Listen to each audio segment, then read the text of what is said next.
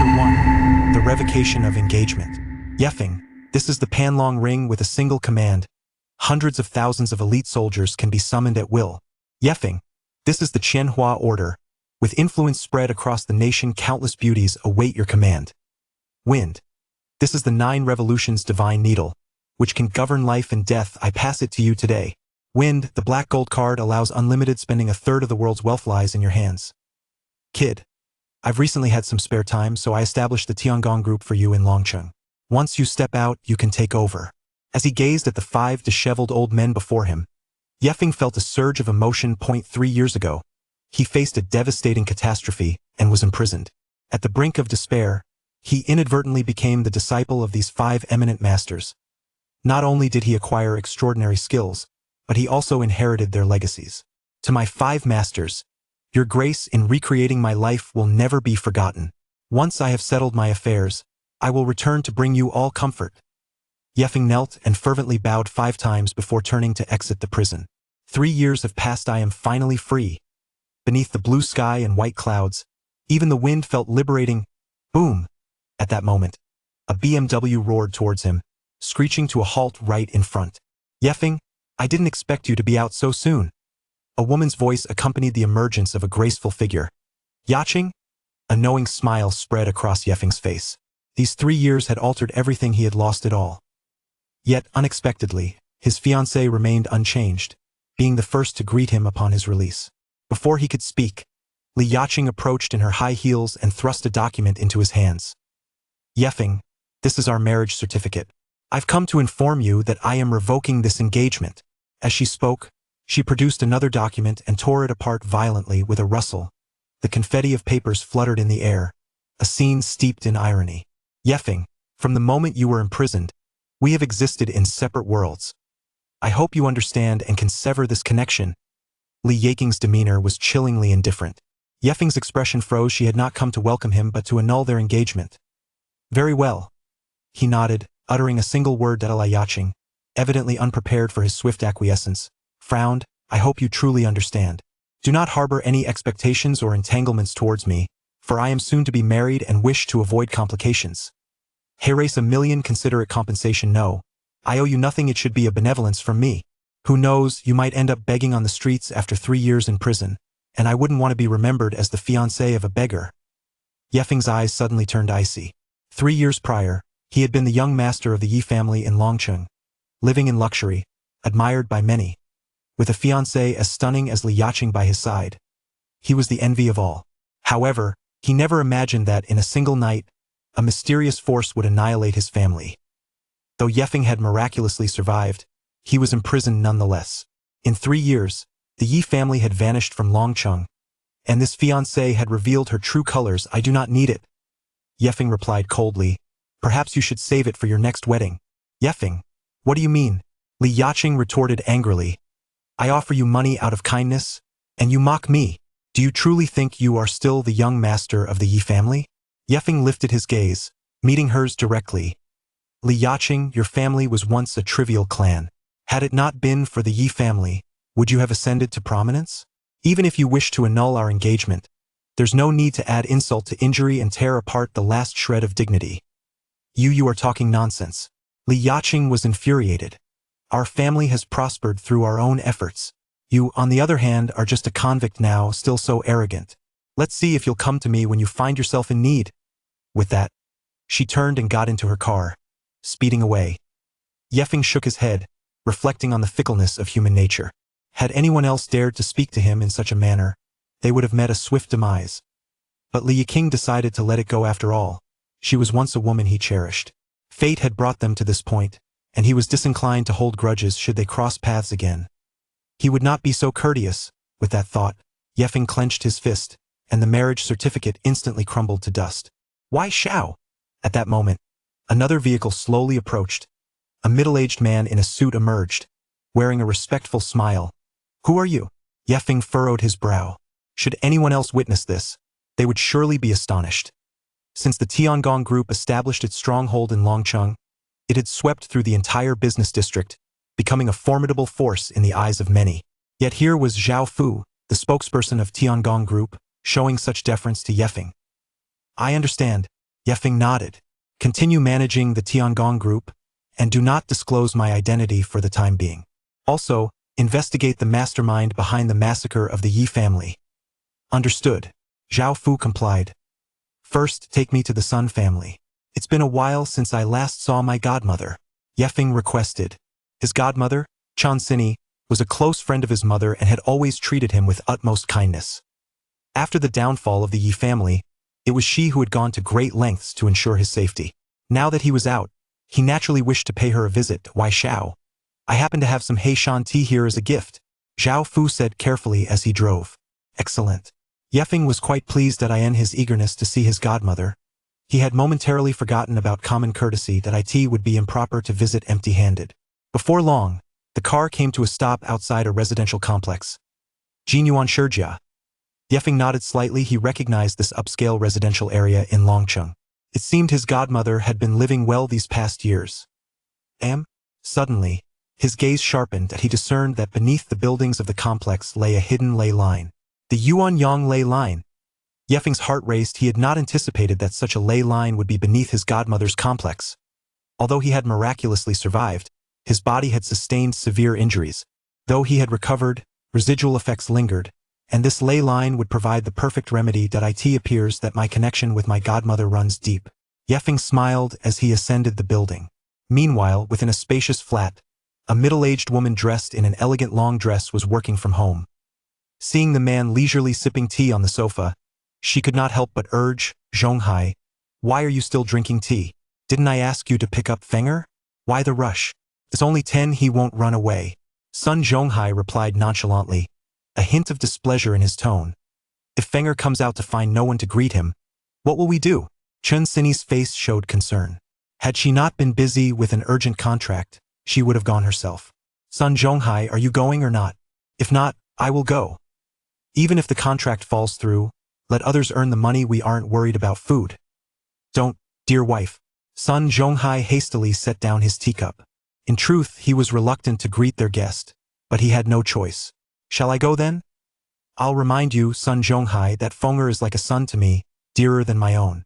If you dare to show him a sour face, I will not spare you. Chen Xini admonished with a huff. With a resigned sigh, Sun Zhonghai took the car keys and walked toward the door. Chapter 2. A mere labor camp inmate. Ding dong. The doorbell rang just then. Who is it? Sun Zhonghai paused momentarily before opening the door. Upon seeing the person before him, he was momentarily taken aback. You are? Godfather, long time no see. Yifeng beamed. It's me, Yifeng. You are Yifeng. Sun Zhonghai exclaimed, surprised, as he recalled Yifeng as a fair-skinned young man. The transformation was so significant that he nearly failed to recognize him. Fenger! Hearing the commotion, Chen Xini rushed forward and embraced Yifeng tightly. Fenger, it really is you. Do you know how worried I've been about you these past 3 years? Godmother, I've missed you too. Yifeng's heart was stirred that in this world, aside from deceased relatives, perhaps only his godmother had shown him such kindness. Well, now I need not go out to fetch you. Sun Zhonghai shrugged and tossed the keys aside. Fenger, you've tanned and lost weight. However, you do look much sturdier than before. Chen Xini continued to fuss over Yifeng, ignoring him. Unable to restrain himself, Sun Zhonghai remarked, life in prison is certainly not as comfortable as being a young master. I'm sure you've endured quite a bit.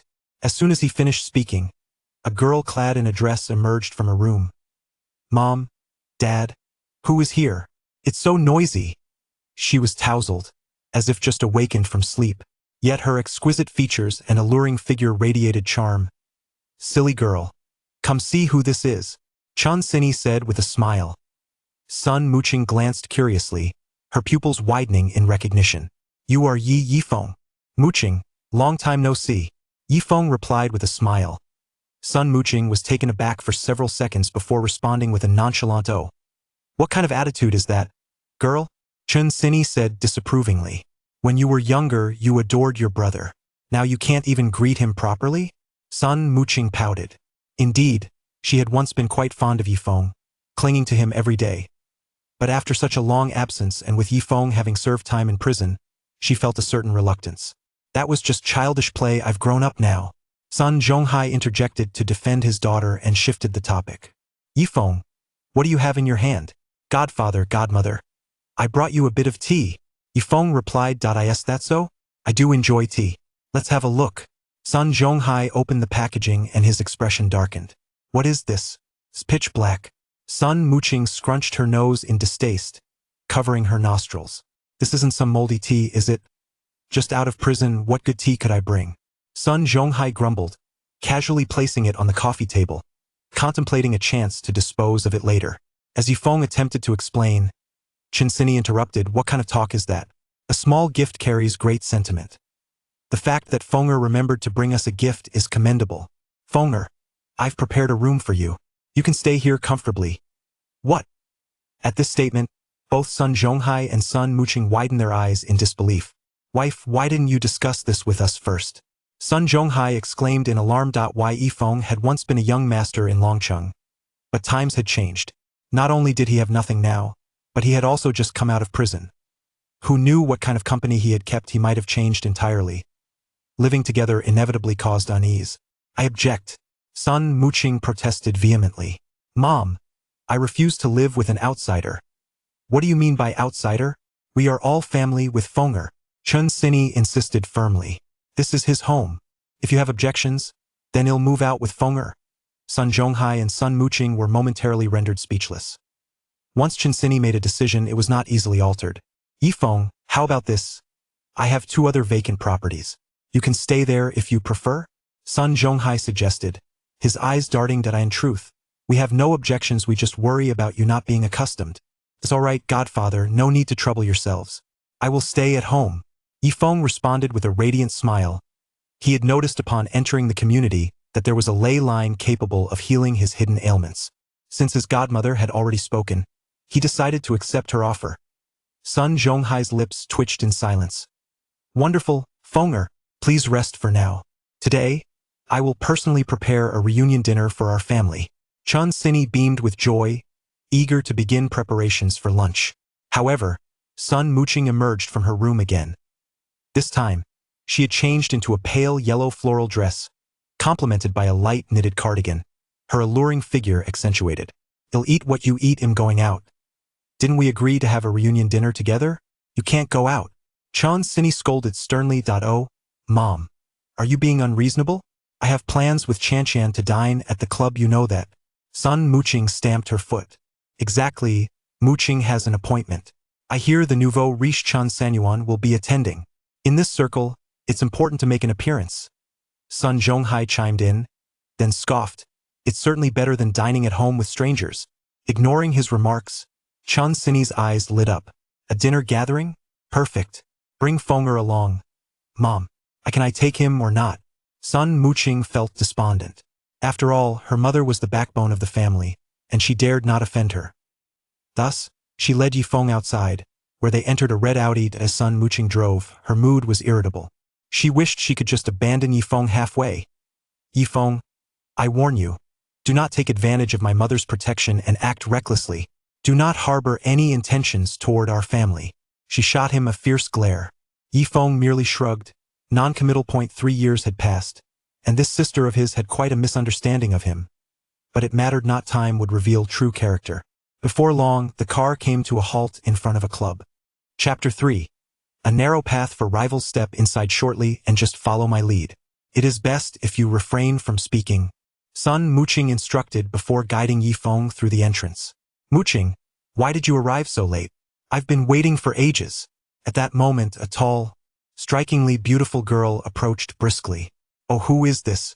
Wow, Muqing, when did you get a boyfriend? I had no idea. Oh dear. Chanqian, do not speak so carelessly.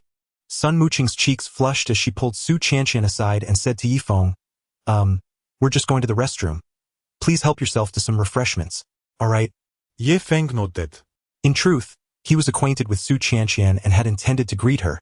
But seeing Sun Muqing's reluctance, he chose to remain silent. The club was adorned in opulence, boasting top-tier amenities and an array of entertainment options, clearly reflecting a certain prestige. Numerous elegantly dressed men and women congregated in groups, casting peculiar glances at Yifeng. The night breeze was indifferent, yet his stomach undeniably growled with hunger. Thus, He took a plate of food from the buffet and began to eat, lost in his thoughts. Mu Qing, how could you not tell me such a significant matter? In the restroom, Su Qianqian remarked with a smile, your boyfriend is rather handsome. He looks quite familiar. Have I seen him before? What does his family do? Qianqian, I've already told you. He is not my boyfriend. Sun Muqing replied with irritation. He is Yi Feng. Ye Feng? Brother Feng. Su Qianqian was initially taken aback. Then her face filled with astonishment. So it is him. He actually came out. Mu Qing, you should have told me earlier. I didn't call anyone. How rude of me. What was there to call about? Sun Muqing pouted. That's odd. Weren't you always fond of Brother Feng? I think he is quite good. Why do you seem so displeased now that he has emerged? Su Qianqian inquired, perplexed. How can I be happy? Sun Muqing sighed, recounting the sequence of events. Su Qianqian nodded. Indeed, Yi Feng has nothing now and has spent 3 years in prison. He must have changed significantly. Who knows what kind of person he is now? That's why I can't comprehend why my mother holds him in such high regard, insisting on bringing him into my life, risking misunderstandings. Sun Muqing expressed her distress. Qianqian, you must help me think of a way. Well, Su Qianqian's eyes twinkled as she pondered. Isn't this a wonderful opportunity? Those who can attend this club are either wealthy or noble. Once Yi Feng realizes the disparity, he will naturally step back. Moreover, young Master Yin will be present today. He has been pursuing you fervently. If he sees you alongside Yi Feng, it would be quite the blow to him. That's a valid point. Sun Muqing suddenly understood, but wouldn't that be inappropriate? After all, he was once like a brother to me. Muqing, what era are we in? Who still cares about such sentiments? Interests come first. Meanwhile, Yi Feng had nearly finished his meal. Noticing that Sun Muqing and Su Qianqian had yet to return, he couldn't help but grumble internally. How long can it take to use the restroom? Ye Feng? A voice suddenly emerged from behind him. As the night breeze turned, a dark expression enveloped his face. What an unfortunate twist of fate to encounter her here. This person was none other than Li Yaqing, his former fiancée, who had called off their engagement at the prison gates. Li Yaqing was evidently dressed with great care, exuding a striking allure. Is it truly you? What brings you here? She inquired. Why shouldn't I be here? He retorted. How absurd. What right does a convict have to dine here? Li Yaqing scoffed, her disdain palpable. What exactly do you intend to do? What else could I possibly do? Of course, I followed you and sneaked in. A young man beside her mocked, wrapping his arm around her. Who would have thought that the illustrious young Master Yi would engage in such despicable antics? Yi, you have no shame, resorting to stalking me. I shall reiterate, there is no possibility for us. I belong to Brother Tao, Li Yaqing exclaimed, her expression one of utter revulsion as she directed her ire at Yi. The night breeze offered no words in response. This woman is exceedingly self-assured, believing the entire world should revolve around her. Night breeze, you are nothing now. Cease your delusions of grandeur, for you are not destined to attain what is beyond your reach. I have taken your fiancée, and it is indeed delightful.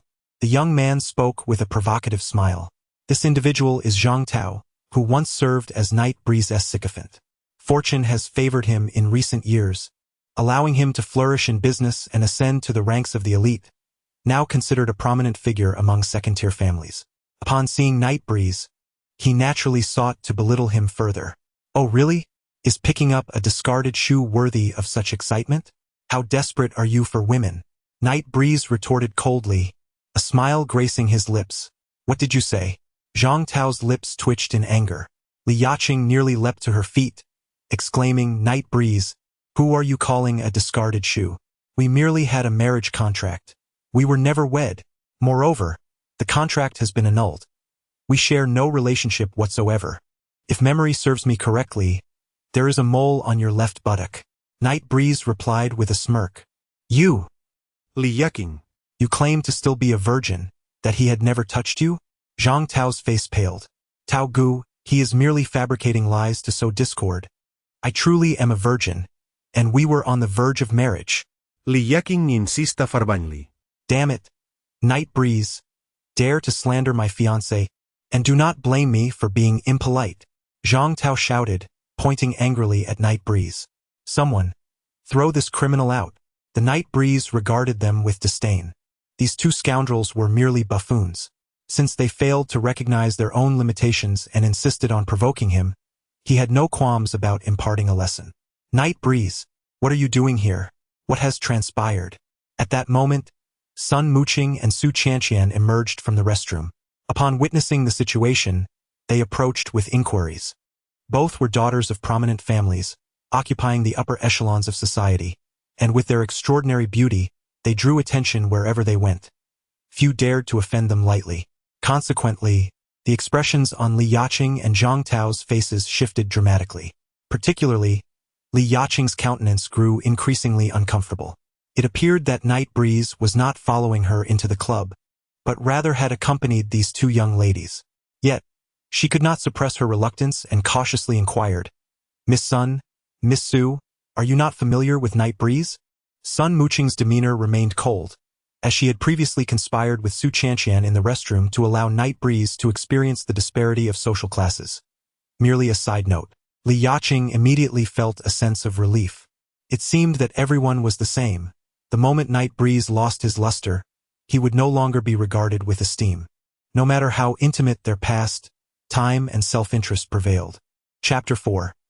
The nouveau riche Chan Sanyuan the Night Breeze was perplexed as to why Sun Muqing had chosen to distance herself from him. However, it mattered little. Happiness prevailed. Sister Muqing, Sister Qianqian, individuals of such a nature ought not to engage with him, as it tarnishes one's dignity. Li Yaqing, with exuberance, endeavored to cultivate a closer rapport, stating that in 2 days, Zhang Tao and she would be uniting in matrimony, and she hoped that both sisters would honor her with their presence at the celebration. Oh, and Night Breeze, should you wish to attend, you are also cordially invited. The Night Breeze paid her no heed. Sun Muqing cast a glance at him, and a sudden wave of pity surged within her. Once a figure of great prestige, the young master had now fallen into disgrace, with his fiancée calling off their engagement while still inviting him to her wedding. Even more pitiable was the fact that he lacked the courage to refute her. It seemed that 3 years in prison had utterly eroded his will. He was no longer the Night Breeze of old. Sun Muqing had initially intended to defend Night Breeze, but she ultimately restrained herself. Very well, if time permits, I shall attend with Qianqian. Should Night Breeze also be available, I wouldn't mind bringing him along. Ha ha ha. Perhaps that would be unwise. Taking him would only bring embarrassment. Zhang Tao couldn't help but chuckle. Indeed, Night Breeze, I merely spoke in jest. You wouldn't take me seriously, would you? Li Yaqing escalated the mockery. I certainly do not wish for a convict to grace my wedding. The Night Breeze was silent. He had no desire to engage with those two shameless individuals, yet they persistently clung to each other. Just as he was about to speak, a commotion erupted at the entrance. A tall, slender young man in a suit entered, basked in admiration. Muqing, had I known you were coming, I would have come to fetch you. Yin Tianqi greeted with a gentlemanly smile, his eyes glimmering with fervor. You are too kind, young master Yin. There's no need for such trouble. Sun Muqing offered a token acknowledgement. By the way, I heard you brought a friend along. May I be introduced? Yin Tianqi's tone shifted, clearly aware of the male companion accompanying Sun Muqing. As a suitor of Sun Muqing, he could not allow anyone to get ahead of him. This is Yi Feng, the eldest son of the Yi family from back in the day. Su Qianqian interjected, young master Yin. Yi Feng once had quite a close relationship with Muqing. She deliberately provoked tension. As expected, Yin Tianqi cast a hostile glance at Yi Feng. So it's young master Yi, my apologies. I wonder how the meals at our club compare to those in prison. A loud slap suddenly echoed. Laughter ceased abruptly. All gazes fixated on Yin Tianqi, shock etched on their faces. Yin Tianqi covered his face, eyes wide. You, Yi Feng, you dare to strike me? I aimed precisely at you. Silly dog. Bark again and I will ruin you. Ye Feng retorted coldly. He had initially intended to teach Zhang Tao and Li Yaqing a lesson, but then Yin Tianqi had appeared, looking at Sun Muqing with ill intent. Thus, he delivered a resounding slap, a clear warning. Yi Feng, you have quite the audacity to strike young master Yin. Do you truly believe you are still the invincible young Master Yi? Zhang Tao shouted. You are courting death. Yifeng, your end is near. Li Yaking exclaimed. Her voice laced with schadenfreude. Young Master Yin. This person clearly hasn't learned his lesson. He must be shown his place. Well said, Yifeng. Yin Tianqi's fury simmered. His tone icy. In Long City, few dare to utter such threats against me. Yifeng, today you shall learn whose domain Long City truly is. Bring him to me. I want him to comprehend the grave consequences of this slap. With a crash, a dozen bodyguards swiftly surrounded Yifeng. At that moment, Sun Muqing and Su Qianqian snapped out of their astonishment. I know, but if he gets seriously hurt, my mother will certainly not spare me. Sun Muqing expressed her concern. It's just a beating, Su Qianqian replied. Let him endure some hardship, and if young Master Yin truly intends to ruin him, we can intervene later, all right? Sun Muqing nodded, glancing at the encircled Yifeng, a pang of sympathy swelling within her. Forget it, he brought this upon himself by striking others. Yifeng. Kneel and apologize now. Perhaps I might still forgive you. Yin Tianqi glared at Yifeng, a cold smirk on his lips. You are of no consequence to me. Yifeng dismissed him entirely. A mere dozen bodyguards could not even withstand a single finger of his. Ha ha ha. Yifeng, your arrogance is amusing. Prepare for your fate. Yin Tianqi laughed in rage. Then let us end this discussion. Seize him. Just then, a voice unexpectedly cut through the chaos. It was not loud, yet it resonated with authority, compelling everyone to instinctively look up. Mr. Chun. Ah, Mr. Chun has arrived. Yin Tianqi's demeanor shifted faster than flipping a page. He hurried to greet him, Brother Chun. It's me, the newcomer. A man in his 30s clad in a suit, emanated an air of authority, drawing the focus of the entire club upon his entrance. Oh, it's Tianqi. The man smiled at Yin Tianqi. What has transpired to bring you such displeasure? Brother Chen, it's not that I sought trouble, but this Yifeng has gone too far and struck me. Yin Tianqi pointed at Yifeng, accusing him. The Yi family has been eradicated, and after 3 years in prison, he walks as if he still owns the place. Look at my swollen face. You must stand up for me. Yifeng. The man's expression momentarily shifted at the name, but quickly returned to calm. Some individuals remain trapped in the past. Unaware they are but insignificant insects now. Such a creature is not worth the trouble. Simply throw him out. The man, referred to as Brother Chen, ordered. I shall dispose of him to avoid disturbing my enjoyment. Yin Tianqi chuckled. What are you all waiting for? Throw him out. Sun Muqing's expression changed drastically. Had Yifeng merely received a beating, it would have been manageable. However, now that Mr. Chun intended to ruin him, the situation had escalated alarmingly. Just as she was about to intervene, Yifeng's voice rang out. And who do you think you are, to point fingers at me? Chapter 5. Unaware of his fate gasp, the room fell into an eerie silence. A deathly quiet enveloped the space as everyone stared at Yifeng, incredulous, as if gazing upon a monster. Not only had he struck Yin Tianqi, but he also dared to speak disrespectfully to Mr. Chun. What did you say, Mr. Chun was momentarily taken aback, then broke into a laugh, his smile dripping with condescension and simmering wrath. Tell him, who am I, Chun Sanyuan, to be trifled with? Yifeng, you fool. Do you realize that Mr. Chun has now ascended to the top echelon of Long City? No one has ever dared to speak to him in such a manner. Yin Tianqi spat vehemently. Do not speak of your family's demise. You are nothing now. Even if you were still young Master Yi, you must bow your head before Mr. Chun. Zhang Tao chimed in. Yifeng, your arrogance knows no bounds. You are recklessly courting death. Do you not know that not long ago, Mr. Chun secured a partnership with the Tianjun Group? Once the contract is signed, Mr. Chun's standing will elevate further, making him one of the most powerful figures in Long City. Li Yaqing added passionately, as if she were defending her own honor. The Tianjun Group? The night breeze caught Yifeng off guard. Was that not his company? Before he could utter a word, Sun Muqing and Su Qianqian were already overwhelmed. They had initially been concerned for Yifeng, only for him to inadvertently drag them into a predicament with a single statement. Especially for Sun Muqing, If Chun Sanyuan were to discover that Yi Feng was brought in by her family's business would undoubtedly face repercussions.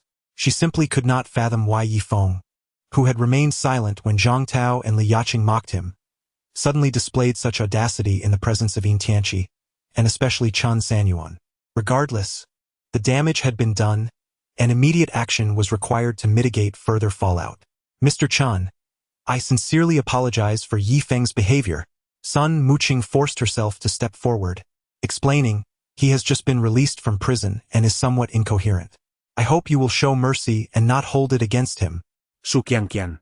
Unwilling to let her dear friend shoulder the blame alone, chimed in Mr. Chun, Yi Feng was brought here by Muqing and me. The fault lies with us. We kindly ask for your understanding and hope you will not pursue this matter further. Ah, Miss Sun and Miss Su. Chun Sanyuan's gaze flickered over Sun Muqing and Su Qianqian, a subtle glimmer of intrigue appearing in his eyes. It has been a while. Both of you have become ever more enchanting. With a gracious tone, he invited, I have reserved a private room upstairs. Would you care to join me for a drink? Thank you, Mr. Chun. We would be honored to accompany you. Sun Muqing and Su Qianqian sighed in relief at his response. It seemed that Mr. Chun was rather magnanimous and chose not to hold their transgressions against them. They feigned eagerness to join him in the private room. The night breeze interjected sharply, You expect my sister to drink with you? Do you think you are worthy? Upon uttering those words, every heart in the room palpably quickened. Could it be that this night breeze had lost his sanity? Even Mr. Chun had already spared him. How could he remain so ungrateful? Night breeze, what are you saying? Silence yourself. Sun Muqing and Su Qianqian exclaimed in unison, wishing to kick him out. Muqing, there's no need to be anxious. He is but a minor character. Night breeze retorted disdainfully. Chun Sanyuan, I just heard that you have reached a tentative cooperation with the Tiangong Group. Allow me to inform you now that Tiangong Group finds your intentions incompatible and shall never collaborate with you. What a farce. What are you even? Yin Tianqi scolded. Do you think you can decide the fate of collaborations among the powerful? Who do you think you are? Do you presume Tiangong Group is your creation? And what if I do? Night breeze replied enigmatically. What? You do? Yin Tianqi was momentarily taken aback before bursting into laughter. Night breeze, do you have any idea what Tiangong Group represents? With assets exceeding $1 trillion and hundreds of project companies sprawling across over 100 countries, it is unparalleled in Longcheng. A mere stomp from Tiangong Group could cause seismic tremors throughout the city. I reckon you've been imprisoned so long that you've developed delusions. Why not claim that all of Longqing belongs to you? Zhang Tao and Li Yaqing mocked coldly. The others present joined in the ridicule, unable to believe that the illustrious Tiangong Group could be associated with a convict. Yet, they remained oblivious to the truth of Night Breeze's words. If you wish to act foolishly, do so elsewhere. Do not disturb us with your madness. Sun Muqing exclaimed in exasperation, baffled that such nonsensical remarks could escape Night Breeze's lips. It seems you truly are delusional. Su Qianqian shook her head in disbelief. Chun Sanyuan, too, laughed, narrowing his eyes. I thought you possessed some significant ability to dare challenge me. It turns out you are simply unhinged. Miss Sun, Miss Su, I have already extended a courtesy once. Sun Muqing and Su Qianqian were startled. The audacious Night Breeze seemed intent on bringing them to ruin. Mr. Chun had already shown leniency, yet Night Breeze continued to provoke. Even if they pleaded further, it would likely be of no avail now. Night Breeze shook his head in dismay. The world has declined to such a degree that even the truth is met with disbelief. Chun Sanyuan, I do not wish to quarrel with you. I merely intend to refrain from collaboration. Should you provoke me, I shall ensure the Chun family vanishes from Longcheng. The Night Breeze, indifferent to further explanations, made his intentions clear. If Chun Sanyuan continued to nag, he wouldn't hesitate to deliver a beating. Boom! However, his words landed like a heavy bomb, stirring turbulent waves within the hearts of all present. My heavens! Did this Night Feng truly believe that the Tianjun Group was his to command, disregarding General Chen? Such delusions were the height of folly, a descent into madness. Night Feng, your fate is sealed. Your demise is imminent. Yin Tianqi and Li Yaqing incessantly murmured this phrase. Who could withstand the wrath of General Chen? Ha ha ha ha. In the next moment, Chun Sanyuan burst into laughter, exclaiming, "Night Feng, like a toad yawning, what audacity you possess. If you wish to see me disappear from the Chun family in Longcheng, I am eager to discover whether you can truly exit through this grand door today." Swish, swish, swish. In an instant, a formidable line of bodyguards secured the club's entrance, an atmosphere of intimidation permeating the air. This is it. It's all over. Sun Muqing's mind went blank. "Step aside. Clear the way." At that moment, a stern voice resonated from outside the door. Chun Sanyuan's expression shifted. Who dared to disrupt his gathering? The others shared a peculiar look. To demand that General Chen's men step aside was tantamount to slapping him in the face. Most likely, it was some young master from a wealthy family attending the club, unaware of the circumstances, and now they would likely face misfortune. As they considered this, a wave of sympathy arose for the intruder. Chapter 6. Young Master Yi. I apologize for startling you. Top, top, top. Just as the crowd wore strange expressions, the sound of sharp heels approached, growing ever closer. In the next moment, a striking woman clad in form-fitting attire entered, flanked by 7 or 8 bodyguards in black. "General Chun, this is quite the lively affair." The woman spoke, her lips moving yet her eyes devoid of warmth. "Wait. Who is this? Oh, I wondered who it could be. It's Zhao from the Tianjun group." Recognizing her, Chun Sanyuan's expression changed swiftly, adopting a sycophantic demeanor as he approached her. "You truly are something else. Why didn't you inform me of your arrival in advance? I could have made arrangements for you." The room erupted in astonishment. No one anticipated that a casual visit to a club would reveal a titan of Longqing's business community. "General Chun, a distinguished guest has arrived at the club today.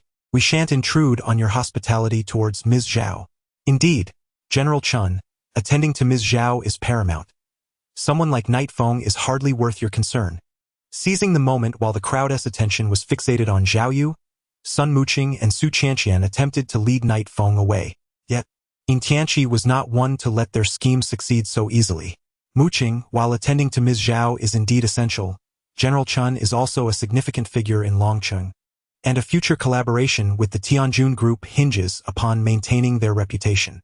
Just moments ago, Night Feng openly defied General Chun, which shows a blatant disregard for the Tianjun group. It must be said, Yin Tianqi, a scion of a second-tier noble family, adeptly intertwined the Tianjun group into the conversation with just a few words. Exactly. Night Feng has audaciously offended an individual he ought not to provoke. How could he possibly be allowed to leave unscathed? Night Feng, if you possess any sense, you should promptly kneel and apologize to Ms. Zhao and General Chun.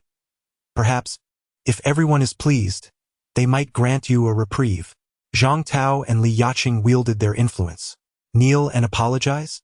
The night breeze remained unperturbed, coldly gazing at the individuals before him, a hint of a smile playing on his lips as he uttered, "Zhao, can you endure my kneeling?" A jolt of surprise coursed through Zhao Yu's heart upon meeting such a gaze. How could she jest? The young man before her was none other than her superior, the true master of Tianjun group. Even if she possessed the courage of a lion, she would never dare to compel her boss to kneel. Impudence! Before Zhao Yu could voice her thoughts, Chun Sanyuan bellowed, "Yi Feng, you possess audacity like no other, daring to confront Zhao openly. If I do not teach you a lesson today, you may forget your own worth." "Yi Feng, what nonsense are you spouting? This is Zhao from Tianjun group, someone you cannot offend. Apologize immediately." Sun Muqing and Su Qianqian were on the verge of tears. Initially, they merely wished for Yi Feng to recognize the gravity of the situation. Yet this fool seemed utterly oblivious, repeatedly offending these influential figures. Zhang Tao and Li Yaqing, observing the unfolding drama, were filled with unrestrained joy. They had witnessed many seeking their demise, yet none had been so reckless as this. Yin Tianqi, lifting his chin, assumed an air of authority. "Why are you all standing there in a daze? Did you not hear Chen's orders? Seize this brat at once." Indeed, upon receiving the command, the surrounding bodyguards advanced menacingly towards Yi Feng. "I dare anyone to try." Zhao Yu's sharp retort pierced the air, her voice icy as it resonated. The sudden turn of events left the crowd in stunned silence. enveloped in bewilderment. Wait. Yin Tianqi stammered, Zhao, this waste has just disrespected you and disregarded Tianjun Group. Why do you protect him? What are you to speak to me in such a manner? Zhao Yu's frigid gaze silenced Yin Tianqi. She then took a few steps to stand before Yi Feng. Bowing respectfully, young Master Yi, I apologize for the disturbance. This dramatic scene plunged the entire venue into an eerie stillness. Chen Sanyuan's expression shifted, clearly taken aback by the unexpected connection between Zhao Yu and Yi Feng. Such a trivial matter could hardly intimidate me. The night breeze enveloped him, and his eyes revealed no trace of emotion. However, the discernment of the Tianjun Group in selecting partners left much to be desired. In just a few terse sentences, an inexorable authority permeated the air. Even the seasoned businesswoman Zhao Yu felt her heart tremble. Steadying her emotions, she turned and cast a cold glance at Chen Sanyuan. Remarking indifferently, Mr. Chen, I believe our collaboration requires further consideration. We shall discuss this matter another time. Not at all. Chen Sanyuan was taken aback. Ms. Zhao, we have been acquainted for quite some time. You are fully aware of my capabilities. To sever ties over a mere labor reform prisoner is hardly justifiable. A labor reform prisoner? Zhao Yu scoffed lightly. Are you aware that young Master Yi is cough? At that moment, Yi Feng coughed violently. Zhao Yu, perceptive as she was, instantly understood. She realized that young Master Yi wished to keep his identity as the chairman of the Tianjun Group concealed, thus subtly indicating to her to tread carefully. With this in mind, she deftly shifted her tone, stating, Young Master Yi is my brother a savior, which makes him my benefactor. Tell me, should I heed his words? Zhang Tao and Li Yaqing exchanged astonished glances, their faces etched with disbelief. Not only they, but even Chen Sanyuan was bewildered. After a considerable pause, he tentatively inquired, Ms. Zhao, could there be a misunderstanding? Yi Feng has been imprisoned for 3 years and has only just been released. How could he possibly be your brother a savior? Surely, this is a misunderstanding. Indeed, it must be a misunderstanding. Yin Tianqi chimed in eagerly, nodding vigorously. This wastrel had neither skill nor capability, and being a filthy labor reform prisoner, how could he possibly save anyone? Wastrel? Filthy labor reform prisoner? Zhao Yu narrowed her eyes, a layer of frost settling in her gaze. Are you questioning me? As she spoke, her gaze shifted to Chen Sanyuan. Mr. Chen, is this the attitude of your associate towards a benefactor of the Zhao family? With her words, Chen Sanyuan trembled involuntarily. This was no trifling matter. Zhao Yu was the general manager of the Tianjun Group, and to offend her was tantamount to incurring the wrath of a business titan in Longcheng. At this rate, not only would the collaboration dissolve, but the entire Chen family could face obliteration. Ms. Zhao speaks truly.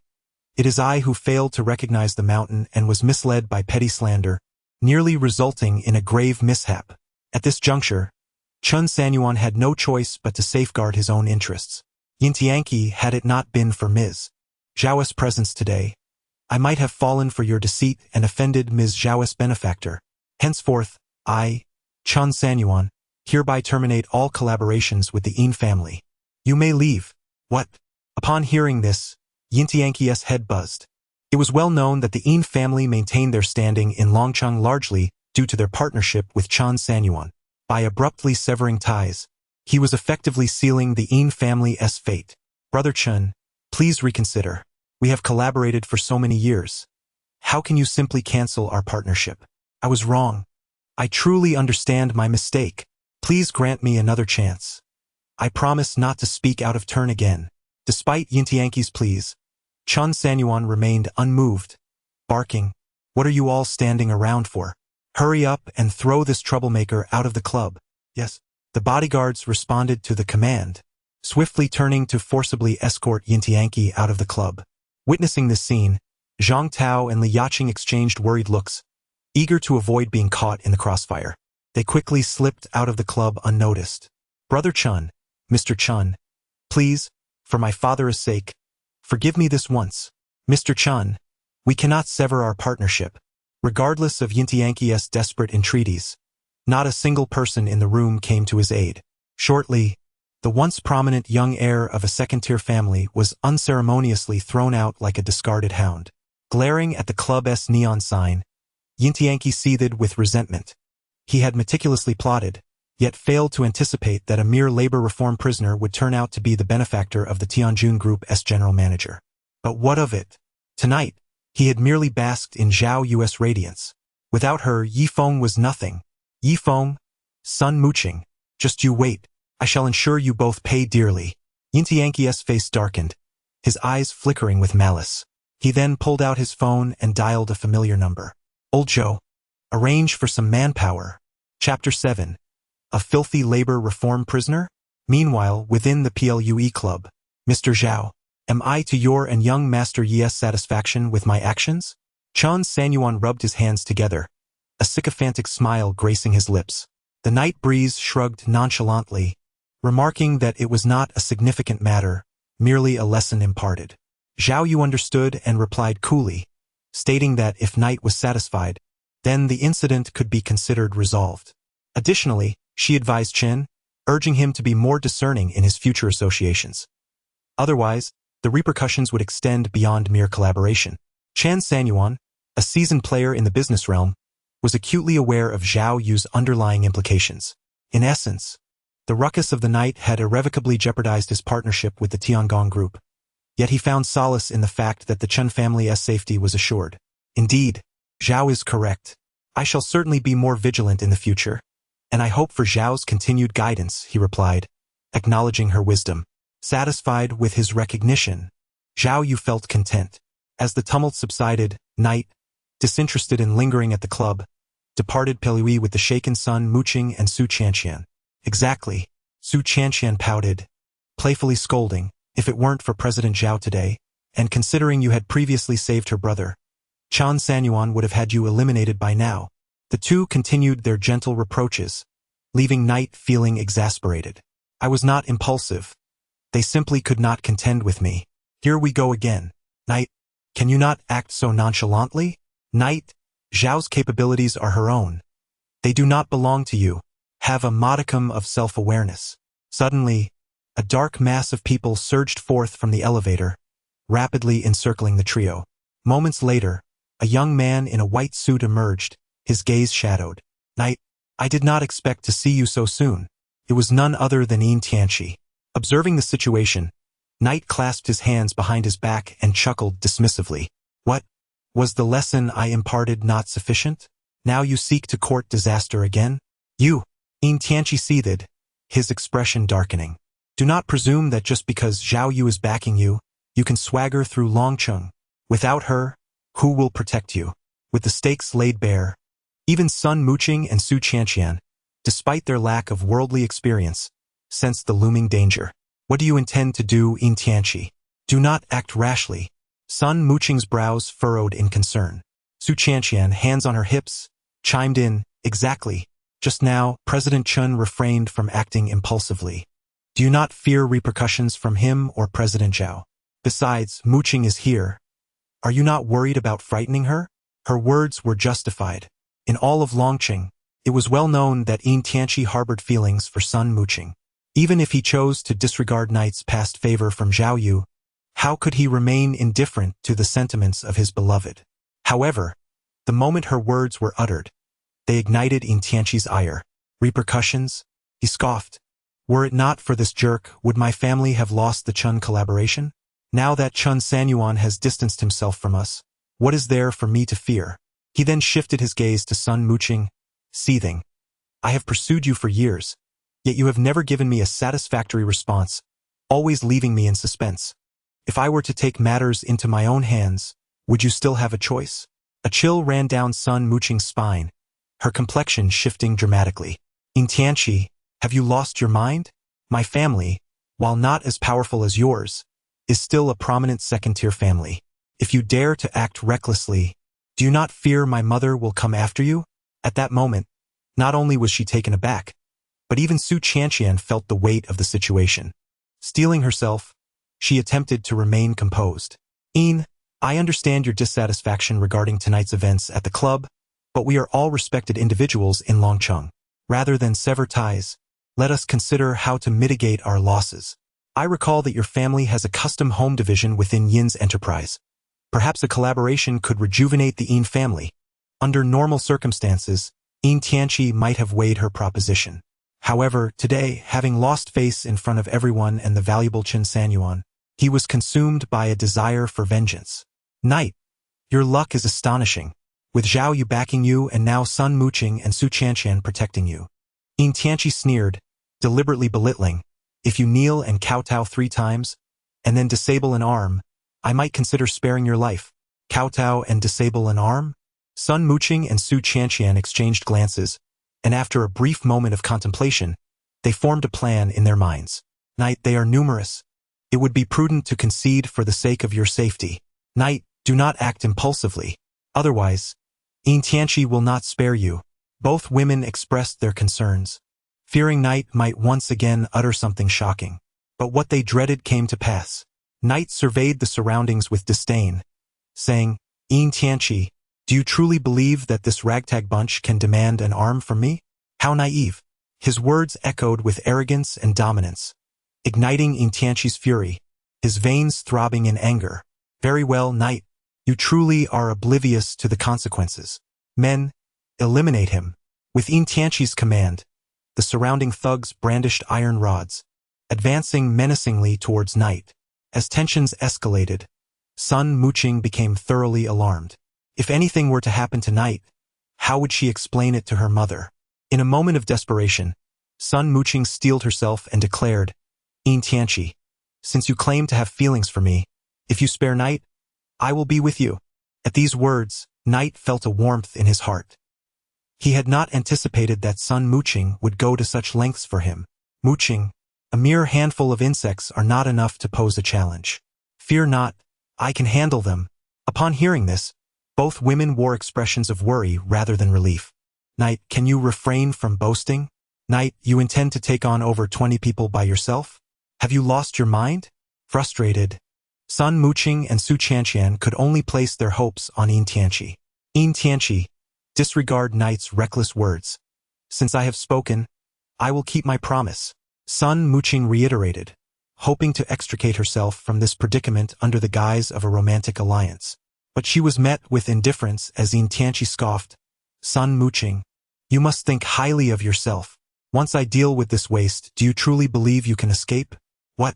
Sun Muqing felt a chill run down her spine. It was only at this moment that she comprehended her precarious situation. To Yin Tianqi, she was merely prey in a cage, devoid of any bargaining power.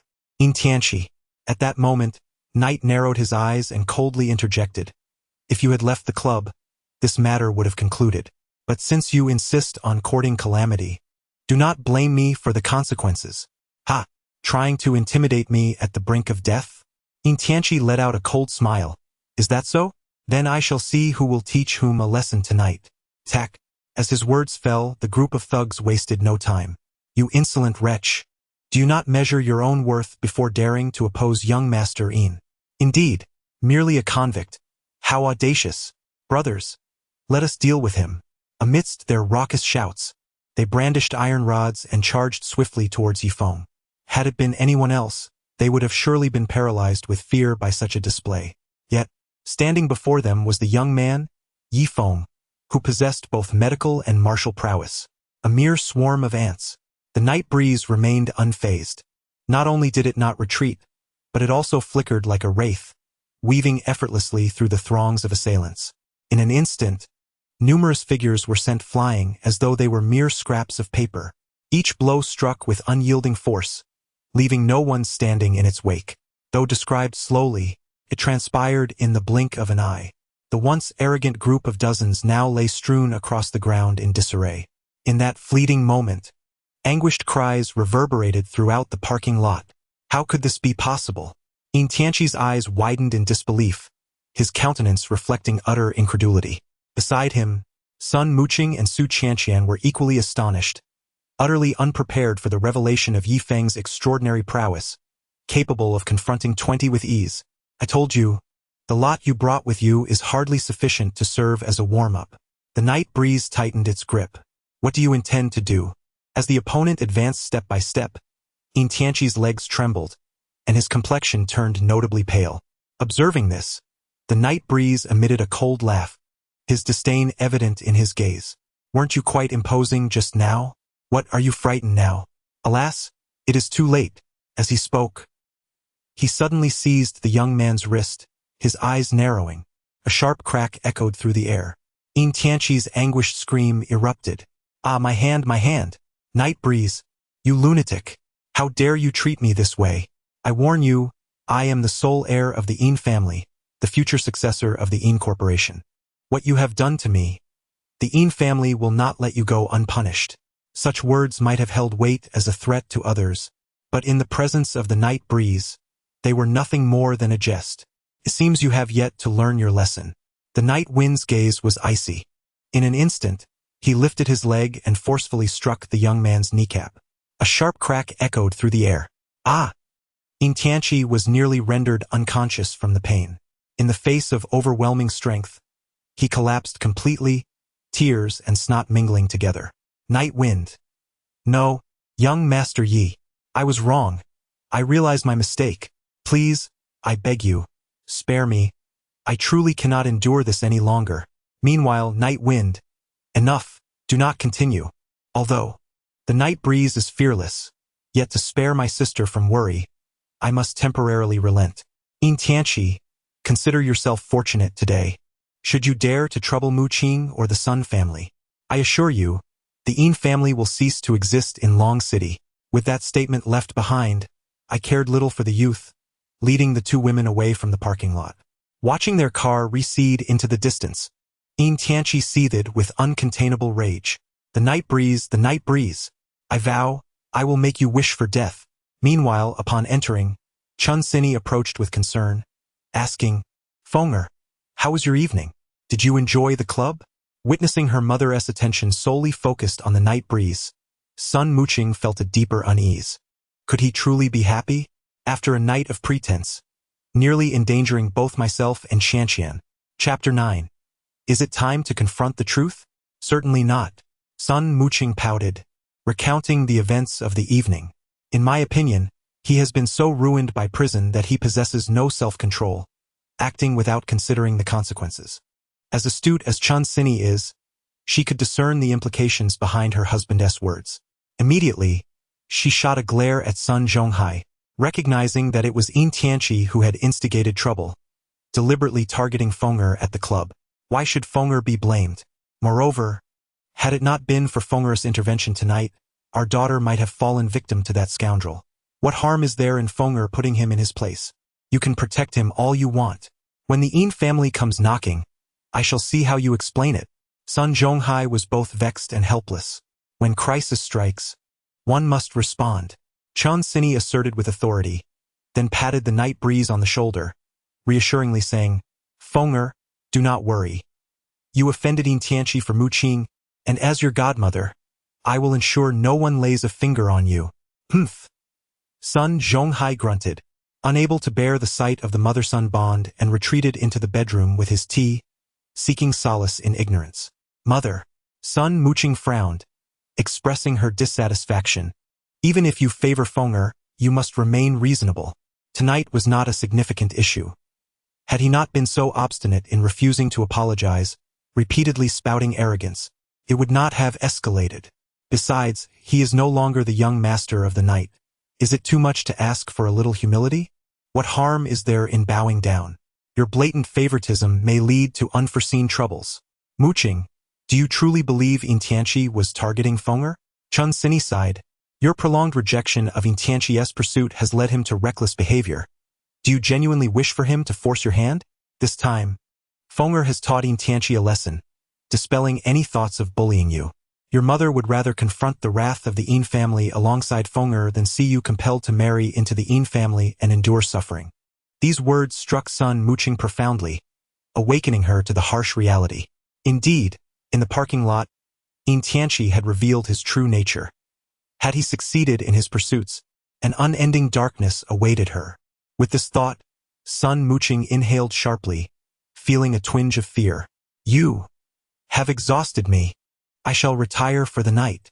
Observing this, Chun Sini shook her head, expressing her helplessness. This child has truly been spoiled by me. Fenger, do not take it to heart. Not at all, godmother. The night breeze replied with a gentle smile.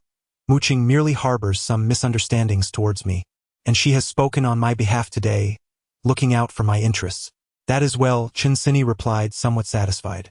The Tianjun group has risen in prominence over the past 2 years. Logically, there should be no intersection between you and Zhao Yu.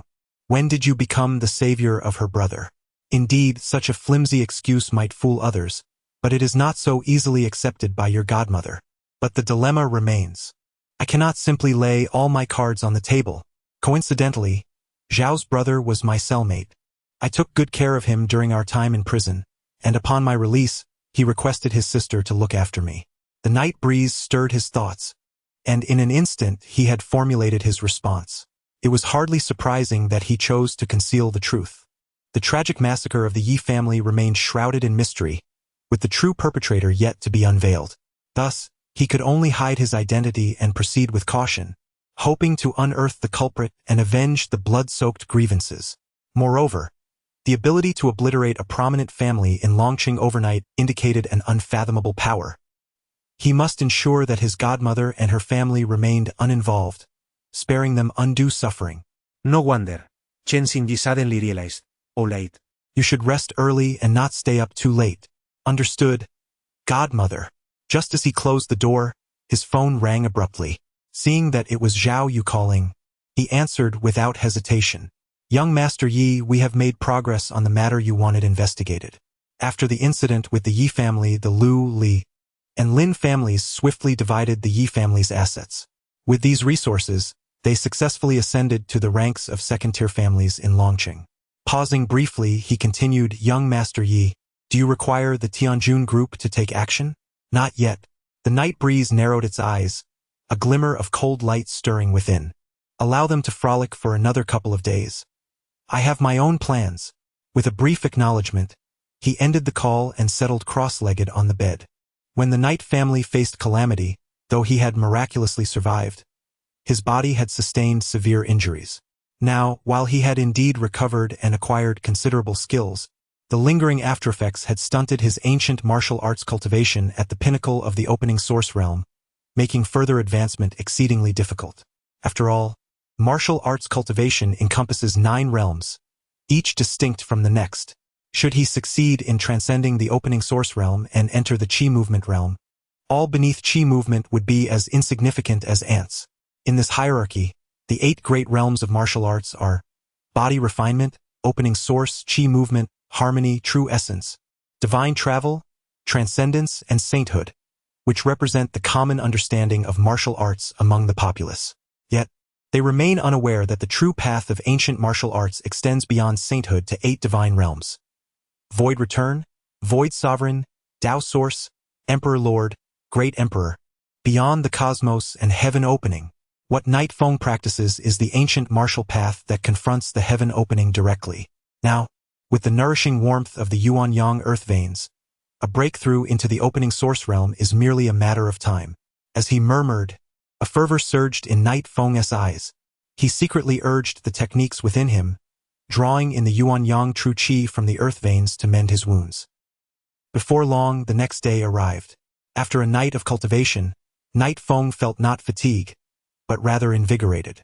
Most significantly, the aftereffects within him had notably diminished. Knock, knock, knock. At that moment, Chun Sinia's voice resonated from outside the door. Feng, are you awake? I am awake.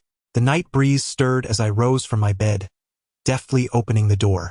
What is it, godmother? It was none other than that girl, Mu Qing. Chun Sini gestured towards the living room with a smile, saying, she knows you care for her. It's just that her pride prevents her from admitting her mistakes. This morning, she woke up early to prepare breakfast and even asked me to call you to join her. Ah, how fortunate I am. As the night breeze whispered through, he brightened with delight, quickly attending to his grooming before making his way to the dining table. Initially, he anticipated a mere bowl of plain porridge accompanied by fried dough sticks. Yet to his surprise, there were crystal prawn dumplings and a selection of refreshing side dishes. He picked up a dumpling and placed it in his mouth, the savory broth bursting forth, enveloping his palate with an exquisite shrimp flavor. The taste was simply divine. What do you think? My culinary skills are quite commendable, aren't they? Observing him relish his meal, Sun Muqing lifted her chin with pride, declaring, "I am not boasting. Anyone who has savored my cooking has nothing but praise for it." The evening breeze served as a catalyst, prompting Sun Muqing to open her heart. "Indeed, I once dedicated half a month in Guangzhou just to master the art of crafting crystal shrimp dumplings." Beside her, Sun Zhonghai sighed with a mix of exasperation and affection, saying, "Look at Su Qianqian.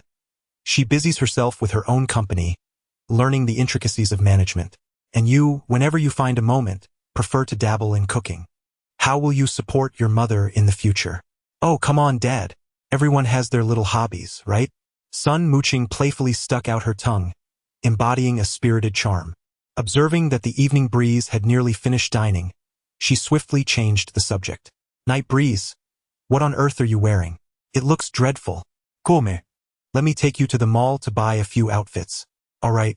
As the evening breeze warmed his heart, he felt a rare sense of intimacy as his sister took the initiative to draw closer. Naturally, he would not decline. Without hesitation, the two of them left the residential area, driving towards a nearby large shopping mall. Noticing that the parking spaces were filled, Sun Muqing had no choice but to pull over temporarily. She instructed, "Yefeng, please head to the second floor of the LV store in the mall and wait for me. I will come as soon as I find a parking spot." "All right." The night breeze responded with a whisper, yet fate had a peculiar way of intertwining paths. Upon entering the second floor LV store, my gaze was immediately drawn to a familiar face. Chapter 10. A token of gratitude for you all. Li Yaqing and Zhang Tao were arm in arm, poised to step inside. Suddenly, Li Yaqing's eyes sparkled as she fortuitously spotted the approaching night breeze. "Ah! What a bizarre coincidence. How could I possibly encounter you, the convict, here? What brings you to this place?" Li Yaqing glared with disdain. During their last encounter at the club, she had hoped to humiliate the night breeze thoroughly, only to have her plans thwarted by the unexpected intervention of President Zhao, who saved him from embarrassment. Li Yaqing found it incomprehensible how this convict could possibly be linked to the esteemed Zhao, the brother of the president of Tianjin Group. After much contemplation, she concluded that the night breeze had merely stumbled upon a stroke of luck. Such fortunate events could not alter his status as a member of society's lowest echelon. Night breeze, do not be deluded into thinking that your association with President Zhao of Tianjin Group grants you any semblance of arrogance in Longcheng. Last time, fortune favored you, but having offended young Master Yin and President Chun, you shall find yourself in dire straits next time. Even now, Li Yaqing naively believed they would seek revenge on the night breeze, unaware that Yin Tianqi had already become a mere shadow of his former self. The night breeze caressed the air as Yifeng furrowed his brow. Yet he chose not to quibble with the two ants, instead striding purposefully towards the LV store.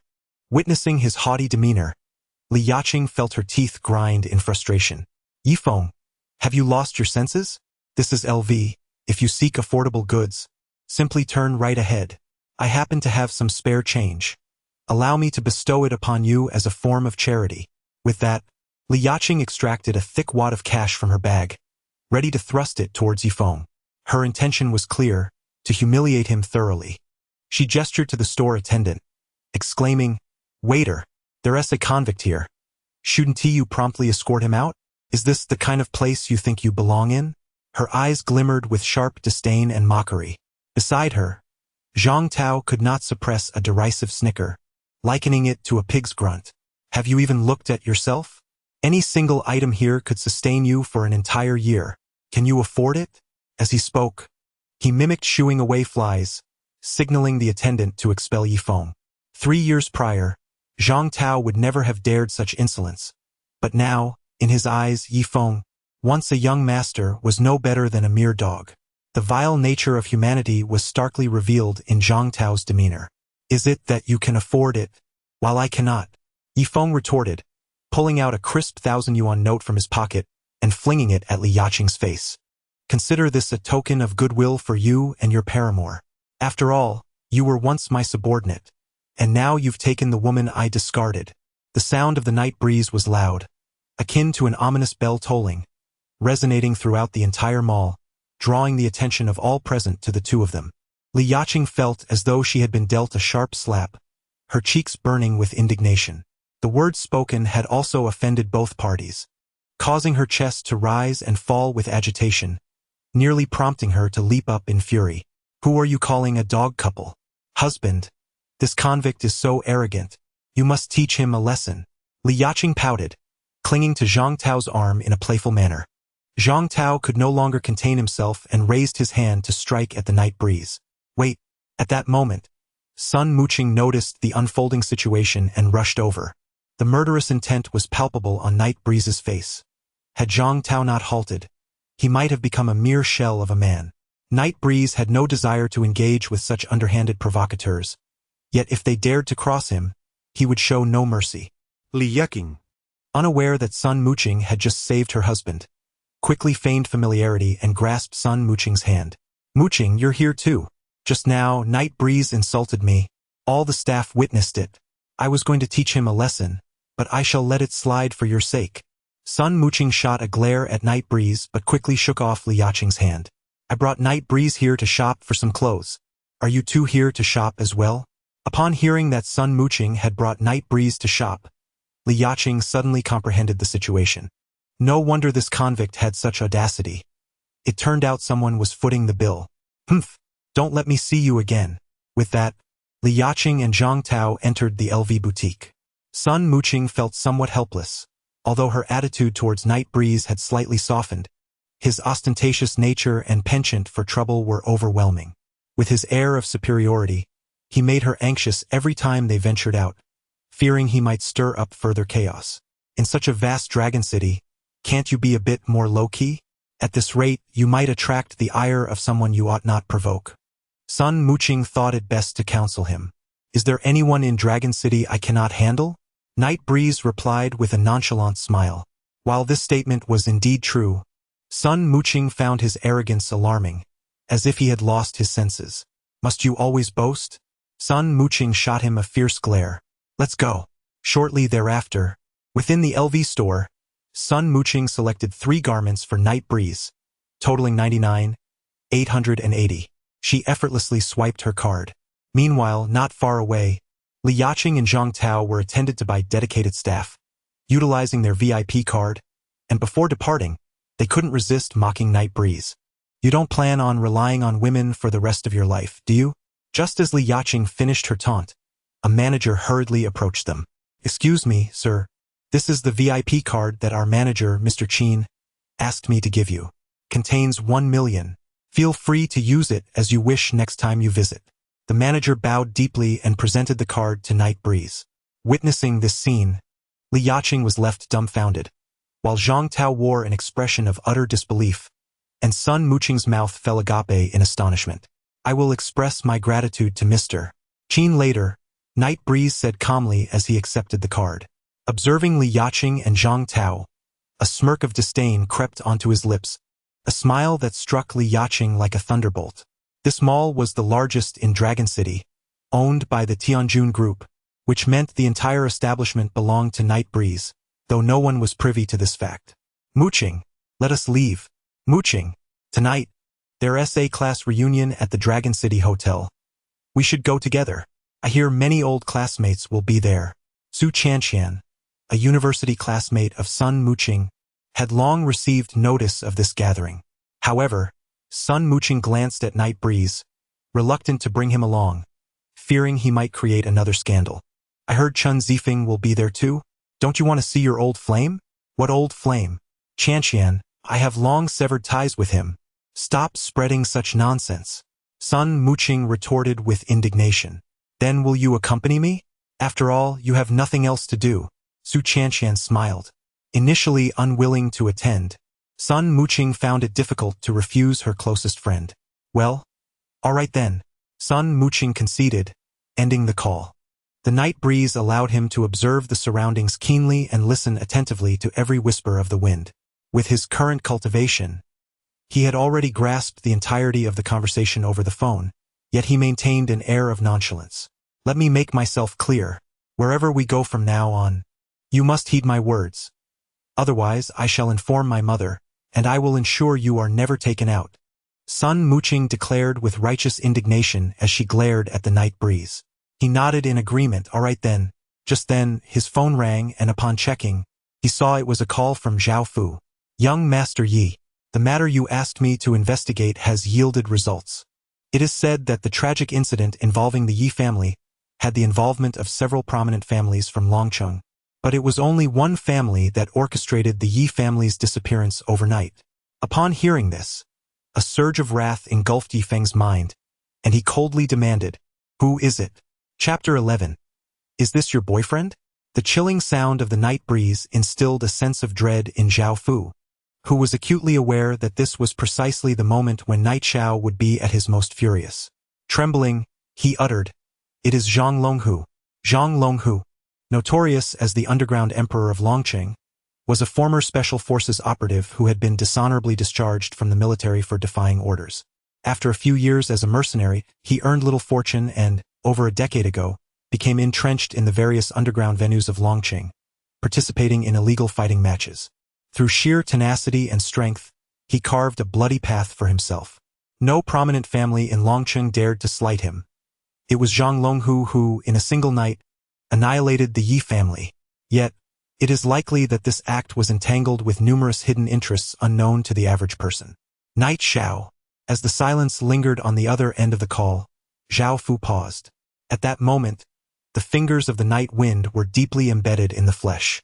He had not anticipated that within just a few days, Zhao Fu would uncover so many clues. The night wind surged with a fierce intensity, reminiscent of a wrathful deity. Deep-seated grudges, akin to an ocean of blood, demand retribution. Had I not fortuitously survived, I would have undoubtedly fallen victim to that band of miscreants. Inform Zhang Longhu that he should prepare himself, for in 3 days' time, I shall assuredly bring about his demise, the night wind declared vehemently.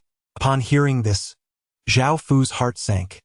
After all, he was the underground emperor of Longqing, reputed to be half of the city's dominion. Night Xiao unexpectedly instructed him to clean his neck and wait.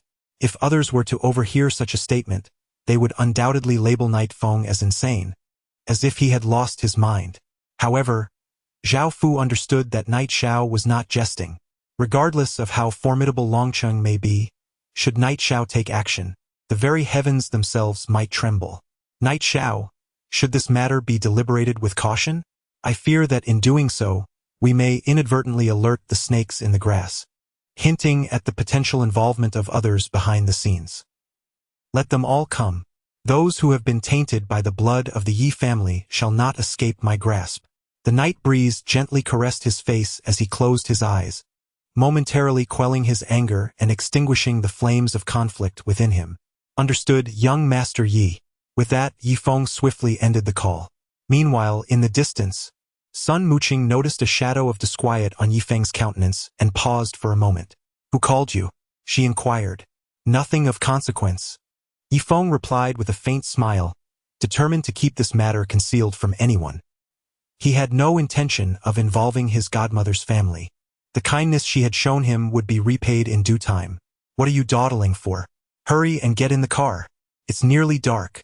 Sun Muqing chided him with a glance before swiftly entering her Audi, and Yifeng followed suit. Before long, their vehicle came to a halt in front of a 5-star hotel. Through the window, they beheld a throng of elegantly dressed men and women gathered at the entrance, their luxury cars lined up outside. Though the Sun family was considered affluent, they still paled in comparison to the true aristocrats of Longqing. "Muqing, oh dear, I've been waiting for you forever. Why are you so late?" As soon as Sun Muqing stepped out of the car, Su Qianqian rushed over, her urgency palpable. However, upon catching sight of Yifeng, her smile abruptly vanished. She grasped Sun Muqing's arm, a hint of disdain lacing her voice. "Why did you bring him along?" Due to the incident involving Yin Tianqi, coupled with her own grievances, Su Qianqian's impression of Yifeng had plummeted to the depths. In her eyes, he was merely a brutish fighter, having learned a modicum of skill during his years in prison, enough to defeat Yin Tianqi in such a manner. Fortunately, the Yin family had not pursued them for retaliation. Otherwise, the Su family would have been compelled to offer an apology. "He's coming whether you like it or not. My mother insists I take him with me," Sun Muqing retorted. "I must warn you, many wealthy second-generation heirs are here today, so keep a close eye on him," she whispered to Sun Muqing. The night breeze swayed gently, seemingly amused, as if to say that it feared not the troubles he could cause. However, today his spirits were rather high. After all, he had finally uncovered some clues. He had come here merely to accompany Sun Muqing to a reunion, with the intention of ensuring her safety. Yet, in the very moment they exchanged words, a figure surged through the crowd, striding purposefully towards Sun Muqing and Su Qianqian. Sun Muqing looked up to see a familiar visage. "Muqing, it has been a long time. I trust you are well." The figure disregarded the presence of the night breeze and extended a hand, eager to shake Sun Muqing's hand. "Chen Zifeng, I am quite well." Sun Muqing refrained from shaking Chen Zifeng's hand, instead gripping Su Qianqian's hand, intent on leaving. However, Chen Zifeng's tall frame obstructed their path. "Muqing, after all these years, are you still unwilling to forgive me? I told you it was a misunderstanding." Chen Zifeng maintained his smile. He had sharp brows and bright eyes, undeniably handsome. Yet to Sun Muqing, that face was nothing more than that of a scoundrel. During their college days, Chen Zifeng had pursued her relentlessly. Ultimately, she had relented under his persistent advances. But unexpectedly, one night, she caught him in the act, witnessing with her own eyes as he adorned her with the green hat of infidelity. Fortunately, their relationship had been brief. Chen Zifeng's attempts to seduce her had been met with clear rejections. Sun Muqing felt immensely relieved that she had preserved her virtue, narrowly escaping the deceit of such a rogue. "Chen Zifeng, what do you want? Step aside," Sun Muqing exclaimed, her voice a mix of anger and indignation. "Muqing, so many years have passed. I have changed. I spent 3 years abroad, constantly thinking of you." Chen Zifeng's declarations elicited gasps from the onlookers in the distance, particularly from the beautiful women present. Jealous glances were cast his way, for the Chen family was a prominent name in international trade, a first-class family in Long City. Who would not desire to have the young Master Chen Zifeng captivated by their charm? Yet Sun Muqing held no interest in this scoundrel. At that moment, the night breeze stepped forward, positioning himself before Chen Zifeng. "Did you not hear, Muqing? Step aside," he said, his expression turning cold. "Who is he?" Only then did Chen Zifeng notice the night breeze standing beside Sun Muqing. The night breeze was already quite charming, but draped in a suit of prestigious LV attire, he exuded an additional air of dashing elegance. Noticing Sun Muqing's silence, Chen Zifeng's expression grew even colder. "Surely this lad cannot be your newly found beau?" Upon hearing these words, not only did the onlookers in the distance pause in surprise, but Su Qianqian and Sun Muqing also shared a moment of astonishment. After a brief hesitation, Sun Muqing resolutely declared, "And if he is?" The night breeze was bemused. Having accompanied her to a reunion, how had he become her boyfriend? Ha ha ha. One ought to consider their own worth before daring to claim the title of Miss Sun's boyfriend. Suddenly, a young man in a black suit squeezed through the crowd, and upon spotting Yifeng, he could not help but unleash a torrent of mockery. I recognized him. He was the eldest son of the Yi family, Yifeng. Recently released from prison, he had even taken down young Master Yi not long ago. The speaker was Lu Wei, a scion of a third-rate family and a sycophant of Chen Zifeng, whose family had some economic dealings with the Chen clan. Lu Wei sought to align himself closely with Chen Zifeng, hoping to ascend further by virtue of this connection. Upon hearing his words, the crowd erupted in astonishment, followed swiftly by raucous laughter. "So he is a convict."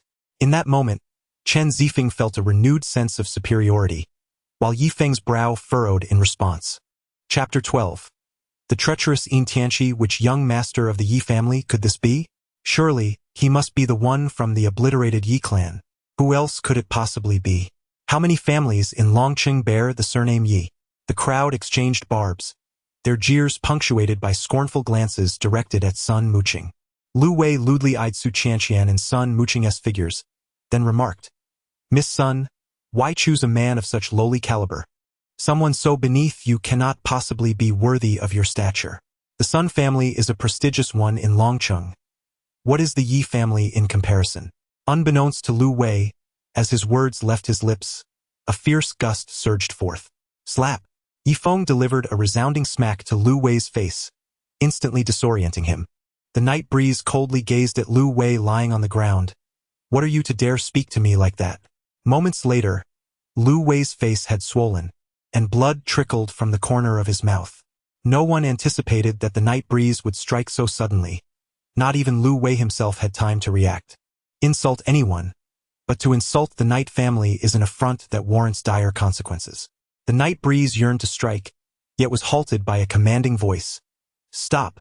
Sun Muqing hastily seized Nightwind's arm, exclaiming, Chen Zifeng, he insulted Nightwind first. Is it not justified for Nightwind to retaliate? You garbage, a convict. How dare you strike me? Lu Wei fumed, his face contorted with rage. He had relied on Chen Zifeng's backing for years, during which no one had dared to lay a hand on him. Yet, on this very day, he had been struck by a mere convict, losing face in front of so many. How could Lu Wei endure such humiliation? Wah, Brother Chen, you must help me teach this convict a lesson. I was just speaking in your defense. What a remarkable Nightwind. Chen Zifeng swiftly positioned himself before Lu Wei, his gaze fixed coldly upon Nightwind, as if he were ready to kill. Yet, Nightwind remained unperturbed, displaying an air of calm defiance. Muqing, I told you this fellow is a reckless brute. He has caused trouble from the moment he arrived, Su Qianqian whispered, tugging at Sun Muqing's arm. Chen Zifeng was not to be trifled with. The Chen family wielded far more power than the Yin family. Su Qianqian was perplexed as to how Nightwind had become Sun Muqing's boyfriend. In truth, Sun Muqing had merely intended to use Nightwind as a shield, hoping to deter Chen Zifeng from pursuing her further. But Nightwind had unexpectedly struck his underling instead. Young Master Chen. Actually, Nightwind. Su Qianqian began to explain on Sun Muqing's behalf, but Sun Muqing interjected, Chen Zifeng, if you wish to trouble him, you must first step over my body. Witnessing Sun Muqing's fierce defense of Nightwind ignited a profound jealousy within Chen Zifeng. Yet, he managed to rein in his emotions. It was not the time to unleash his wrath upon this convict. This gathering of classmates was organized by him. He could not allow a single miscreant to spoil the entire affair. Chen Zifeng sneered, for Muqing's sake, I shall spare you this time. Lu Wei, filled with resentment, had no choice but to relent, knowing that this matter was far from over. Many classmates cast pitying glances at Nightwind, some shaking their heads in dismay, murmuring, this fellow is surely in trouble now. Having offended young Master Chen, he will undoubtedly face dire consequences. Indeed, young Master Chen is known for his vindictiveness. He will not rest until he achieves his aim. If it weren't for Miss Sun, he would be begging for mercy right now. A barrage of scornful looks fell upon Sun Muqing, causing her to flush with embarrassment. Now, everyone was aware that she had chosen a convict as her partner. It was utterly humiliating. Sun Muqing shot Nightwind a fierce glare, saying what you said earlier. I understand that your earlier comment was not sincere. Rest assured, I have not taken it to heart. Nightwind replied with a serene smile. He was hardly concerned about the opinions of these onlookers. It would be wise for Chen Zifeng to avoid provoking him, for he would not hesitate to incapacitate another if necessary. The night breeze whistled softly, and witnessing his nonchalant demeanor, Sun Muqing felt a surge of irritation. With a toss of her head, she swiftly pulled Su Qianqian's arm and entered the hotel. The top floor of Longcheng Grand Hotel was adorned in opulent splendor. Coming from a well-off family, Sun Muqing had attended prestigious schools over the years, mingling with the scions of the prominent families in Longcheng. The night breeze accompanied the two as they ascended to the hotel's pinnacle. The spacious venue was lavishly decorated, filled with champagne towers and an array of delectable hors d'oeuvres, and soon, the banquet commenced. Su Qianqian exchanged greetings with many classmates, while not far away. Chen Zifeng fixated intently on every move Sun Muqing made, his gaze occasionally lingering on her curvaceous figure.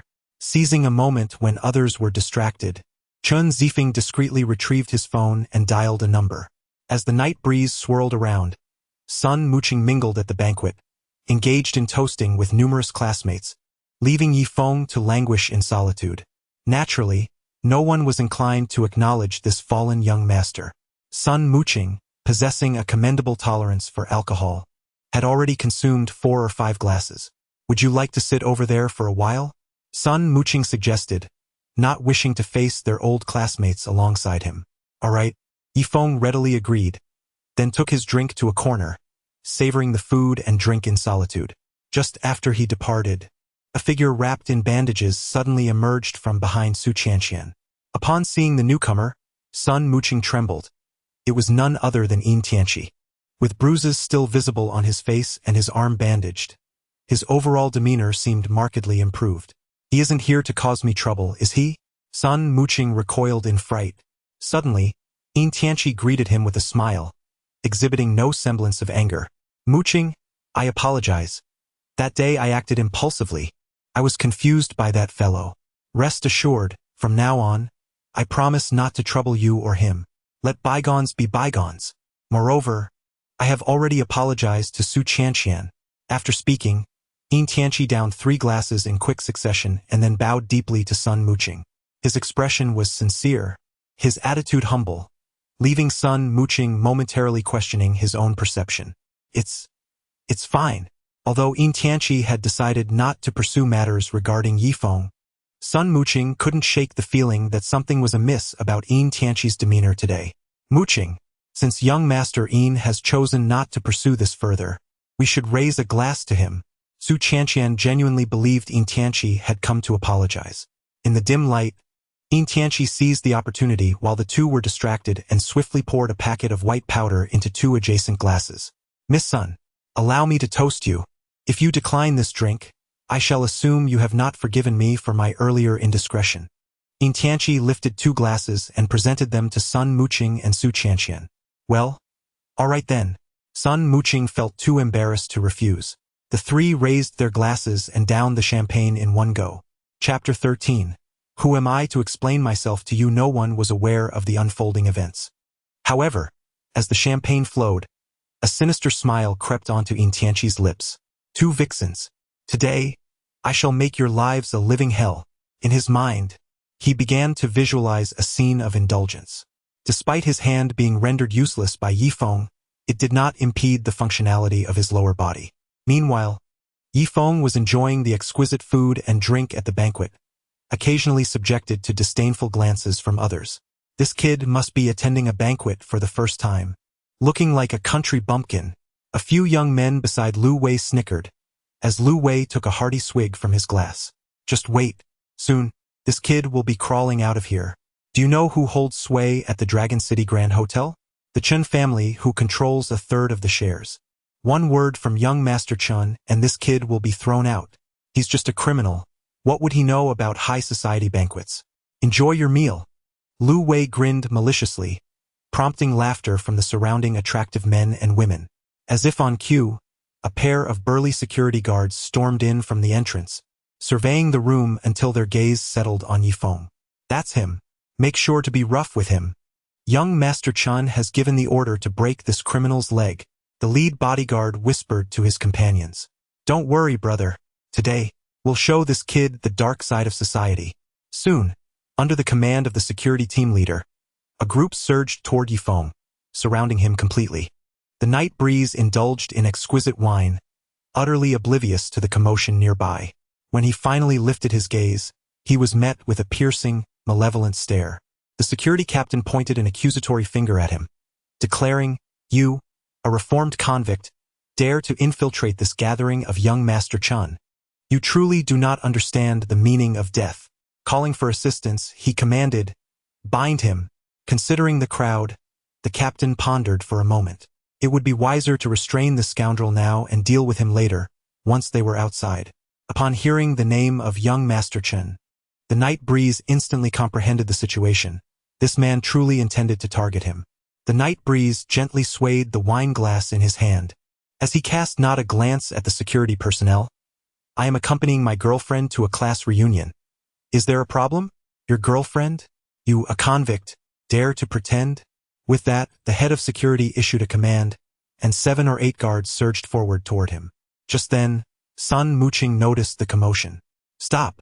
What are you doing?" Sun Muqing shouted urgently. "What are we doing? This convict dares to indulge himself, and today, I shall expel him." The head of security dismissed Sun Muqing's presence, raising his baton to strike Night Breeze. intending to incapacitate him and bind him more easily. A bunch of worthless fools, seeking their own demise. The night breeze effortlessly evaded the strike of the head of security, while in the distance, Lu Wei and his companions were laughing uncontrollably. See, I told you this fellow would end up on the ground today. However, scarcely had Lu Wei's words left his lips when Night Breeze began to twist and turn, launching a flurry of punches and kicks. Bang! Bang! Bang! Several figures flew through the air like kites severed from their strings, accompanied by a chorus of anguished cries. Everyone stood in shock, gazing at that solitary figure, while Chen Zifeng wore a face as grim as if he had just swallowed a green fly. What a bunch of useless fools, he thought, astonished that a dozen security personnel had been so easily subdued by a mere convict. The Night Breeze exuded an imposing presence, with a gaze that conveyed an air of superiority over the world. This aura was so overwhelming that it left several security guards gasping for breath, especially their captain, whose arm had been broken. What? Do you intend to teach me a lesson? Night Breeze coldly fixed his stare on the captain. Not a single drop of the wine in his cup was spilled as he drank it all in one gulp, then fixed an unyielding gaze upon Chen Zifeng. With a fool daring to seek death, he was more than willing to escort him on that journey. However, the commotion from the top floor soon drew a group of well-dressed individuals, led by a man in his 40s. You should not be asking me. Chen Zifeng coldly regarded Night Breeze. The group of suited men followed his line of sight and immediately noticed Night Breeze along with the sprawled security guards on the ground. It turned out that a disturbance was occurring here. Young man, I am Li Jinshan, the general manager of Longqing Grand Hotel. Who might you be? Li Jinshan slicked back his hair, adopting an air of arrogant superiority. The Night Breeze seemed indifferent to the group before it, and the reason for this was none other than Chen Zifeng. Who am I? Why should I explain myself to you? The words hung in the air, plunging the scene into a profound silence. Moments later, the man in the suit and his entourage erupted into raucous laughter. Ha ha ha, I've seen arrogance before, but nothing quite like this. Do you even realize who you are speaking to? Do you understand where you are? Li Jinshan posed 2 consecutive questions. I neither know nor care. All I know is that the Chun family should best avoid provoking me, and they should refrain from entangling themselves with Mu Qing. Otherwise, I would not hesitate to eliminate him. The Night Breeze carried an unsettling sound, and the expression on his face was somewhat terrifying. However, when these words reached Li Jinshan's ears, it was as if he had encountered a madman. The others erupted in laughter, their faces adorned with disdain. Li Zong. I believe this fellow has lost his wits. Never mind. I shall play the role of a good Samaritan. One of Li Jinshan's companions tossed a thick stack of cash into the air. The bills danced in the wind, while the man coldly shook his head, saying, Consider this money as a demonstration of your foolishness. Kneel down and bow 3 times to young Master Chun and Li Zong, and I shall allow you to leave. The man in black commanded Night Breeze in a condescending tone. It was over. This fool had provoked an entity he should not have trifled with. The Longqing Grand Hotel was a property of the Tiangong Group. The Chun family had a close relationship with Li Zong.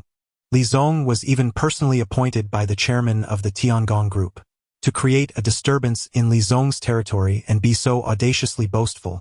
It seemed this would not end well. The onlookers were eager for the spectacle, while only Sun Muqing felt a deep sense of urgency. He never anticipated that matters would escalate so dramatically. He should never have brought Night Breeze here today. Had he not done so, none of this chaos would have ensued. Oh, did you just say I should kneel to leave? The Night Breeze was calm as Yifeng retrieved his mobile phone and dialed a number. Moments later. A familiar voice echoed from the other end. Ye Shao. Someone wants me to exit the Longqing Grand Hotel on my knees. It's Li Jinshan and a certain Chen Zifeng who are seeking trouble with me. I give you 3 minutes to come here. After uttering these words, Yifeng leisurely ended the call. Meanwhile, Zhao Fu was meticulously organizing all the information he had gathered regarding the massacre of the Yi family. Upon hearing this, Zhao Fu slammed his fist on the table, beads of cold sweat forming on his forehead. These blind fools! How dare they trouble Yi Shao? They must be tired of living. Prepare the car. The Rolls-Royce sped towards the Longqing Grand Hotel at a staggering speed of 180 miles per hour. Chapter 14. A father's failure to educate on the top floor of the Longcheng Grand Hotel? Countless eyes were fixated on Yi Feng, who had merely made a phone call. Li Jinshan found himself amused by this convict's audacity. Who do you think you are? To dare act recklessly in Longcheng? I will ensure you meet a fate worse than death. His words were laced with palpable menace and threat. Sun Muqing, realizing that she could no longer prevent the unfolding drama, understood that her only recourse was to hastily apologize and allow Chen Zifeng to vent his anger. Stepping forward, she implored, Chen Xiao, today's events are all a result of my actions. Please, spare him. She tugged insistently at Yi Feng's arm. Suddenly, she felt a wave of dizziness, yet managed to maintain her composure, while Yin Tianqi observed the scene unfold from behind. He had not anticipated that Yi Feng would offend both Chen Zifeng and Li Jinshan. This development only heightened his excitement. Once Chen Zifeng and Li Jinshan dealt with Yi Feng, he would be cozily ensconced with Sun Muqing. In the end, he would emerge as the opportunist, having played them both for fools. Yin Tianqi could barely suppress his laughter as he glanced at his watch. There was still half an hour left before the effects of the drug would fully take hold. Miss Sun, I believe it would be prudent for you to refrain from getting involved in this matter. Let them handle it themselves. Yin Tianqi supported Sun Muqing's arm. Her delicate skin was as smooth as that of an infant, and a profound greed flickered in Yin Tianqi's eyes. Li Jinshan and Chen Zifeng regarded Yi Feng with disdain, eagerly anticipating which figure this convict would summon. Just then, a cacophony of roaring engines pierced the air outside the hotel, drawing everyone's attention. Several luxury cars screeched to a halt at the foot of the hotel. Chen Zifeng peered through the floor-to-ceiling windows and was taken aback to see a familiar silhouette swiftly descending from a Rolls-Royce. Upon closer inspection, he was astonished. Why is my father here? Didn't he say he was meeting with several important business partners today? However, he quickly chuckled. Haha! He must have found the commotion intriguing. He has long wanted to meet my old classmates. After all, they were all scions of Longcheng's elite, many of whom were acquainted with Chen Zifeng's father. Today, this fool would likely not escape without consequences. One luxury vehicle after another drew gasps from the gathering wealthy youths, and soon another commanding figure emerged from a car. Is that Zhao Fu, the chairman of the Tianjun Group? Suddenly, someone exclaimed, and all eyes shifted from Yi Feng to the commotion below. A flurry of figures rushed about, seemingly in a frenzy. Chen Zifeng was taken aback that the situation had escalated to involve the head of the Tianjun Group, along with his own father. A sense of pity washed over him for this convict. He knew his father's temperament well. Even if he refrained from intervening, his father would not easily let Yi Feng off the hook. Don't let this brat end up dead. Chen Zifeng smirked. Yi Feng, Hurry up and apologize. What are you waiting for? The night breeze, obstinate as a mule, remained unmoved despite her words, standing with his hands clasped behind his back. Suddenly, the heavy double doors of the hotel's top floor were flung open with tremendous force. The resounding noise startled everyone, and soon they beheld Chen, the head of the Qin family, striding purposefully towards them. Dad! Chen Zifeng exclaimed joyfully, his face beaming with the triumph of a victor, rushing to greet his father. However, in the midst of their meeting, a swift slap came crashing towards him.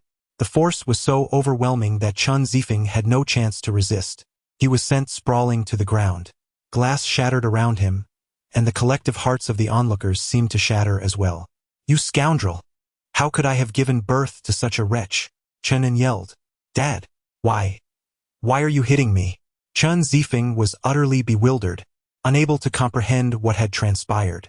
In a matter of moments, his face swelled to the size of a pig's head. Why am I hitting you? It is precisely because of your misdeeds. Chen roared, his fury boiling over. Chen Zifeng had never experienced such punishment. He had never been struck in his life. Now, his own father had gone mad, unleashing a torrent of blows upon him without restraint. What on earth happened? Why are you making such a scene? I told you to keep a low profile and behave properly. You are always causing trouble. Dad, please, stop hitting me. Tell me what I did wrong. Chen Zifeng cried out in desperation. Yet, Chen showed no mercy, pulling off his belt for further punishment. The sound of the relentless whipping echoed like a torrential downpour upon Chen Zifeng, leaving him bloodied and battered. From a distance, the onlookers were horrified, Lu Wei retreating in shock, nearly collapsing to the ground. He couldn't help but question whether this man was truly Chen Zifeng's father. At that moment, the night breeze glanced at his watch, nodding in satisfaction. Exactly 3 minutes. Quite prompt. Chen and continued his assault until he was drenched in sweat, finally ceasing his onslaught. Mr. Yi, I apologize for the disturbance, Zhao Fu said, bowing slightly to the night breeze, who merely gestured for him to handle the situation. He had no intention of escalating matters, but today someone had dared to provoke him. In light of that, there was no need for leniency. By the time Chen grew weary, Chen Zifeng lay on the ground, barely conscious. Panicking, he turned to Zhao Fu and the night breeze, deeply bowing in apology. I'm sorry, Mr. Zhao, Mr. Yi. All of this is my failure in discipline. The sins of the child fall upon the father. Today's misdeeds are entirely my responsibility. For the sake of my late father's acquaintance with you, please spare this ungrateful son. Chen pleaded with Zhao Fu, who glanced at the night breeze, seeing his satisfaction. With a wave of his hand, Zhao Fu commanded, "Get lost. Do not let me see anything like this again." The crowd stared at the figure in awe, stunned into silence. Lu Wei took advantage of the moment to hastily extricate himself from the throng and flee. No one knew the true identity of the night breeze, but the attitudes of Zhao Fu and Chen spoke volumes. As the night breeze turned to scan the crowd for Sun Muqing, she had already vanished without a trace. Meanwhile, in a spacious bedroom, Yin Tianqi supported both Sun Muqing and Su Qianqian, tossing them onto the bed. Qianqian, why do I feel dizzy and so hot? Su Qianqian exclaimed. Me too. Yin Tianqi's gaze darted nervously. The time had not yet come for the drug's effects to fully manifest. Once it did, the two would be rendered unconscious and oblivious. At that moment, it would be his turn to indulge in his desires. Chapter 15. Those two girls. I shall enjoy Yin Xiao. Where are we? Su Qianqian asked, covering her flushed cheeks, a dazed expression on her face. Hearing this, Yin Tianqi's heart soared with delight. It seemed the drug had begun to take effect, causing Su Qianqian to forget her surroundings. This is the Longcheng Grand Hotel. You both have had too much to drink. Young Master Chen asked me to arrange a room for you and bring you here to rest. Seeing Sun Muqing beside her, Su Qianqian's doubts dissipated. With Sun Muqing's presence, she believed Chen Zifeng would not dare to act recklessly. Little did she know, this was all part of Yin Tianqi's cunning scheme. Yin Tianqi reveled in his success. You two just rest here. I'll step out for a moment. Meanwhile, at the hotel's top floor, all the wealthy young heirs watched in trepidation as they beheld the man nearby. Calm and composed, he exuded a hidden authority, and it was evident that the night breeze was well acquainted with the chairman of the Tianjun group. Beside him, Li Jinshan trembled in fear. He was merely a minor general manager of the Longqing group. Facing the chairman of the Tianjun group, he knew all too well the power they wielded. The Tianjun group controlled 90% of Longqing's enterprises. Before Zhao Fu, he was nothing more than a fly, easily crushed. In that moment, Li Jinshan realized that this young man was not some mere convict. Chairman Zhao, he stammered. Zhao Fu turned, his cold gaze laced with an indescribable fury. The two bodyguards understood instantly. They unleashed a series of slaps, causing Li Jinshan's nose to bleed profusely. With a thud, he collapsed to the floor. In mere moments, Li Jinshan was bowing repeatedly. Chairman Zhao, this matter has nothing to do with me. It was all Chen Zifeng's doing. What is Chen Zifeng to me? Does he dare to disrespect my guests? Zhao Fu thundered. You are responsible for the Longcheng Grand Hotel. Such chaos under your watch is the fault of you, the manager. Now you may leave. Zhao Fu, having studied martial arts in his youth, possessed formidable skills. His words dripped with authority, revealing the reasons behind his effective management of the Tianjun group. Li Jinshan, despondent, realized that he had worked tirelessly for half his life to become the general manager of the Longqing Grand Hotel. Now, after merely a year in this position, he was to be dismissed. Given the strength of the Tianjun group, he knew that he would find no refuge in Longcheng from this point forward. All of this stemmed from offending the night breeze. With the banquet reaching this point, There was no longer any reason to continue, and the night breeze had overshadowed the event entirely. With a flurry of tears and snot, Li Jinshan bowed profusely to Zhao Fu. Please, Chairman Zhao, I understand my mistakes. His pitiful demeanor was solely to preserve his current position. Do you not understand my words? Get out. Zhao Fu, irritated, watched as two bodyguards dragged the prostrate Li Jinshan away. After completing this task, he nodded to the night breeze and then turned to leave. The night breeze sought not to reveal its identity. Indeed, it seemed rather ostentatious today. Such flamboyance was not characteristic of him, yet at times, one must exhibit a touch of bravado. Otherwise, one might be perceived as a soft target, easily manipulated by others. Soon, a cadre of new security personnel tidied the venue meticulously, allowing the banquet to commence under the brilliance of the spotlight. The affluent scions of Longcheng shed their previous mockery, eagerly raising their glasses to toast the night breeze. However, the night breeze found little inclination for such revelry. His thoughts were preoccupied with locating Su Qianqian and Sun Muqing. After surveying the surroundings, he discovered that neither was present, prompting a furrow of concern upon his brow. Could they be deliberately avoiding me? After all, I have stirred quite the trouble. The night breeze hurriedly descended the stairs, and in the distance, Sun Muqing's striking red Audi stood out conspicuously. This indicated that they had not yet departed. The night breeze took out her phone and attempted to call Sun Muqing, but it went unanswered. Meanwhile, at a building 300 meters from Longcheng Grand Hotel, Sun Muqing and Su Qianqian were both feeling dizzy, oblivious even to the ringing of the phone. Sun Muqing felt an overwhelming heat coursing through her body, her vision blurring further.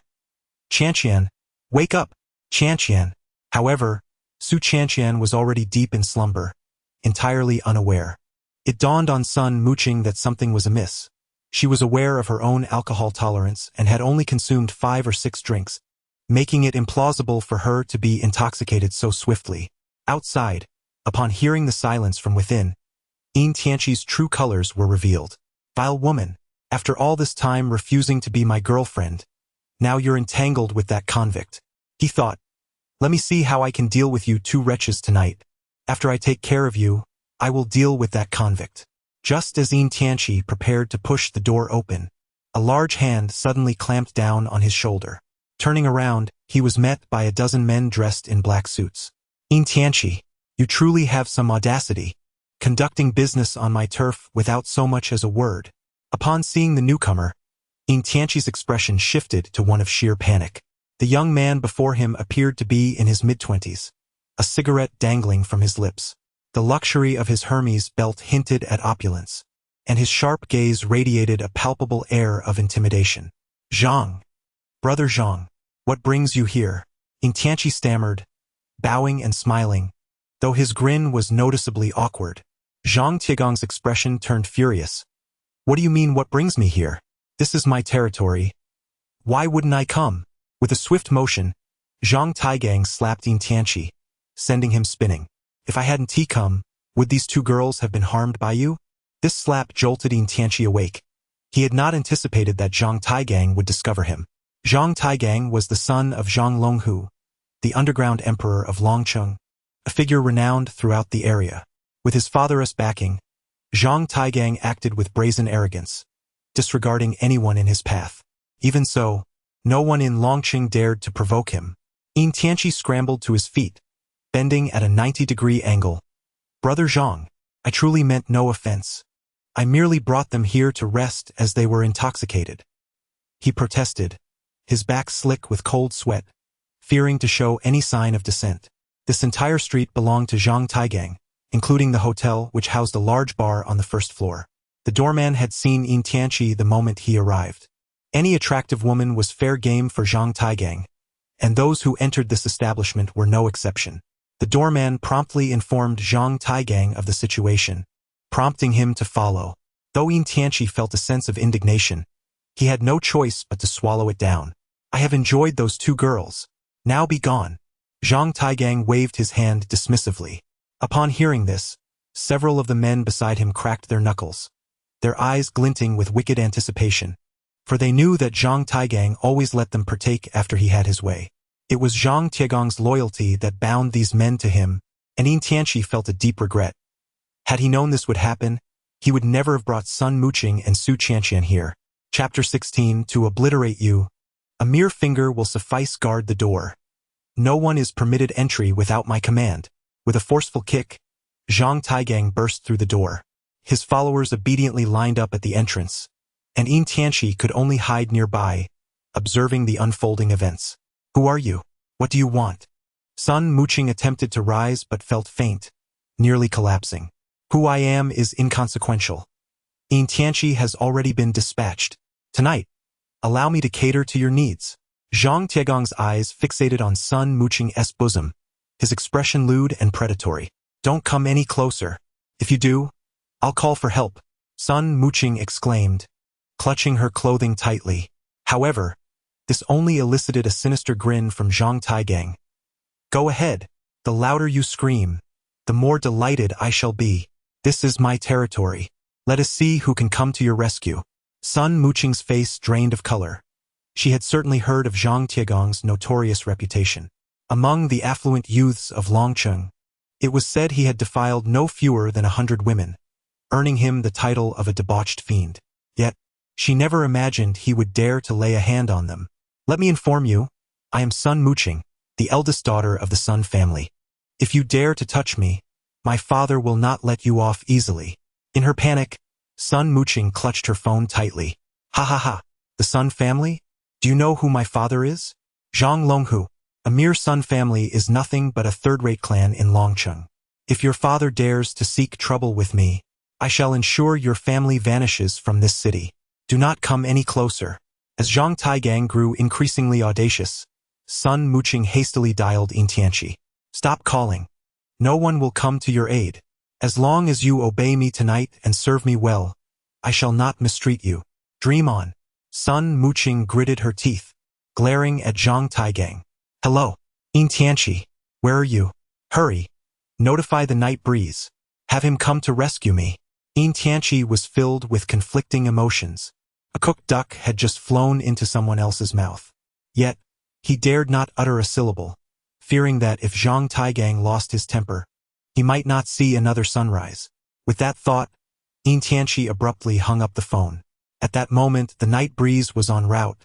Having just learned from the security personnel at the entrance that Sun Muqing and Su Qianqian had been taken away by Yin Tianqi, the night breeze filled Sun Muqing with a sense of foreboding.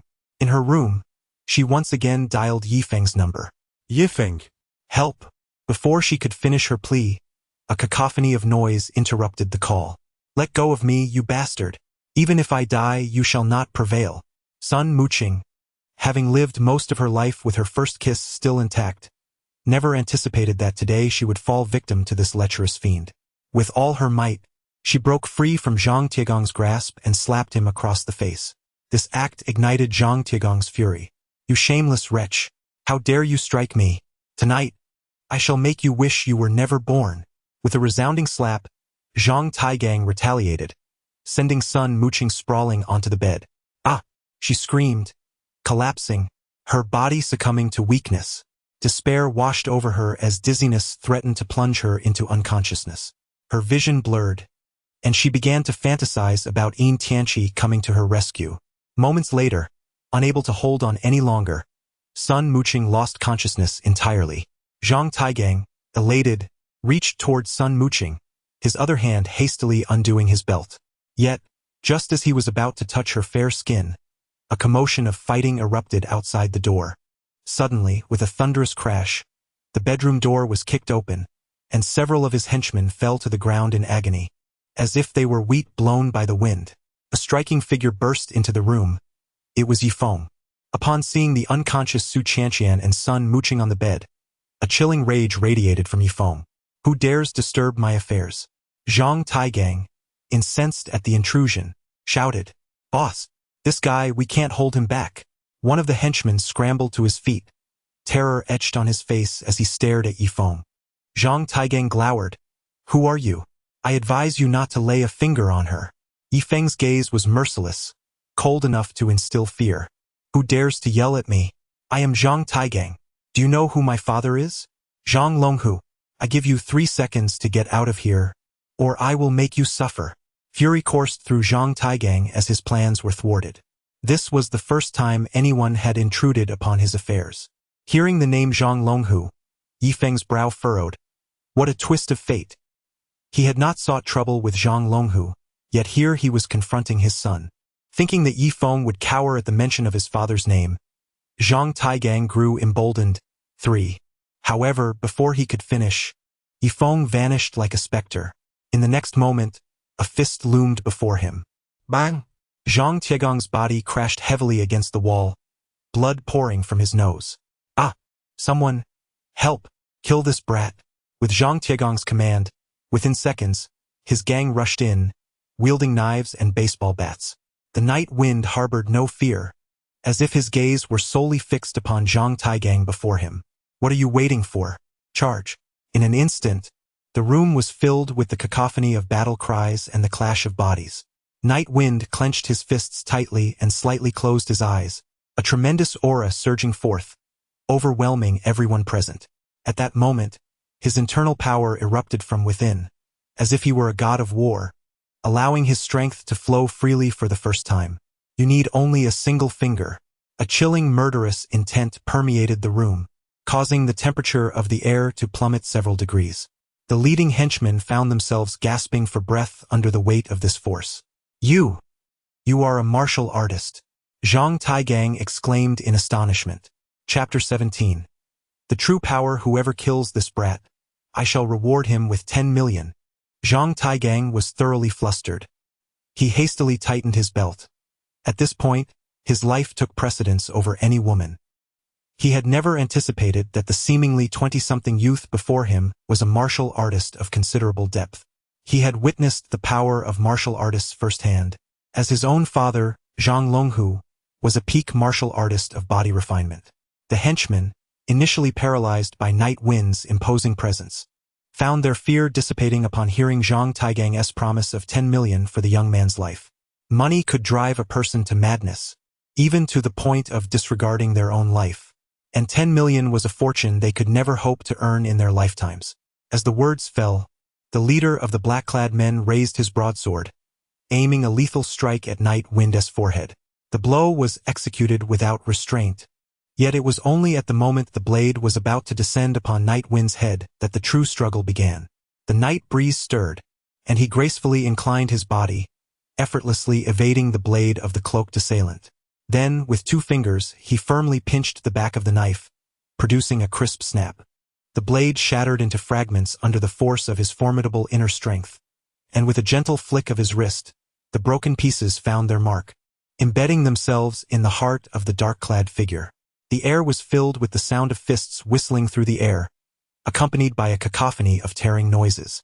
In the blink of an eye, a dozen henchmen were sent sprawling, their brains splattered across the ground. Night Breeze merely brushed the dust from his attire, while Zhang Taigang swallowed hard, his throat constricting. Warriors are the most formidable beings in this world. Even the most ordinary cultivator can take on 100 foes. You just claimed you would flay me alive, did you not? Night Breeze stood with his hands clasped behind him, a frigid aura of murderous intent directed at Zhang Taigang. Please spare me. It was my ignorance that led to this offense. I beseech you, let me go. I will pay you any amount, Zhang Taigang implored, his eyes wide with an unprecedented terror. Upon hearing this, Night Breeze coldly shook his head. Observing that Night Breeze was unsatisfied, Zhang Taigang hurriedly added, I will have you follow my father, and from this day forth, you can stride through Long City with ease. I will give you 50 million. No. I will offer you 100 million. The terms Zhang Taigang proposed were indeed generous, especially considering the number of warriors he had taken under his wing over the years to serve as guardians. However, before the last syllable left his lips, Night Breeze delivered a kick to his knee, and a sickening crack echoed through the air. Zhang Taigang writhed in agony, crying out, Grandfather, please spare me. I truly understand my mistake. I'll offer you these 2 women. I no longer desire them. Please, have mercy. He knelt on the ground, weeping profusely, repeatedly bowing in apology. Spare you? If I were to let you go, who knows how many young girls would fall victim to your vile ways. A scoundrel like you deserves no mercy. However, The time for your demise has not yet arrived. The night wind loomed above, akin to a deity casting its gaze upon Zhang Taigang. With a forceful kick to Zhang Tiegong's chest, he fell to the ground with a thud. Subsequently, the night wind struck again, mercilessly crushing Zhang Tiegong's lower extremities. A piercing scream escaped his lips as blood pooled beneath him, the excruciating pain rendering him unconscious. Having completed this grim task, the night wind then turned his attention to Sun Muqing, who lay on the bed. He hurried forward, placing his finger gently on her lips to check her breath, relieved to find her breathing steady. However, her fair skin was flushed a fiery red, resembling molten lava.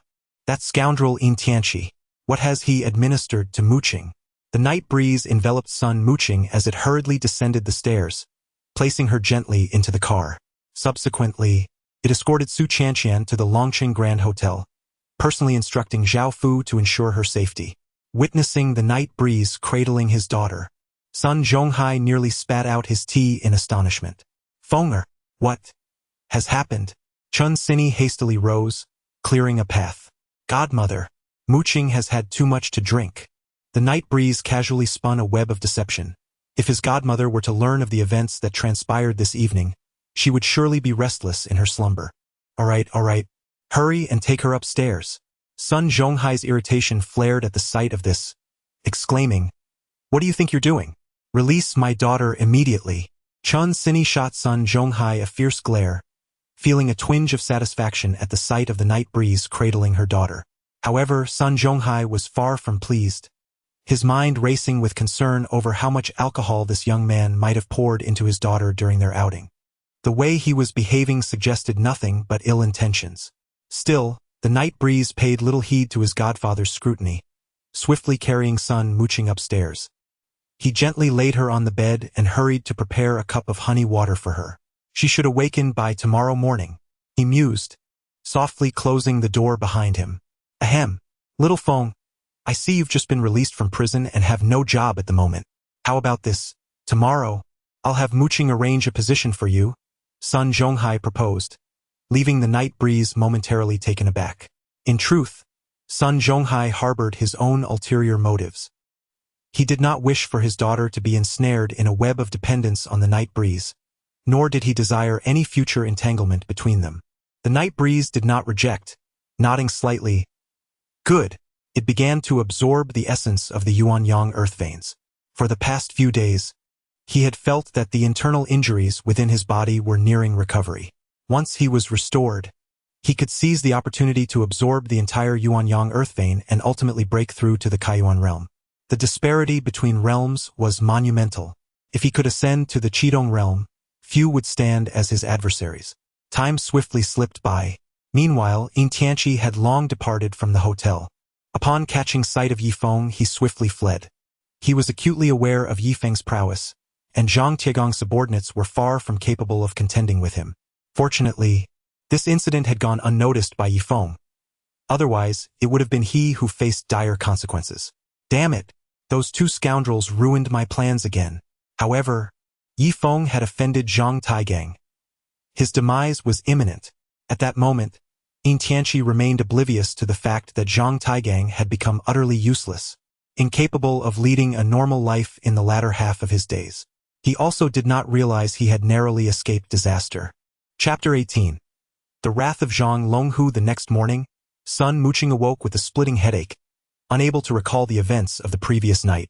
In a hazy state, she caught a glimpse of Zhang Tiegong's lecherous face, and everything thereafter seemed like a blur. How did I end up at home, right? Zhang Taigang. That scoundrel tried to violate me. Sun Muqing hastily checked her body and examined her clothing, relieved to find that she was unharmed. She quickly grabbed her phone and called Su Qianqian.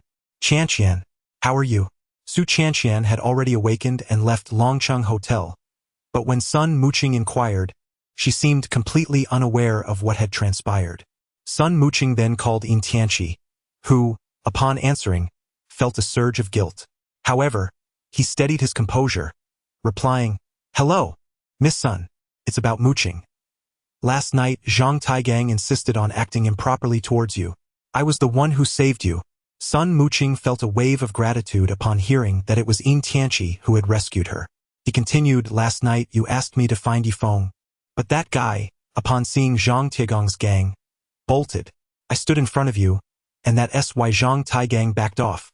But you know Zhang's temper. I received a slap from him.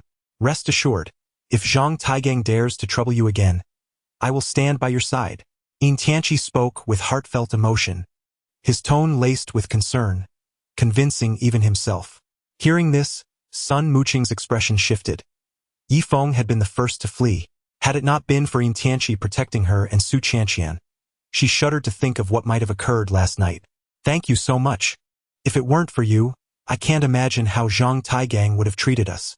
Upon hearing this, Yin Tianqi's spirits lifted significantly, as if the shadows of the previous night had vanished. He couldn't help but admire his own cleverness. This is merely what I ought to do. Muqing, do you have time today? Let me treat you to a meal. Seizing the opportunity, Yin Tianqi invited Sun Muqing. After a moment of hesitation, Sun Muqing agreed. All right, today, Qianqian and I will go together, and this meal is on me. I truly must thank you. Such a small matter.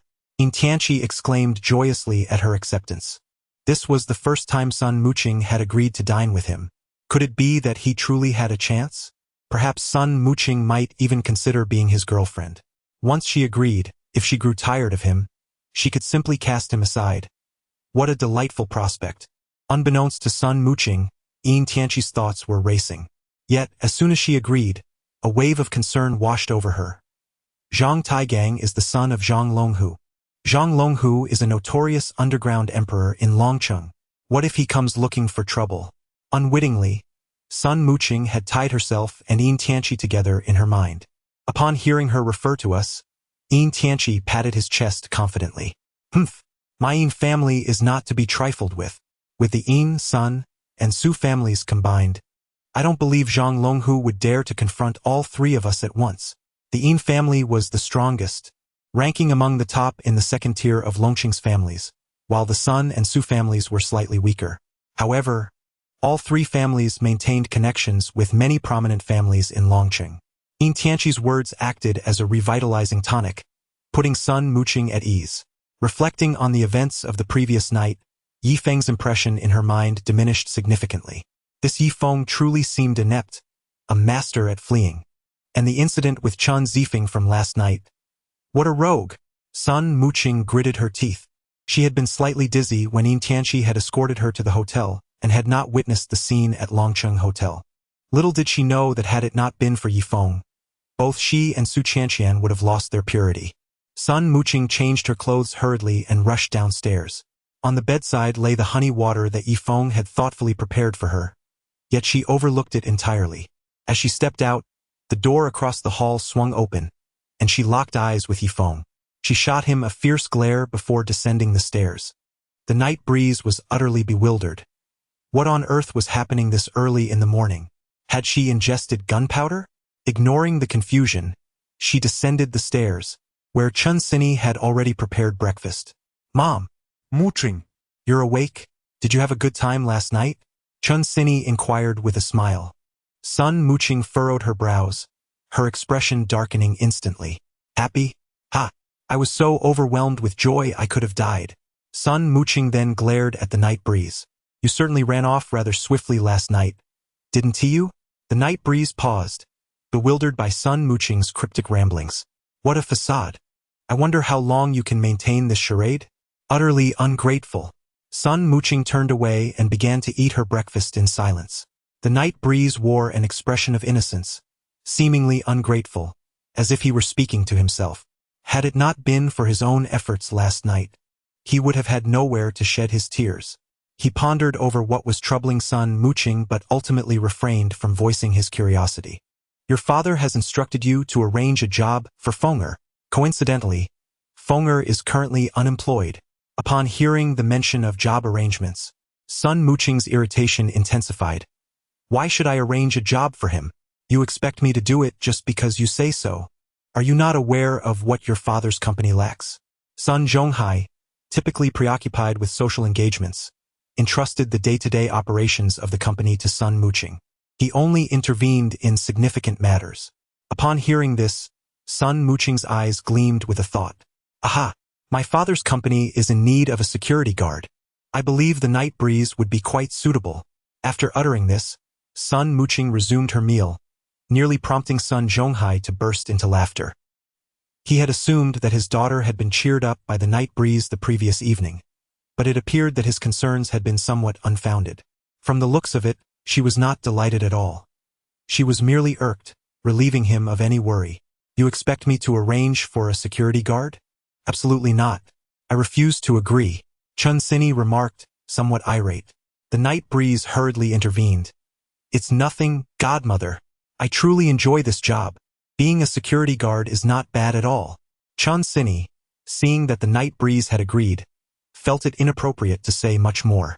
Her daughter was becoming increasingly unreasonable.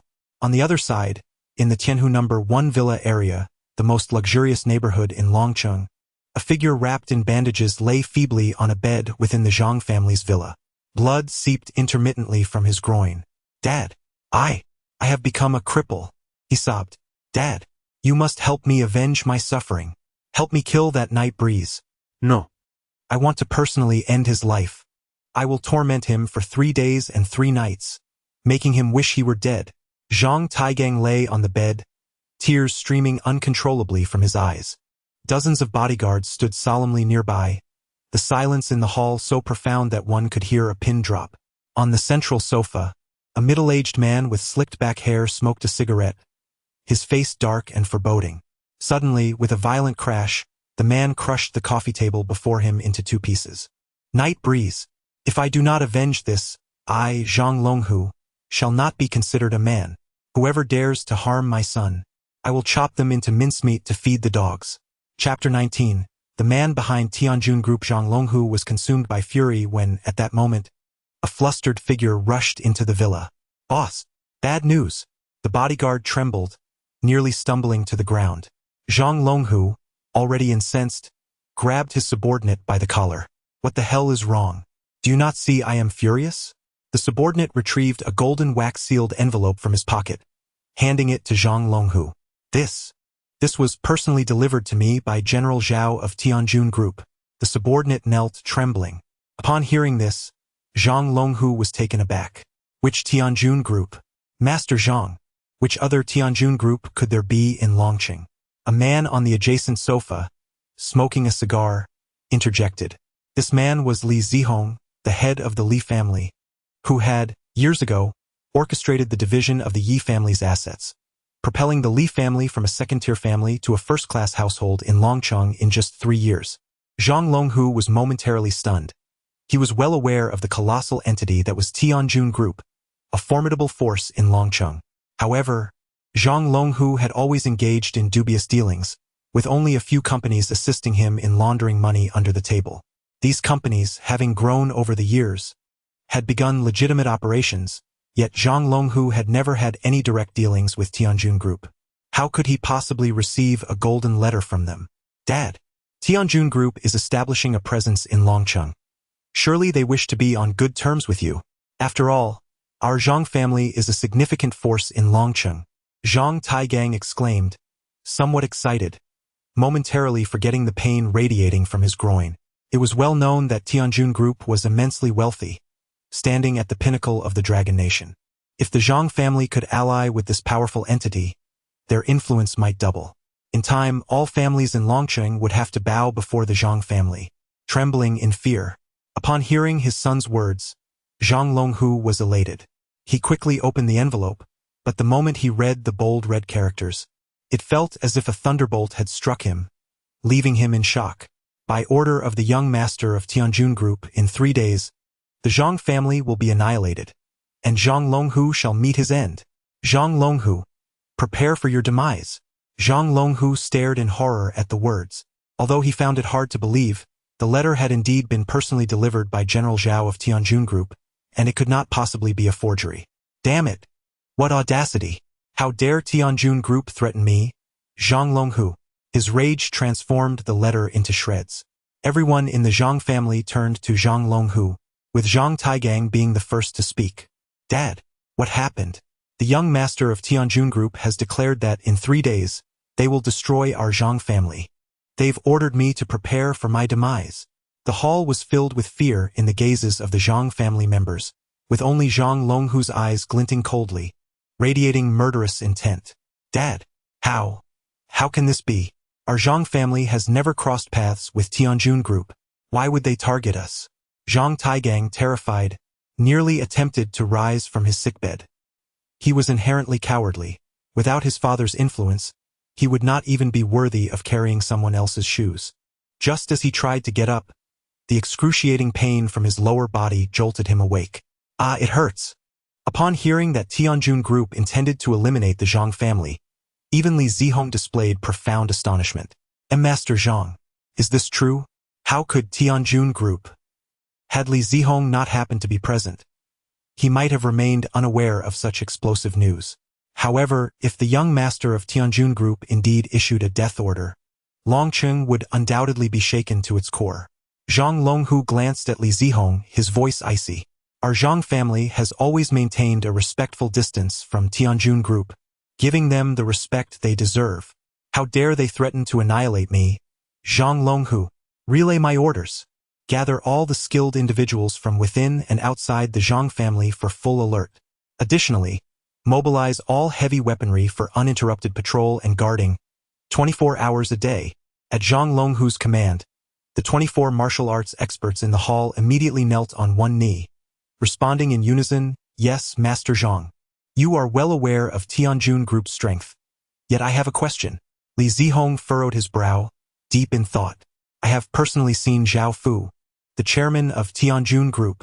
However, in the 3 years since their arrival in Longcheng, I have never heard of any young master from Tianjun Group. Where did this young master emerge from?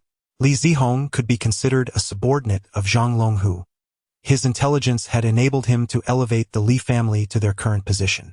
Indeed, how could such a so-called young master appear out of nowhere? Dad, perhaps we should retreat to Yunqing for a while. Tianjun Group is immensely powerful, and I fear. Zhang Taigang was terrified, realizing that even if the Zhang family was powerful, they could not contend with Tianjun Group. He wished to avoid death. Seeing the expression on Zhang Tiegong's face, Zhang Longhu's anger flared. He stepped forward and delivered a sharp slap to the back of Zhang Tiegong's head. You worthless fool. The enemy hasn't even approached, and you're already thinking of fleeing. Now you've been reduced to a cripple. My entire reputation is at stake because of you. Zhang Longhu had only one son, and he was disheartened to find that he was such a coward. Looking at him, Zhang Longhu felt a surge of irritation. Where is that scoundrel Night Breeze? Dad, you must avenge me. Rest assured. Tomorrow, I will send several experts to discreetly eliminate him. Furthermore, if you fancy those 2 girls, I will bring them to you for some catharsis. With his hands behind his back, upon hearing this, Zhang Taigang felt a surge of joy. However, it is truly unfortunate for Night Wind, that wretched creature. Unable to personally torment him, Zhang Taigang has resolved to unleash all his resentment upon Sun Muqing and Su Qianqian. In a single night, the Zhang family has fortified themselves, even mounting heavy machine guns atop the walls, all unbeknownst to Night Wind. At this moment, he is accompanying Sun Muqing to a dinner hosted by Yin Tianqi. Sun Muqing has picked up Su Qianqian, selecting an upscale hotel for their gathering, while Night Wind, like a persistent shadow, has begun to annoy her. However, having just promised her mother to arrange a job for Night Wind, she must wait until after the dinner to continue her plans. Upon arriving at the hotel entrance, they spot Yin Tianqi, donned in gleaming leather boots and impeccably dressed, awaiting them. The moment Yin Tianqi lays eyes on Night Wind's face, his smug expression falters, revealing a sense of guilt. Chapter 20. Mind your own business, Yin Xiao. Upon seeing Yin Tianqi, Su Qianqian rushes forward, nearly petrified after hearing Sun Muqing's recounting of events from the previous night. Haha, Qianqian. Yin Tianqi, feeling uneasy, steals glances at Night Wind, gauging his expression. Sun Muqing, dismissing Night Wind, strides directly towards Yin Tianqi, exclaiming, "Thank you so much for last night. If it weren't for your timely intervention, that scoundrel Zhang Taigang would have sullied me. Indeed, I owe it all to you, Yin Xiao." You truly frighten me. Su Qianqian beams with gratitude, her smile radiant. It's all in a day's work. After all, we have been good friends for quite some time. Tianqi responds somewhat awkwardly, yet maintaining his facade. Now let us proceed. I shall treat you both to a splendid meal.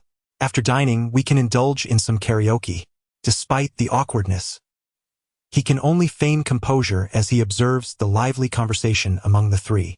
Night Wind, feeling a sense of urgency, interjects, "Hey, mooching. I believe there's been a misunderstanding here." Hearing this, Tianqi is startled, fearing that discovery would mean disaster. The night breeze, cold and penetrating, fixed its gaze upon Tianqi, instilling a sense of dread within him. Upon hearing these words, Sun Mooching immediately turned around, vehemently rebuking the night breeze. "Do you have no shame? To abandon us in our time of need is one thing, but now you wish to claim all the credit for yourself? I truly cannot fathom what my mother saw in you to make you her godson." Su Qianqian also furrowed her brow, casting an exasperated glance at the night breeze. "Night breeze, why must you behave in such a manner? It is one thing to stir up trouble alongside mooching, but now you seek to tarnish young Master Yin's reputation?" The night breeze seemed thoroughly amused by the antics of these two fools. However, rather than expressing anger towards them, he approached and seized Tianqi by the collar. "Tianqi, reveal who it was that rescued them. What are you doing? Let him go. Night breeze, do not overstep your bounds. Just because my mother protects you, do not presume that I will tolerate you without limit." Sun Mooching exclaimed, her grip tightening around Night Breeze's arm, her eyes ablaze with fury. "Release young Master Yin. Night Breeze, do you wish to find yourself in prison? If you do not let go, I shall call the police." Su Qianqian also grasped Night Breeze's other arm, creating a tense standoff among the three. Seeing Sun Mooching and Su Qianqian so fiercely defending him, Tianqi felt his fear dissipate. "Night Breeze, I distinctly saw you drive away that day. If I did not save Mooching, could it possibly be you?" Tianqi spoke without hesitation. Upon hearing this, Su Qianqian and Sun Mooching were further incensed. Observing their indignation, Night Breeze merely chuckled and shook his head. "I cannot be bothered to explain myself to you. I have not even mentioned your offense against Chen Zifeng to my parents. Should they become aware, you can forget about staying in my home." Sun Mooching was nearly driven to exasperation by Night Breeze's words. "Do as you wish. I advise you to keep your distance from him." The Night Breeze gestured towards Tianqi, asserting that he had merely fulfilled his duty. The identity of the savior was inconsequential to him. He shot Tianqi a cold glare before releasing his grip. Sun Mooching also cast a disdainful look at the Night Breeze, admonishing him to mind his own affairs. Observing this, Tianqi's heart swelled with excitement. It seemed he had a chance, as Sun Mooching's attitude towards him was far more favorable than that of the insufferable Night Breeze. With a few subtle maneuvers, he could effectively sow discord between the two, rendering Sun Mooching nothing more than a plaything in his hands. "Enough! Enough! Mooching, this matter cannot solely be blamed on Brother Yi. He may have indulged a bit too much last night and forgotten about it. Let us move forward as friends," Tianqi proclaimed, adopting an air of magnanimity. Witnessing Tianqi's generosity contrasted with the Night Breeze's aloof demeanor only deepened Sun Mooching and Su Qianqian's disdain for him. "Did you hear that? Take a page from young Master Yin's book. How magnanimous." Su Qianqian added. "All right, Mooching, let us hurry upstairs for a meal." She was unwilling to engage in a dispute with the Night Breeze, pulling Sun Mooching towards the staircase. "Brother Yi, won't you join us for a bite?" Tianqi feigned an invitation. Sun Mooching hesitated, contemplating whether to bring the Night Breeze along when suddenly, they heard the Night Breeze's voice. "You all go ahead. I shall not dampen your spirits." The Night Breeze swept into the car, dismissing the three of them with indifference. Sun Mooching said nothing further as the trio entered the restaurant. "Tianqi, it seems you truly won't shed a tear until you see the coffin." A flicker of murderous intent flashed in Yifeng's eyes. With him present, Yifeng naturally felt unperturbed by Tianqi's actions. From the glance he had just exchanged with Tianqi, Yifeng was already certain that it was he who had tampered with the wine that day.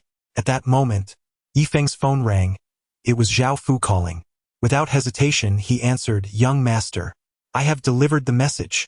Additionally, I have placed several informants near the Zhang family. They are now on high alert, fully armed, and they possess firearms. Young master, if we are truly to eliminate the Zhang family, should we arrange for some manpower? Cao Fu inquired tentatively. No need. Zhang Longhu's life, I shall personally take, Yifeng replied with conviction. Hearing this, Zhao Fu nodded in affirmation. Understood. After hanging up, Yifeng gently closed his eyes to rest. What difference does it make if the Zhang family possesses guns? At this moment, his only concern was whether Zhang Longhu would flee upon hearing the news. No matter the distance, he would not let him escape. Simultaneously, a shocking piece of news reverberated throughout Longcheng. Zhang Taigang, the young master of the Zhang family, had been rendered incapacitated, and Zhang Longhu was mobilizing formidable forces to exact revenge for his son. The announcement sent shockwaves through Longcheng, leaving everyone in utter disbelief. Zhang Tiegong's notorious reputation was well known, and Zhang Longhu was the underground emperor of Longcheng, who, indeed, dared to lay hands on Zhang Longhu's son.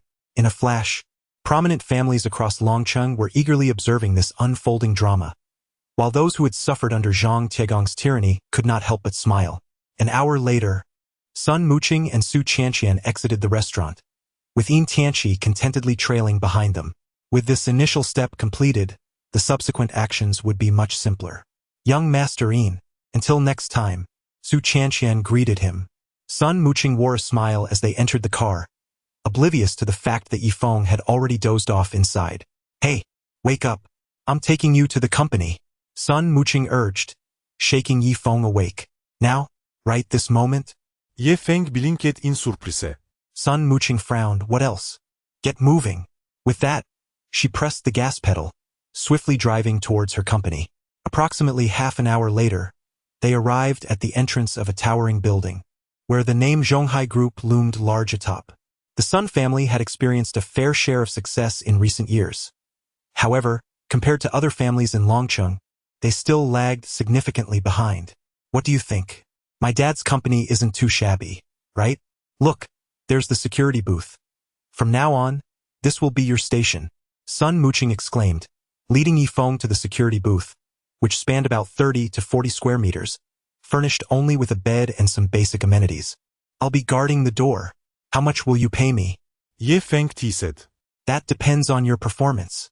But you are certainly the most formidable man I have encountered. Considering our familial connection, I shall offer you a generous salary. 3,000 it is, Sun Muqing replied, concealing her amusement. Yifeng seemed to think he had come here to be treated like royalty. 3,000 was indeed quite generous for him. Seeing his arrogant demeanor irked her, yet she thought it might be for the best. Having a job would keep him from trailing her and causing her annoyance. With that thought in mind, Sun Muqing led Yifeng upstairs.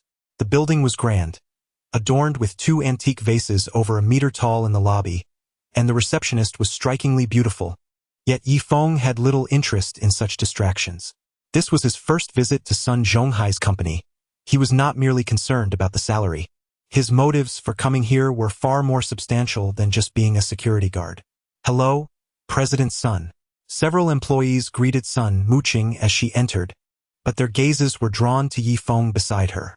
When did Miss Sun start dating? I thought she was always single? He looks unfamiliar. This must be his first appearance. Previously, young Master Yin visited frequently. With that attire, he must be a wealthy heir from some distinguished family. Employees whispered amongst themselves, their curiosity piqued regarding Yifeng's identity. One male employee tugged on his female colleague's sleeve, a hint of jealousy evident on his face. My goddess has a boyfriend now. What am I to do? What makes you think you stand a chance? He's on a different level entirely. Exactly. A toad wishing to feast on swan flesh. Several female employees cast admiring glances at Yifeng, who exuded an irresistible charm. His innate aura of dominance drew attention effortlessly. Furthermore, after continuously absorbing the essence of the Earth's energy, his skin and demeanor had improved remarkably. Standing there, he radiated an air of nobility and superiority. Yet Sun Muqing remained oblivious to these changes, having seen him every day. Yifeng overheard the employee's murmurs but merely shook his head in mild amusement. How has your father's business been faring these years? He suddenly inquired of Sun Muqing.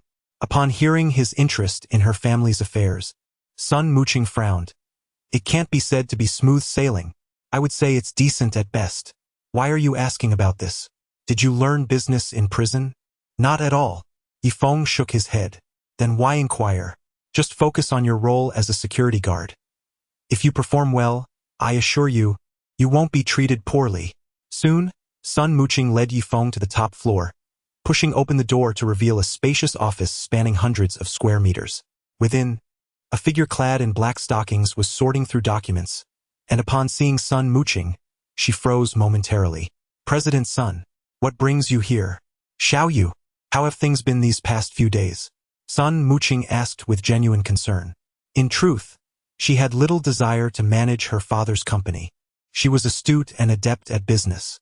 However, unlike Su Qianqian, who devoted much of her time to assisting her family, Sun Muqing preferred to indulge in leisure. President Sun, I have completed drafting all the contracts over the past few days. However, that piece of land has already been secured by Fuhua Group. If we wish to contend for it, we must offer 30% more than the original price. This, I am uncertain. Zhao Xiaoyu, Sun Muqing's secretary, replied. The land in question was undeveloped and located in the bustling commercial district of Longcheng. Originally owned by the Yin family, Sun's family was also vying for it, but it ultimately fell into the hands of Fuhua Group, whose chairman was Chen Jin, the second son of the Chen family and brother to Chen. How are we to proceed, President Sun? Zhao Xiaoyu inquired, aware that the land was highly coveted. Sun Muqing felt a headache coming on but decided to set aside the matter for the moment. Turning to Zhao Xiaoyu, Xiaoyu, please process his employment. This is President Sun's boyfriend? Zhao Xiaoyu asked with a smile, her curiosity evident. What a boyfriend! From now on, no one is permitted to speak nonsense to me. This is Yifeng, my mother's godson. Henceforth, he shall be an employee of the Zhonghai Group. Subsequently, Sun Muqing turned to Yifeng and declared, from this day forth, you are appointed as the captain of the security team. Any matters can be relayed through Xiaoyu. Upon hearing this, Zhao Xiaoyu's mouth fell agape in astonishment as she gazed at Yifeng. The godson of President Sun's mother is actually working as a security guard here. Zhao Xiaoyu thought she must have misheard. Meanwhile, Yifeng suddenly interjected. Did you just mention a piece of land? The Chen family is raising the price? It is best to refrain from inquiring about business matters. What do you truly understand? Sun Muqing preferred not to elaborate to Yifeng. Leave this matter to me. I can resolve it for you. The night breeze bore a smile, full of confidence. Sun Muqing was taken aback for a moment, then placed her hand on Yifeng's forehead to check for fever. Are you sure you're not ill? I speak the truth. Observing his self-assured demeanor, Sun Muqing found it even more amusing. This rascal, why does he always indulge in boasting? Just moments ago, he had offended the young master of the Chen family, Chen Zifeng. Now, he audaciously sought to acquire this piece of land from the Chen family. Was he attempting to be humorous? The night breeze offered no explanations. The reason I accepted this job was to lend a hand to the Sun family, as the Tianjun group could indeed collaborate with them. It was merely a matter of making a phone call. Stepping outside, I dialed Zhao Fu, instructing him to take care of the arrangements. Half an hour later, Zhao Fu provided me with a phone number, indicating that Chen En was already awaiting my call. Meanwhile, Chen Zifeng lay nearby, his arm bandaged. Son. I must tell you, from now on, you must treat young Master Yi as if he were your own father. This is our Chen family's last chance. Upon hearing this, Chen Zifeng felt as though his father had lost his sanity. Who was this Yifeng?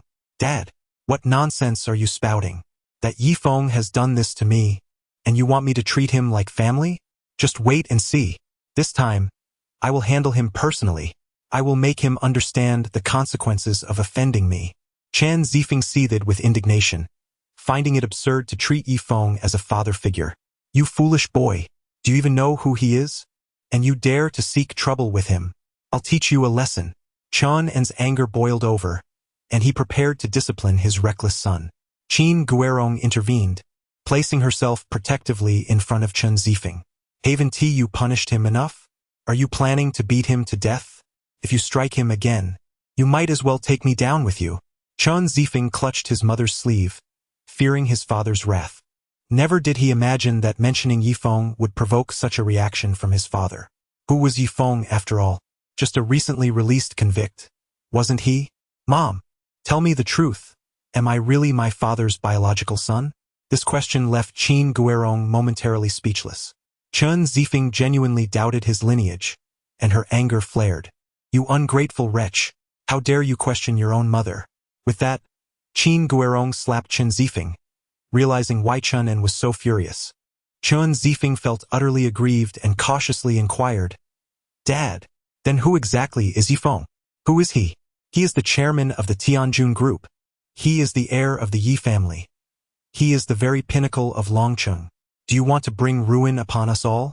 Chan's voice seethed with frustration, leaving Chen Zifeng utterly astounded. He stumbled back, collapsing onto the ground, his expression one of sheer disbelief. How is it possible? This young man is the chairman of the Tianjun group?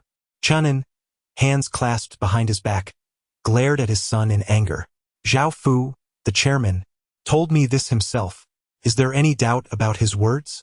In the face of the Tianjun group, our Chen family is but a minuscule ant. With a mere word from young Master Yi, our family could vanish from Longcheng. We must seize this opportunity to express our loyalty to him. If you insolent brat, dare to provoke young Master Yi in the future, I will be the first to discard you. Chen's tone conveyed an undeniable sense of authority. At last, Chen Zifeng understood his father's fierce reprimands in front of the wealthy heirs of Longcheng. Chen Pingon swallowed hard, reflecting on his prior encounters with Yifeng. Feeling immensely grateful that his father had saved him, he hastily sprang to his feet, exclaiming, Dad, I understand. From now on, young Master Yi will be like my own father. As soon as he uttered those words, he felt an unsettling unease and quickly amended. I will treat young Master Yi as if he were my own father. Dad, do you think young Master Yi will come looking for trouble with me? Chen Zifeng's heart filled with dread at the thought of Yifeng seeking revenge for the previous incident. Chen reassured him, do not fear. This time, you must set a good example. I believe young Master Yi will not hold this incident against you. Remember my words, son.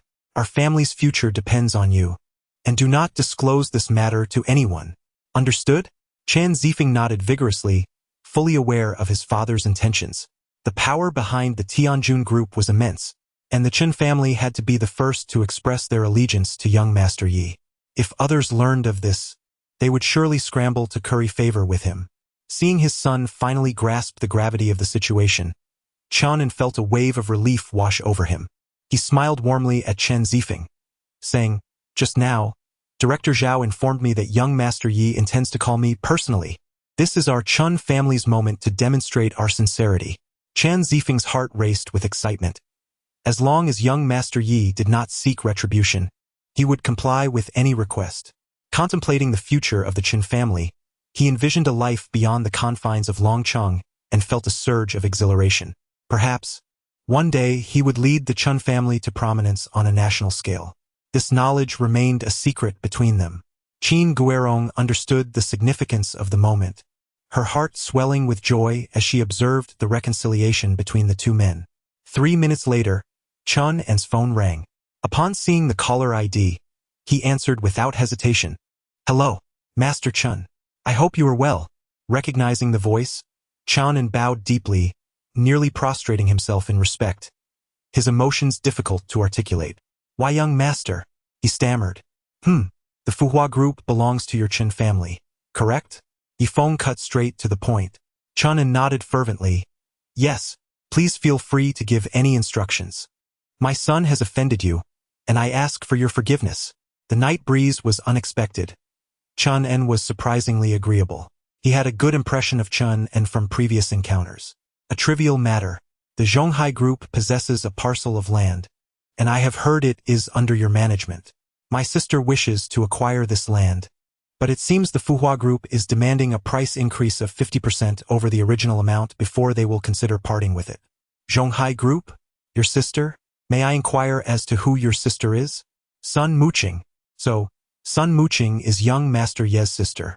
What a blunder I almost made. My mistake could have jeopardized the entire Chen family. However, Chen Zifeng dared not entertain any thoughts about Sun Muqing. Nothing was more crucial than the fate of his family. So, she is young Master Ye's sister. I am willing to gift that land to Miss Sun without charge. Rest assured, the Chen family will be a steadfast ally to the Sun family.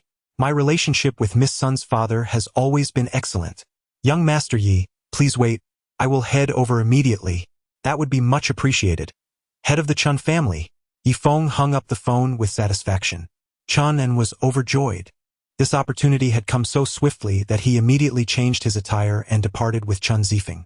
On the other hand, upon entering, Yifeng found Sun Muqing with her arms crossed, glaring at him. One phone call? Do you expect the Fuhua group to simply give me this land? Ha! Sun Muqing scoffed. It is merely a piece of land. Yifeng's expression remained unfazed. Do not think that just a piece of land is beyond my reach. If I so desired, I could acquire all of Longqing. Power is paramount, and I possess that power. Sun Muqing turned to Zhao Xiaoyu with a smile. Did you hear that?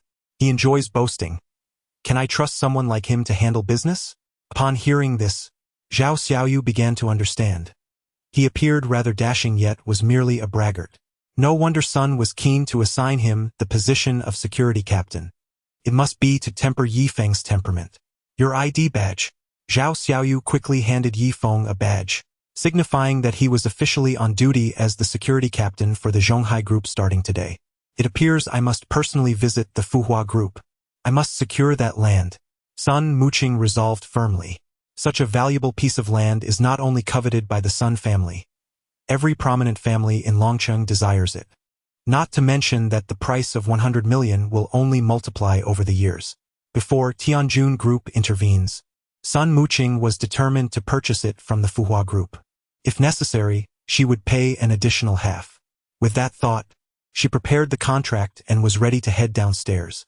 All right, I have something else to attend to. Xiaoyu, take Yifeng to meet the company colleagues.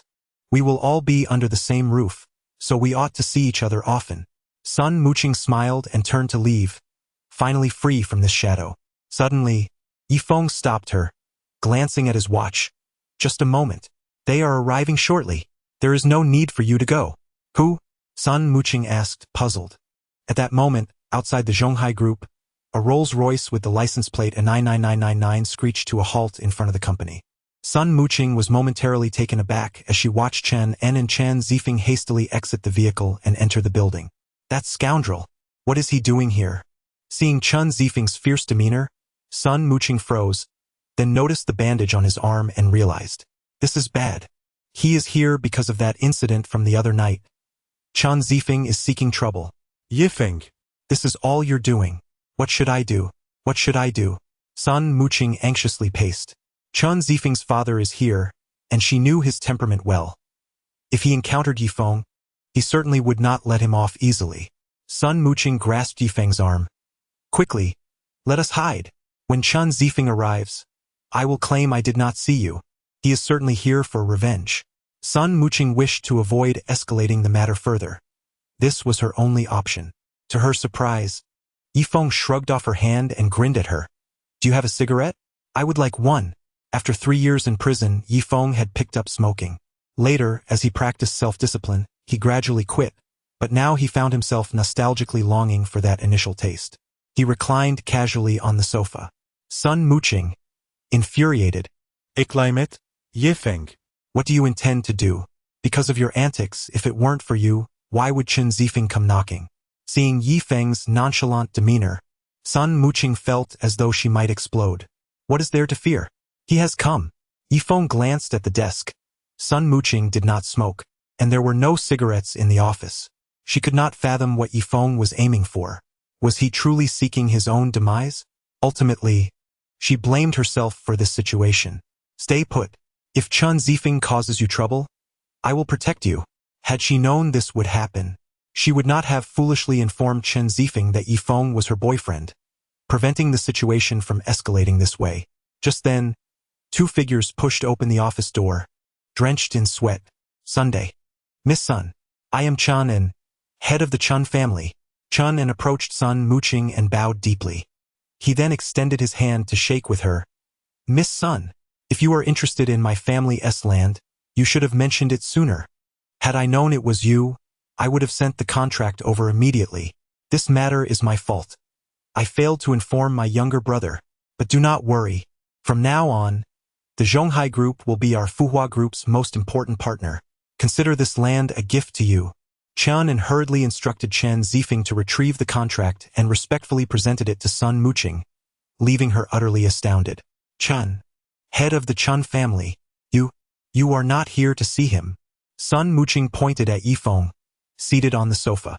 The moment they entered, Chun An and Chen Zifeng had already noticed Yifeng lounging on the sofa. In an instant, both felt a surge of shock and excitement, but Chun An was composed. He quickly steadied himself and first expressed his sincerity to Sun Muqing, intending for Yifeng to witness all his efforts. Yifeng was quite pleased with Chun An's actions and smiled at him. He was well aware of the land's value. Chun An was offering it to her freely and had even come in person. Chen Zifeng bowed his head deeply, apologizing to Sun Muqing. Miss Sun, I am sorry for what happened that day. Rest assured, I will never offend you again. If I have wronged you in any way in the past, please forgive me. Chen Zifeng's demeanor was earnest, almost as if he wished to bury his head in the ground. This scoundrel is now apologizing. Has the sun risen from the west? Sun Muqing felt as though she were in a dream. She pinched her thigh to confirm this was not a fantasy. At that moment, Yifeng spoke. Do you have a cigarette? I have some. Chun An quickly reached into his pocket, producing a pack of huazi, and lit one for Yifeng. The night breeze inhaled deeply, gently exhaling, the fragrance of tobacco swirling around his fingertips. His face bore an unprecedented maturity and weariness. Sun Muqing gazed at him, and for a fleeting moment, an indescribable sense of unfamiliarity washed over her. Chun An stepped forward, intending to offer a grand salute to the night breeze, only to catch a knowing glance from him. Chun An promptly understood. Mr. Yi, greetings. Zifeng, why haven't you greeted Mr. Yi? Greetings, Mr. Yi. A bead of cold sweat trickled down Chen Zifeng's forehead. Sun Muqing stared blankly at the night breeze. We have reconciled. Since the head of the Chen family has kindly offered, you should accept this contract. A hint of a smile played at the corners of the night breeze's mouth. Sun Muqing's mind was a tangle of confusion as she pondered. Could it be that because of him, the Chen father and son bestowed that coveted piece of land upon her? No, that cannot be. How could Mr. Yi possibly possess such formidable influence? The night breeze hurriedly explained. The head of the Chen family shares a good rapport with Brother Zhao. Thus we are somewhat acquainted. The night breeze carried a hint of insincerity. Yet Sun Muqing, with her simplistic mind, failed to detect any irregularities. So, it was like this. Sun Muqing hastily tucked away the contract. Chapter 24. What brings you here? Xiaoyu, quickly prepare tea for the Chun family head and young Master Chun. Sun Muqing instructed Zhao Xiaoyu in a hurry. Zhao Xiaoyu observed the Chen father and son's demeanor towards Yifeng, her heart filled with astonishment. Was it not absurd for President Sun to appoint him as the head of security? Zhao Xiaoyu, having encountered countless individuals, discerned from the recent events that Yifeng undoubtedly held a significant status in the eyes of the Chen father and son, perhaps even higher than Sun Muqing's own. This Yifeng was enigmatic and exuded a certain masculine charm. Soon, Zhao Xiaoyu brewed tea for the guests, while Chen Zifeng hesitated to sit until Chun An spoke up, granting him permission. Sun Muqing noticed that Chen Zifeng appeared unusually tense today, a result of his anxiety in the presence of the powerful figures behind the Tiangong group. Chun An patted Chen Zifeng on the shoulder, saying, My son may be a bit unruly, but at heart he is not a bad person. I hope Miss Sun can be magnanimous and tolerate this unambitious lad. Zifeng, you must learn from Miss Sun and Mr. Yi in the future. Do you understand? Chun An spoke earnestly, to which Chen Zifeng nodded repeatedly. Dad, I understand. Sun Muqing couldn't help but sigh inwardly, realizing that Chen Zifeng's father was far superior to him in many ways. With such a father, the son should not be lacking either. Although she held a low opinion of Chen Zifeng's past actions, they could still engage in business dealings. The Chun family, a top-tier family, possessed undeniable strength. After taking a sip of tea, Chunin continued, Miss Sun, you need to personally inspect this piece of land. We initially planned to develop a villa area here. But what? Sun Muqing inquired, taken aback. But this location has some peculiarities. Several workers reported that many of them fell under some strange influence. Their bodies became stiff as stone, as if afflicted by some bizarre ailment. Chun and did not wish for any mishap to occur after Sun Muqing took over, as he would not be able to bear the consequences. Thus, he relayed the specifics to her. Sun Muqing was shocked as well. She had consulted a feng shui master regarding this land, which was known for its mild winters and cool summers, deemed a rare gem. Moreover, she had visited the site previously without incident. Sun Muqing nodded earnestly. Thank you. I will go take a look this afternoon. Very well. In that case, I shall take my leave. Chanan bid farewell to Sun Muqing and Yi Feng before hastily departing from Zhonghai Group. Sun Muqing put away the contract and descended the stairs. Since she had accepted this piece of land, it was imperative to inspect the situation. Furthermore, after much contemplation, she decided to compensate the Qin family. She could not simply take their property without due payment. Is the Chun family truly offering me this land for free? Are they concealing something from me? Sun Muqing scrutinized the situation. She attempted to glean any insight from Yifeng but found herself unable to perceive anything. After a moment, Yifeng remarked, I hardly possess such influence. Perhaps it is the Tiangong group that seeks to collaborate with you? Aren't they acquainted with General Zhao? We were fortunate to have met once. Alright, don't you need to inspect the land? I shall accompany you. Yifeng expressed his curiosity about the alleged strangeness of the location as he made his way down the stairs, disregarding Sun Muqing's pace. Sun Muqing shot him a glare. This fellow was skipping work on his first day. However, given her pleasant mood, she chose not to pursue the matter. Sun Muqing followed closely behind, driving her Audi as they sped off. The land gifted to Sun Muqing by Chun En was adjacent to Long Lake, situated in the most expensive area of Longcheng. Soon, Sun Muqing's vehicle arrived at the construction site entrance, where an expanse of several thousand square meters was enclosed, and numerous workers were present within. Not far away stood the headquarters of Fuhua Group, just as Sun Muqing and Yifeng arrived. Two staff members approached. Are you President Sun? President Chun asked me to wait for you here. Sun Muqing nodded politely, her gaze drifting towards the bustling commercial district, already brimming with myriad ideas for developing this precious land. However, before proceeding, she needed to ascertain the true condition of this feng shui treasure. Just as Yifeng and Sun Muqing were about to enter with the staff, suddenly, a Rolls-Royce sped toward them. Immediately, Yifeng spotted Zhang Tao emerging from the vehicle alongside Li Yaqing, followed by many suited individuals. Zhang Tao locked eyes with Yifeng and smirked coldly. Step aside. What business does a convict like you have here? Zhang Tao ordered Yifeng to make way. As the night breeze rustled, Yifeng furrowed his brow and inquired with curiosity, What brings the two of you here? Upon hearing this, Zhang Tao scoffed. What am I doing here? Are you out of your mind, you convict? I'm here to inspect the land. Now step aside. With that, Zhang Tao surged forward, attempting to push past Yifeng. As he brushed by, he forcefully collided with Yifeng's shoulder. Little did he know the extent of Yifeng's current prowess. The impact sent Zhang Tao tumbling like a rag doll, as though he had crashed into a concrete pillar. The sound of cracking bones echoed, nearly leaving him incapacitated. Witnessing this, Li Yaqing's expression turned furious. She had long been intolerant of Yifeng. This wretched fellow dared to confront her fiancé, emboldened by the presence of Sun Muqing. Yifeng. You have quite the audacity to defy my fiancé. With that, Li Yaqing delivered a sharp slap towards Yifeng, determined to teach this convict a lesson, regardless of whether Sun Muqing was present or not. The night breeze exuded an ominous aura as Li Yaqing's hand abruptly halted, only to be firmly grasped by the wind. With a sharp crack, the night breeze delivered a resounding slap across her face. Did you truly believe I would refrain from striking you? You blind fool. It was Zhang Tao who deliberately provoked me. Yet this vile woman insists on claiming that I was the one seeking trouble. Given this, there is no need for any semblance of mercy. This slap sent Li Yaqing into a frenzy. She screamed, You? How dare you strike me? I will ensure you pay for this today. Husband. Why aren't you helping me?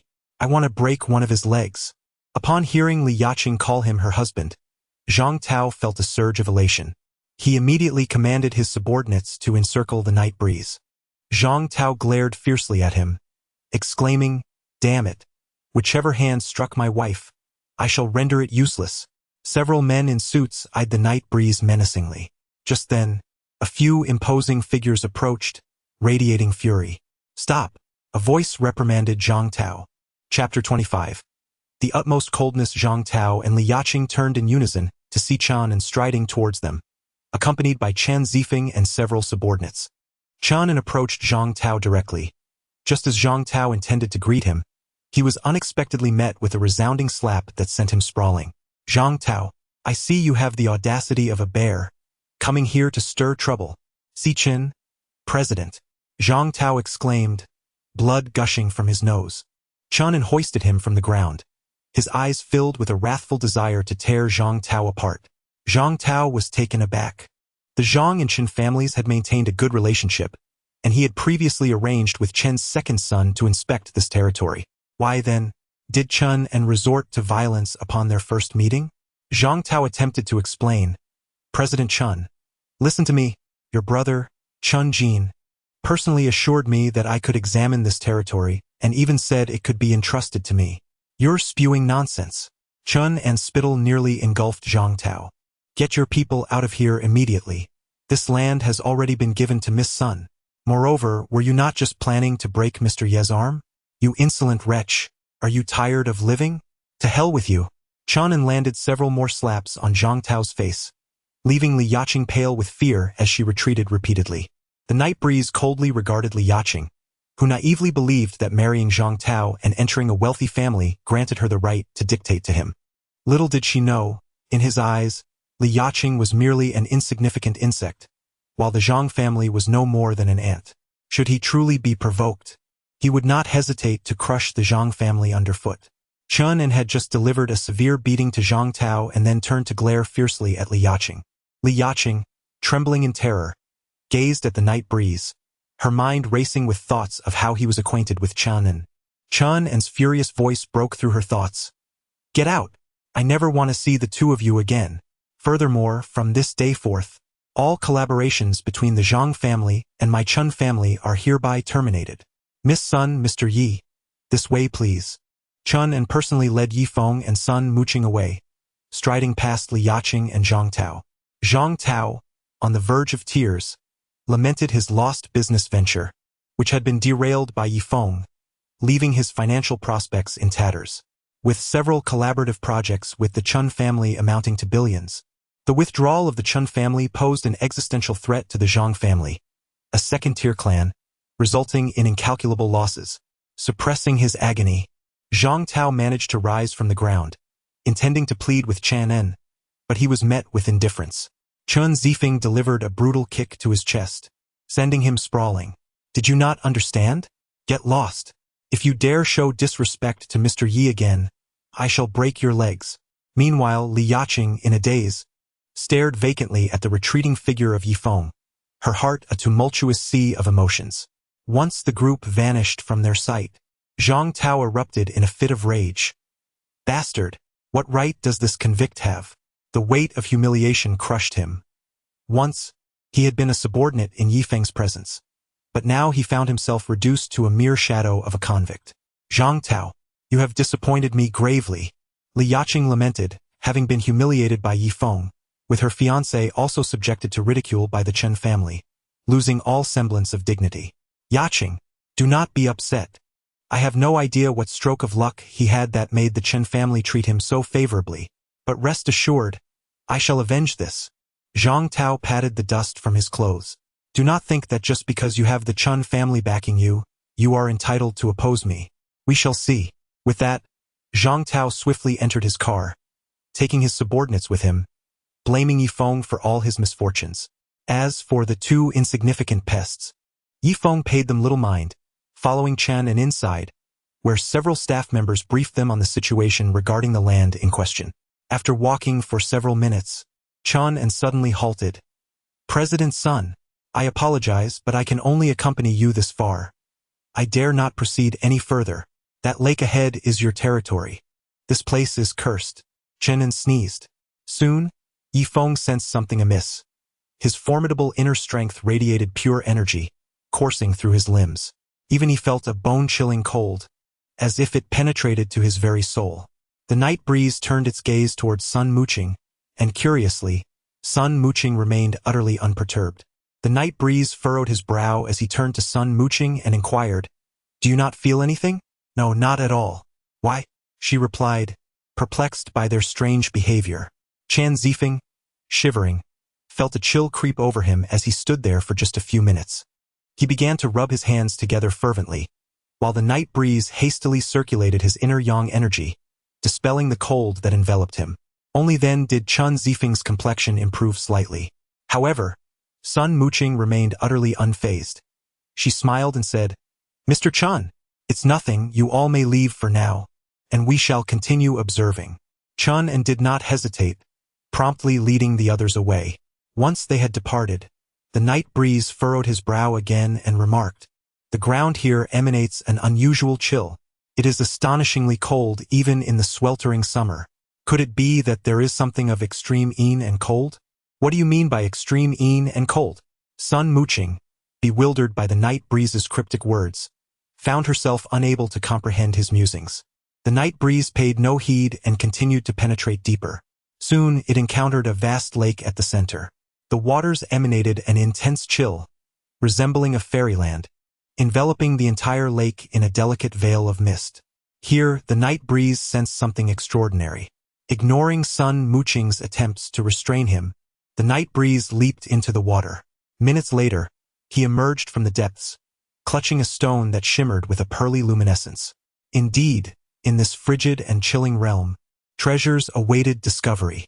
The icy aura pierced through him, even overpowering the internal force within his body. Strangely, Sun Muqing felt no chill at all.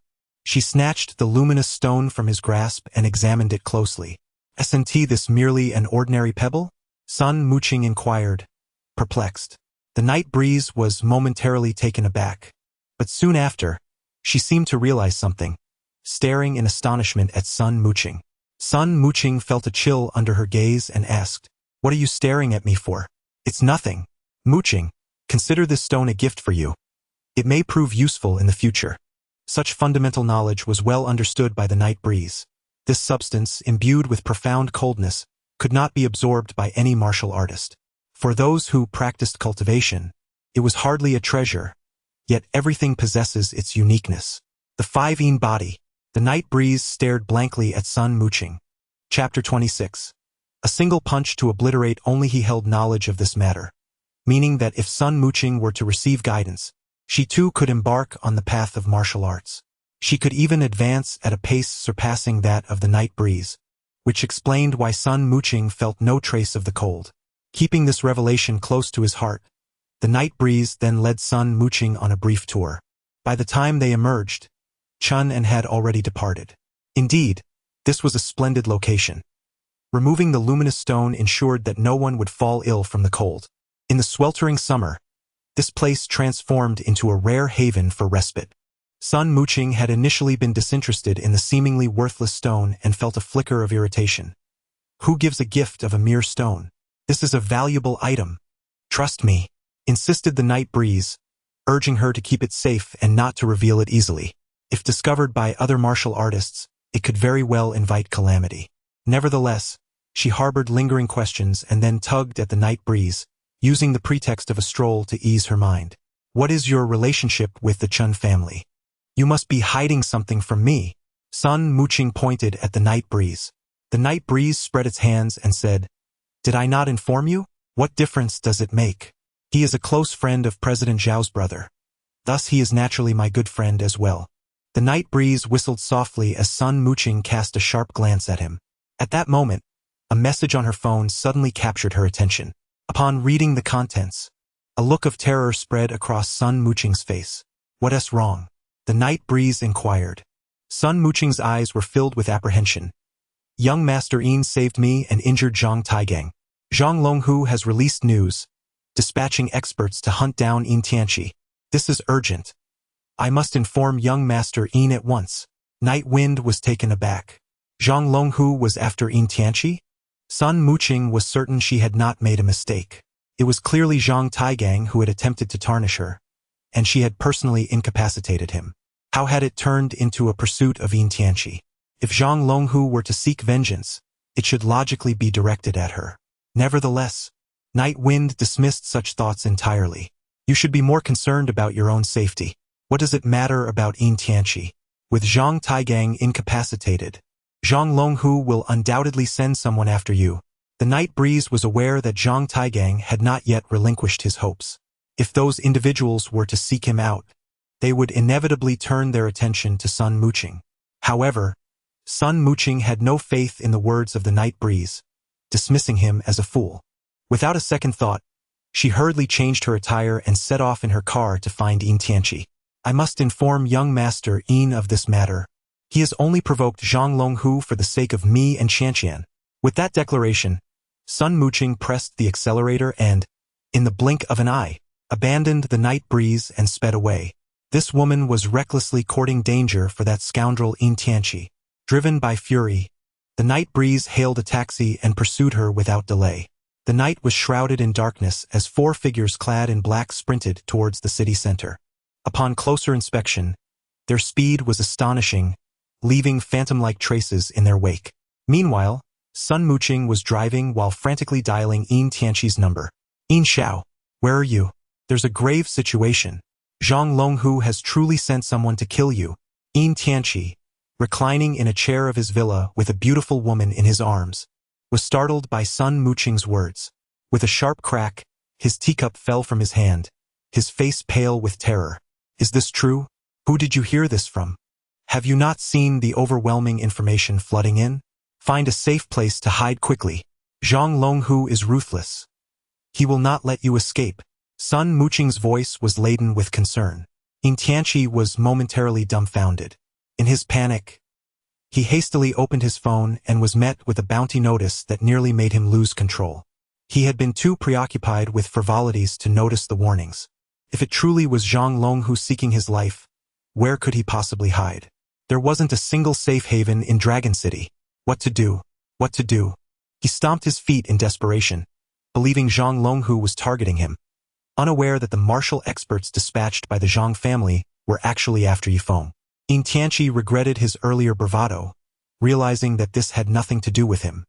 He had merely boasted to deceive Sun Muqing and Su Qianqian, never anticipating that the Zhang family would attribute Zhang Tiegong's downfall to him. As his thoughts raced, he contemplated going to the Zhang family to confess and clarify the situation concerning Sun Muqing.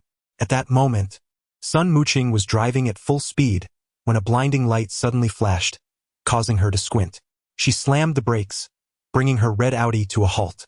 Across the street, 4 figures emerged, rushing towards her. Simultaneously, Yifeng exited a taxi, his form vanishing in the blink of an eye. Are you Sun Muqing? I am. Who are you? That's right. We've been looking for you. The leader of the black-clad men smashed a fist against the glass. Just as he reached to seize one of Sun Muqing's arms, Yifeng's striking visage appeared before him. The black-clad man instinctively stepped back, eyeing Yifeng with caution. Sun Muqing, equally stunned, observed the black-clad man's reaction with a glimmer of hope. It was fortuitously a perfect match. The night breeze swayed fearlessly, and within his gaze lay an overwhelming aura of menace.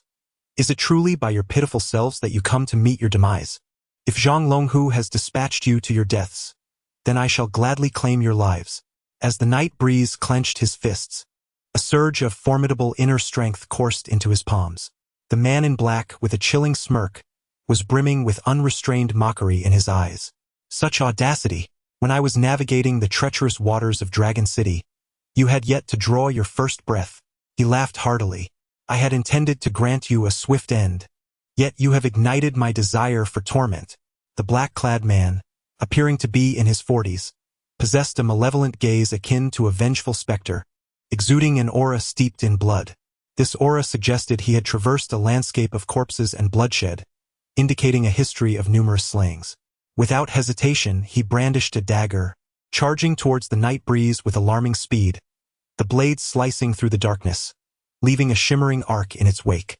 As the dagger approached, the night breeze unleashed a devastating punch, the force of which shattered the man in black into fragments.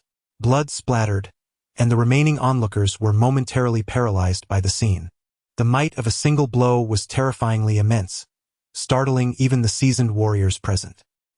Sun Muqing had never witnessed such a spectacle, and with a shriek, she instinctively covered her mouth in fear. This fellow is a warrior. The other three exchanged glances, their eyes reflecting sheer terror. To call you mere refuse would be an overestimation, the night breeze taunted. Chapter 27. No return. The night breeze turned and softly urged Sun Muqing, "Close your eyes." He feared that the splatter of blood might taint her, and was also concerned that the gruesome scene would terrify her. Who are these people? Sun Muqing had never encountered warriors before, and remained oblivious to the fact that these individuals were targeting her, while his mind lingered on Yin Tianqi. "They have come to kill me," the night breeze remarked coldly, as an aura of murderous intent enveloped the assailants. Realizing the night breeze's formidable prowess, they finally dared not underestimate him any longer. "Let us all attack. Let us eliminate this brat." Three figures converged in a pincer movement around the night breeze.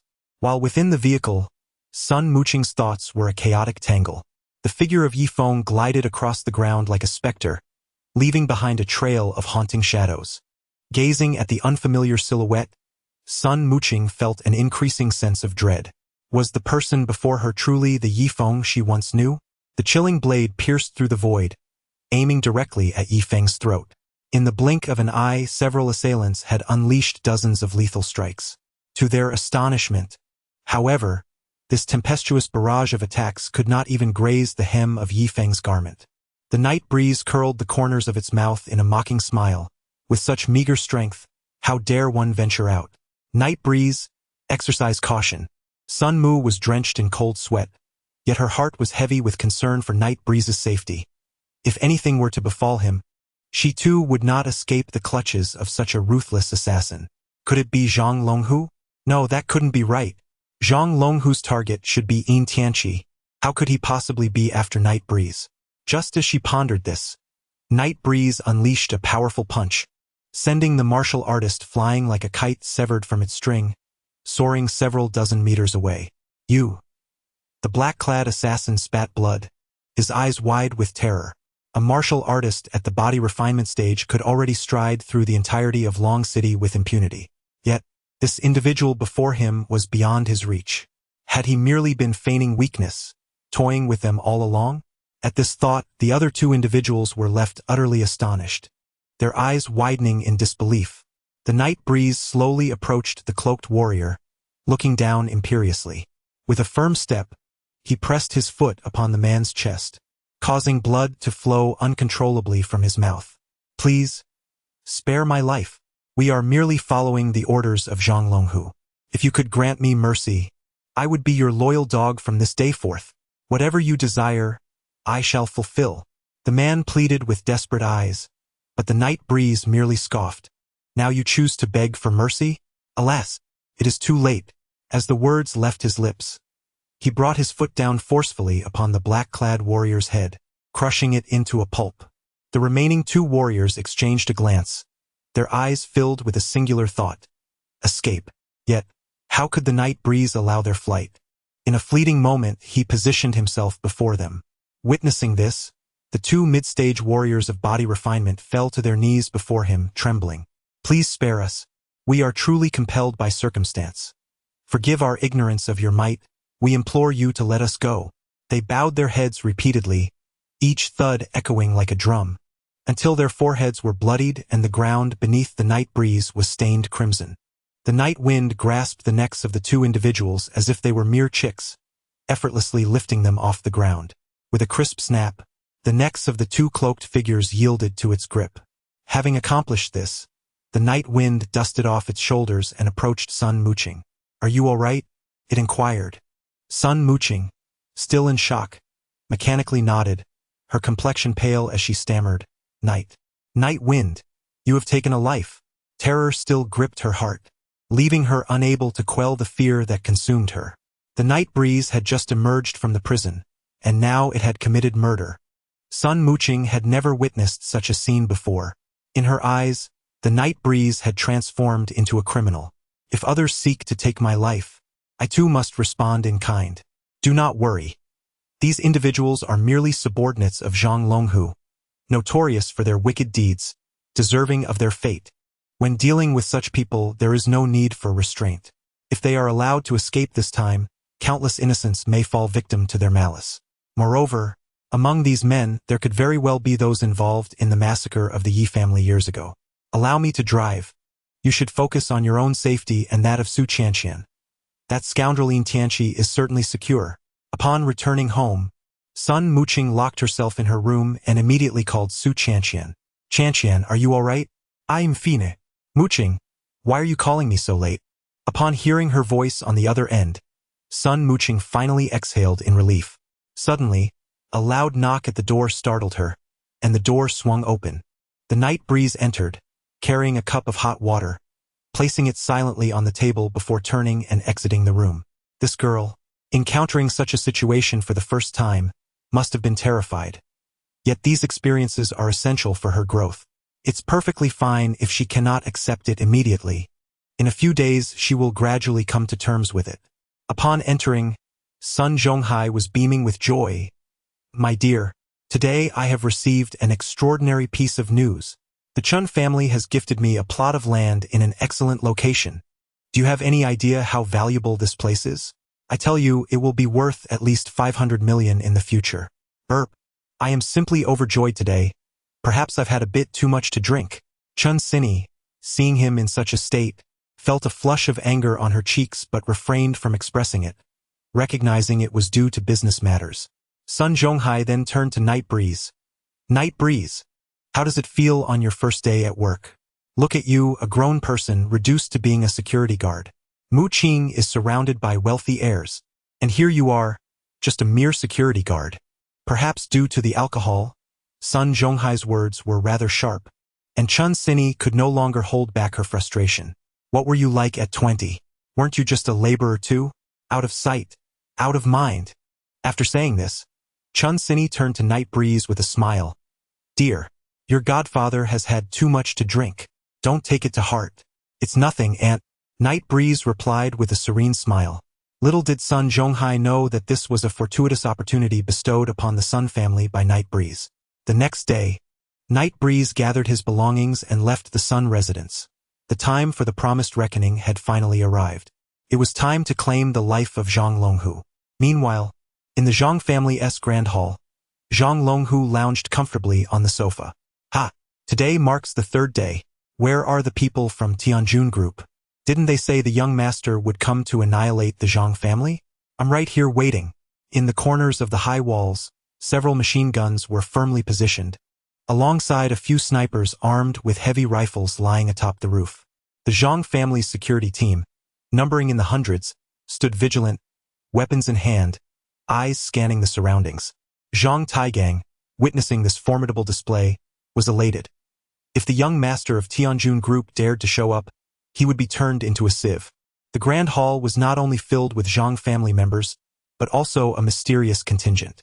24 martial artists stood in 2 rows, with 4 previously sent to assassinate Night Breeze now replaced by 20 more. These individuals were Zhang Longhu's trusted subordinates, seasoned in battle, having traversed through fire and blood, mercilessly skilled in killing. This was a grand gift prepared by Zhang Longhu for Tianjun Group. He was brimming with confidence, utterly dismissive of the so-called young master from Tianjun Group. The strong dragon could not suppress the local snake. He ruled Dragon City, and Tianjun Group fancied themselves as its emperor, believing they could eliminate anyone at will. I doubt Tianjun Group will show up today. With such a massive display, news must have reached them, scaring them into hiding. Ha ha ha!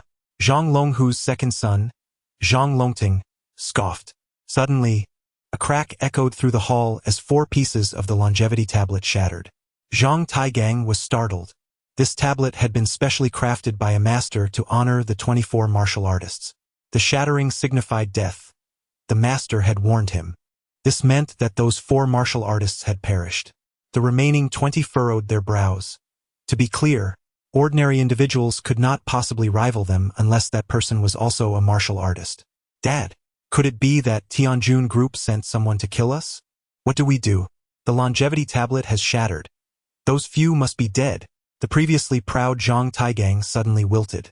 Indeed, Tianjun Group had come for them. Zhang Longhu barked, "Calm down. Those 4 could have been killed by anyone."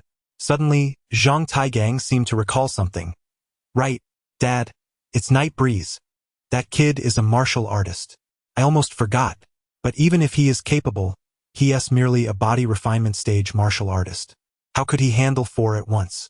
Zhang Taigang had no faith that this was the work of Night Breeze.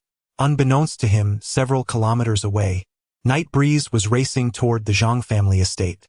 Zhang Longhu's expression darkened. Could it be that the boy had allies? Killing my subordinates would inevitably lead to his demise. Son. Do not worry. Once 3 days pass, I will personally deal with Night Breeze. A chilling aura enveloped Zhang Longhu as he spoke.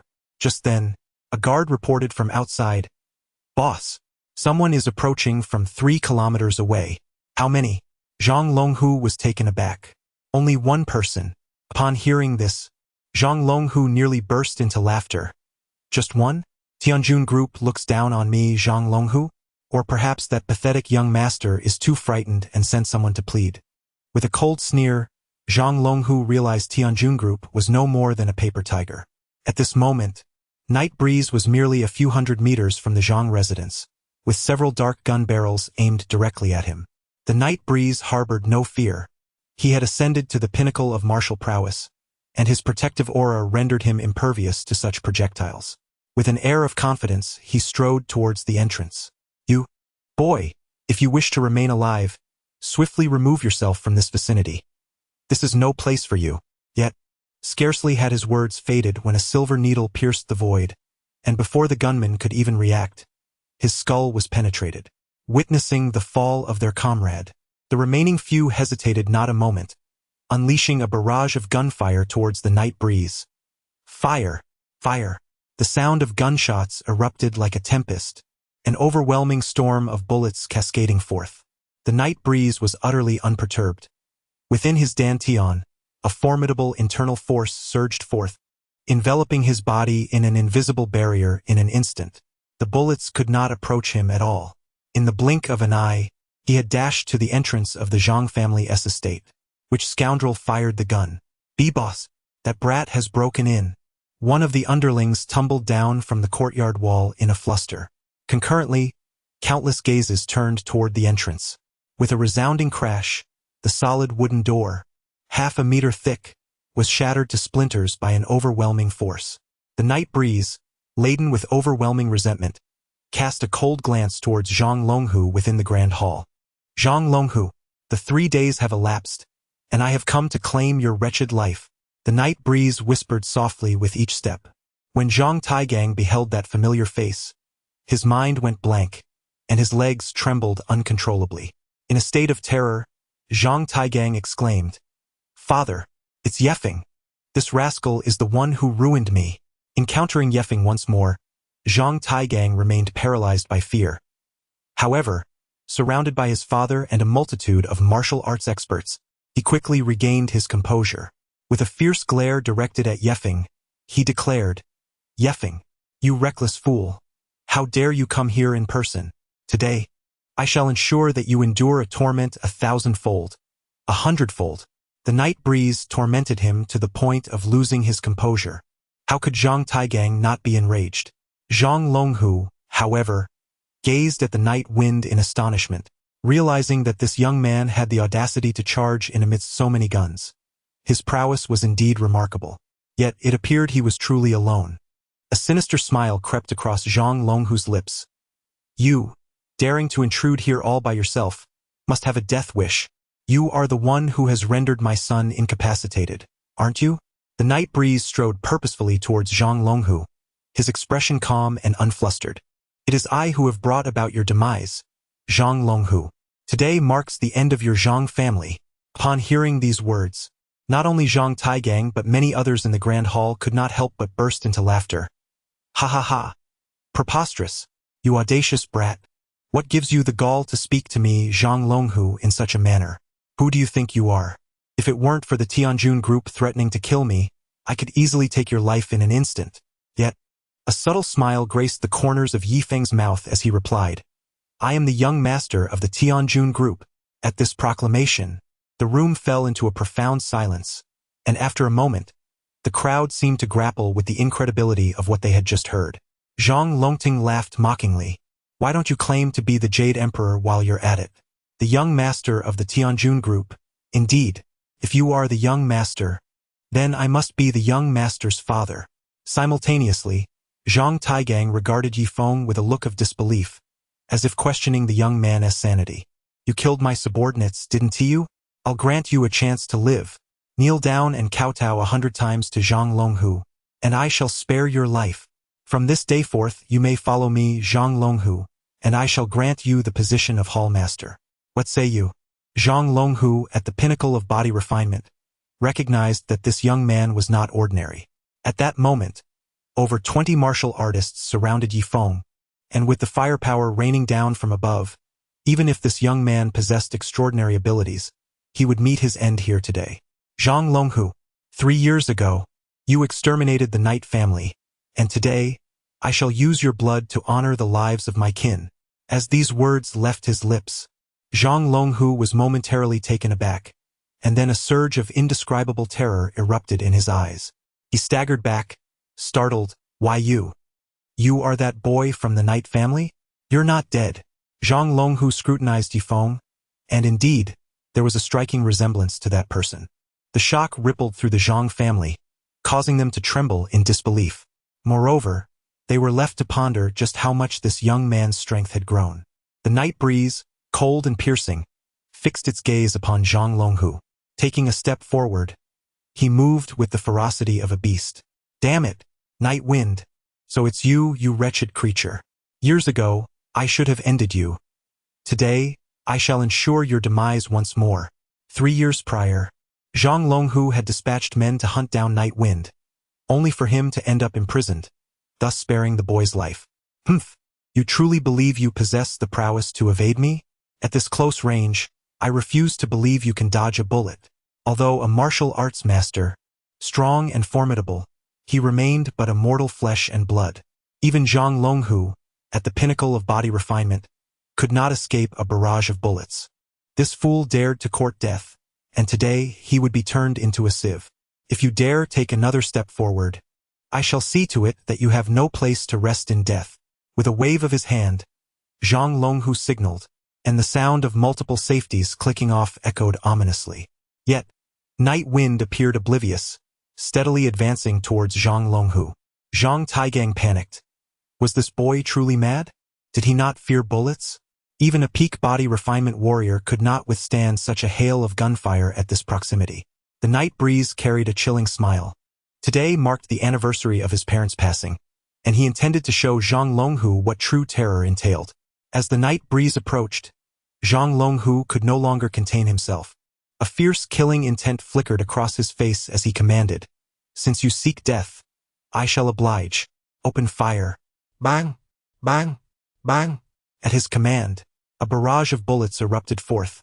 Yet Zhang Longhu was entirely oblivious to the horrifying spectacle of the night breeze effortlessly absorbing the earlier gunfire. Had he witnessed it, he would never have ordered the attack. However, dozens of bullets hurtled towards the night breeze, and in a shocking display, he raised a hand, causing the bullets to hover in mid-air. Clink, clink, clink. Then, before the terrified gazes of the onlookers, the bullets fell harmlessly to the ground. Not only Zhang Longhu, but everyone present was rendered speechless. The 20 martial artists gasped in astonishment, staring at the night breeze as if they had encountered a ghost. Heavens! How is this possible? They fixed their horrified stares upon him, unable to utter a single word, as their perceptions had been utterly shattered. Having lived for most of his life, Zhang Longhu had never witnessed such a phenomenon. You! His expression turned pale with fear. Before he could utter another word, the night breeze surged forward like lightning. Zhang Longhu, panicked, shouted, "Quick! Stop this kid!" In that moment, he seemed to forget about the battle entirely, as the 20 martial artists charged towards the night breeze, unleashing torrents of formidable inner strength akin to a volcanic eruption. Any ordinary person would surely be reduced to mere fragments upon contact. Yet, the night breeze merely trembled, unleashing both fists in a powerful collision with the inner strength. In the next moment, the 20 martial artists spat blood and were sent flying backward. Is this boy even human? Zhang Taigang was terrified to the core. Regret began to seep into his thoughts as Zhang Longhu lifted his head, eyes wide with terror, staring at the night breeze standing before him. The night breeze beckoned him with a gesture. Zhang Longhu, I hear you are also a martial artist. I shall grant you 3 moves. The night breeze played with a hint of irony, driving Zhang Longhu into madness. Ah, I shall kill you, he roared, channeling all his inner strength as he charged at the night wind. Zhang Longhu, now a peak martial artist in body refinement, had honed his physical prowess to its utmost, yet his internal energy could not be unleashed as freely as that of the night wind. As he faced Zhang Longhu, the night wind finally unleashed the fury that had been simmering within, while Zhang Longhu began to grasp the essence of terror. Had it not been for the night wind's fortuitous encounter with a master in prison, how could he have possibly evaded Zhang Longhu's relentless pursuit? Zhang Longhu's moves were ferocious, yet he could not touch the night wind, who did not even lift a finger. The night wind deftly maneuvered, leaving Zhang Longhu in a dizzying whirl. After a brief exchange, 3 moves had elapsed. I have granted you 3 moves. Now, it is my turn to strike. The night breeze turned cold as he fixed his gaze upon Zhang Longhu, his hands resembling fierce claws that suddenly seized Zhang Longhu's arms.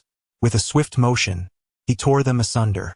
This horrific scene rendered the Zhang family in a state of utter terror, leaving the 20-odd warriors pale to the extreme. With a single strike, he had incapacitated Zhang Longhu, the strongest among them all. Just as he was about to approach and interrogate Zhang Longhu further, an elderly figure emerged from the side. The man appeared to be in his 60s or 70s. Upon seeing him, Night Breeze furrowed his brow and asked, "Do you require something?" "I am Li Song, the head of the Li family from Longcheng," the old man replied. "I come on behalf of Wang Wu, the chief instructor of the Black Dragon, under the orders of the Lord of Jinnan, to visit the head of the Zhang family. Young man, you have already incapacitated both Zhang Longhu and his son. For the sake of the Lord of Jinnan, I implore you to spare them." The elder spoke coldly. "What is the Lord of Jinnan to me? Even if he were to come in person, I would slay them if I wished. It is not his place to intervene. Those who do not wish to perish should step aside." The night breeze let out a cold laugh. "What a joke, the king of southern Jiang. Zhang Longhu has extinguished my night family, yet he still thinks he can survive? Absurd. In chapter 30, let him speak to me personally." Everyone in the grand hall inhaled sharply, their bodies tingling with unease at the sight of that figure. This young man had an audacious demeanor. He must truly be mad. The king of southern Jiang is the paramount figure in southern Jiang province, wielding dominion over the entire region, commanding an army of tens of thousands. Among them, the Black Dragon Guards stand out as the elite force, comprising a full 1,000 warriors. Li Song, under the orders of the Black Dragon commander Wang Wu, had come to pay a visit to Zhang Longhu, yet Night Breeze showed him no respect. Did he truly fear for his life? What audacity! The king of southern Jiang was the very essence of the region, and Commander Wang Wu commanded 1,000 Black Dragon Guards. To eliminate Zhang Longhu, one would indeed require the king's consent. What right did he think he had? Li Song scoffed. This Night Breeze was utterly oblivious to his own peril, disregarding even the king of southern Jiang. He had been sent by Wang Wu for a purpose. Zhang Longhu had privately bestowed many valuable offerings upon Wang Wu. How could he stand idly by and watch his golden goose perish? Get lost! Slap! The Night Breeze struck with a force, sending Li Song's body flying through the air like a lifeless dog, blood gushing forth in a violent spray. He landed on the ground, rolling several times before coming to rest at Zhang Tiegang's feet, utterly motionless. Zhang Taigang was taken aback. The Night Breeze had the audacity to kill anyone, even the venerable Li Song from the Li family, with a single blow. In an effort to confront the Tianjun group, Zhang Longhu had specifically invited Li Song, seeking the support of the southern king, believing that even the Tianjun group posed no threat. However, Now both Zhang's family and many other powerful figures gathered here were in jeopardy. Ha ha ha! What audacity! You dare to slay my man! In Jiangnan province, I have yet to encounter such a brazen youth. If you dare to lay a finger on him, I will ensure the annihilation of your knight family. Suddenly, a formidable figure burst through the gates of the Zhang residence, clad in heavy armor. His face bore the marks of age, yet he reeked of alcohol, clearly inebriated. Upon seeing the newcomer, Zhang Longhu grasped at this lifeline. Lord Wang, you must save me. Who are you? Night Breeze coldly scrutinized the man. Who am I? I am Wang Wu, the chief instructor of the Black Dragon and a subordinate of the Southern King. I care not for your grievances with Zhang Longhu. Now, at once, leave my sight. Upon Wang Wu's declaration, the Zhang family members were taken aback. They had heard tales of him. It was said that the Southern King had 4 formidable subordinates, and Wang Wu was the chief of the Black Dragon, commanding over 10,000 men. Despite Night Breeze's considerable prowess, he stood no chance against the formidable Wang Wu. Wang Wu wielded immense power.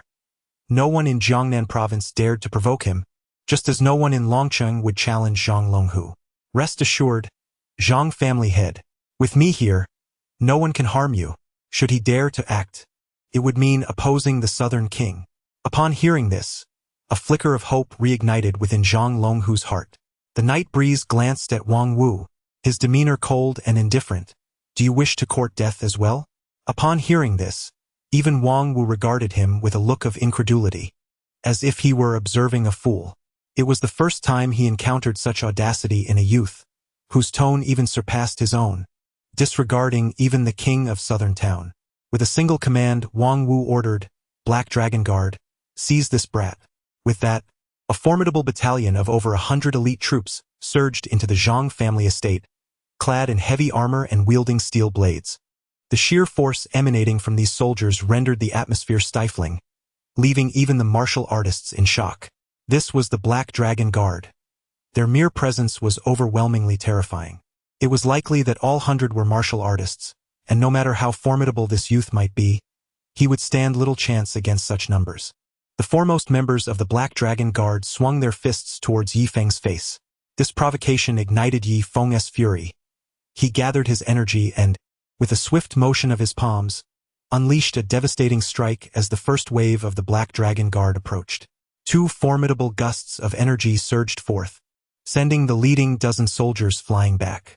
In an instant, Yi Feng darted into the fray, and moments later, the battalion lay in disarray, armor discarded, all sprawled on the ground.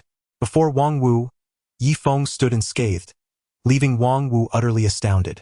Even he could not withstand 30 strikes from 100 Black Dragon Guards. Yet, today he had brought only 100 of them. Lord Wang, this brat caught dozens of bullets with his bare hands. Moreover, the 20 martial artists from our Wang family are no match for him. Zhang Taigang trembled beside him. Upon hearing this, Wang Wu was left speechless. Why didn't you mention this earlier? Before he could finish his thought, Yi Feng struck him with a resounding slap, sending him hurtling away. The head instructor is nothing but this. Indeed, while Wang Wu was somewhat stronger than Zhang Longhu, he still lingered at the body refinement stage, while Yi Feng had already ascended to the pinnacle of the opening origin stage. Against 100 Black Dragon Guards, even 1,000 would not intimidate Yi Feng. It would merely take a little longer to subdue them. Zhang Longhu, having lost both arms, felt his strength waning. It was only now that he sensed the approach of death. You, take your Black Dragon Guard and get out of the Zhang family, or I shall ensure your demise.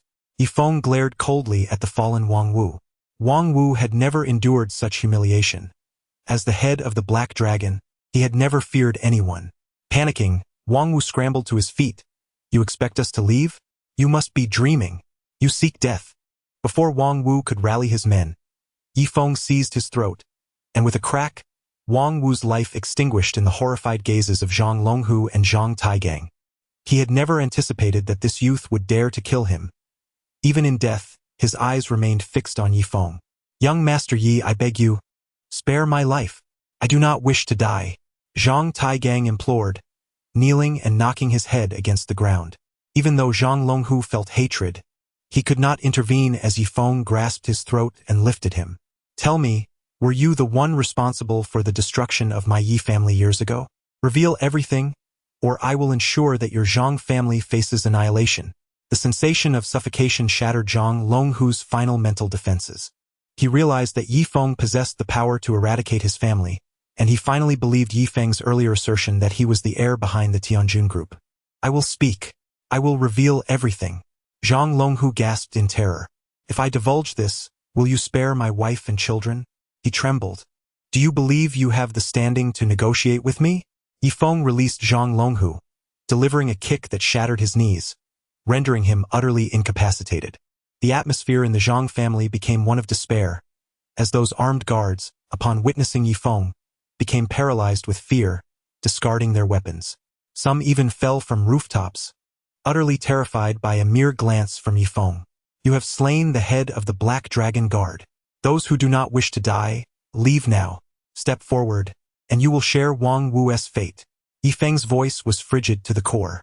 This was a blood feud between the Yi and Zhang families, and none were permitted to intervene. To his astonishment, at Yi Feng's command, the 100 Black Dragon Guards stood frozen, not daring to move. Did you not hear my words? Leave. With a thunderous roar, accompanied by a surge of internal energy, he sent the 100 Black Dragon Guards reeling, spitting blood and collapsing to the ground. In the end, only the Zhang family guards, the Zhang family members, and Zhang Longhu's trembling son remained. The night breeze loomed over Zhang Longhu, high above, akin to a divine being. It was I who once annihilated your night family, yet I merely acted upon orders. This matter was orchestrated by the Azure Dragon War God. I, like them, am but a mere pawn in this grand game. I implore you to spare my family's life. Zhang Longhu, fully aware that he could not escape the clutches of death today, felt that if his life could secure even a flicker of hope for the Zhang family, he would find contentment in that. Upon hearing his words, the night breeze turned crimson as blood. Indeed, the situation was far more complex than anticipated.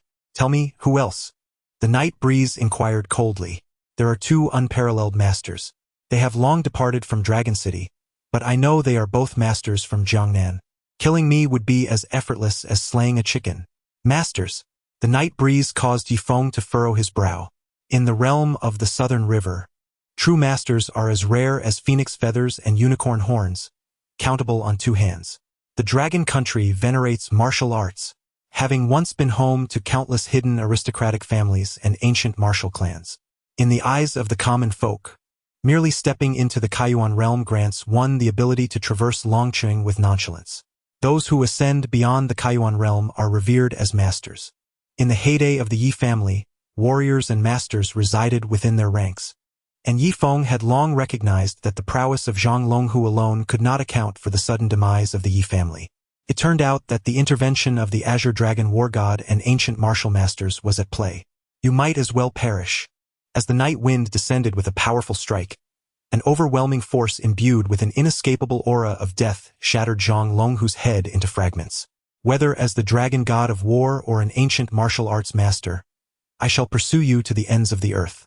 The members of the Zhang family stood in stunned silence, their souls seemingly detached from their bodies, as the legendary emperor of Longqing, Zhang Longhu, met his demise at the hands of another. Father. Zhang Tiegong's teeth clenched in rage, his eyes filled with a tempest of hatred. You have slain my father. I will not let this stand. Consumed by fury, Zhang Taigang, despite any prior trepidation, charged toward the night wind. You shall join him in death. The night wind retaliated with a punch to Zhang Tiegong's chest, sending him flying to the ground where he fell heavily, lifeless from the blow. With a thud, the remaining hundreds in the vicinity fell to their knees, faces stricken with terror, weeping profusely. Spare us, grandfather. This is not our doing. We implore you. Let us go. The guards and family members of the Zhang clan, along with the 20 martial artists, prostrated themselves, unable to meet the gaze of this embodiment of death. Rest assured, those who have not stained my night family with their blood shall be spared. As for the rest, not a single one shall be left alive. The night wind swept across the scene with a chilling gaze. In the blink of an eye, several warriors kneeling at its feet began to identify others. Within half a minute, over a dozen warriors and dozens of guards were pointed out. Take them to accompany my parents and sister in death. Moments later. The Zhang family was engulfed in wails of despair, the cries echoing relentlessly. On this day, blood flowed like rivers. The prestigious Zhang family, along with the underground Emperor Zhang Longhu, was no more. It was as if the very sky over Dragon City had been stained with crimson. Amidst this chaos, a figure clad in blood departed alone from the Zhang residence. The Azure Dragon War God, ranked 8th on the Dragon Kingdom's War God list, had reached the pinnacle of the Kaiyuan realm. He had once led a 100-man team to slay 10,000 daredevil assassins from beyond the realm, earning him a fearsome reputation across the land. Though he was ranked 8th among the 8 war gods of the Dragon Kingdom, the Azure Dragon War God was backed by an ancient martial arts family, wielding immense power. In the headquarters of the Tianjun Group in Dragon City, the Night Wind stood with hands clasped behind his back before a floor-to-ceiling window when a figure rushed in, flustered. Young Master Yi. It was Zhao Fu. Just moments ago, Zhao Fu had received news that the Zhang family had been annihilated. There was no doubt that it was the work of young Master Yi. Help me investigate the relationship between Master Nanjiang and the Azure Dragon War God. Upon hearing this, Zhao Fu was taken aback, realizing the depths of the Zhang family's connections, extending even to Master Nanjiang and the Azure Dragon War God. Zhao Fu accepted the task, and within 10 minutes, he burst back into the office. Young Master Yi, there are 4 individuals associated with Master Nanjiang: the Southern Fist martial arts faction, the Northern Hongmen led by Zhang Yongshan, the Haiqing Zhao family represented by Zhao Wujie, and the Yunqing Master Chen Shouwen. 2 of them, Zhang Yongshan and Zhao Wujie, mysteriously disappeared after visiting Dragon City years ago. Understood. Night Wind silently etched the names of these 2 individuals into his memory. News of Zhang Longhu's downfall spread like thunder, instantly reverberating throughout Dragon City. Zhang Longhu, whose limbs had been rendered useless, died with eyes wide open, and Zhang Taigang, the notoriously arrogant scion of the Zhang family, met a grisly end in his own home, leaving dozens of Zhang family members in mourning. This news surged through Dragon City like a tidal wave, shocking the elite families. In the Li family's grand hall, Li Zihong's eyes widened in disbelief. The sound of a teacup shattering on the floor echoed as he exclaimed, "You say my father is dead? Patriarch, it is absolutely true." Young Master Yi single-handedly stormed the Li family. Even the Grandmaster Wang Wu perished at his hands. After hearing the report, Li Zihong collapsed into his chair. Just an hour ago, his father, Li Song, had been dispatched to the Zhang residence to protect Zhang Longhu from the Tianjun Group. Now, not only had he failed to save him, but he had also lost his own father. Chapter 32. A shift in power in Dragon City. The news acquired by the Li family's guards, obtained at great risk from the Zhang residence, was undoubtedly accurate. Behind Li Zihong, a young man in his 20s, with delicate features and a pale complexion, furrowed his brow. "Father, who is this Night Wind?" The last remnant of the Yi family. Upon hearing this, Li Shaotian was taken aback. The Li family's rise to power was built upon the division of the Yi family's wealth. The events surrounding the downfall of the Yi family were shrouded in secrecy, known to none in Dragon City, and Li Shaotian had never heard Li Song mention it. Could the events of that time be intertwined with the Li family's fate? Without further hesitation, Li Zihong immediately dialed a number. Patriarch Lin, quickly summon Elder Lu for a discussion. Soon, 2 elegantly dressed men arrived at the Li family villa. One appeared to be in his 50s, sporting a slicked-back hairstyle, adorned with a gold necklace and revealing yellowed teeth, a deep scar marking his face. The other leaned on a dragon-headed cane, dressed in a black Zhongshan suit, exuding a dignified aura despite his graying hair. His presence radiated a formidable internal force, unmistakably revealing him to be a martial artist. This man was Lu Qishan, the patriarch of the Lu family, while the other was Lin Zhen, the head of the Lin family. As they entered, Li Zihong gestured for all guards and maids to withdraw, creating a tense atmosphere in the grand hall. With evident sorrow, he implored, "Father, may your spirit in heaven protect the Li family. Humph, if that brat dares to come here, we shall annihilate him." Lin Zhen replied darkly, "Annihilate him? Even Zhang Longhu was killed by this brat. Wang Wu perished at his hands. The 100 black dragon guards fled in disarray at his mere shout. How could our three families possibly be his match? Li Xiong rappelait anxiously. Are you suggesting we simply wait to be destroyed by this boy? Anger flared in Lin Zhen's eyes. The scar on his face was a reminder of the Knight family's past. Meanwhile, Lu Qishan remained impassive, his gaze revealing no turbulence. The Black Dragon Guards were elite fighters under the command of the Southern King, and even with dozens of Zhang family warriors, the combined might of Wang Wu and the Black Dragon Guards was no match for the boy. How powerful must he have become? Li Zihong could hardly fathom it. Night Wind had now ascended to the status of a martial arts master, and within Dragon City, there were none left at that level. Even if the three families joined forces, their fate would inevitably be one of destruction. If need be, I am willing to sacrifice half of the Li family's wealth to quell Night Wind's wrath and ensure our safety. Upon hearing this, Lin Jin immediately retorted, I disagree. Should the Lin family also surrender half of our assets to Night Wind? We had no part in the events of the past. We merely took a portion of the Yi family's wealth. Must we now give up half? At that time, the Lin family was not yet reduced to a third-rate family. Furthermore, even if we offered our wealth, would this brat spare us? He dared to kill both Wang Wu and Zhang Longhu. In Dragon City, who would he not dare to kill? If we unite to resist now, we might have a glimmer of hope, especially with the Southern King as our backing. Besides, the two masters from Nanjiang are also on the same boat as us. Dad, is it really possible? How old can this Night Wind be? Even younger than me? Li Xiaotian frowned. Indeed, if it was Night Wind, he can only be 24 this year. Impossible. A master at 24? The Shura war god, the strongest of the 8 war gods, only achieved the master level recently. Back then, the Shura war god defended the northern border, slaughtering hundreds of thousands of enemy troops. At that age, he was merely a novice martial artist. He was hailed as the most gifted individual in the Dragon Kingdom. What is Night Wind in comparison? Lin Jun was incredulous that Night Wind could be a master-level warrior. If he is not a master, how could he have annihilated the Zhang family? Li Xiong kuntarat. I refuse to believe this was solely his doing. Perhaps there are powerful individuals behind him. Lin Jun scoffed. Lu Qishan glared at the two of them, admonishing, enough bickering. Someone, immediately investigate this boy's background. Additionally, I must personally meet with the Southern King.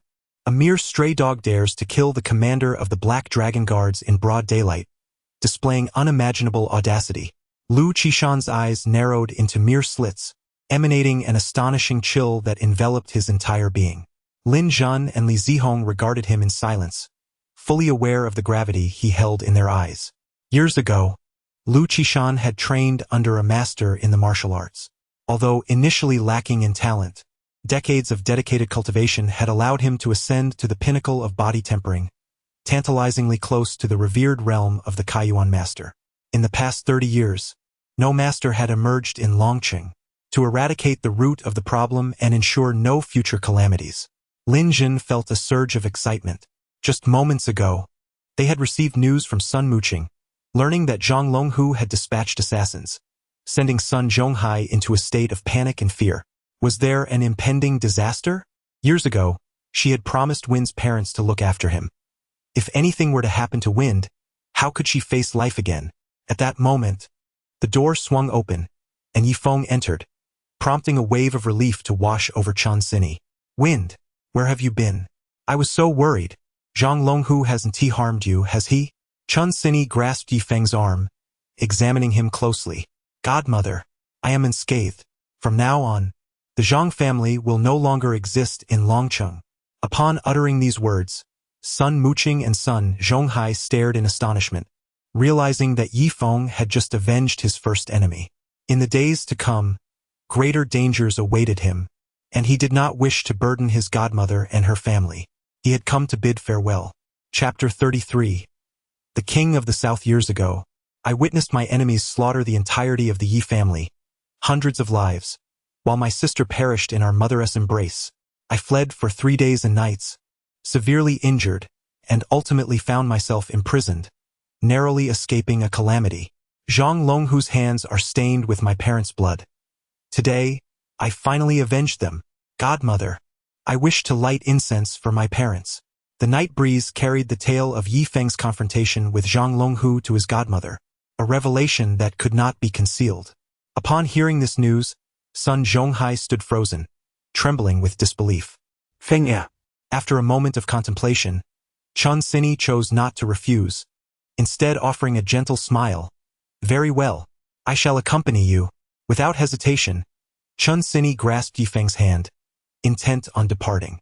Years ago, when the Yi family met their tragic demise, Chun Sini had honored Yi Feng's parents with a memorial. Their resting place was merely a few kilometers away. At that moment, Sun Zhonghai abruptly rose, his expression grave and forbidding. You shall not go. If anyone is to venture forth, let it be him alone. Sun Zhonghai. Chun Sini's face flushed with anger. My dear, do you comprehend the magnitude of Zhang Longhu's influence? Are you aware of the powerful clans and formidable figures that stand behind him? The events that transpired with the Yi family are not unknown to you. Even if you have only heard whispers, you grasp the gravity of the situation. Yet, over the years, the people of Longcheng have buried this matter deep within their hearts, none daring to voice support for the Yi family due to the shadow cast by Zhang Longhu's mysterious allies. When I erected the memorial for Yi Feng's family, I had a fierce argument with you, fearing that it might bring calamity upon the Sun family. Dear father, today, I have come to bid you farewell. Here is some money, a token of my respect for you both. The affairs of the Yi family are not your concern, and I am grateful to my godmother for honoring my parents and sister. Unable to contain her fury any longer, Chun Sini shouted at Sun Zhonghai, Sun Zhonghai, even if this family crumbles, I shall go today. Feng Er is my godson, his affairs are my own. If you object, then we shall part ways. Enraged, Chun Sini stormed out, driving away with Yi Feng from the villa. Sun Muqing watched her mother's departing figure, her heart a tumult of emotions. Yet more astonishing were Yi Feng's recent revelations. Had something truly befallen the Zhang family? The shock within Sun Muqing was profound, yet soon, this news erupted like a volcano into her awareness. At a cemetery several kilometers from Longcheng, Yi Feng knelt upon the ground, his face etched with deep sorrow. Father, mother, rest assured, I have avenged you today, but this is not the end. I shall ensure that your spirits find peace. Sister, I have brought your favorite fruits. The night breeze meticulously arranged the offerings, and though a man might shed tears sparingly, his eyes could no longer restrain themselves, flowing with sorrow. Chun Sini stood nearby, observing in silence, waiting for several moments before Night Wind bowed deeply before the gravestone, striking his forehead 3 times. Godmother, I am leaving. Where are you going, Wind? Chun Sini's face also bore the weight of grief. This time he was determined to seek out the 2 masters. Meanwhile, Lu Qishan, the venerable elder of the Lu family, had personally driven to the entrance of an immensely grand estate. From a distance, the estate appeared opulent, stretching endlessly, flanked by 2 rows of armored guards. These were none other than the elite Black Dragon Guards under the command of Prince Sutsong of Southtown. At that moment, within the grand hall, a middle-aged man clad in battle robes and towering at 8 feet was seething with rage, glaring at the kneeling captain of the Black Dragon Guards. My lord, that young man killed Master Wang and slaughtered the entire Zhang family. We were utterly powerless to stop him. The captain, trembling with fear, prostrated himself on the ground. Report, my lord, Lu Qishan, the elder of the Longcheng Lu family, requests an audience. Suddenly, another individual rushed in from the hall's entrance. Su Tsong's expression darkened profoundly, his eyes concealing a tempest of murderous intent. Let him in. Soon, Lu Qishan hastily entered the grand hall. Prince of Southtown, I am Lu Qishan. That rascal Night Wind has annihilated the Zhang family, committing murder and arson in broad daylight, even slaying Old Master Li and your subordinate Wang Wu. You must aid us, for the remnants of the Night family are a plague upon Longqing's peace. Lu Qishan was well acquainted with the Prince of Southtown. Years ago, they had divided the Night family with the Lu, Li, and Lin families, promising annual tributes of gold and silver to the prince. Now, with the Zhang family obliterated and his own subordinate slain, the prince had anticipated their visit. A wretched spawn dares to wreak havoc in my domain. Summon my orders. Let Zhao Wuji and Zhang Yongshan hasten here. The two masters of Nanjing, Zhao Wuji and Zhang Yongshan, were esteemed guests of the prince, and it was he who had commanded their actions against the Knight family. Such audacity! For killing my subordinates, I shall ensure this young man cannot leave Longcheng alive. Upon hearing this, a smile finally graced Lu Qishan's face. With the two masters from Nanjing intervening, this young man's days were surely numbered. His only misstep was provoking those he should never have crossed. Unbeknownst to him, Night Wind was en route to Haicheng, where the Zhao family was celebrating in exuberant revelry. Today marked a joyous occasion for Zhao Wuji, for 5 years ago, he had ascended to the Kaichuan realm, achieving the status of master. He had vowed that he would not marry until he reached this level of mastery, and today, on his 50th birthday, was the day of his great celebration. At the Zhao family's entrance, rows of guards received gifts from the prominent families of Haicheng. Just then, a black Mercedes sped into view, abruptly halting at the Zhao family's entrance. Countless guests turned their gazes toward Night Wind. Under the night breeze, Yi Feng stood before the Zhao family plaque, his gaze infused with overwhelming murderous intent. "Zhao Wujie, come out and face your death." His voice resonated like a thunderclap, causing those nearby to stagger back. Within the grand courtyard, countless guests turned to behold the figure at the entrance, questioning who possessed the audacity to summon Master Zhao. The elite of Haicheng stared in astonishment at the young man, while others rushing toward the scene displayed expressions of disbelief. This was the Zhao family of Haicheng, who dared to act so brazenly at the doorstep of a master. A debauched scion of wealth scrutinized Yi Feng, but before he could utter another word, Yi Feng struck him with a swift slap. The young man was sent flying into the Zhao family estate, crashing to the ground, lifeless. Chapter 34. Master of Nanjing. Utter nonsense. This sudden turn of events sent shockwaves through the assembly of Haicheng's elite. Today marked a momentous occasion for Master Zhao.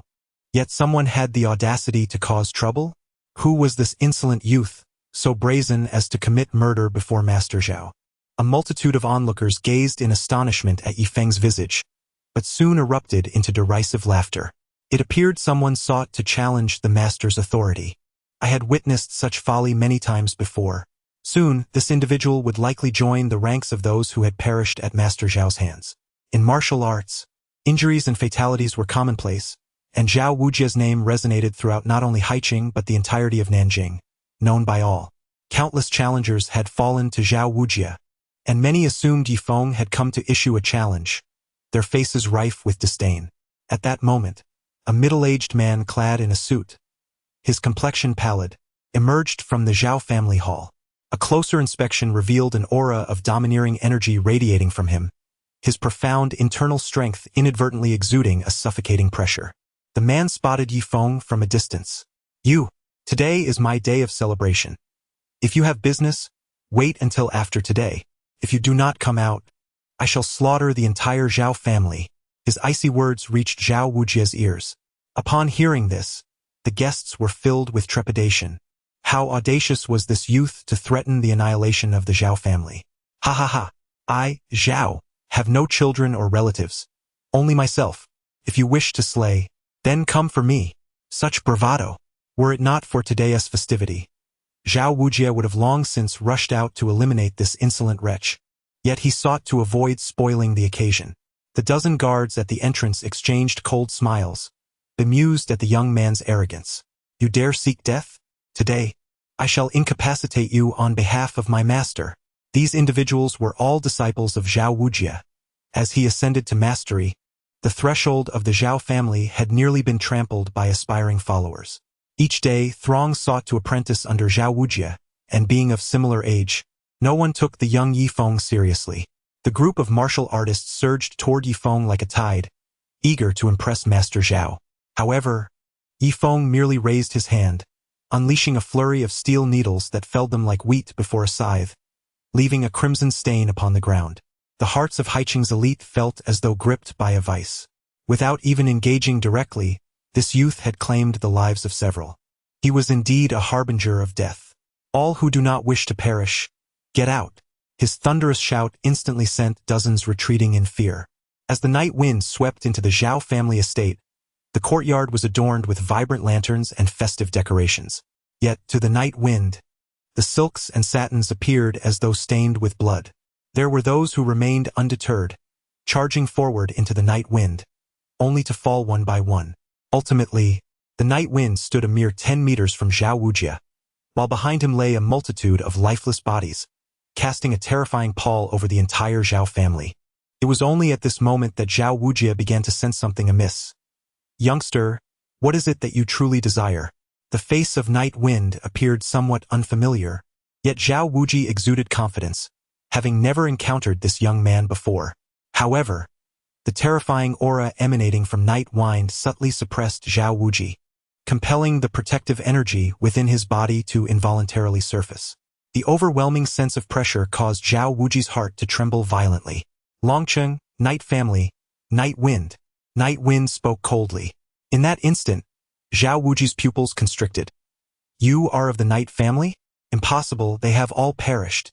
He retreated several steps, a master from Haiqing now forced to back away from a mere youth. Countless scions of affluent families and the elite of Haiqing were stunned. Just moments ago, they believed Night Wind was courting death. Now they were paralyzed with fear, trembling at his bloodshot eyes, too terrified to utter a word. "Perished? I am the orphan of the Night Family who escaped your massacre," Night Wind demanded. From Zhao Wujie's tone, Night Wind realized that he was indeed the perpetrator.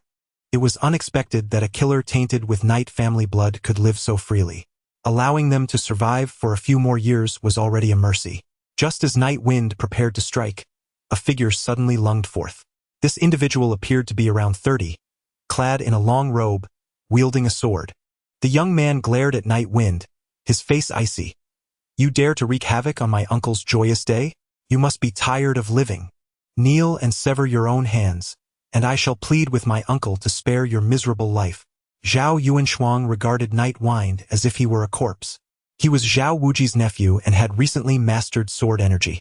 Zhao Yuanshuang practiced ancient martial arts and was the most gifted disciple of the Zhao family, with Zhao Wujie even predicting that in decades to come, Yuanshuang's achievements would surpass his own. This proclamation had garnered the admiration of countless wealthy heirs in Haiqing. Zhao Yuanshuang had long considered himself the foremost among the younger generation, while Night Wind could scarcely be bothered to glance at him. Such a petty individual did not warrant his attention. Enraged by Night Wind's dismissal, Zhao Yuanshuang raised his sword and lunged at Night Wind. "Yuanshuang, stop!" Zhao Wujie attempted to intervene, but it was too late. He had already thoroughly assessed Night Wind's presence, recognizing the terrifying depth of his inner strength, akin to an abyss. In the realm of ancient martial arts, different techniques could yield vastly different outcomes even among those of the same level. Now Zhao Wujie, in the mid-stage of the opening Yuan realm, stood proudly above others, yet he could not fathom Night Wind in the slightest. If he sought death, then I shall grant him a journey. The night breeze extended its fingers, effortlessly pinching the tip of Zhao Yuanshuang's sword with 2 digits. A sharp crack resonated through the air as the blade, forged from fine steel, was shattered, leaving Zhao Yuanshuang in a state of utter astonishment. The night breeze swept through, and the sword pierced the void, swiftly slicing through Zhao Yuanshuang's throat. Blood erupted like a fountain, splattering onto Zhao Wujie. With a single strike, the foremost talent of Haiqing was no more. You killed Yuanshuang. I will slaughter you." Zhao Wujie could no longer contain himself, unleashing a hysterical roar. Countless disciples from noble families, witnessing this terrifying scene, recoiled in sheer horror. "This lad is also a master." In the ensuing chaos, someone exclaimed, and all eyes returned to the figure of the Night Wind. "You shall perish too." Night Wind unleashed a powerful punch. Zhao Wujie's body erupted like an overinflated balloon, exploding into fragments with blood raining down. The Zhao family was engulfed in panic and screams as that figure departed, leaving the Zhao residence unopposed and unimpeded. From that moment forth, Haiqing would no longer know the master Zhao Wujie. Meanwhile, Lu Qishan had just exited the Zhun Nan Wang's residence when the Zhun Nan Wang received shocking news. "What did you say? Zhao Wujie is dead?" The Zhun Nan Wang listened in disbelief to the voice on the phone. "How did this happen?" he exclaimed, his eyes widening in disbelief. Just an hour had passed since he dispatched someone to inform Zhao Wujie, and now the man was dead? I do not know. came the trembling reply from the other end. Damn it! Hurry and investigate. The Zhun Nenwang was beside himself, truly losing his mind. In such a brief span, not only had the Zhang family of Longcheng been obliterated, but even the master Zhao Wuji of Nanjing had perished within a day. Could it truly have been the handiwork of that wretched knight family? Unthinkable. That was a master. Even the Zhun Nenwang could scarcely believe that night wind could have killed Zhao Wuji. Boom! As the words settled, the Zhun Nenwang stood frozen in place. The master of Nanjing, a guest of honor at the Zhun Nenwang's residence, had indeed been slain by night wind. This suggested that the young man's power was not inferior to that of a master. The Zhun Nenwang, struck dumb by astonishment, was soon consumed by an indescribable rage. Summon the 3 commanders immediately for a report. This child must be eliminated. He will surely become a significant threat in the future. Relay my orders. I will spare no effort in eradicating this youth. Tension filled the Zhun Nenwang's residence, while the news of Zhao Wuji's death spread like lightning, reaching Zhang Yongshan's ears. At the headquarters of the Beihong sect, a middle-aged man in a long robe sprang to his feet upon hearing the news. Zhao Wuji is dead. How could this be? Master, the Zhun Nenwang requests your immediate presence at his residence to discuss this matter. A young man in his 20s whispered beside him.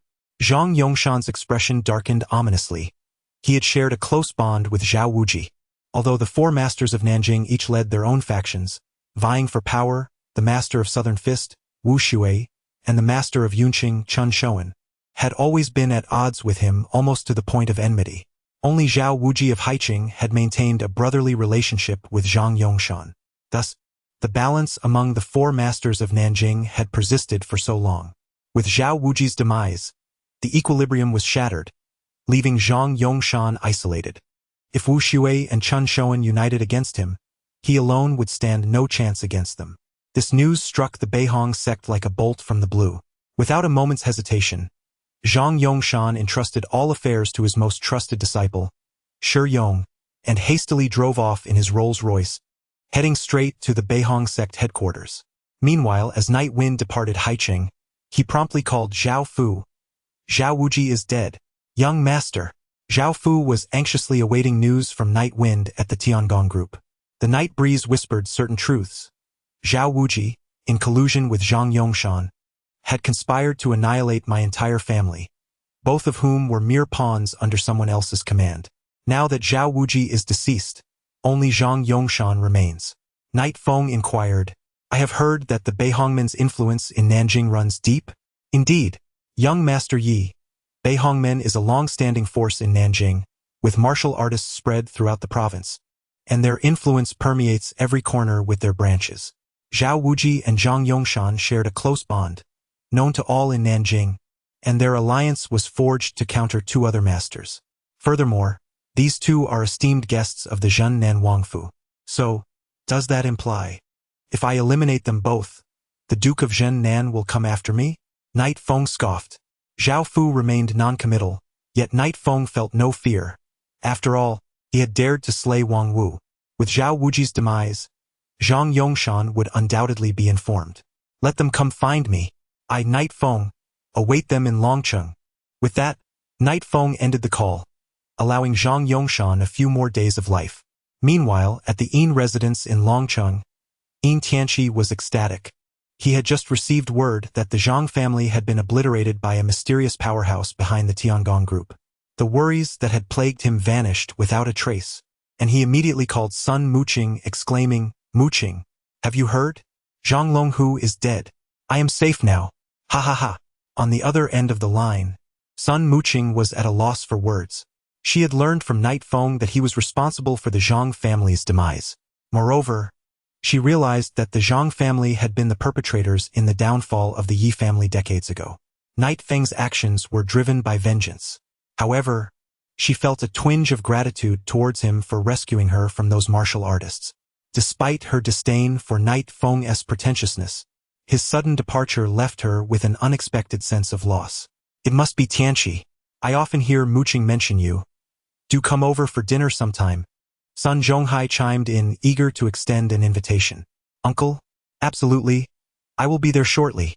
Yin Xiaoping replied, even more excited at the prospect. He quickly changed into a suit, brought along 2 boxes of fine wine and tea, and drove to the Sun residence. Such an opportunity was not one to be squandered.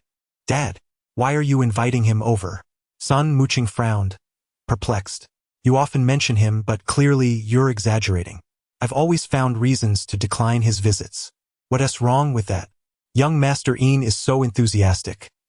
What harm is there in sharing a meal? Besides, with Night Feng absent, it's the perfect time for you two to cultivate your relationship. I have high hopes for Tianqi. The Yin family is a second-tier family in Longcheng, their strength comparable to ours. I'm merely seeking a good match for you, Sun Zhonghai stated candidly. Hearing this, Sun Muqing's cheeks flushed, quickly followed by irritation. I have no feelings for Yin Tianqi. He saved me, and I am merely grateful, she retorted, shooting her father a fierce glare. Sun Zhonghai, however, feigned innocence, teasing, isn't it all because of Night Feng? It's his fault your mother and I are at odds. Muqing never mentioned the Yi family again. Night Feng thinks he has the wings to soar, but mark my words, the chaos he creates will eventually come back to haunt him. He was unaware of how Night Feng had acquired his skills, or how he had escaped the clutches of the Zhang family. Instead, his dissatisfaction with his godson grew. The Sun family could not harbor him, or he would surely bring calamity upon them. Chapter 36. Rebuilding the Yi family. Yin Tianqi arrived in his luxury car at the Sun residence. Upon his arrival, Sun Zhonghai spotted him through the expansive floor-to-ceiling window and hurriedly rushed out. Tianqi, oh dear, you've brought so much with you. This is quite embarrassing, Sun Zhonghai exclaimed, eagerly taking the items from Yin Tianqi's hands. Yin Tianqi's gaze wandered inside the villa, searching for a familiar figure. Noticing this, Sun Zhonghai frowned. Muqing, our guest has arrived. Why aren't you out to greet him? Reluctantly, Sun Muqing emerged from the villa, offering a smile to Yin Tianqi. Muqing, where is Night Feng? Yin Tianqi inquired, noticing the absence of others. He has gone out.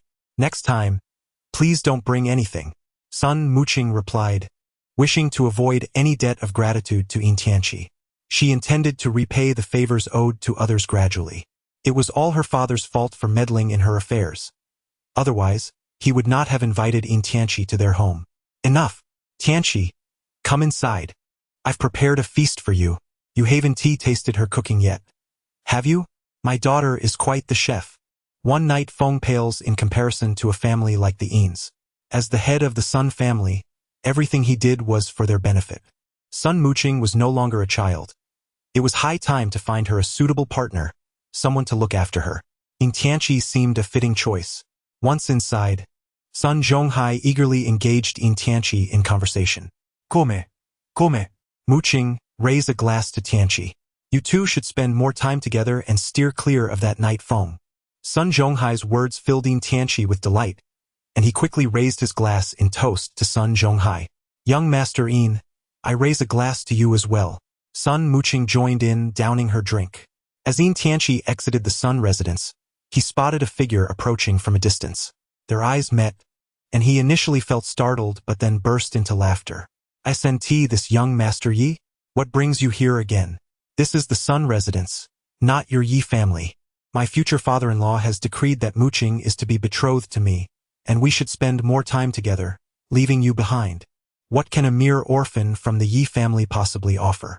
Resources, connections, wealth. Your entire life you will never be worthy of Sun Muqing. She is destined to be mine. Yin Tianqi, thoroughly intoxicated, embellished his taunts. Just as his words faded, Chun Sini emerged from behind Night Feng, her expression dark and furious. Stepping forward, she slapped Yin Tianqi across the face without hesitation. Yin Tianqi, was it? Let me make this clear. No matter your status or power, as long as I am alive, you shall not step foot into our Sun family. I will never allow my daughter to marry a scoundrel like you. Now, get lost. Chun Sini's voice boomed, startling Yin Tianqi from his drunken stupor. He finally recognized her face, and his expression turned a sickly green, as if he had swallowed several flies. Yet, this was Sun Muqing's mother, his future mother-in-law, leaving him at a loss for a retort. Words lingered on the tip of the tongue. akin to a fishbone lodged in the throat. Casting a glance at the menacing visage of Yifeng, Yin Tianqi hastily made his exit. Once Yin Tianqi had departed, Yifeng expressed his concerns. Godmother, that Yin Tianqi is far from a good individual. At the gathering that day, I suspect he slipped something into Mu Qing's drink. I fear that both Mu Qing and Godfather may fall under his spell. Logically, this was not a matter for Yifeng to meddle in. Even if he chose to remain uninvolved, no one would reproach him. However, since Godmother had treated him with such kindness, he felt compelled to ensure the safety of her family. Upon hearing his words, Chun Sini's countenance darkened. That spineless son Zhonghai, if he dares to marry his daughter off to that scoundrel, I will not let it rest. Feng. Thank you for safeguarding Mu Qing. You ought to stay here. Given the magnitude of what you've done, I am worried. Chun Sini grasped Yifeng's hand. Her eyes filled with apprehension. Yet, Yifeng wished to avoid causing any further disturbance. He had more pressing matters to attend to. Godmother, rest assured, the Longcheng has a place for the Yi family. The night breeze whispered a few words before hastily departing. Son Muqing, you belong to me. You cannot escape my grasp. However, at the very moment Yin Tianqi finished speaking, a chilling skeletal hand clasped his throat in the dim light. In the shadows, Yin Tianqi beheld a figure cloaked in black, resembling a skeleton, staring intently at him. A wave of deathly aura surged towards him. A ghost. There is a ghost. The skeletal man emitted a series of spine-chilling laughs. If you utter another sound, I shall reduce you to a pool of blood. Are you human or ghost? Yin Tianqi was nearly paralyzed with fear. Did you not intend to kill that boy? To marry into the Sun family? I can assist you. The skeletal man hurled Yin Tianqi to the ground. Then, he retrieved a piece of talisman paper from his bosom, stained with blood and intermittently glowing with a crimson light. Place this on Sun Muqing, and what you desire will naturally come to fruition. The man in black declared ominously. Upon hearing this, Yin Tianqi was taken aback. Who are you? Why should I trust you? Quite simple. If you do not comply, I shall kill you. Do you wish to live or die? Yin Tianqi gulped nervously. The Yin family was filled with bodyguards.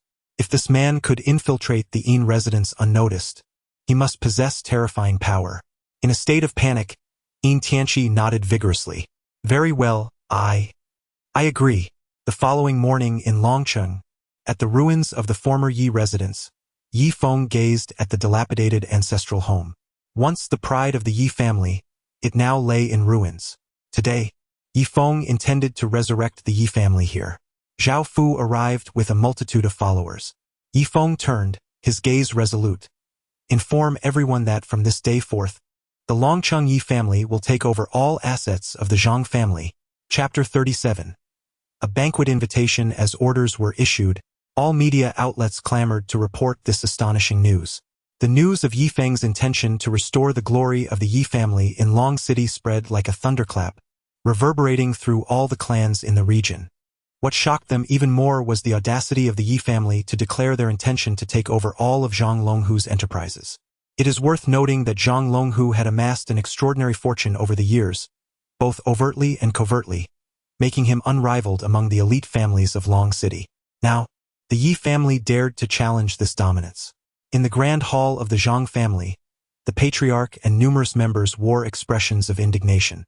Zhang Tao pounded his fist on the table upon hearing the news, exclaiming, "Humph! Grandfather, who does this Yifeng think he is? A mere scion of the Yi family, just released from prison, dares to threaten the Zhang family's assets? Has he lost his senses?"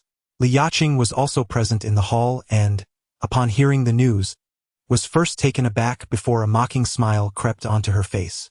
This Yifeng is utterly foolish, emerging at such a time to seek his own demise. Does he believe he has become invincible? Zhang Xiang, the patriarch, observed coldly. The prominent families in Long City, including our own, have vested interests with Zhang Longhu, and this brat has the audacity to proclaim his intent to usurp the Zhang family's influence. He clearly disregards the other families in Long City. Furious, Zhang Shiheng's anger provoked Zhang Tao to leap to his feet, fuming, "Grandfather, this Yifeng has somehow ingratiated himself with the Chun family. Just days ago, when the Chun family agreed to sell us a plot of land, I suspect he meddled. leading Chun and to transfer it to Sun Muqing and even struck me. Because of him, the Chun family severed all ties with us. With a crash, Zhang Xiying smashed a teacup to the ground, shattering it into pieces. This is intolerable. Offending the Zhang family will result in his disappearance from Long City. Many others shared the sentiment, unwilling to see Yifeng emerge as a competitor for their lucrative opportunities.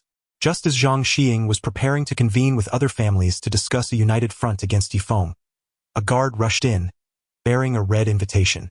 Report, Patriarch. This invitation is from Yifeng, requesting our presence at a banquet. The guard presented the invitation to Zhang Xiying, whose expression darkened further upon reading it. Very well, I shall meet this young man. Let him understand his true standing. Soon, a procession of vehicles departed from the Zhang family, heading towards the ancestral home of the Yi family. Simultaneously, nearly every clan in Long City received an invitation from the Yi family. At the Chun family estate, Chen Zifeng and Xiaonan gazed at the glittering invitation, their hearts swelling with uncontainable excitement. Son. Heaven is on our side. Quickly gather everyone. We must prepare the most extravagant gifts and go to the Yi family ourselves. Dressed in his finest attire and with his hair meticulously styled, Chun remarked with a cold smile, Zhang Longhu is courting his own doom. I have long suspected he was behind that incident years ago. Son. Do you now believe my words?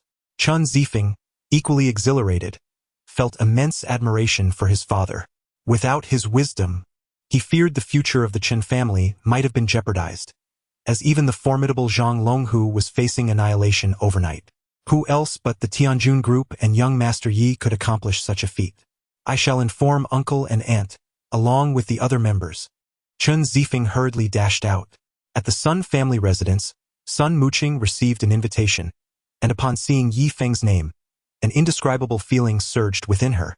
Muqing, quickly get dressed. We must go find Fenger. What are you talking about? Stay put. Sun Zhonghai's voice was stern. Do you wish to court death? Yifeng is openly inviting trouble. Let him flaunt his bravado. We shall not go. Sun Zhonghai's attitude was resolute, prompting Chun Sini to express her disappointment. How can you be so ungrateful? The Yi family once supported you generously. Now that Fenger seeks to rebuild the Yi family in Long City, you not only refrain from offering congratulations but also speak derisively. Caught between her mother and father, Sun Muqing was torn.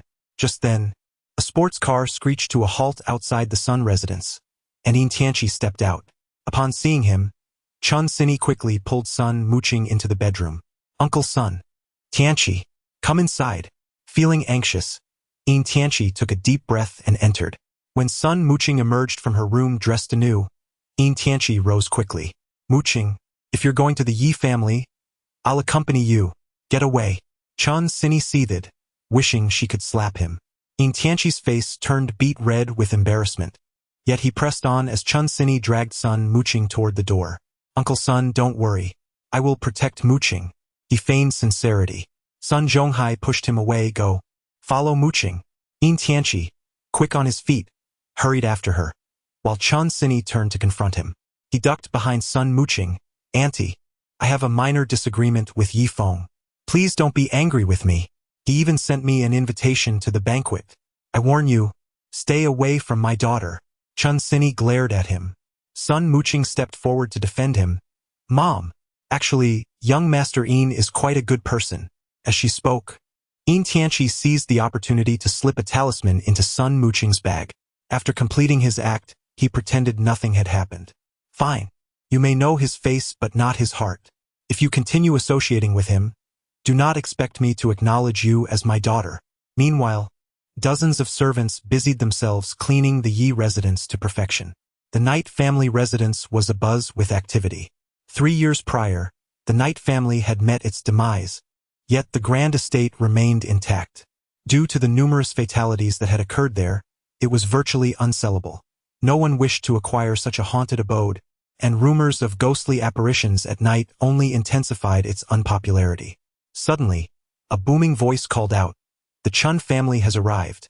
The Chun family's convoy came to a halt, and soon Chun En, accompanied by Chen Zifeng, descended from the vehicle. This is a token of our heartfelt regard from the Chun family. Please accept it. Before long, two men clad in black approached, bearing a large chest draped in red fabric. With a swift motion, Chun unveiled the contents, capturing the audience's attention. It was a breathtaking jade statue of the thousand-armed Avalokiteshvara, radiating an enchanting green light under the sun's rays.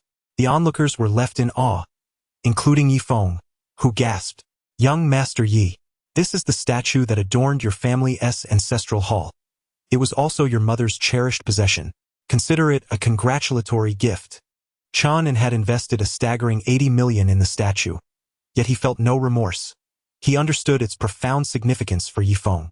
The assembled guests gazed at Chen with envy, secretly acknowledging the man's astuteness. Upon seeing the jade statue, Yi Feng's eyes glistened with gratitude. "Your kindness shall not be forgotten." This declaration filled Chen with elation, akin to a child receiving candy, his smile wide and unabashed. "Young Master Yi, you are too gracious. Butler, welcome our guests." At Yi Feng's command, the Chen family revealed their invitation cards, and the butler ushered them inside. Shortly thereafter, another procession of vehicles approached the night residence, and Yi Feng soon recognized familiar figures. Yin Tianqi, Sun Muqing, and the Zhang family, along with the heads of the foremost families of Longqing. "Zhang family patriarch has arrived," a voice announced. The Zhang family descended from their vehicles, striding purposefully towards Yi Feng, with Li Yaqing linking arms with Zhang Tao. Yi Feng. "The Zhang family patriarch is here. Aren't you going to greet him?" Beside the patriarch stood a towering bodyguard, his gaze fixed menacingly on Yi Feng. As Chen Zifeng was about to enter, he noticed the commotion behind him and quickly tugged at Chen's arm. Upon realizing the Zhang family patriarch had arrived, Chen's brow furrowed in concern. Seeing a mere bodyguard of the Zhang family disrespecting Yi Feng ignited Chen's fury. He dashed forward and struck the bodyguard across the face. "Who dares to speak to young Master Yi in such a manner? What is the Zhang family, anyway?"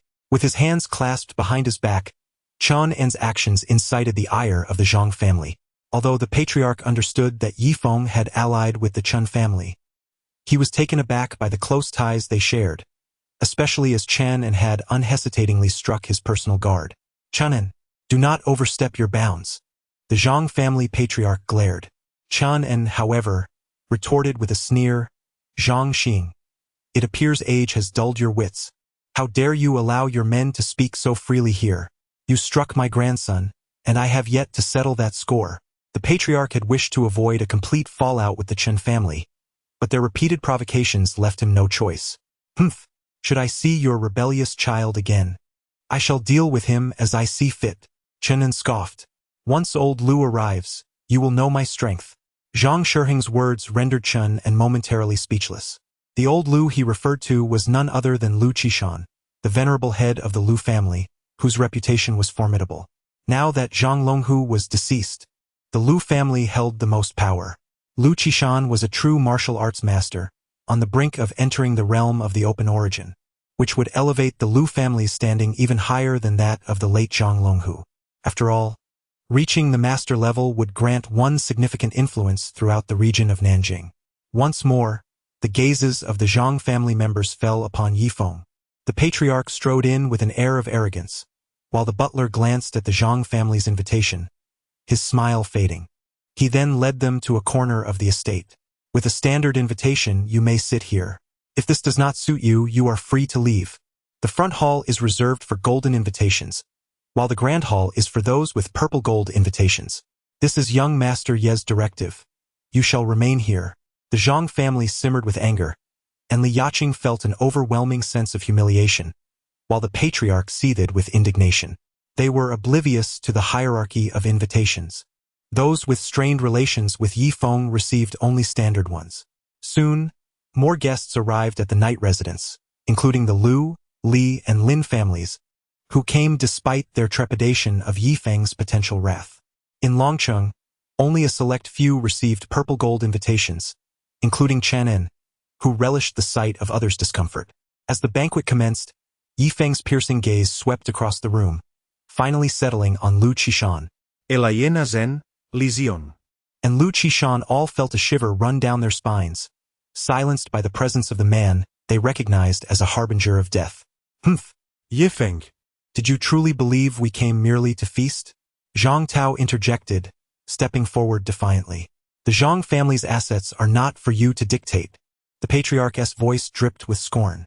The Knight family is nothing but a farce. Yifeng, you lack the stature to inherit Zhang Longhu's territory, a mere remnant of the Knight family. Even with your parents alive, you have no right to utter such claims. Who do you think you are? Indeed, what a pathetic notion, to speak of restoring the Knight family's glory. Ha! Perhaps you should look in the mirror. Mocking laughter erupted from the crowd, their derision directed at Yifeng, who remained undeterred, oblivious to the ridicule aimed at him. They had no inkling of the power he wielded, capable of crushing the Zhang family with ease. However, upon hearing the patriarch's taunts, Yifeng's brow furrowed. I am here to inform you, not to inquire. Furthermore, to insult the Knight family and my parents is unforgivable. The night wind emanated a chilling aura of death as he leaped high into the air, delivering a powerful strike aimed at the head of the Zhang family patriarch. A terrifying gust of wind surged forth, leaving the Zhang ancestor utterly astonished, yet all that awaited him was an inexorable demise. With a resounding crash, the blow landed, causing blood to stream from Zhang Shiheng's 7 orifices, his eyes fixated in horror upon the night wind. The sudden turn of events sent shockwaves through the Zhang clan, paralyzing them with fear. Chapter 39. Confronting the Night Wind Grandfather. You have slain my grandfather, Zhang Tao exclaimed, his teeth gritted in fury, his eyes ablaze as he glared at the night wind. You have insulted the Knight family and disrespected my parents. You deserve to perish, the night wind replied coldly. Present at the scene were dozens from the Zhang family, witnessing their patriarch's demise at the hands of the night wind over a mere utterance, their expressions filled with rage, wishing fervently to rend him apart. The Knight family has gone too far. With so many of us gathered, do you dare to kill us all? Zhang Tao shouted, pointing an accusatory finger at the night wind. The heads of the Lin, Li, and Lu families felt a mix of astonishment and fury, yet they dared not express their dissatisfaction openly. Even the esteemed Lu Qishan remained silent, as a palpable tension enveloped the Knight family. Who could have anticipated that this obscure youth would emerge and slay the Zhang family patriarch? The leaders of the 2nd and 3rd tier families were filled with trepidation. While Zhang Longhu had perished, another even more ruthless individual had arisen in Longcheng. Seeing no one come to his aid, Zhang Tao's anger boiled over. Night wind, from this day forth, the Zhang family shall be in a state of perpetual enmity with you. Zhang Tao's father, Zhang Zhenyue, joined in, his desire to see the night wind tortured to death evident. Look at the scourge of the Knight family. Anyone who dares to defy him will surely meet a grim fate. Do you all wish to be bullied by this wretch? Is there no one in Longcheng courageous enough to stand against him? His words ignited a fervor among the families present, who began to murmur amongst themselves, their gazes fixed on the night wind as if he were a ravenous wolf. Indeed, he has taken a life. Let us report him and have this scoundrel imprisoned. They clamored. Does this little upstart think he can kill at will? Do we truly fear him in Longcheng? In an instant, the families united in their hostility towards the night wind. The Dragon Kingdom revered martial prowess, with warriors regarded as paragons wherever they roamed. After all, how many among the masters of South Jiang had not stained their hands with blood? Among these families, many were known for their tyranny and bullying of the weak. Without strength, who could possibly imprison a martial artist? The night breeze cast its gaze upon the gathering, etching their faces deeply into memory. Chenan, witnessing this motley crew daring to speak against Knight Xiao, could not suppress a cold chuckle. 3 years ago, when the tides turned in Longcheng, the Yi family was annihilated overnight. Where were you all then, when the culprits needed to be brought to justice? Now you emerge one by one, pretending to be the virtuous? How utterly hypocritical. This assembly of individuals was the epitome of insincerity. Chen and had never encountered such shamelessness. It was likely that over half of them once coveted the Yi family's wealth. However, following that fateful incident, Zhang Longhu had clandestinely colluded with several others to strip the Yi family of their possessions, thereby denying them any benefit. With Zhang Longhu now deceased, these individuals appeared to seize an opportunity to target Knight Xiao, displaying a level of audacity that was simply outrageous. Nevertheless, Chun harbored no concern that they would concoct any significant trouble. If they sought their own demise, he felt no need to intervene. Zhang Zhenyue, witnessing the confrontation directed at Night Feng, quickly turned to the nearby Lu Qishan. Lu Lao, you must champion our Zhang family. This plea startled Lu Qishan, whose eyelids twitched. Why should he be dragged into the misdeeds of these despicable scoundrels? Lu Qishan replied nonchalantly, Zhang family head. I believe Mr. Ye's assertions hold merit. This is the Yi family's domain. I suggest you exercise a modicum of decorum. Subsequently, Lu Qishan rose, feigning composure as he smiled at Night Feng. Night Xiao, I concur with your assumption of full control over Zhang Longhu's assets. I have long harbored a disdain for Zhang Longhu. He has committed countless wrongs and met his just end. Upon hearing this, Lin Zhen and the head of the Li family were taken aback. Yet they seemed to grasp the implications, nodding in agreement. Indeed, Lu Lao speaks truthfully. We too are in accord with this matter. Lin Zhen awkwardly chuckled. The night breeze let out a cold laugh, pondering the futility of agreement or disagreement. These three individuals truly appeared laughable. At that moment, two figures hurriedly entered from outside the Night family residence. Chun Sini and Sun Muqing. Wind! Exclaimed Chun Sini, her presence causing the icy demeanor on Yi Feng's face to vanish. He quickly approached and welcomed both Chun Sini and Sun Muqing into the grand hall of the Night family. However, just then, two more figures rushed in from outside Sun Zhonghai and Yin Tianqi. At this juncture, nearly all the influential figures of Long City had gathered, leaving both Sun Zhonghai and Yin Tianqi momentarily taken aback. Yet, Sun Zhonghai's expression swiftly morphed into one of cold severity. Was Yi Feng out of his mind? Godfather. Yi Feng stepped forward to greet him, but Sun Zhonghai chose to disregard him. Master Sun, you have an invitation letter. Please take your seat in the hall. The steward hastily urged Sun Zhonghai to enter. No need, I shall remain here, he replied dismissively, finding a corner to sit with Yin Tianqi. Observing this, Yi Feng refrained from commenting. He understood that Sun Zhonghai held little regard for him. However, he was grateful that his godmother had arrived, for such a grand occasion would be incomplete without her presence. Master Sun, you have truly raised a remarkable son. Lu Qishan feigned sincerity as he approached. The present circumstances were markedly different. In times past, he would have never deigned to acknowledge the Sun family. Yet with Yi Feng in attendance, they were compelled to exhibit a modicum of respect toward the Sun family. Once the king of Southern Town and those two masters arrived to eliminate Yi Feng, who would still concern themselves with the Sun family then? Today, not only was there the intent to seize Zhang Longhu's assets, but there was also an account to settle, one that required reckoning. Yi Feng, hands clasped behind his back, fixed his gaze upon Lu Qishan, Lin, and Li. Years ago, my Night family was obliterated. Lu Qishan, you three colluded with Zhang Longhu to divide my family's assets. Did you not? Yi Feng stated bluntly, furrowing his brow. Mistake, misunderstanding. Young Master Yi, we were merely incited by Zhang Longhu to take over the Night family's enterprises. The Night breeze scoffed.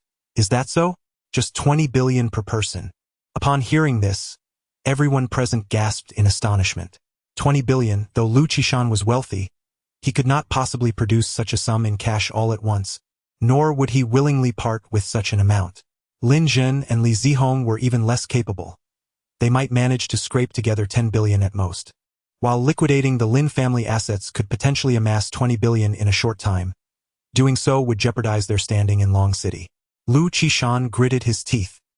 He had anticipated that the Night breeze would demand an exorbitant sum, perhaps a few billion at most, but to ask for 20 billion outright was beyond reason. Are you trying to take our lives? Chapter 40. Pay up and get lost. It is utterly impossible for the Lin family to produce 20 billion at once. You, sir, why don't you go rob someone instead? The majority of the Yi family's assets have long since fallen into the hands of Zhang Longhu. We merely benefited from some scraps. Lin Zhen expressed his displeasure. Meanwhile, Lu Qishan and Li Zihong remained silent, observing the expression on the Night breeze's face. Seeing Lin Zhen embroiled in a dispute with the Night breeze, the Zhang family members eagerly fanned the flames, declaring, the It's clear that this night breeze has come to extort money. Don't think that just because you've learned some martial arts, you can run rampant in Long City. There are always greater powers at play. If we unite, let us see what this night breeze can do. Indeed, you think you can monopolize the Zhang family's assets? Not a chance. Zhang Longhu still holds $1 billion from my Wang family. Another chimed in. Yes, the Zhang family has interests that conflict with us. How can you simply take over? In an instant, a multitude of voices erupted in anger, directing their grievances at the night breeze. From a distance, Yin Tianqi could hardly contain his laughter. His reason for attending the banquet was to witness the night breeze's downfall. Indeed, this fellow seemed to believe he had gained the upper hand, dismissing them with disdain. The night breeze paid no heed to the clamor of those present, instead fixating on Lu Qishan and his companions. Pay up and then be gone. Do not overstep your bounds. Yifeng, Lin Jin retorted defiantly. Sensing the situation spiraling out of control, Lu Qishan hastily grasped Lin Jin's arm. Calm down, Lin family head. Yishao, I have agreed to this matter, but to expect me to produce 20 billion at this very moment is beyond my capabilities. Upon hearing this, Yifeng did not press them further. Very well, I shall grant you 3 days' time. By the end of this period, ensure the funds are delivered. Otherwise, I shall have no choice but to personally seek what is owed. The night breeze carried an aura of danger. He had already shown considerable leniency towards the 3 individuals. Otherwise, he would not have hesitated to be impolite, and should Ru come knocking, it would not merely be a matter of 20 billion to settle. With that, Lu Qishan promptly departed from the Yi residence, his hand waving dismissively as he hurriedly exited. Witnessing this, Lin Zhan and Li Zihong could only leave in a fit of resentment. Once the 3 had distanced themselves, a chilling glint ignited in Lu Qishan's eyes. Meanwhile, the Zhang family, upon seeing the departure of the elder Lu and his companions, instantly lost their resolve. Yifeng. Just wait. They believed that, even collectively, they were no match for Yifeng. Li Yaqing gazed at the imposing figure, feeling a mix of regret and an overwhelming sense of frustration. Yet, this emotion swiftly vanished without a trace. Humph! After offending so many powers in Longcheng, Yifeng, prepare for your downfall. I wonder how many more days you can continue to strut about. Soon, many others began to leave the Yi residence, leaving only a handful of families behind. Some maintained a stance of cautious observation, while those who remained included members of the Chen, Su, and Sun families. Su Qianqian pulled Sun Muqing over to sit together. Muqing, this Yifeng is utterly arrogant. It's understandable for the youth to possess some vigor, but to naively attempt to establish his footing atop the heads of the prominent families in Longcheng is rather presumptuous. Yin Xiao, come, let us have a drink. Su Qianqian urged Sun Muqing, and they began to toast with Yin Tianqi. Sun Zhonghai also sat beside Yin Tianqi, as the group completely disregarded Yifeng, indulging in their revelry. Feng Ya, congratulations. You are now considered the head of a family. As your mother, I am truly delighted for you. Here is a talisman I procured for your protection at the temple. Take it. Chan Sini grasped Yifeng's hand and then placed a golden talisman into his palm. A gentle warmth flowed through Yifeng's heart, and he quietly expressed his gratitude. Godmother, thank you. Suddenly, a resonant voice echoed, and Zhao Fu, accompanied by dozens of people, marched into the Yi residence with great momentum. Sun Muqing gazed in astonishment at the throng, while the remaining individuals were left in utter shock. No wonder Yifeng was so audacious. It seemed he had the backing of the Tianjun group.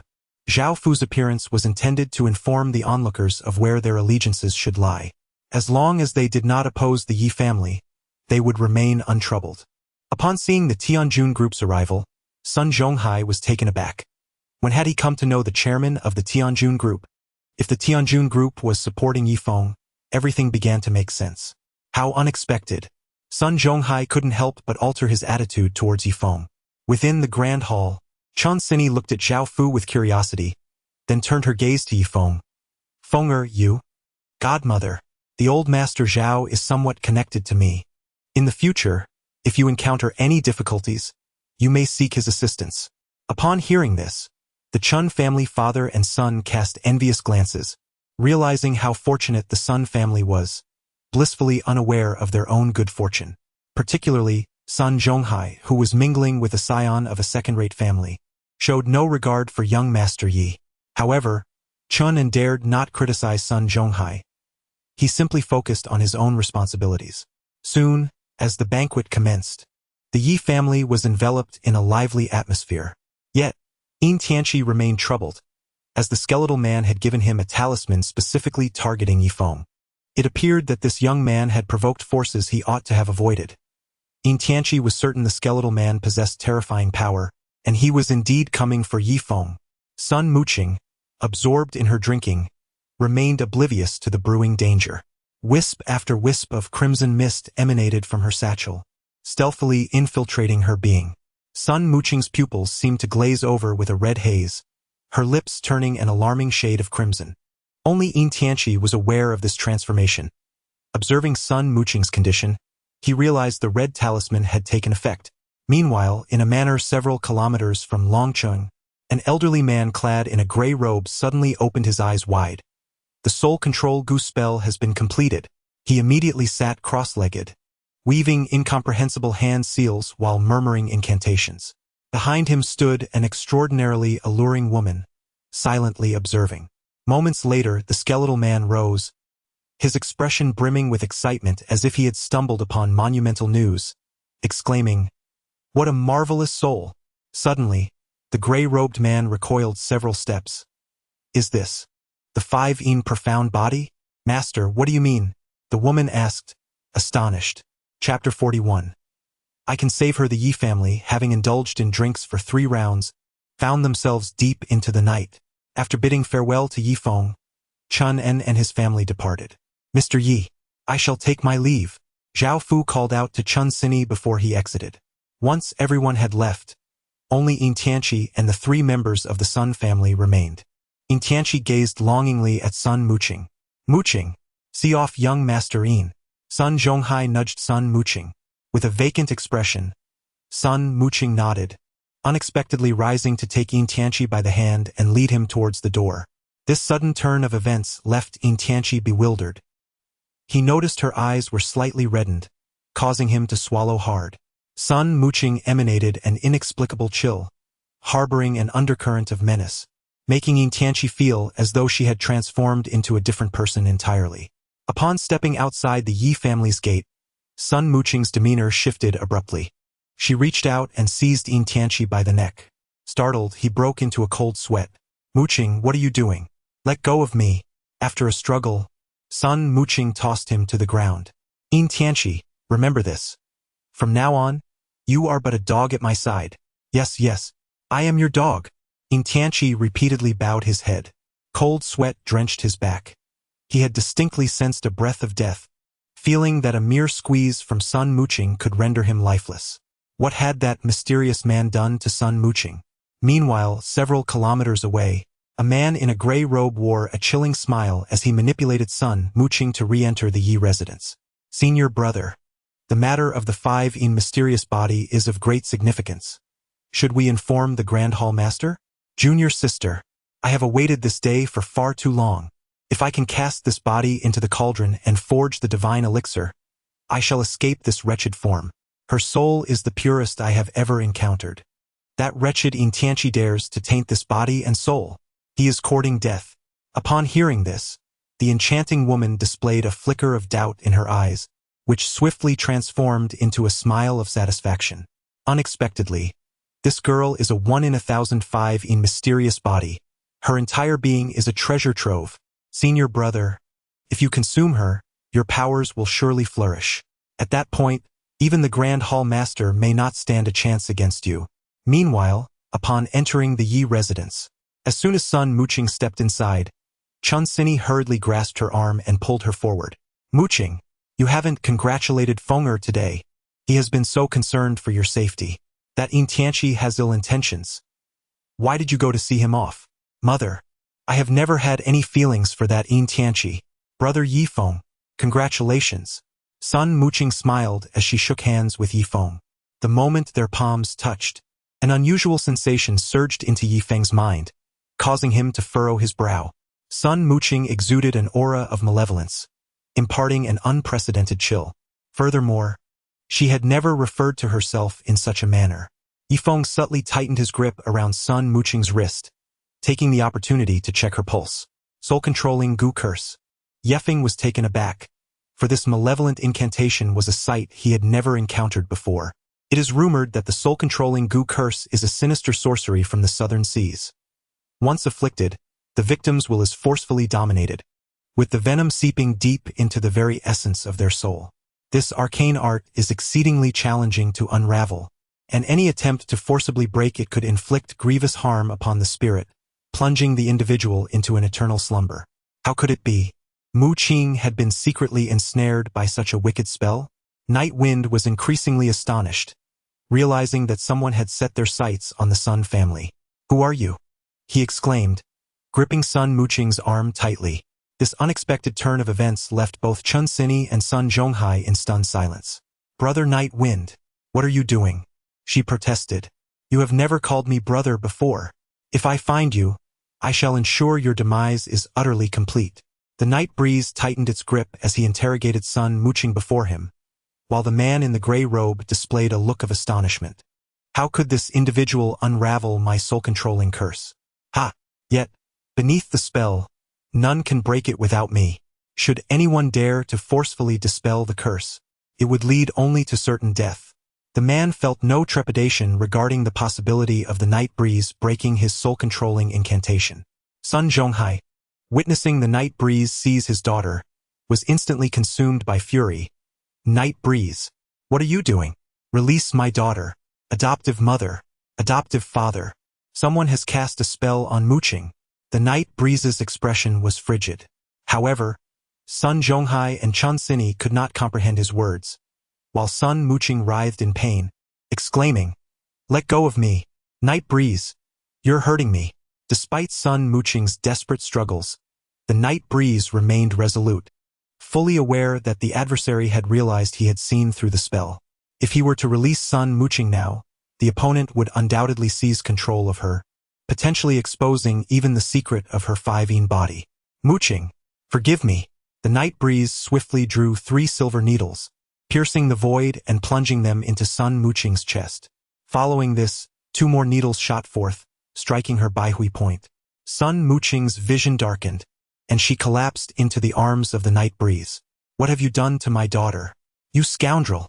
Sun Zhonghai's face flushed crimson as he lunged forward, snatching Sun Muqing from the night breeze's embrace, glaring fiercely at him. "Adoptive mother, adoptive father, please rest assured. I have merely sealed several of Muqing's vital acupoints to temporarily render her unconscious.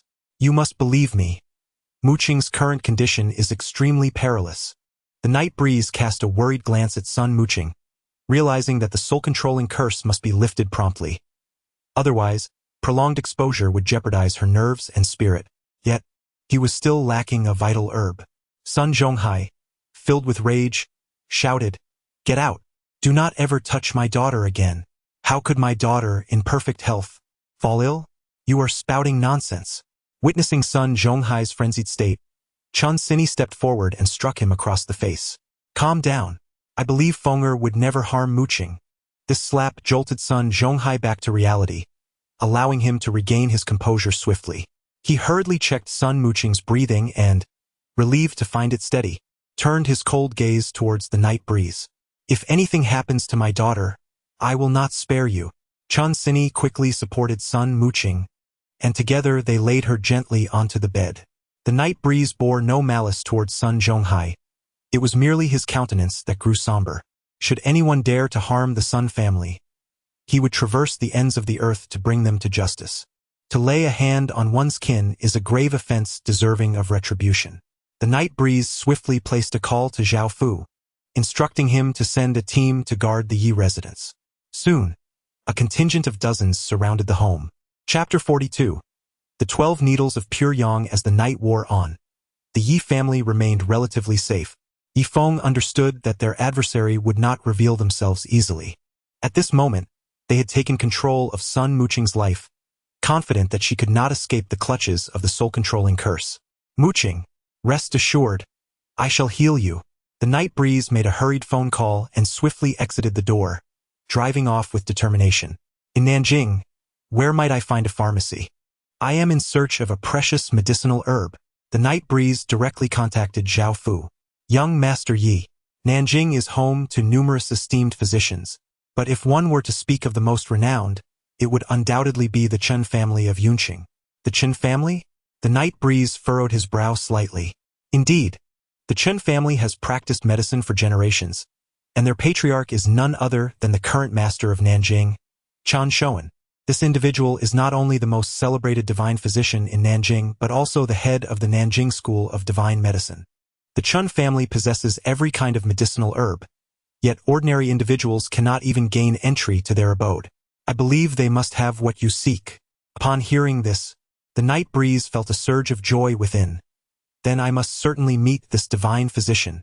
The night breeze severed the call as I drove swiftly towards Cloud City. Nestled against the mountains, Cloud City has long been home to numerous families who have thrived for generations through the cultivation of medicinal herbs. Legends speak of ancient medical families that once flourished in this region. However, as time has passed, these illustrious lineages have faded into obscurity, leaving only the Chen family to carry on their legacy. Some assert that the Chen family possesses the heritage of ancient martial arts, which has enabled them to endure through the ages.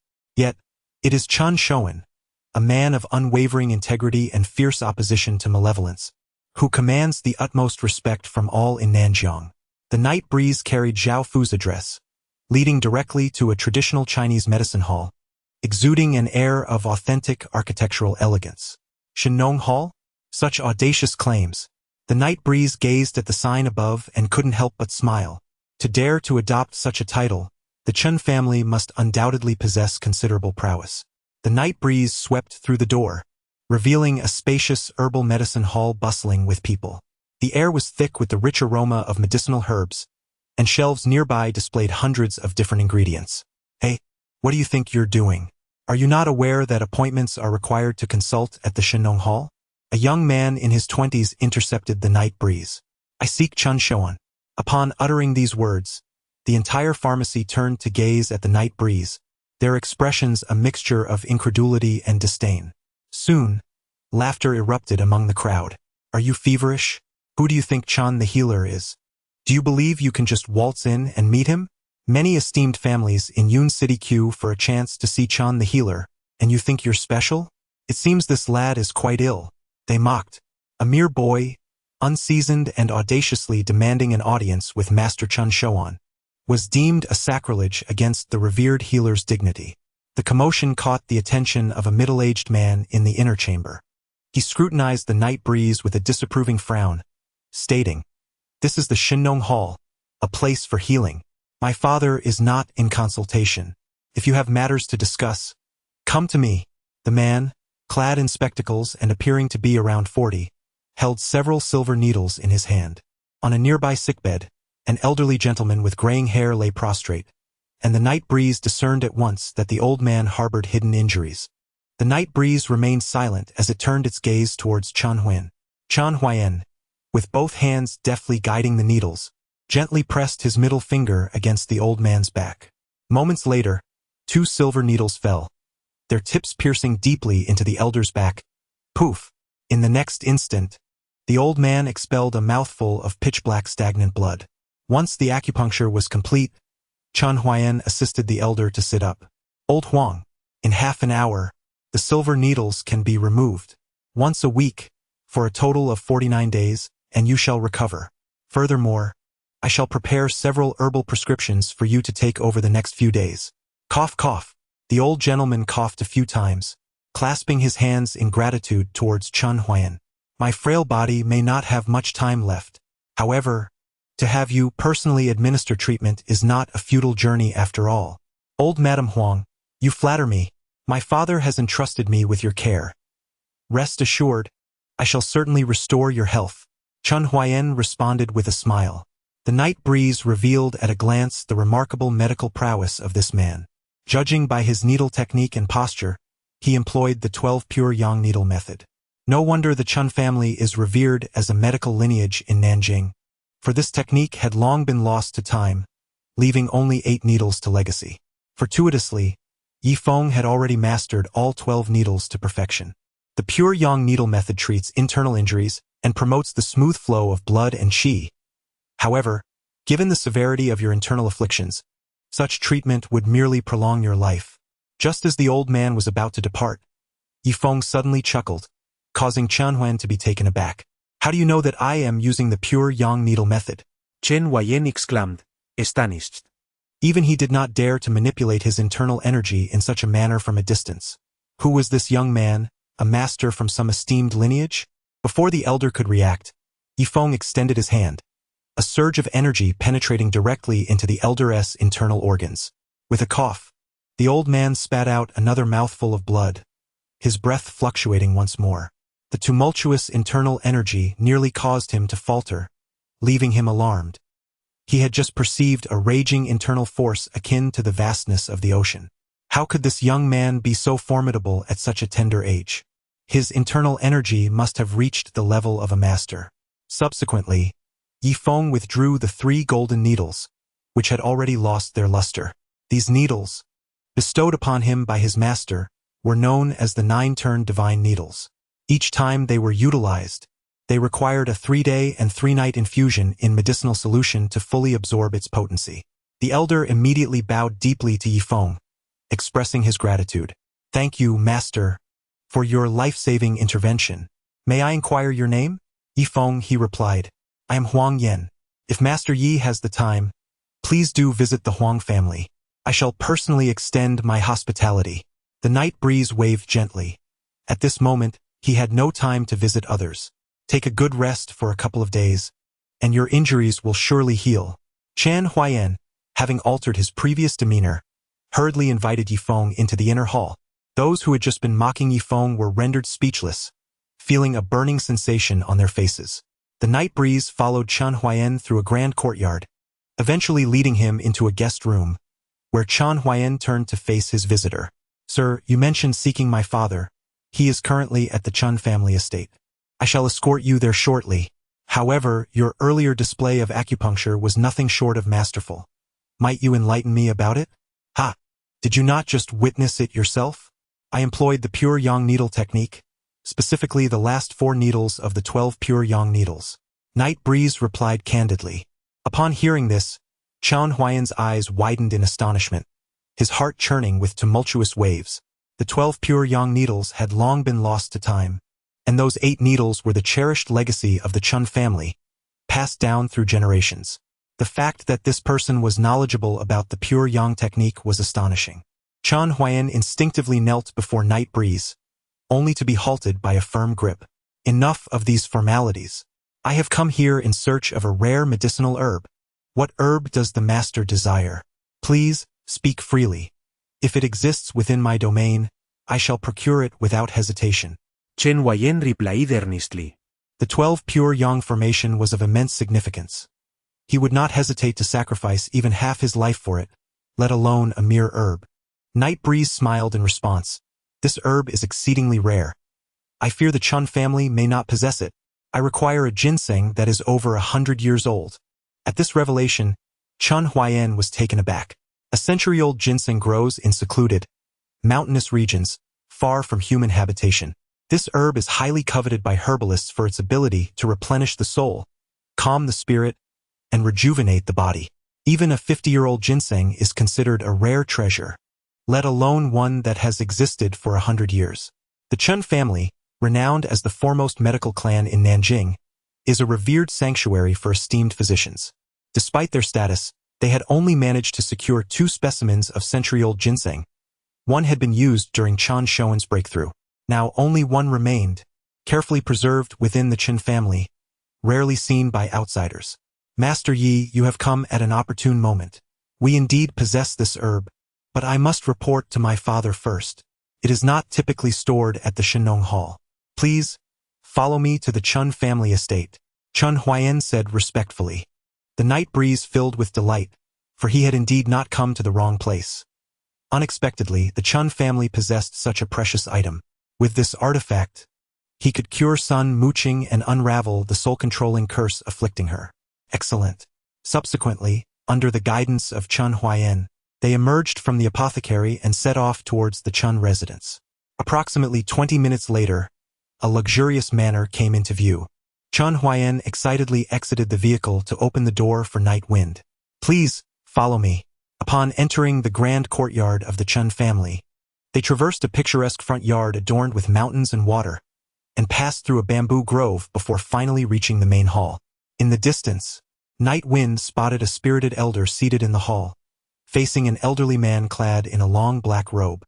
"Brother Gu, it is your turn to make a move," Chun Shoan remarked with a slight smile. The situation in South Jiang resembles this chessboard, unpredictable and ever-changing. The black-robed elder grasped a black piece and placed it firmly on the board.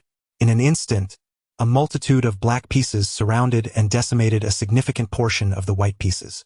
"In your opinion, is my Chun family represented by the black pieces or the white ones?"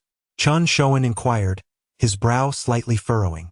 "The color of the pieces matters not. What is significant is the player," the black-robed elder replied. "The fate of the Chun family hinges on how Brother Chun chooses to respond. Yesterday, I observed the celestial signs. The azure dragon of the east rises, suggesting that significant events may soon unfold in South Jiang. The Chun family stands like a solitary boat amidst the vast sea, reliant upon your decisive judgment." With a slight sigh, the black-robed elder noted the gravity of Chun Shoan's expression.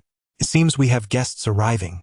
Chun Shoan refrained from making another move, instead rising slightly and turning to meet Night Wind's gaze. The moment Yifeng laid eyes on Chun Shoan, he couldn't help but marvel. Chun Shoan was nearly 70 years old, yet his spirit was remarkably vibrant. A formidable inner strength emanated from him, and with just a glance, Yifeng discerned his prowess. It was as if a tumultuous sea resided within his gaze. This man possessed strength far surpassing that of Zhao Wujin. Conversely, Chun Shoan was astounded. 30 years prior, he had already stepped into the realm of mastery. At this level, a mere glance could unveil the depths of a person's abilities, and the cultivation of an ordinary warrior could hardly escape his discerning eyes. Yet now, he found himself utterly unable to penetrate the depths of Yifeng. The night breeze carried a sense of tranquility within Yifeng, who had mastered the art of breath control to perfection. Unless his emotions fluctuated, it was nearly impossible for others to discern his profound cultivation. "This young man truly astonishes me.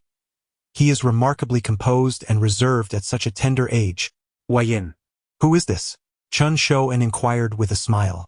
Chun Huayan hastily replied, "Father, this is Master Yi. You have no idea.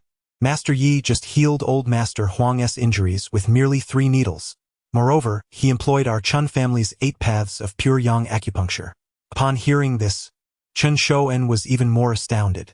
The pure yang acupuncture was a closely guarded secret of the Chun family, passed down through generations, and only the family head was permitted to study it.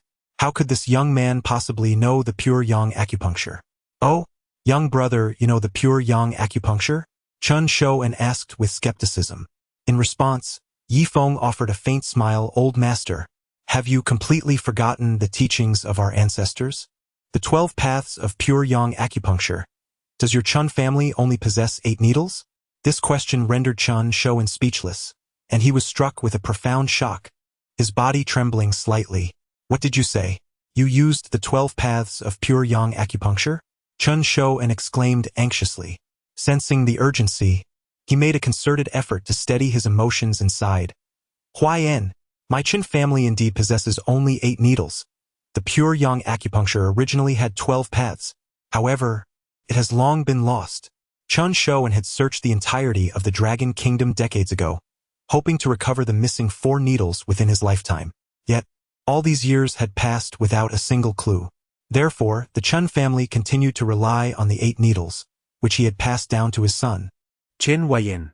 He never anticipated that the 12 paths of pure yang acupuncture, lost for over a century, would re-emerge, especially within the grasp of such a young individual. Without further contemplation, Chun Shoan humbly implored, "Young brother, this pure yang acupuncture has been handed down by our ancestors. Could you impart it to our Chun family? In the future, should you require our assistance, we, the Chun family, will certainly not hesitate." The night breeze chuckled and shook its head. "Ha ha ha! I can impart this set of acupuncture techniques to you. All that is required is for the Chun family to exchange a century-old earth essence.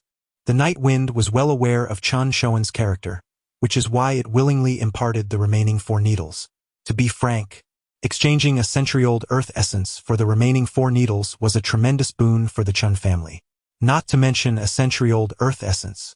Even if the night wind were to ask for all of the Chun family's precious medicinal herbs in return, Old Master Chun would undoubtedly acquiesce. Once they gathered all 12 needles, the Chun family would wield this technique with pride in South Jiang, unmatched by any medical family in the entire Dragon Kingdom. Quick! Huayan. Go fetch it, urged Chen Shoan. Soon, Chun Huayan emerged from within, carrying a box. Upon opening it, a root as thick as an arm came into view. Indeed, it was a century-old earth essence. Such a sizable specimen. This item grows at an exceedingly slow rate, taking a century to reach this size. Master Yi. Chun Huayan presented the box with both hands. Thank you, Old Master Chun. I shall now impart the final 4 needles to you, but remember, I will only demonstrate once.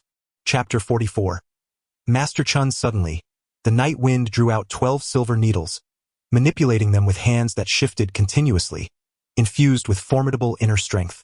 The pure Yang 12 needle technique, while the first 8 needles were relatively simple and could be mastered by anyone with diligent practice, the last 4 required a powerful inner force for precise control.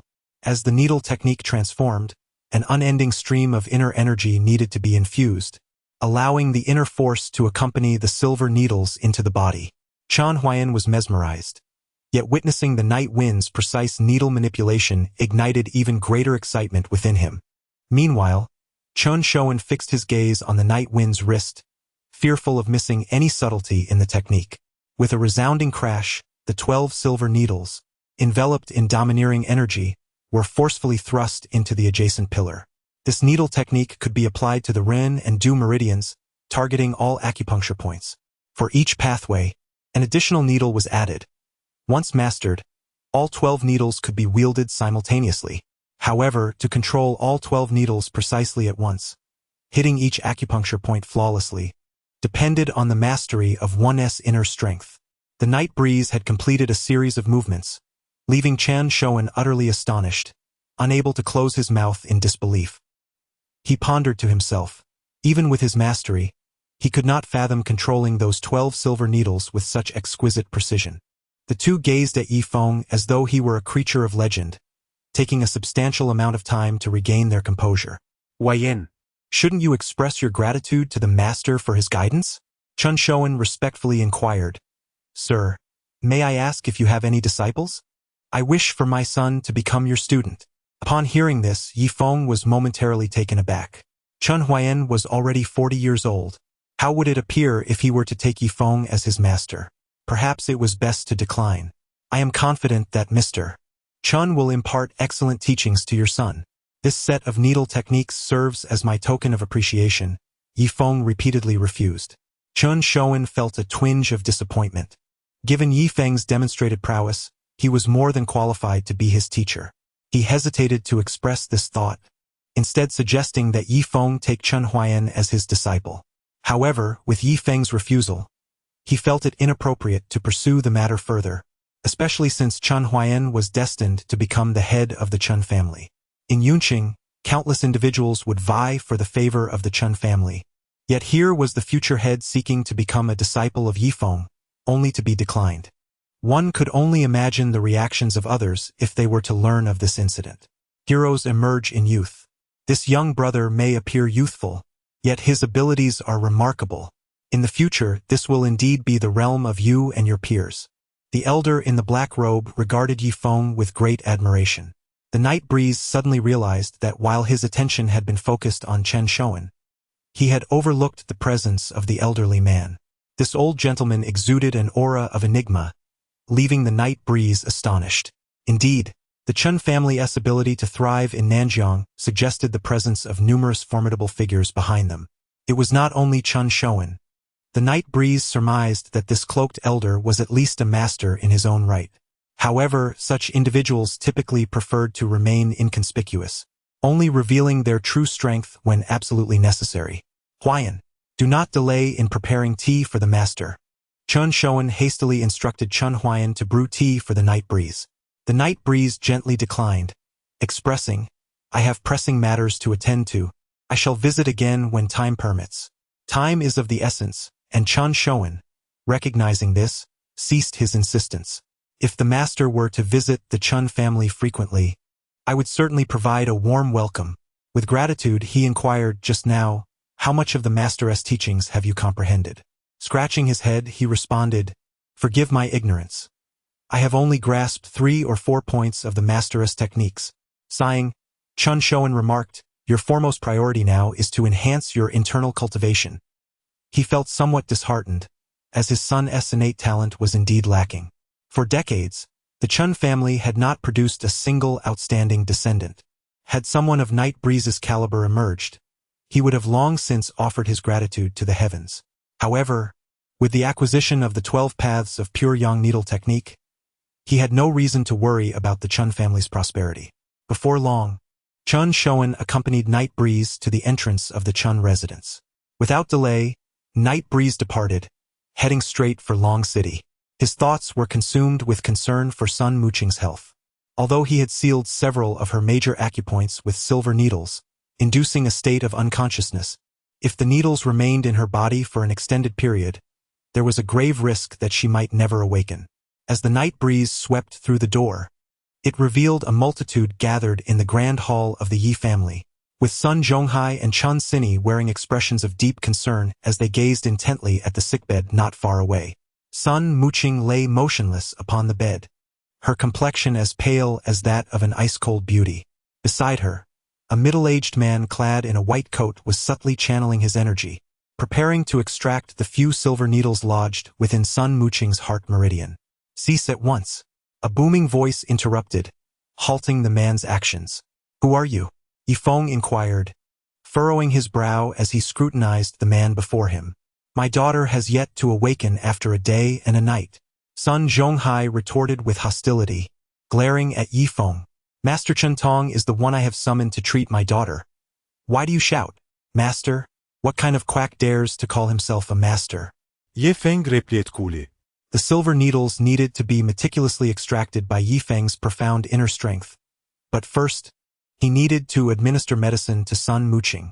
Suddenly interrupted, Chun Tong frowned, and upon noticing a mere youth, he disdainfully remarked, Is it you who has sealed Miss Sun's heart meridian? Is it not you? Yifeng countered, gesturing for the butler beside him to take the century-old Huangjing. Grind this Huangjing into powder, and brew it together with these herbs, then bring it to me. Who is this insolent youth, speaking with such arrogance? Do you not understand that sealing the heart meridian for an extended period can be fatal? I just took Miss Sun's pulse. There is a foul energy within her that needs to be expelled swiftly. How can it be expelled with the meridian sealed? Chun Tong admonished, his tone condescending. The night breeze was utterly disinclined to engage in conversation with the quack doctor. He stepped forward, directly disregarding Chun Tong, and seized Sun Muqing's wrist. Noticing that Sun Muqing remained stable, he finally felt a sense of relief. Godmother, I have long asserted that Muqing has been afflicted by a curse. How could you carelessly select someone to treat her? If I had arrived even a moment later, no one could have saved Muqing. You claim that Miss Sun has been cursed? Upon hearing this, Chun Tong's disdain intensified. Such utter nonsense. In today's society, where would one find curses? Chun Tong had never even heard of such things. Indeed, the soul-controlling curse, a malevolent sorcery from the southern seas, was rarely encountered in the Dragon Kingdom, and thus Chun Tong was oblivious to its existence. Chapter 45. Renowned physician? Merely a quack. You better hurry up. If you delay my treatment, Miss Sun may never awaken. Chun Tong possessed some medical knowledge, but his skills were far from impressive. Years ago, he had tarnished his reputation by causing the death of a wealthy individual in Yun City, which forced him to flee to Long City to scrape by. Just moments ago, he sensed an indefinable, peculiar aura emanating from Sun Muqing's body, which had been sealed by Night Wind's silver needles. Consequently, he intended to extract the silver needles from her body to expel that murky energy. Unbeknownst to him, this energy was not merely murky. It was the malevolent force nurtured by the soul-controlling curse. This sinister energy was not only wreaking havoc on Sun Muqing's physical form, but was also incessantly tormenting her spirit. The night breeze has already sealed Sun Muqing's heart meridian with 3 needles, intended to shield her heart from the encroachment of malevolent energies. Just moments ago, Chun Tong nearly jeopardized this endeavor. Night breeze, what are you doing? Step aside at once. Dr. Chun is a renowned physician from Longcheng whom I personally summoned. He will surely cure Muqing. Sun Zhonghai interjected. The night wind let out a cold sneer. Humph! A renowned physician, I dare say he is a quack. Foster father. You may choose not to believe me, yet you cannot simply summon anyone to treat Muqing. Can you? I have already stated that only I possess the ability to break this curse. The night breeze turned, casting a cold glare at Chun Tong. You. Leave this instant. Such a quack is merely a harbinger of harm. It is already a great concession not to have taught him a lesson. Chun Tong, chastised by someone over 20 years his junior, felt an overwhelming sense of humiliation. His face flushed with anger. Master Sun, very well. You invited me to treat your daughter, and now you allow this young wretch to humiliate me? I shall take my leave. Let your daughter fend for herself. I wager this brat cannot save her. Let me be frank. I have already assessed the situation. Miss Sun's spirit is damaged. Even if she awakens, she will become a fool, devoid of all memories. Just wait and see. With a dismissive flick of his hand, Chun Tong intended to depart, having previously promised Sun Zhonghai to save Sun Muqing. Moreover, Sun Zhonghai had pledged a reward of 10 million upon her awakening. It was incredulous that a perfectly good business deal had been disrupted by this young fool, who seemed intent on sabotaging his livelihood. Since this scoundrel sought to ruin his prospects, he would not allow him to thrive. As Chun Tong made to leave, Sun Zhonghai, nearly beside himself with desperation, rushed forward and grasped Chun Tong's arm. Master Chun, you cannot leave. You are the only one capable of healing my daughter. I shall offer you 20 million. I implore you to save her. You scoundrel, get out. Sun Zhonghai seethed, gritting his teeth as he yelled. However, the night breeze chose to ignore him. Should he truly depart, it is possible that, as Chun Tong suggested, even if Sun Muqing were to awaken, she might become a fool, or perhaps she would never awaken at all. What medical skills do you possess, you buffoon? Do you wish to drive me to madness? Enough! Sun Zhonghai, cease your bluster. Allow the wind to treat her. Chun Sini interjected darkly. At her words, Sun Zhonghai was rendered speechless with rage. Do you truly believe he possesses any medical expertise? After spending 3 years in Night Wind prison, he had only been out for less than a month. Who had he learned medicine from? Sun Zhonghai could not possibly believe that Night Wind possessed any medical skills. He deemed Night Wind's claims mere nonsense. Meanwhile, Chun Tong leisurely settled into a chair, eager to observe how Night Wind would attempt to heal. Should Night Wind fail, he would step in himself. As long as he could awaken Sun Mu, he would take his money and depart without a second thought. At that point, he would shift all blame onto the young man, leaving him to bear the consequences alone. Chun Sini pulled Sun Zhonghai aside, exclaiming, I have faith in Wind. He would not make such statements without confidence. Very well. You believe him, yet not Master Chun. Sun Zhonghai retorted. Night Wind, if you cannot heal my daughter, you shall pay with your life. With that, Sun Zhonghai left the grand hall in a huff, unable to face the reality of the situation, silently praying for his daughter's safety. The night breeze inhaled deeply, and after approximately 10 minutes, the steward entered through the door, carrying a bowl of medicinal soup. The night breeze took the medicinal bowl and gently helped Sun Muqing to sit up. With one hand, he delicately pried open her lips and gradually poured the concoction down her throat. As the herbal remedy settled within her, Sun Muqing's pale complexion instantly transformed into a rosy hue. Truly, the century-old earth spirit was remarkable. The potency of the medicine was indeed formidable. Relying on the earth spirit's extraordinary properties, it safeguarded Sun Muqing's soul from the taint of malevolence, a privilege unattainable by ordinary folk.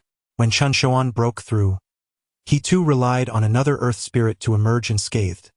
Thus, one could imagine the immense power of such a substance. Meanwhile, Chun Tong, an onlooker, felt a tumultuous wave of astonishment wash over him upon hearing the night breeze's words. A century-old earth spirit. Wasn't that a treasure of the Chun family? The entire Nanjing region possessed no such thing except for the Chun clan. Being a native of Yunqing, he was already aware of this fact. Where had this young man procured a century-old earth spirit? Before he could process his astonishment, he witnessed the night breeze channeling an overwhelming inner strength, striking Sun Muqing on the back with a palm. A silver needle shot forth from her chest, leaving Chun Tong utterly bewildered. How could this young man possess such formidable inner power? Beads of cold sweat formed on his forehead. This was no ordinary strike. Chun Tong, a practitioner at the initial stage of the body refinement realm, knew he would have been unable to withstand such a blow had it been directed at him. With a finger, the night breeze pressed down 2 inches from Sun Muqing's back, and she suddenly coughed up a mouthful of blood that stained the ground crimson. Subsequently, another silver needle was extracted, causing her complexion to shift gradually. Finally, as the last needle was removed, Sun Muqing slowly opened her eyes. Her gaze regained its former clarity, though tendrils of red malevolence escaped from her 7 orifices. These malevolent energies dissipated into the void, and upon further examination, the night breeze confirmed that all traces of evil had been eradicated from within her. The silver needles had turned black, and upon seeing her daughter awaken, Chun Sini could no longer contain her tears. Muqing, how are you? Feng. Godmother, rest assured. Muqing is already well. The night breeze replied with a smile. Mother, what is happening? Sun Muqing felt a warm sensation enveloping her. The medicinal properties surged through her body, bestowing an unparalleled comfort to her limbs. Once the effects had fully absorbed, her complexion was completely restored, even more vibrant than before. Outside, Sun Zhonghai, hearing the commotion within, rushed in, tumbling over himself. Muqing, you're awake, truly awake. Oh dear, I was so worried. Sun Zhonghai, filled with excitement, looked at the night breeze, suddenly feeling that his earlier words had been excessively harsh and lowered his head in embarrassment. Yes, my dear wife, I was mistaken. I should not have spoken so about Fenger. He hurriedly offered his apologies. Feng. It was my fault. Please do not take it to heart. Muqing, how do you feel? Sun Zhonghai nervously grasped Sun Muqing's hand, inquiring. Sun Muqing was still oblivious to what had transpired, only recalling having consumed alcohol, and then feeling as if she had been enchanted, after which her memory faded into oblivion. Seeing that the night breeze had indeed healed Sun Muqing, Chun Tong felt a burning shame on his face. He had previously looked down upon this young man. Little did he know he was a concealed master, his methods and inner strength likely surpassing even that of the Chun family's elder, Chun Shoan. I was truly blind. This gentleman is undoubtedly a miraculous healer. May you forgive my previous insolence and disregard me as inconsequential. Chun Tong hurriedly bowed in apology to the night breeze. The night breeze bore no anger. It was hardly worth the ire towards someone like Chun Tong. Aware of the situation, Chun Tong promptly apologized to the night breeze and swiftly departed from the Yi residence. Dad, I am Fine. Muqing, are you still unaware? It was Fenger who saved you. You should express your gratitude to him, Chun Sini urged, holding Sun Muqing's hand. Sun Muqing flashed a sweet smile at the night breeze, saying, Thank you, Brother Feng. Upon witnessing her recovery, the weight in the night breeze's heart finally lifted. Meanwhile, in a mansion several kilometers away, the man in gray suddenly changed countenance, clutching his chest. Xixiao, what troubles you? A woman asked, her brow furrowing in concern. With a violent cough, the gray-cloaked man expelled a mouthful of crimson blood, his expression twisting in anguish. Ah, that brat has shattered my soul control goo spell? Once the incantation was broken, the overwhelming backlash left him severely wounded, both physically and mentally. This soul control goo spell was crafted from his own blood and goo worms. If forced to break, it would inevitably result in a counterattack. He could never have imagined that a mere youth in his 20s could unravel the intricate spell he had painstakingly woven in less than a day. Once the Sun Muqing fully descended from her bed, Sun Zhonghai and Chun Sini finally felt a sense of relief. Sun Zhonghai realized he had wrongly accused Yi Feng, Yet he was simultaneously astonished by Yifeng's newfound medical prowess. Fenger, my dear daughter is usually carefree, innocent, and kind-hearted. If she has inadvertently upset you, please do not take it to heart. My daughter, Fenger now possesses the ability to protect you. With him by your side, I can rest easy. However, he couldn't help but notice that Yin Tianqi had vanished entirely since the incident. Chun Sini harbored a suspicion of Yin Tianqi as a treacherous individual, especially since Fenger had previously cautioned her to remain vigilant. Yin Tianqi? Indeed. Godmother. The curse that befell Muqing must have been orchestrated by someone familiar to her. This individual could not have inflicted such harm unless he was close to Muqing. A flicker of icy menace crossed Yifeng's countenance. Are you implying that someone close to Muqing was responsible? Chun Sini gasped, realizing that for the past few days, it had only been Sun Zhonghai, herself, and Sun Muqing in each other's company, along with Yin Tianqi. Could it be that the curse Fenger spoke of was indeed cast by Yin Tianqi? Yes. I suspect he is the perpetrator, Yifeng affirmed, and at that moment, Sun Zhonghai's heart sank. Apart from the two of them, only Yin Tianqi had the opportunity to approach Sun Muqing. Who else could it possibly be? Ah, Yin Tianqi. So it was this wretched scoundrel who harmed my daughter. I will ensure he suffers 1,000 deaths. Sun Zhonghai seethed with rage, clenching his teeth.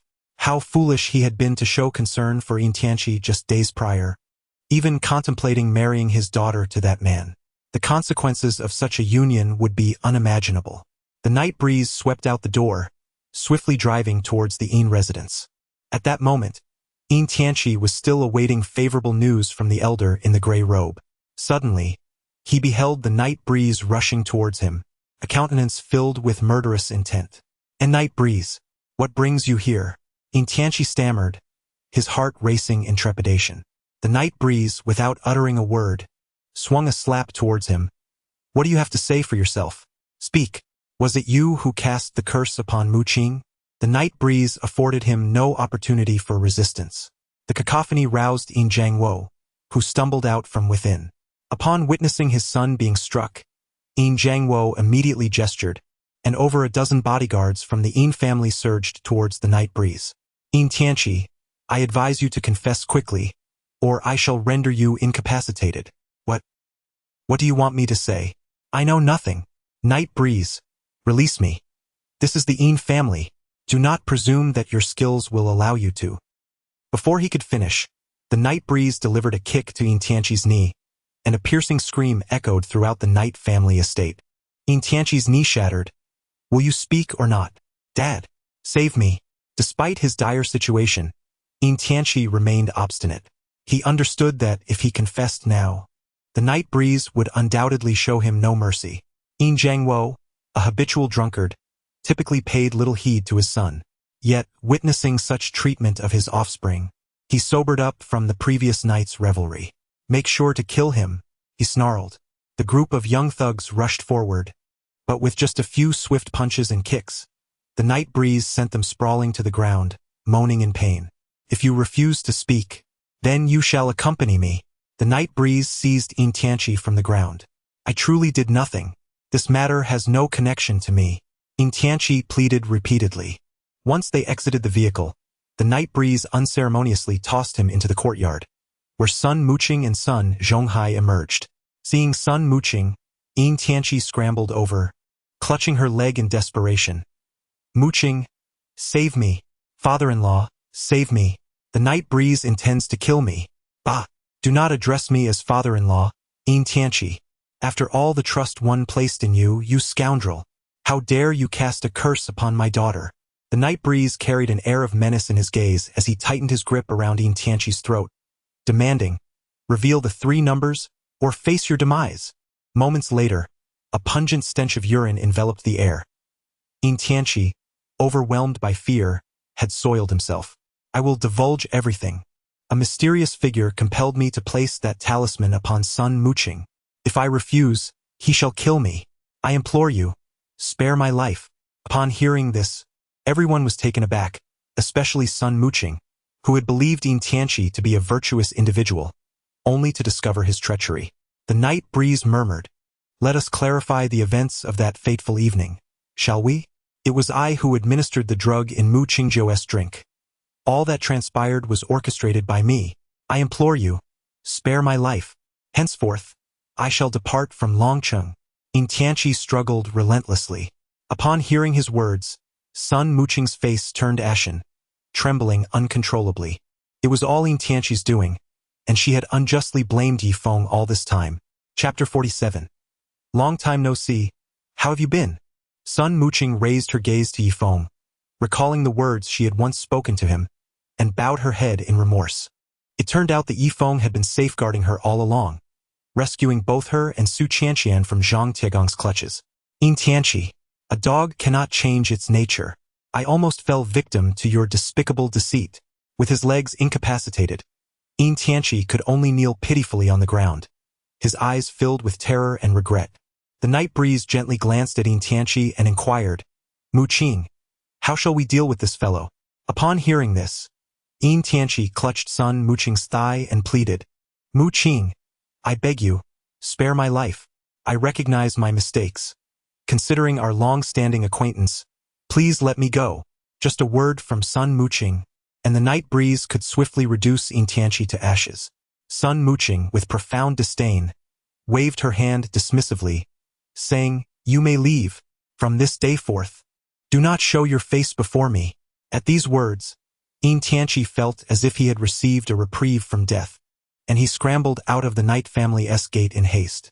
Sun Zhonghai remained silent, reflecting on how he had previously misjudged the night breeze, which had never held any grievance against him, having saved his daughter's life on 2 occasions. Such immense kindness was something the Sun family would likely never be able to repay.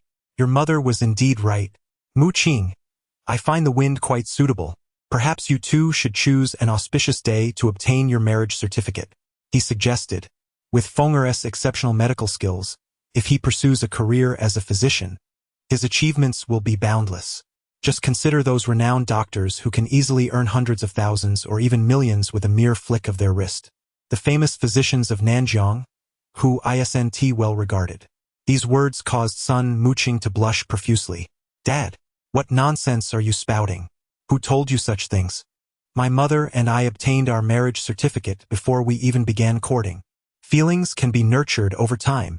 Sun Zhonghai chuckled. Sun Muqing's face turned as red as an apple, and she shot her father a glare before hurrying away in embarrassment. That girl. Sun Zhonghai shook his head in resignation. Feng'er, go after her and ensure she doesn't wander off.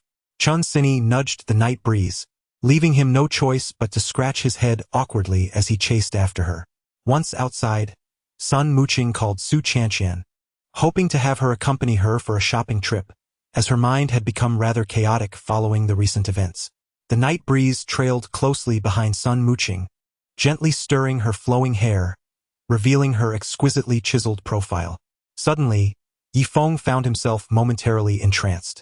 He quickly shook his head to regain his composure, just as a stunning woman clad in a white short skirt emerged from a nearby shopping mall. Upon stepping outside, the woman's gaze immediately fell upon Yifeng and Sun Muqing. Xiao Xiao, do you see who that is? Is it him? Chang Xiaoxiao's attention was irresistibly drawn to that handsome face. 3 years had passed since they last met.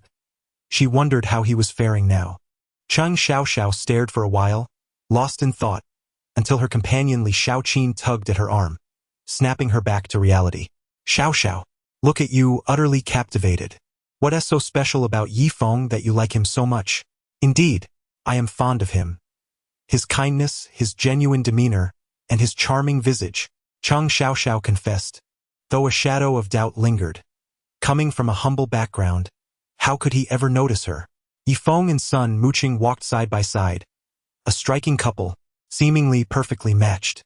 Upon spotting Sun Muqing, Chang Xiaoxiao instinctively lowered her head. Yet both Yifeng and Sun Muqing noticed the two girls. Cheng Xiaoxiao? Li Xiaoqin. What brings you here? Sun Muqing exclaimed in surprise. Chang Xiaoxiao and Li Xiaoqin were her classmates from high school. Later, Chang Xiaoxiao had been accepted into Longjiang University due to her outstanding academic performance, but for various reasons, she had dropped out after just 1 year. That year coincided with a major incident involving the Yi family, resulting in Yi Feng's imprisonment. Longjiang University was the only prestigious institution in Long City, where affluent families, like Sun Muqing's, typically enrolled their children. As long as one's grades were reasonably good and a substantial donation was made, the wealthy second generation could gain entry. Cheng Xiaoxiao, on the other hand, had gained admission solely through her exceptional grades, but due to her family's financial struggles, she could barely muster the 5,000 yuan tuition fee. During high school, Yifeng often helped Cheng Xiaoxiao, even covering her first-year tuition.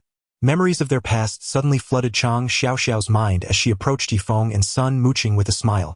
"Sister Muqing, what a coincidence. I'm just here to do some shopping." Her gaze remained fixed on Yifeng, as Cheng Xiaoxiao had never concealed her affection for him. "It's been a while. How have you been all these years?" During Yifeng's incarceration, Cheng Xiaoxiao had wished to visit him, but the prison's stringent security had prevented her from doing so. "I'm doing well. And you?" Yifeng responded with a smile. "As for me, after dropping out, I've been working various jobs. My mother's health is poor, so I'm the one who takes care of her." Yifeng. "I've heard about the Yi family's troubles. How have things turned out? Have those criminals faced justice?" Cheng Xiaoxiao inquired with concern. "Justice?" Yifeng thought to himself, amused by her naivete. If the laws of Longguo were effective, such tragedies would never have befallen the Yi family. This world has always been governed by the strong, and those who practice martial arts are even less bound by the law. Even the pursuit of justice against those individuals would prove to be a formidable challenge. The night breeze remained undisturbed, resolute in its intent to address the issues of the past in its own manner. Amidst the dialogue between the two, a luxurious Ferrari roared to a halt nearby, stirring up a cloud of dust as it came to a sudden stop before the night breeze. Moments later. A young man clad in a black shirt and sporting sunglasses emerged from the vehicle. Upon seeing him, Cheng Zhao's expression shifted dramatically. "Xiao, have you thought it over? I've been waiting for you all day. Promise to be my girlfriend, and you'll become the general manager of Huachin Group." "Mr. Shun, I sincerely appreciate your assistance, but I must decline your offer," Cheng Xiao replied, her eyes betraying a hint of panic as she attempted to pull Li Xiaoqin away. Shen Zichen removed his sunglasses, tucking them into his shirt, and scrutinized the night breeze. "Listen here, kid. I advise you to keep your distance from Xiao. If you dare to pursue her further, I shall break your legs." Shen Zichen's countenance darkened with rage. Having spoken, he turned to seize Cheng Zhao's shoulder. "Oh, you intend to break my legs? Allow me to offer you a piece of advice. Should you continue to harass Cheng Xiao, I will ruin you." The night breeze's gaze turned frigid. At this declaration, Shen Zichen was momentarily taken aback, swiftly pivoting to confront him. "Do you even realize who you are speaking to?" "I do not." The night breeze's eyes remained fixed on Shen Zichen, instilling a sense of trepidation within him. "How could I be intimidated by such a lowly individual?" Shen Zichen's anger flared. "I am the chairman of Huachin Group, and Shen Hongyuan is my father. Do you believe that a mere word from me could make you vanish from Longqing?" Shen Zichen grasped the collar of the night breeze with force. "Shen Zichen, what are you doing? Let him go." Cheng Xiao rushed forward, seizing Shen Zichen's wrist in a desperate attempt to intervene. The night breeze brought warmth to her heart. It seemed she was still that little girl from before, never fearing the powerful and wealthy. Xiao, tell me, is it because of this young man that you refuse my advances? I have covered your mother's medical expenses. You work in my company, yet you secretly flirt with this pretty boy." Just now, as Cheng Xiao exchanged glances with him, he sensed her interest. Shen Zichen's face darkened with anger. Cheng Zhao's silence only solidified his suspicions. A flicker of murderous intent crossed his face. Never had anyone dared to compete with him, Shen Zichen, for what was his. The night breeze chuckled coldly. Indeed, Shen Zichen was quite peculiar. Clearly, he was the one who had been entangled with Cheng Xiao, yet he turned the tables on her. It dawned on him that Cheng Xiao had not fared well in recent years, juggling work while caring for her gravely ill mother. Xiao, let us leave. Do not concern yourself with this any longer." Li Xiaoqin anxiously tugged at Cheng Zhao's sleeve. Sun Muqing felt a jolt of surprise. She had heard of Huachin Group, an asset under the control of Shen Hongyuan, the richest man in Yunqing. Huachin Group dominated 30% of the real estate business in Longcheng, and the Shen family's influence there was formidable. Little did he expect to encounter the young master of the Shen family in this very place, and, judging by the circumstances, it was clear that Shen Zichen was pursuing Cheng Xiao. Greetings, young Master Shen. I am Sun Muqing, a miss of the Sun family. Cheng Xiao is my classmate. For the sake of my family, I implore you to let them go. Sun Muqing spoke candidly, yet her words only drew a sneer from Shen Zichen. The Sun family? What are they to speak to me? Get lost, or I shall deal with you as well. Shen Zichen mocked. Is your Shen family truly that powerful? The night breeze seized Shen Zichen's wrist tightly. A surge of pain shot through Shen Zichen, causing him to grimace. He looked down to see his arm bruised from the grip. You! This exclamation ignited Shen Zichen's fury. In his over 20 years of life, no one had dared to speak to him in such a manner. Brat! What is your name? Shen Zichen managed to suppress his anger. Night breeze, came the indifferent reply. I am Shen Zichen. Remember it, we shall see. Just as Shen Zichen turned to leave, the night breeze obstructed his path. From this day forth, Cheng Xiao need not report to your company. Moreover, I shall cover her mother's medical expenses. The night breeze continued. Ah, so she has found herself a wealthy benefactor. There is no need for me. Shen Zichen. Cheng Xiao attempted to explain, Mr. Shen, it is not as it seems. I will certainly repay you what I owe. I only ask that you refrain from troubling Night Breeze in the future. Cheng Xiao was acutely aware of Shen Zichen's status and the formidable power of the Shen family. If he desired to trouble Night Breeze, who could save him? Shen Zichen said nothing, his face dark as he drove away in his sports car. A short while later, at Huachin Group, Shen Zichen kicked open the office door, his face ablaze with anger. That Night Breeze dares to make me leave. He was flirting with Xiao Xiao right before my eyes. Dispatch someone to eliminate this brat. A middle-aged man within the office, smoking an imported cigar with his legs crossed, raised an eyebrow at Shen Zichen's explosive entrance. What is the matter, son? This man was none other than Shen Hongyuan, the wealthiest man in Yunqing, who had just arrived from Yunqing to handle some contracts when he witnessed Shen Zichen storm in like a lit powder keg. Father, that Night Breeze actually dared to make me leave. He was exchanging glances with Xiao Xiao right in front of me. Quickly, send someone to deal with him. Shen Zichen's eyes gleamed with murderous intent. What is his name? Upon hearing that name, Shen Hongyuan's expression shifted. Night Breeze? What of it? Father, do you know this brat? Shen Hongyuan was taken aback for a moment before a cold smile crept across his face. This Night Breeze is the young master of the Night family that was eradicated years ago. I hear he has been making waves recently, even boasting that he would demand 20 billion from the Lu, Li, and Lin families each. What did you say? The Night family's young master? Shen Zichen was taken aback. But the next moment, he burst into laughter. Ha ha ha, I was wondering who it was. Turns out to be that wretched spawn of the Night family. Now that Longcheng is leaderless, if we wish for Huachin Group to expand, we must first establish our authority. This brat dares to oppose so many. We shall handle him first. Enough, son. A fallen young master is not worth your anger. Shen Hongyuan comforted Shen Zichen with a pat on the shoulder. He then dialed a number, relaying instructions to the other end. Soon, several figures clad in black suits entered the office, their arms adorned with matching tattoos. The leader, wearing an eye patch, exuded a formidable aura. Go, break that brat's legs. Understood. His subordinates replied. Father, I want to go too. I want to humiliate this brat in front of Cheng Xiao. Shen Zichen said, grinning as he followed the group of black-clad figures. Meanwhile, the Night Breeze watched Shen Zichen depart before turning to Cheng Xiao. Xiao Xiao, how is your mother's health? Sigh. She has been bedridden for 2 years. The doctor said she can only speak.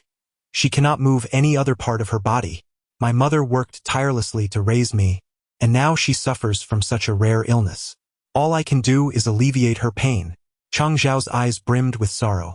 All right, you must leave quickly. Shen Zichen will surely come looking for trouble. I know this man well. Cheng Xiao feared that her presence would bring trouble to the Night Breeze. After all, with the Night family's significant troubles, she could not afford to add to his burdens. As she spoke, she turned to leave, but the Night Breeze quickly grasped her arm. Xiao Xiao, here is 5 million. Take it. Once I have resolved matters here, I shall personally visit your mother. The night breeze had long regarded Chang Xiao as his own dear sister, for her disposition bore an uncanny resemblance to that of his sister, Yi Lingyan. Every time he laid eyes on Chang Xiao, memories of Yi Lingyan would flood his mind. Observing the bank card in Yifeng's hand, Chang Xiao was taken aback. Yifeng, where did you acquire such a sum of money? Never mind that. Just take it. Indeed, Chang Xiao, do accept it. That Shun Zichen is not a person of good character. You should consider joining our company. Sun Muqing chimed in, smiling as she grasped Chang Xiao's hand. Chapter 49. Deputy Leader of the North Hongmen? Chang Xiao gazed at the two with immense gratitude. But at that moment, a black van suddenly barreled towards them from the distance. The night breeze stirred, and in an instant, a dozen figures clad in black emerged from the minivan. The next moment, a crimson Ferrari reappeared before the crowd. Shun Zichen had arrived. Brother Yifeng, you must leave at once. He won't harm me, Chang Xiao insisted, forcefully shoving a bank card into Yifeng's hand. Sun Muqing's face turned pale as she exclaimed, they won't spare you. Seeing Chang Xiao protectively shielding Yifeng, Shun Zichen's fury escalated. Xiao, why? This brat is merely a fallen scion. Why do you protect him? What makes him superior to me? If you were with me, you would enjoy endless wealth and luxury. Given Shun Zichen's standing, it was no surprise that women clamored to enter the Shen family. Yet he was infatuated with Chang Xiao, who remained steadfast, her heart solely belonging to Yifeng, concealing her feelings for years. What are you dawdling for? Tack, Shun Zichen commanded, and in the blink of an eye, several clubs were aimed at Yifeng's head. The onlookers screamed in terror and scattered, while Yifeng's gaze hardened, exuding a murderous aura akin to a volcano ready to erupt. Shun Zichen, you are courting death. With a swift motion, Yifeng vanished like a bolt of lightning, simultaneously shattering the baseball bats held by the black-clad assailants with sheer force. So he is a martial artist? No wonder he is so arrogant. The one-eyed man was taken aback. In mere moments, the thugs found their arms broken, blood staining the ground. What audacity! You dare to strike at me? Shun Zichen, caught off guard by Yifeng's ferocity, quickly dialed his father's number, pleading for reinforcement. Dad, this guy knows martial arts. Send someone to help me. Crack. Before he could finish, Yifeng struck Shun Zichen, sending him flying and obliterating the phone in his hand. Did you just say you wanted to break my legs? Yifeng loomed over Shun Zichen, looking down at him. You dare to touch him? We of the North Hongmen will not let this go. Taken aback, Yifeng had not anticipated encountering members of the North Hongmen here. He turned his gaze towards the black-clad men. Oh, so you are from the North Hongmen? Good to know. As the young master of the Shen family, I assure you, the North Hongmen will protect you. You have 3 seconds to bow 100 times to young Master Shen and then sever your own hands. Otherwise, no matter where you flee, the North Hongmen will hunt you down. The one-eyed man's eyes were sharp, and Yifeng discerned that this man was at the pinnacle of the body refinement realm. Such prowess could indeed dominate in Longcheng, but unfortunately for them, they had crossed paths with him today. Moreover, the North Hongmen had a long-standing enmity with the Yi family. There was no way he would show them mercy. Li Shu, eliminate this brat. Shun Zichen continued to shout defiantly, Yifeng, if you dare to kill someone from the North Hongmen, prepare to die. Enough! With a decisive kick, Yifeng shattered Shun Zichen's legs. A piercing scream echoed as Shun Zichen writhed in agony on the ground. The one-eyed man's expression hardened like ice, aghast at Yifeng's audacity to cripple Shun Zichen and disregard his warnings, showing utter contempt for the North Hongmen. You are courting death. Zhongli hurled a punch at Yifeng, powerful enough to shatter a stone pillar. However, when the fierce force reached Yifeng, it felt as if it had struck a mound of cotton. The night breeze effortlessly caught the punch with one hand, leaving Zhongli in a state of panic. You. Suddenly, a crisp crack echoed as night breeze forcefully twisted Zhongli's wrist, causing a scene of horror that made Chang Xiao cover her mouth in shock. Who are you from the Northern Hongmen? I am the vice leader of the Dragon Hall. If you don't let me go now, my elder brother will surely.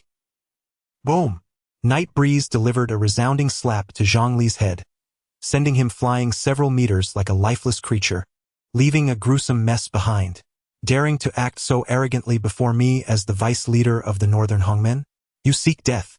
After dealing with that, Night Breeze turned his gaze towards Shin Zichen, who was overwhelmed with terror, scrambling to escape.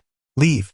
If you dare to harass Xiao Xiao again, I will ensure the extinction of your Shin family.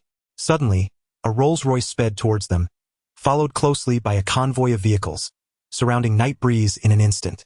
Son. What happened to you, Dad? My leg. Shin Zichen cried out, looking at Shin Hongyuan. Shin Hongyuan's eyes blazed with fury. Did you injure my son? He attempted to break my legs. Does that mean I cannot do the same to him? Night Breeze's expression remained indifferent. Throughout his life, this precious son had never dared to lift a finger, yet he was rendered incapacitated by Night Breeze.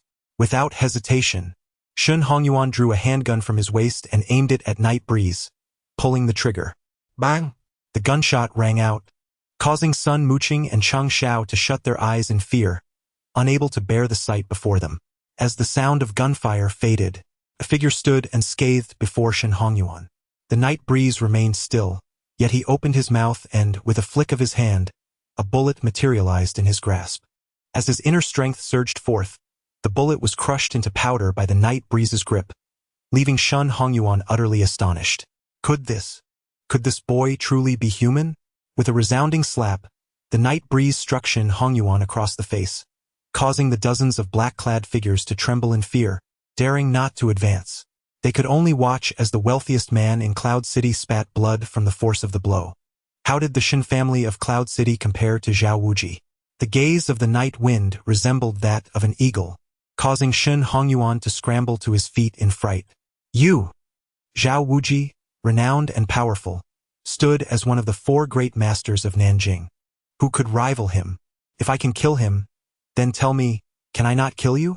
This singular utterance left Shin Hongyuan utterly shaken, his spirit almost fleeing his body, trembling in dread. Chapter 50. Longhu Manor. As if awakening to a realization, Shin Hongyuan disregarded Shin Zichen's fate and hastily crawled to the feet of the night wind. Grandfather, I was wrong. I was blind and offended a person of great stature. I deserve to die. Shin Hongyuan could hardly fathom that the illustrious Zhao Wuji had perished at the hands of the night wind. Yet, he still entertained thoughts of demonstrating authority by stepping on the night wind, aspiring to elevate the Huaqin group to prominence and establish it among the elite families of Longcheng. Get out! The Night Breeze uttered a word as Shin Hongyuan hurriedly pulled his son away, fleeing the scene in disarray. Only Chang Xiao and her companions remained, gazing blankly at the receding figures. It was not until they had distanced themselves that Chang Xiao regained her composure. Brother Yifeng. You! I am Fine. I apologize for alarming you all. Xiao Xiao, keep this card. I am not in need of money. The Night Breeze once again placed that bank card into Chang Xiao's hand, her eyes glistening with unshed tears. It was unexpected that after 3 years of separation, that young boy had grown to such an extent. Fearless of the richest man in Yun City, he had even rendered Shin Zichen incapacitated. Observing Yifeng's imposing demeanor, Chang Xiao realized that he must have endured much over these 3 years. After exchanging farewells, Yifeng finally departed with Sun Muqing. Xiao Xiao seems to have feelings for you. Sun Muqing suddenly turned to gaze into Yifeng's eyes as they walked partway. Huh? Likes me? Yifeng was momentarily taken aback. Of course, women understand women best. I noticed something unusual in her eyes just now. These years. She must have been deeply concerned for your safety. As Sun Muqing expressed these thoughts, a strange emotion stirred within her, leaving her puzzled as to why she felt this way. I have always regarded her as a sister. She has not had it easy all these years. The Night Breeze accompanied Sun Muqing as they strolled, when suddenly, a call from Sun Zhonghai broke the tranquility. Upon answering, Sun Muqing was greeted by her father's hearty laughter. You two must get along splendidly. Young people should share their hearts. Dad, I understand. How perplexing her father was. One moment he disapproved of Yifeng, yet the next he was pushing for their union. Meanwhile, Chun Sini, clutching the bank card Yifeng had provided, intended to check its balance. To her astonishment, she discovered an astonishing sum of 1 billion in cash.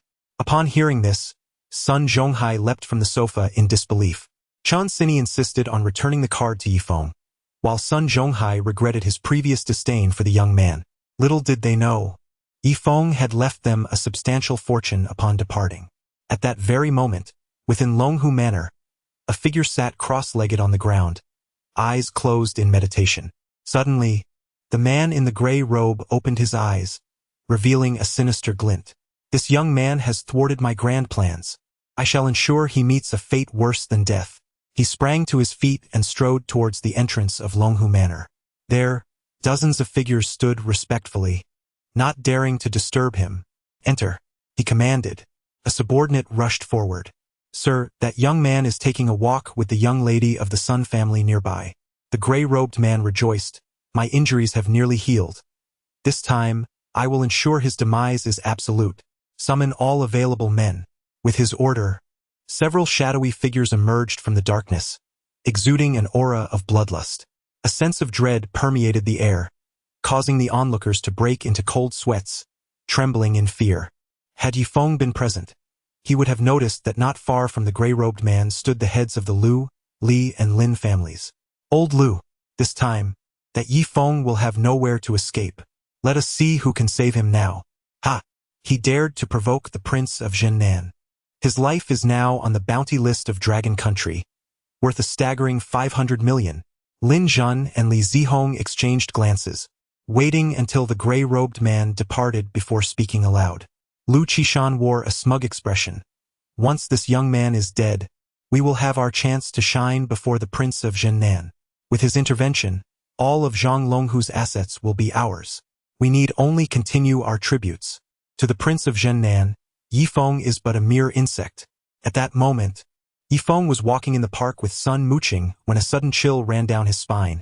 He sensed danger for the first time. Suddenly, a series of hidden weapons pierced the air, aiming directly for him.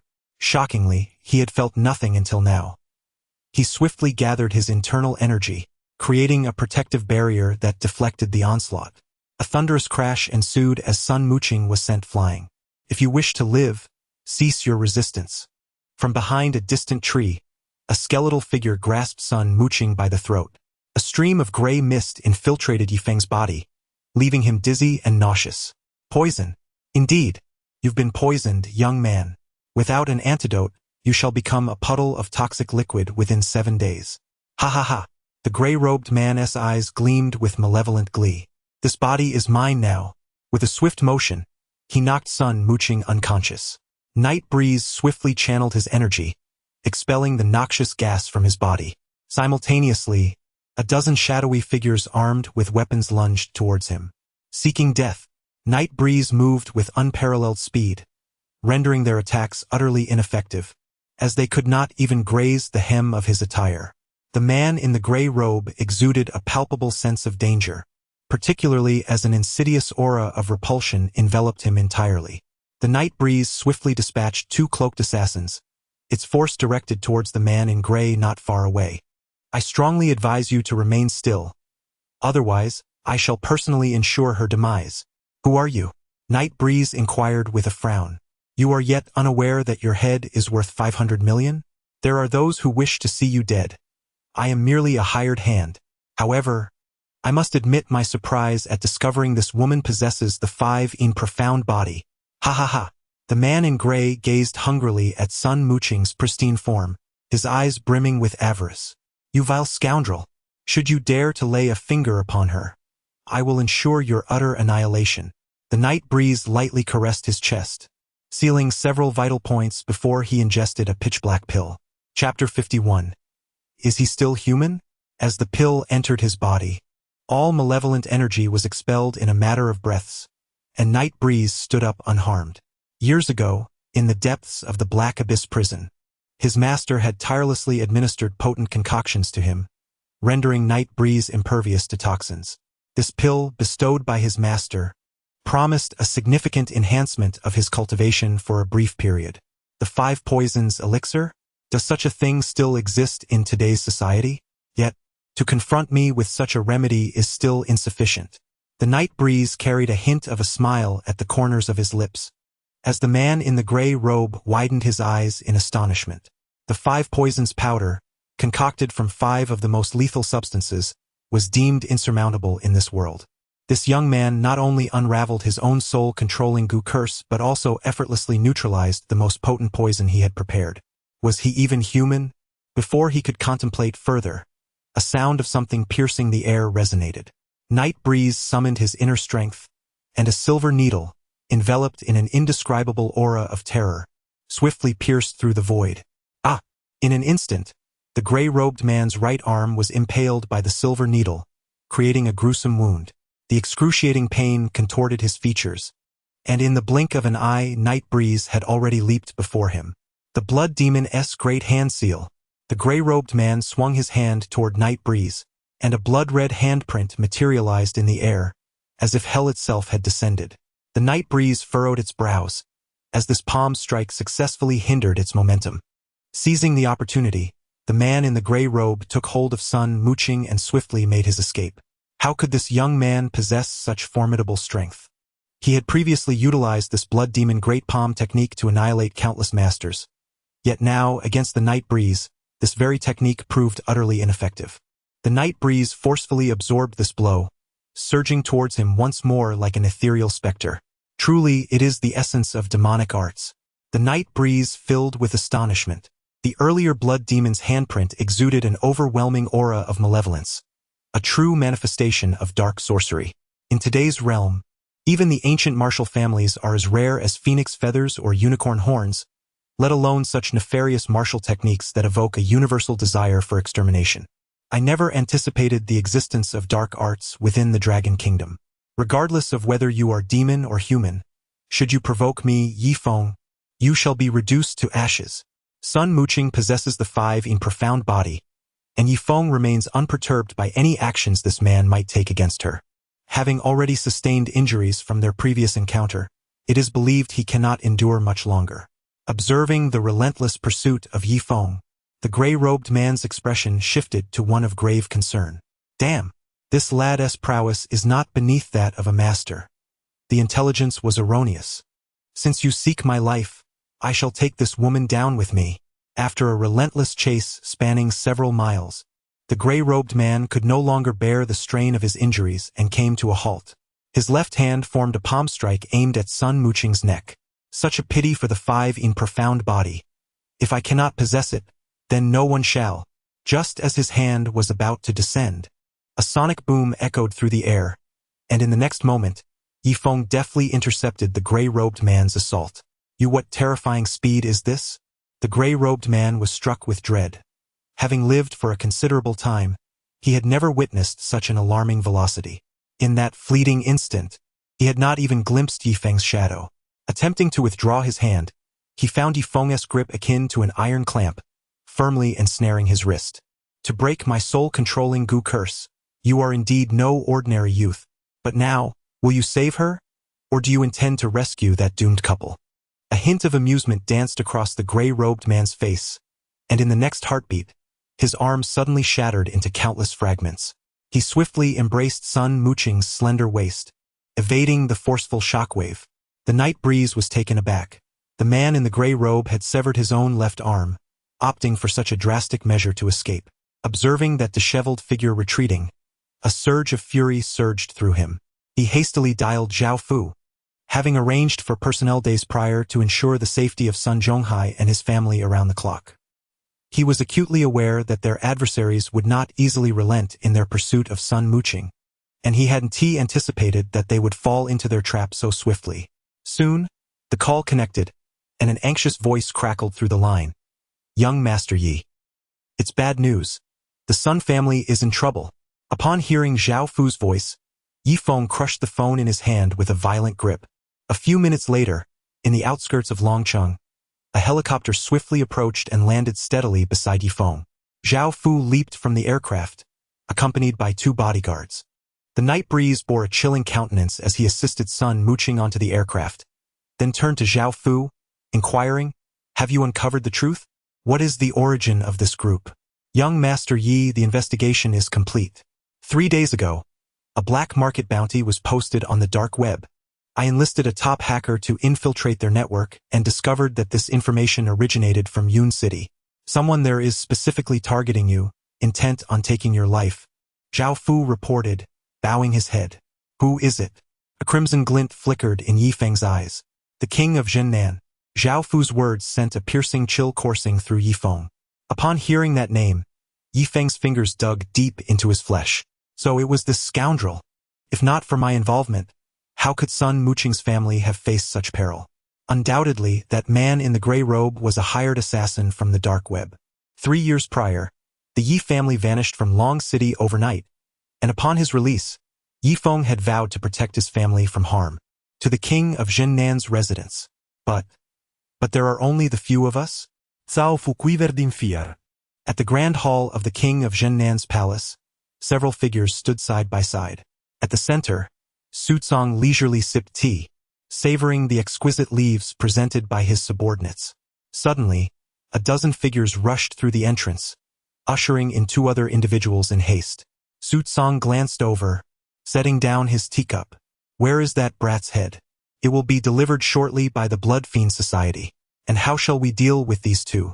A black-clad man swiftly yanked off the hoods of the captives. The figures revealed were none other than Sun Zhonghai and Chun Sini, both battered and weak, evidently having suffered severe mistreatment. Leave none alive. The corners of the king of Zhennan's mouth curled upwards. Boom! Just as the black-clad men prepared to dispose of Sun Zhonghai, a helicopter swooped low, soaring over the king of Zhennan's head. Hundreds of meters in the air, Yifeng leaped from the aircraft without a hint of trepidation. Alert! Alert! Simultaneously, alarms blared throughout the king of Zhennan's residence. Thousands of black dragon guards looked up in astonishment at the figure descending. The average person would surely be reduced to a mere puddle of flesh from such a height. Yet, the anticipated scene did not unfold. The concrete floor below shattered under the immense force. As the dust settled, a figure emerged, eyes ablaze with murderous intent. Chapter 52. Either depart or perish. At that moment, several luxury cars came to a halt at the entrance of the king of Zhennan's residence. Ongongu, having just disembarked, wore an expression of sheer terror. He then witnessed hundreds of black dragon guards surging into the palace like a tidal wave. Who possessed such audacity to invade the king of Zhennan's residence by helicopter? Hong Ongua had come at the king of Zhennan's invitation, only to be greeted by this shocking spectacle. 2 men clad in military attire hurried to his side, shielding him. Without a moment's hesitation, Hong Ongua followed the black dragon guards inside. Outside the grand hall, Yifeng strode forward, each step deliberate, confronting the king of Zhennan. You scoundrel! You spent 500 million to take my life? All eyes in the hall turned to Yifeng, astonished by his audacity to trespass and insult the king of Zhennan. Do you even comprehend where you are? To the left of the king stood a man clad in armor, wielding a massive sword, his gaze fixed intently on Yifeng. He appeared to be in his 40s, robust in stature, with deep scars etched into his face, his dark eyes radiating a lethal aura. This man was Xue Kai, the king of Zhennan's left guard, commanding 10,000 troops. Having received orders from the king, Xue Kai had hurriedly traversed from the southern frontier. The king of Zhennan never anticipated that Yifeng would dare to confront him alone in his own abode. Clearly a foolhardy youth. Yifeng. I didn't expect you to truly come. Indeed, it was I who sent someone to eliminate you. Yet, regrettably, those useless fools failed to do the job. You think my residence is just any place? Since you have come, prepare to pay with your life. With a wave of his hand, a throng of black dragon guards surrounded Yifeng. Under such overwhelming pressure, not even a fly could escape, let alone a single man. Furthermore, the southern Jiang masters, the northern Hongmen leader Zhang Yongshan, and numerous powerful figures from southern Jiang and prestigious families were present. The Azure Dragon War God had promised to eliminate this brat. In return, he would receive 1,000 elite guards. This elite force could rival his own 50,000 troops, each a formidable commander in their own right. With this 1,000-strong guard, his strength would ascend to unprecedented heights. This elite unit was once renowned as the Dragon Soul Army. The night breeze swept across the scene, and countless onlookers curiously scrutinized the audacious young man. In the next moment, a middle-aged man clad in a long robe strode forth from the grand hall. Are you the night breeze? The man coldly inquired, fixing his gaze upon him. "Who are you?" "I am Zhang Yongshan, the master of southern Jiang." Their eyes locked in an intense confrontation. The Black Dragon Guards and the recently arrived Hong Angua were taken aback. The name of the four masters of southern Jiang was known far and wide, and Zhang Yongshan, renowned for his formidable thunder fist technique, commanded respect across the realm. "Was it you who slaughtered my knight family, all 138 of us?" Night Breeze coldly retorted, his gaze unwavering. "Ha ha ha. I never imagined that the spineless knight Qing Tian could father such a daring son. Back then, he knelt before me, pleading for my mercy to spare your life, which is why you still draw breath today. I never expected that after 3 years, you could grow to such a degree. Master Zhang, eliminate him." The Prince of Southern Town was eager to ascertain Night Breeze's fate. Only with the demise of this young man could he find peace. "Very well. Today, I shall settle both old and new scores." As Yifeng stepped forward, an overwhelming surge of inner strength erupted from him, causing the concrete slabs beneath his feet to shatter inch by inch. Confronted with an indescribable sense of terror and oppression, everyone instinctively took a step back. "You wretched creature. Today I shall use your blood to honor my parents." Hong Angua and his 2 subordinates stared in stunned silence at the scene before them. This young man is also a master. By the time Hong Angua and the hundreds of Black Dragon Guards regained their composure, Yifeng had already surged forth. Zhang Yongshan, wary of underestimating his opponent, summoned forth a formidable force within his palm and struck out with a powerful blow. Like a clap of thunder, this thunder fist technique unleashed a barrage of strikes, swift and relentless, leaving no room for defense. Yet, just as Zhang Yongshan's fist cut through the air, it was met with a terrifying wave of inner strength that dispersed his attack like a tempest. The night wind's force was so overwhelming that it left him gasping for breath. Suddenly, the void erupted with a terrifying wave of heat, causing countless individuals to struggle to maintain their footing. What is happening? This young man dares to confront a master head-on? In the distance, Xue Kai and 2 other generals stood frozen, astonished by this overwhelming aura. Zhan Nan felt a surge of fear. It was his first time witnessing the full might of the night wind. Not long ago, the night wind had consumed a medicinal pill, rapidly elevating his internal strength from the opening realm to the dynamic realm. The power of this punch was, in fact, more than double that of the night wind at his peak. A scream echoed through the crowd as Zhang Yongshan's arms vanished entirely, his body spewing blood, his aura weaker than that of a mid-stage body refinement warrior. "Kneel." The night wind advanced, and the surrounding internal force immediately pressed down upon Zhang Yongshan, forcing him to the ground. No one could have anticipated that Master Nanjiang would be unable to withstand a single strike from the night wind. It was no wonder this young man dared to board a helicopter and brazenly invade the Zhen Nanwang mansion in broad daylight. In just 3 years, he had grown formidable to this extent. Protect the king. Protect the king. Zhen Nan no longer dared to be careless. With a single command, hundreds rallied behind him. The Black Dragon Guards had never encountered such a scene, and many trembled as they gripped their weapons. "Tell me, are you a dog?" The night wind kicked Zhang Yongshan in the chest. "Ha ha ha ha. Night wind, even in death, I shall take you with me. Your mistake was being born into the night family." Zhang Yongshan's face twisted in madness, and moments later, blood gushed from the corner of his mouth as he bit his tongue, committing suicide before everyone. In the arena, the powerful warriors of Nanjiang swallowed hard. Many felt a pang of retreat, contemplating fleeing the Zhen Nanwang mansion. "Night wind, I refuse to believe you can take on all of us alone. What does it matter how strong you are?" The Black Dragon Guards, under Zhen Nan's command, charged at the night wind with the intent to kill. Either roll away or die. The night wind showed no fear. Chapter 53. The Coiling Dragon Ring. In the evening breeze not far behind, Zhao Fu stood alone with 2 bodyguards. The 3 of them had come here with great trepidation. Their sole aim was not to hinder Yifeng, and they were grateful for that. Zhao Fu glanced at Sun Zhonghai and Chun Sini beside him, disregarding the dozen or so black-clad assassins, and rushed forward to untie the ropes binding them. "Master Sun, are you all right?" I am fine." Sun Zhonghai wiped the blood from the corner of his mouth, trembling as he gazed at the dark horde. The calamity that befell the Yi family years ago, could it truly have been orchestrated by the king of Southern Town? Zhang Yongshan was the one who murdered Yifeng's father, and in that moment, Sun Zhonghai finally comprehended why the illustrious Yi family of Longqing had been obliterated in an instant. It turned out that both Master Nanjiang and the king of Southern Town had intervened in this matter. Feng Er. You must leave at once. Don't worry about us. Take Mu Qing and go, Chun Sini exclaimed, breaking free from her bonds. With a helicopter on standby, if Yifeng wished to escape, these individuals would undoubtedly be unable to stop him. Yet, with enemies before him, how could Yifeng possibly relent? Do not speak. Quickly, to the helicopter.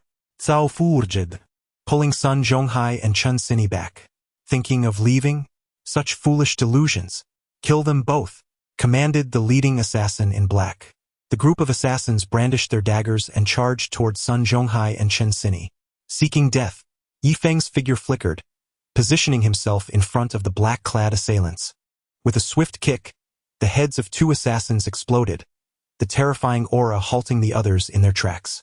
Before they could react, Yifeng darted through the crowd, and within moments, a dozen black-clad figures lay lifeless on the ground. Let us strike together. The leader of the Black Dragon Guard, emboldened, raised his tang knife and charged at Yifeng.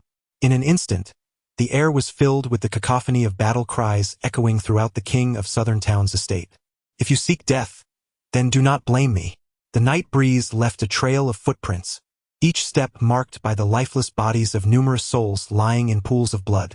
The formidable Black Dragon Guards fell like sheep into a den of wolves, one after another, succumbing to the relentless onslaught. Blood stained Night Wind, rendering him a veritable specter of crimson. Quick! Move in. Eliminate this wretch. The Prince of Southern Town was in a state of panic, his eyelids twitching incessantly. This adversary was no mere mortal, but a deity. His elite Black Dragon Guards were utterly incapable of withstanding the assault of a single individual.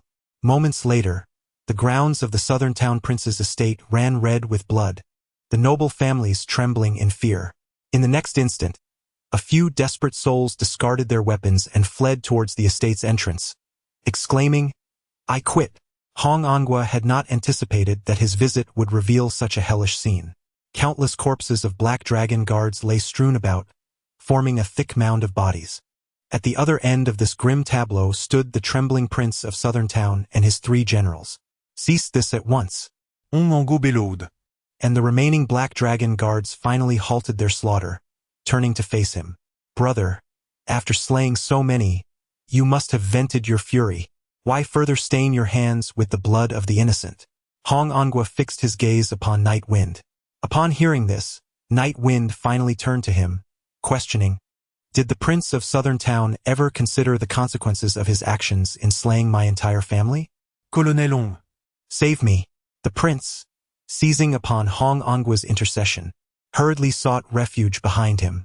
"I am Colonel Hong Angua of the Southwest War Zone, commander of the 3rd Brigade of the Dragon Soul Army. For the sake of the god of war, Shura, stand down." The mention of Shura, the so-called number 1 god of war of the Dragon Nation and the current commander of the Dragon Soul Army, caused Night Wind's brow to furrow in surprise. He had not anticipated this man possessed such formidable connections. Although the prince commanded an army of 50,000 against the Dragon Soul Army, it was insignificant. Hearing Hong Angua plead on his behalf, the prince's anxious heart finally found some semblance of calm.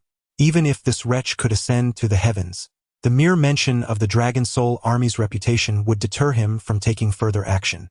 Colonel Long. This fellow. The prince attempted to voice his concerns but was interrupted by Hong Angua. "Silence. I care not for your grievances, but should those above learn of such a grave incident in Nanjing, no one will be able to shield you." Hong Angua's words struck terror into the heart of the prince, for their meaning was crystal clear. Should this escalate any further, even the god of war, Qinglong, would not be able to protect him. The night breeze cast a fleeting glance at Hong Angua, declaring resolutely, "Even if the god of war stands before me, Yifeng shall not yield him any favor. Taking a life demands recompense, and debts must be repaid. Such is the natural order. The town South King must perish." This statement rendered Hong Angua speechless. At that moment, however, Hong Angua's attention was suddenly drawn to Yifeng's right hand. There, upon his finger, gleamed a silver ring intricately adorned with a vividly engraved dragon's head. Under the sun's rays, the silvery dragon ring radiated brilliant flashes of light. A tumult of disbelief surged within Hong Ongwa. "Where did you acquire this ring?" he stammered, beads of cold sweat forming on his brow. "Oh, you recognize this object?" A subtle smile played upon Yi Feng's lips. The dragon ring, a gift from his master, who had imparted its significance to him upon his release from prison, had informed him that this ring could summon an army of 800,000 from the northwestern borders. The night breeze had never anticipated that someone could recognize this object. "How could I possibly be unfamiliar with it? This is the dragon ring." Hong Ongwa trembled. The dragon ring was the possession of the Lord of the Dragon Soul Palace. It was said that the formidable being had sacrificed himself for the nation, vanishing along with the dragon ring. The 100,000 soldiers of the Dragon Soul Army, upon seeing this artifact, would kneel as if before their lord. "Why is the token of the palace in this young man's possession? The dragon ring was passed down to me by my master." "What? Do you covet it?" Yi Feng teased. Thud. With a sound, Hong Ongwa knelt before Yi Feng, burying his head deeply at his feet under the terrified gaze of the king of Zhennan. Upon seeing the dragon ring, it was as if they were in the presence of their lord. The 100,000 soldiers of the Dragon Soul Army awaited their master's command. "Forgive my insolence. I implore you, my lord, temper your wrath." Witnessing this scene, the king of Zhennan stumbled, collapsing in fear. "Rise." Yi Feng helped Hong Ongwa to his feet. "This dragon ring is the emblem of faith for the soldiers of the Dragon Soul Army. The former lord personally nurtured the god of war, Azura, leading everyone to believe that Azura was the heir to the former lord. Little did they know, the former lord had vanished alongside the dragon ring, until news of his martyrdom emerged. Now that this dragon ring has reappeared, it signifies that the former lord is alive and has successfully found a successor, a thought that brought joy to Hong Ongwa. "You!"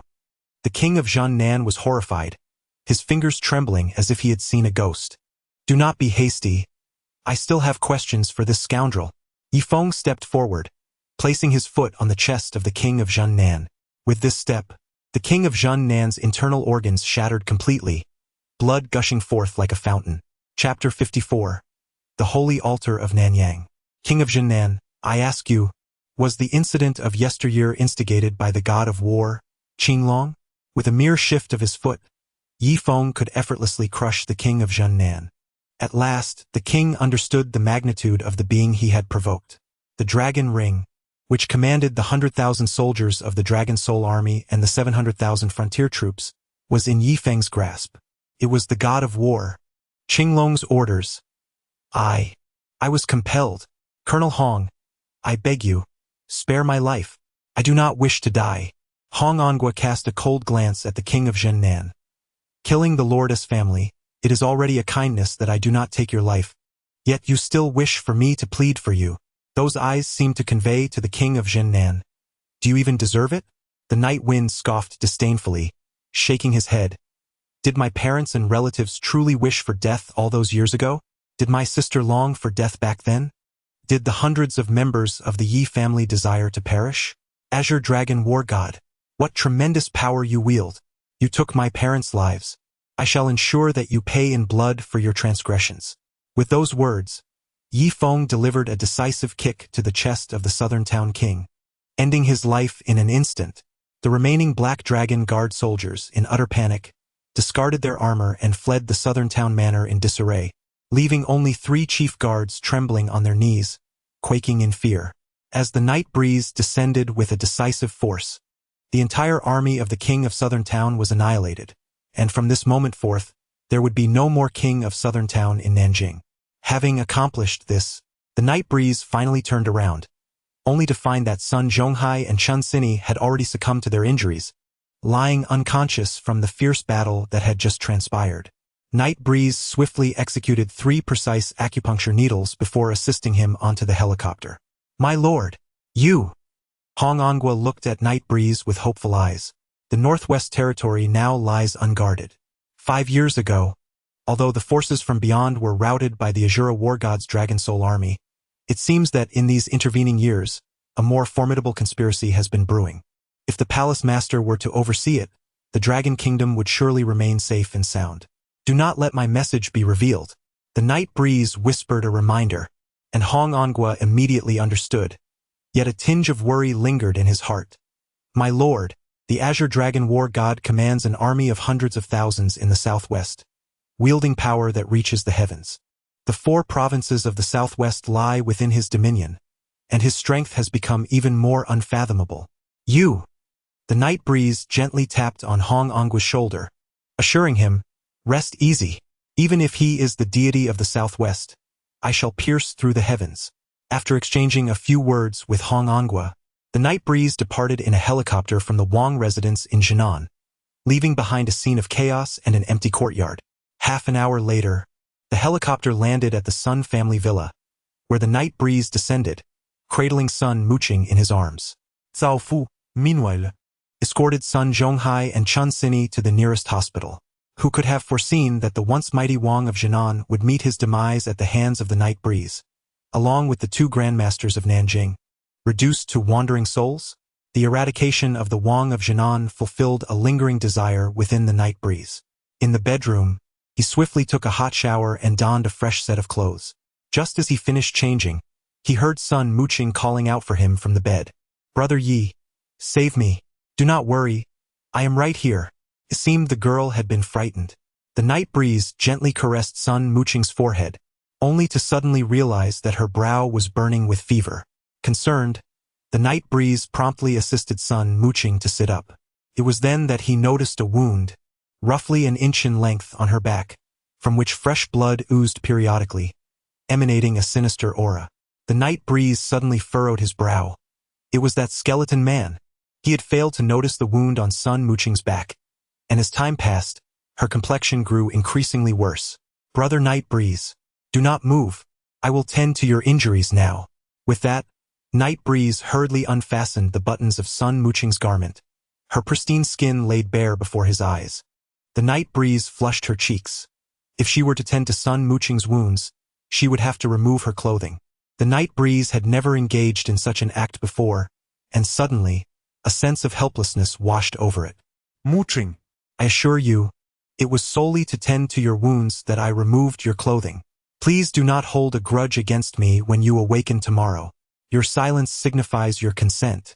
With one eye closed, the night breeze gently reached out to slide down Sun Muqing's shoulder strap. As the strap fell away, a glimpse of pristine white caught the eye, prompting the night breeze to hastily extinguish the light. The silvery moonlight streamed through the expansive floor-to-ceiling window into Sun Muqing's bedroom, and as the night breeze reached out again, it inadvertently brushed against something soft and fluffy. The night breeze blushed, prompting him to quickly turn Sun Muqing around and extract 3 silver needles, which he gently inserted into her back. Subsequently, he retrieved some medicinal powder and applied it to her wounds. This remedy is capable of healing all external injuries. By tomorrow you shall be well. With a deep sigh, he wiped the sweat from his brow. To be honest, he had never been so intimately close to a girl before. He hoped that, upon awakening the next morning, Muqing would not misinterpret the situation. He then shut the door and sat cross-legged, concentrating on absorbing the essence of the yuan-yang earth veins. Gentle currents of warmth swirled above his head, flowing through his 7 orifices into his internal organs. It felt as though a shackle had loosened, causing him to furrow his brow. Could it be that a breakthrough was imminent? He quickly held his breath and focused, beginning to challenge the final barrier within his body. The yuan-yang earth veins continuously washed over him, and before he knew it, dawn had arrived. The death of the Southern King struck like a thunderclap, reverberating throughout the entirety of Nanjing. Numerous noble families gazed in horror towards the direction of the Southern King's residence. In Longcheng, Lu Qishan stumbled, falling to the ground. The Lu family had never witnessed their master in such a disheveled state. The Southern King is dead. It was undeniably true. Countless members of the Lu family gasped in shock. Meanwhile, in a luxurious manor in Yunqing, 2 elderly men in long robes stood up simultaneously, their eyes reflecting waves of terror. With the Southern King deceased, we need not pursue that young man any longer. The 2 elders exchanged glances. In the hall behind them, a figure emerged, exuding a chilling aura, and upon closer inspection, his arms were empty. Boom! The man kicked a nearby table into splinters. How dare that brat reduce me to this state? Upon hearing this, the two gray-robed elders frowned. This matter has nothing to do with our holy altar of Nanyang. Blood fiend, do not forget your mission here. Chapter 55. Preparing to flee Humph. A mission? Without my assistance. Could you two possibly accomplish that task? Who would have thought that this young man would dare to kill the Southern King? His strength far exceeds my expectations. The gray-robed man's eyes narrowed into a dangerous arc. He was reluctant to easily relinquish that body, but at present, with Night Wind's protection, it was impossible for him to safely seize Sun Mooching from him. Blood Fiend ominously declared, I shall enter seclusion here to heal and prepare to break through the final layer of my sinister art. When I achieve this breakthrough, it will be the moment the holy altar lands in Yunqing. Upon hearing this, the two elders' expressions shifted. The Blood Fiend had already reached the late stage of Qi movement, and with the enhancement of his sinister art, ordinary masters were no match for him. If he were to break through to the final layer of his sinister art, he would be invincible against anyone below the rank of master. Should this come to pass, who in Nanjing could rival him? They exchanged glances, a smile creeping onto their faces. Blood Fiend, I understand now. Do take your time in seclusion. Early in the morning, Night Wind sat up from his bed, bare-chested, having absorbed and refined throughout the night. He felt as though he had crossed a threshold inaccessible to ordinary mortals, yet that door appeared to obstruct him. Indeed, the Qi movement realm is more challenging to breach than I had anticipated. At present, he had only just managed to place one foot within it. Night Wind remained unfazed by his lack of breakthrough, for after reaching the Kaiyuan realm, each elevation in level was akin to scaling a mountain. In this current age, marked by the depletion of spiritual energy, the earth veins had become exceedingly scarce. An ordinary person might spend their entire life only to reach the pinnacle of the Kaiyuan realm, while some never managed to surpass the body refinement realm.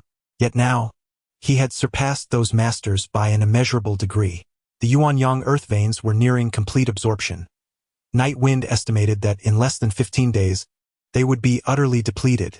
By that time, he would naturally break through the final barrier and enter the Qi movement realm. 50 years prior, his master had already reached the peak of the Qi movement realm, instilling fear in their enemies. Compared to his master, he still had a way to go. Night Breeze gazed at his reflection in the mirror, a subtle smile gracing his lips. From a distance, his physique resembled a piece of refined and elegant jade, with well-defined muscles and perfect contours that were utterly captivating. Soon, Night Breeze donned his attire, ready to venture out, when suddenly, a piercing scream echoed from the opposite bedroom. Ah! The Night Breeze swept in as Yifeng pushed open Sun Mooching's door and entered hastily. There he beheld Sun Mooching, staring blankly at his own upper body. Beside him lay blood-stained garments, while white bandages were wrapped around him. The Night Breeze mistakenly believed that danger had transpired, and in a moment of carelessness, it exposed Sun Mooching completely. He hastily turned around and awkwardly exited, exclaiming, Mooching, I swear I saw nothing. Sun Mooching's face flushed a vibrant red, reminiscent of an apple. That wretched Yifeng. How could he look and yet deny it? After all, her clothes had been entirely stripped away by him. Was it possible he had not done anything inappropriate? No, that couldn't be. Yifeng was not that kind of person. Did that mean he harbored no feelings for her at all? Or perhaps he preferred men over women? Was her allure truly so lacking? In an instant, Sun Mooching's mind spiraled into a tempest of thoughts. Once Yifeng exited, she took a moment to appreciate her own figure, realizing she wasn't so inadequate after all. Oh dear, what am I thinking? Sun Mooching chided herself, lightly slapping her cheeks. What was happening to her? Yifeng was undeniably a good person, continuously protecting her and never taking advantage of her vulnerability. Upon waking, she found herself at home. Could it be that the man had come specifically for her? Ouch! Sun Mooching turned, glancing at her back. Gently peeling away the white bandage revealed a small wound, which had surprisingly scabbed over overnight. It still throbbed slightly, prompting her to quickly change her clothes and head outside. Where are my parents? She pondered anxiously. They had also been startled yesterday, But now they were awake and at Longcheng First Hospital. I'll take you to see them. Sun Zhonghai and Chen Sini were both fine, though they had been quite shaken. Half an hour later, Yifeng arrived at the hospital. On the third floor of the inpatient department, Sun Zhonghai and Chen Sini sat in wheelchairs. Mr. Sun, you have sustained some superficial injuries. Just follow my advice, take your medication, and rest for a few days, and you will be fine. Thank you so much. Then I'll be discharged today. Sun Zhonghai, worried about his daughter, instructed the bodyguard beside him to handle the discharge formalities. Dad, Mom. At that moment, Sun Muqing stepped in, and upon seeing her again, Chen Sini and Sun Zhonghai couldn't help but shed tears of joy. Daughter, we were so worried about you. It's all right. It's all right. Chen Sini exclaimed, tears streaming down her face as Sun Muqing gently wiped away the tears from her eyes. Yesterday, it felt as though they had traversed through the gates of hell, fearing they might never see Sun Muqing again. Thankfully, the wind had arrived just in time to rescue them, though they remained unaware of the events that followed. Sun Zhonghai recalled Yifeng charging into the crowd alone and, noticing Yifeng was absent, he inquired, "Where is Feng? Is he safe? Why didn't he come with you?" At that moment, Yifeng lit a cigarette and took a deep drag, his eyes darkening. Soon after, he dialed a number. 3 days have passed. The deadline I set has arrived. Since the Liu, Li, and Lin families are not prepared to deliver the money, I shall have to collect it in person. Meanwhile, Lu Qishan was in a state of panic, sweating profusely as he packed his belongings. Quick! Damn it! Sell everything that can be sold. The news of the death of the king of Southern Town had utterly stunned Lu Qishan, who was now fixated on one thought: escape.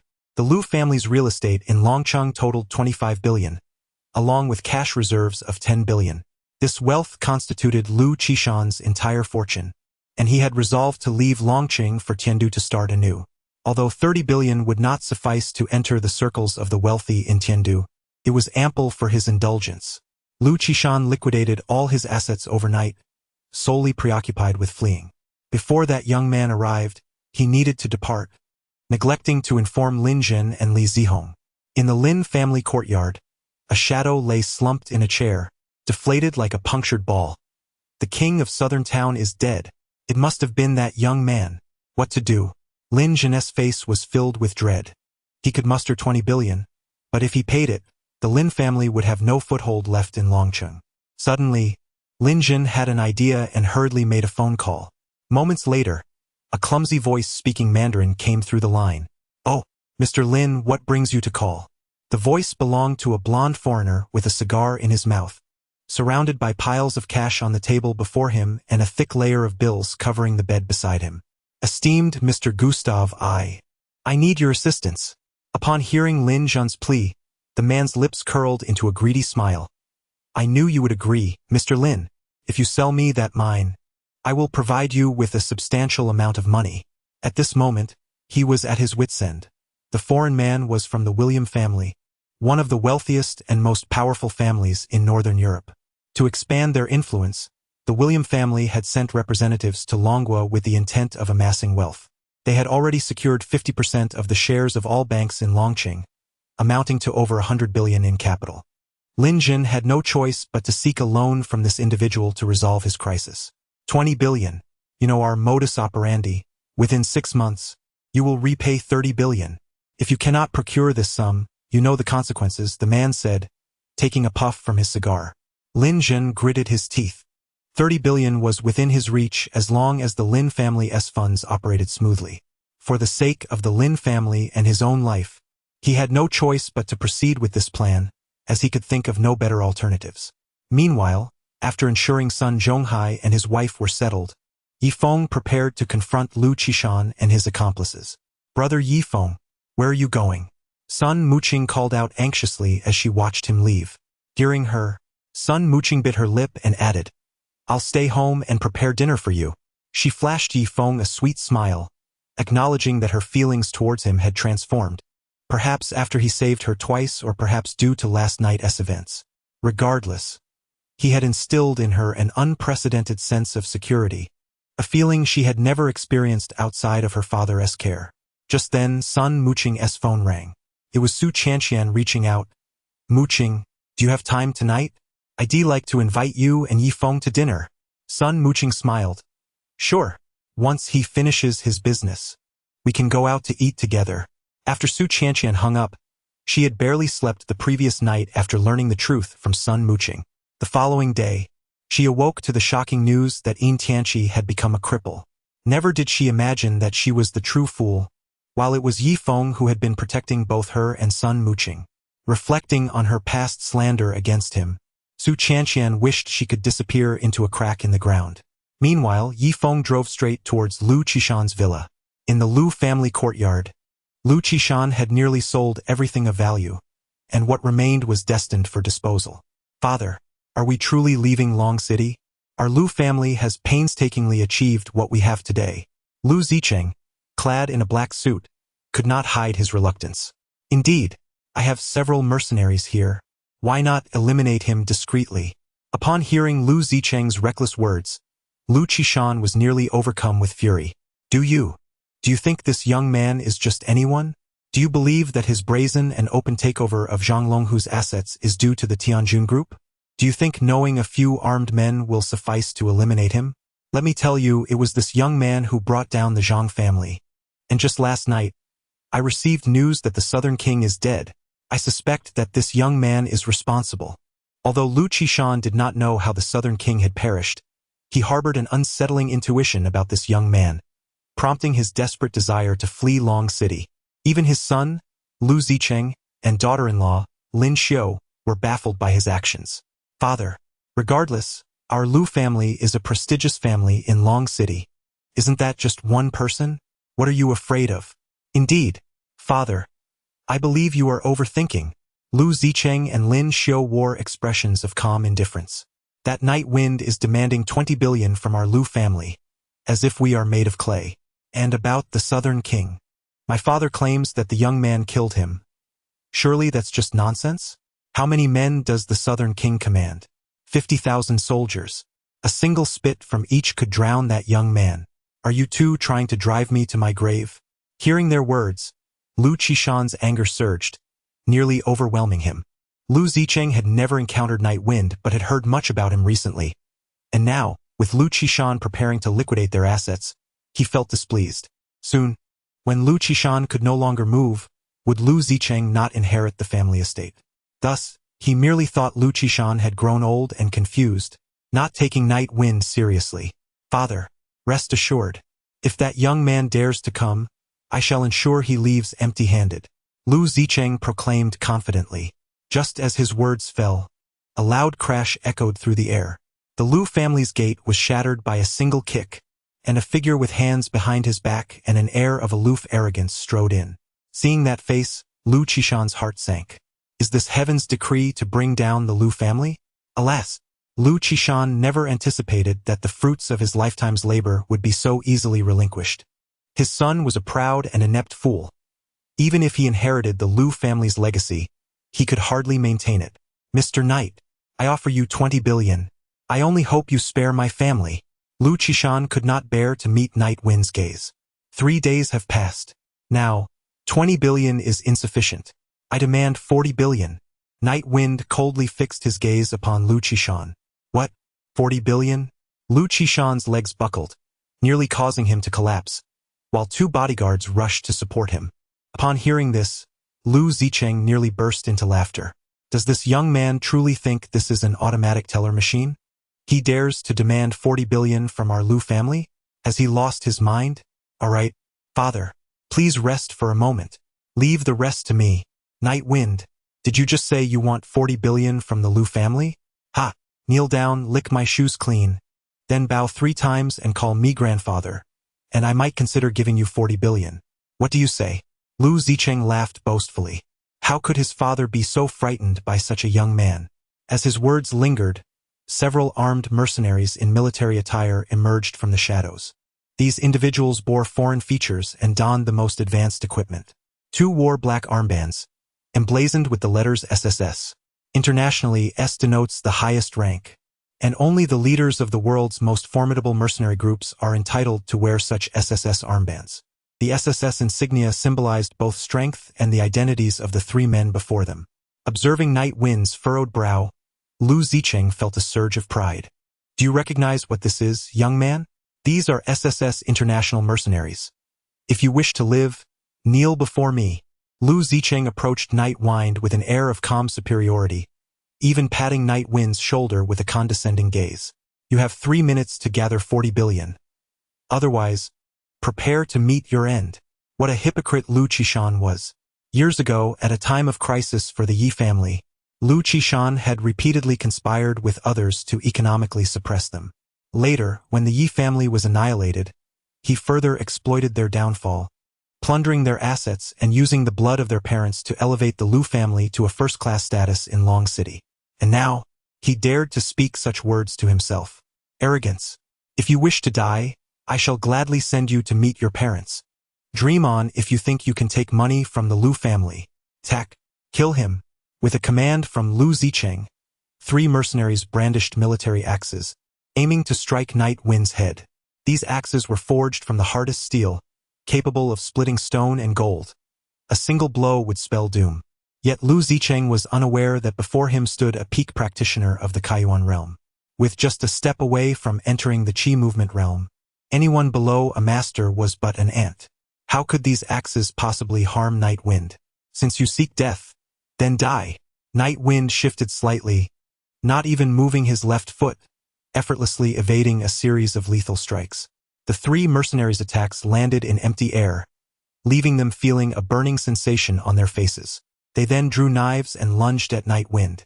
In the next moment, a series of thuds echoed as the 3 mercenaries were sent flying like leaves.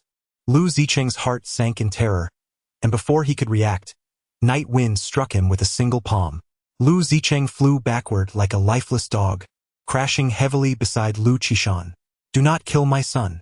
Just as Night Wind intended to finish Lu Zicheng, he saw Lu Qishan kneeling before him, pleading desperately, I offer you 40 billion. I beg you, spare my son. Father. Lu Zicheng felt utterly defeated, but he remained unyielding, casting a glance at the 2 SSS mercenary leaders. In an instant, 2 gunshots rang out, and the 2 mercenary leaders wore mocking smiles. Their speed of fire was unprecedented. An ordinary person would be unable to perceive their rapid actions. With a puff of smoke dissipating from the gun muzzles, Lu Zicheng finally laughed, blood spilling from his mouth. Ha ha ha! No matter how powerful you are, with my mercenaries here you shall die. Lu Zicheng covered his face, attempting to rise from the ground. A glimmer of hope flickered within Lu Qishan's heart. Had they truly succeeded? However, in the next instant, the smiles of all present abruptly ceased. The 2 mercenary leaders crashed heavily to the ground, blood oozing from their armpits, staining the earth beneath them. You're not dead? I offered you a chance just moments ago. Night Wind seized Lu Zicheng by the throat, hoisting him aloft. With a sickening crack, he snapped his neck. Son. Lu Qishan exclaimed in horror. I will fight for you. With his eyes ablaze, Lu Qishan charged fiercely at Night Wind. The night breeze struck his knee with a force that shattered it. A scream echoed in the air, and the remaining mercenaries, already paralyzed with terror, abandoned all composure, scrambling and tumbling out of the Lu family's gate. Please don't kill me. I can pay you. I beg you. Spare my life. Lu Qishan pleaded, kneeling on the ground. The night breeze gazed down upon him as Lu Qishan hurriedly made a phone call. Before long, a message arrived on the night breeze's mobile device. 35 billion has been credited. Only then did the night breeze nod in satisfaction, saying, as for the remaining 5 billion, I hope you can transfer it today. I do not wish to make another trip. The night breeze had no intention of taking a life. But since Lu Zicheng sought his demise, he had no choice but to act. Soon, the heads of the Lin and Li families arrived at a towering skyscraper, clutching a bank card. This was the headquarters of the Tiangong Group in Longcheng, where the night breeze was seated in an office on the top floor. The tall, voluptuous woman entered the office, holding 2 bank cards. Mr. Yi, this is the money sent by the Li and Lin families. A total of 4 billion, she declared, placing the cards on the table. Her eyes were ethereal, her skin fair, and her lips a vivid red, with a white shirt failing to conceal her ample figure. Yet, Her gaze remained fixed on the figure at the desk across from her. She was Yi Lingyan, the head of the Tiangong group in the Tiandu region. Not only was Yi Lingyan stunningly beautiful, but she also possessed remarkable talent and intellect. The success of the Tiangong group could be attributed at least in part to her efforts. Countless young prodigies had pursued her, only to be rebuffed by her frosty demeanor. Even many wealthy heirs, worth billions, lacked the privilege to meet this goddess. Now, however, she had suppressed her pride and aloofness, standing before the night breeze like a docile little kitten. Very well, please take care of this money. For the time being, I entrust all operations in Longqing to you. The night breeze replied nonchalantly, barely sparing Yi Lingyan a glance. Chapter 58. Not even worthy to shine his shoes. Yi Lingyan's eyes reflected a hint of disappointment. Did he truly find her unworthy? Understood, Mr. Yi. Should we collaborate with the Sun family to develop the Chan family's territory? She inquired cautiously. The night breeze hesitated for a moment before nodding. Let the Sun family undertake all cooperative tasks of the Tiangong group. Just then, at the base of the building, a Rolls-Royce glided to a halt in front of the Tiangong group's entrance. Suddenly, a familiar figure emerged from the vehicle, clutching a document, hastily making her way towards the lobby. Li Yaqing. The night breeze's gaze turned icy. Li Yaqing had not slept a wink the previous night, having learned that General Manager Yi from the Tiangong group was coming to Longqing for negotiations. She had tirelessly prepared a detailed proposal, which contained the Zhang family's last glimmer of hope. If they could collaborate with the Tiangong group, the Chun and Yi families would pale in comparison. Now, with General Manager Yi Lingyan of the Tiangong group arriving in Longqing, Li Yaqing was confident that with the few cooperative projects in her possession, she could undoubtedly win Yi Lingyan's favor. The night breeze brought only a fleeting acquaintance with Mr. Zhao. Should this business deal materialize, he would no longer possess even the privilege of lifting his own shoes. Li Yaqing approached the entrance with unwavering confidence, only to be halted by two security guards. Halt. What is your purpose here? The guards scrutinized her with icy expressions. Recognizing the security personnel of the Tiangong group, Li Yaqing hurriedly donned a smile. Gentlemen, I am Li Yaqing from the Zhang group. I wish to discuss several cooperative projects with President Yi. Could you kindly grant me entry? She bowed her head in deference. President Yi is in a meeting with the chairman and is unavailable. Upon hearing this, Li Yaqing was taken aback. The chairman of the Tiangong group was present? Not long ago, she had heard rumors of a mysterious chairman, and the downfall of Zhang Longhu was undoubtedly linked to this powerful figure. She yearned to glimpse this chairman's true visage, yet such aspirations quickly faded. As a mere small fry, she had no right to meet the Tiangong group's chairman. Please, could you relay my request? Li Yaqing felt a tinge of embarrassment, realizing that her painstakingly crafted proposal had led her to a dead end at the Tiangong group's doorstep. However, she refused to concede defeat, hoping that her visit wouldn't be in vain. The two security guards shot her disdainful glares. Meanwhile, atop the building, Yifeng and Yi Lingyan observed the unfolding scene.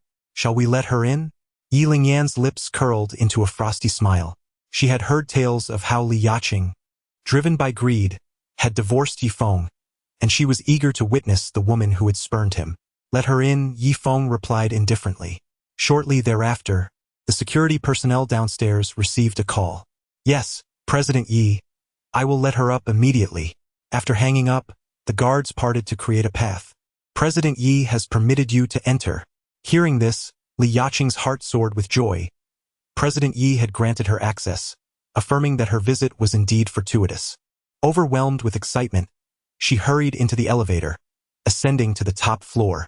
Before long, Li Yaqing stepped through the office door, where Yifeng stood gazing out at the sprawling vista of Long City. As she beheld his silhouette, a flicker of recognition crossed her mind. There was something familiar about his demeanor, yet she could not place it. Yi Lingyan's gaze fell upon Li Yaqing, who she had initially expected to be a breathtaking beauty, far superior in every regard.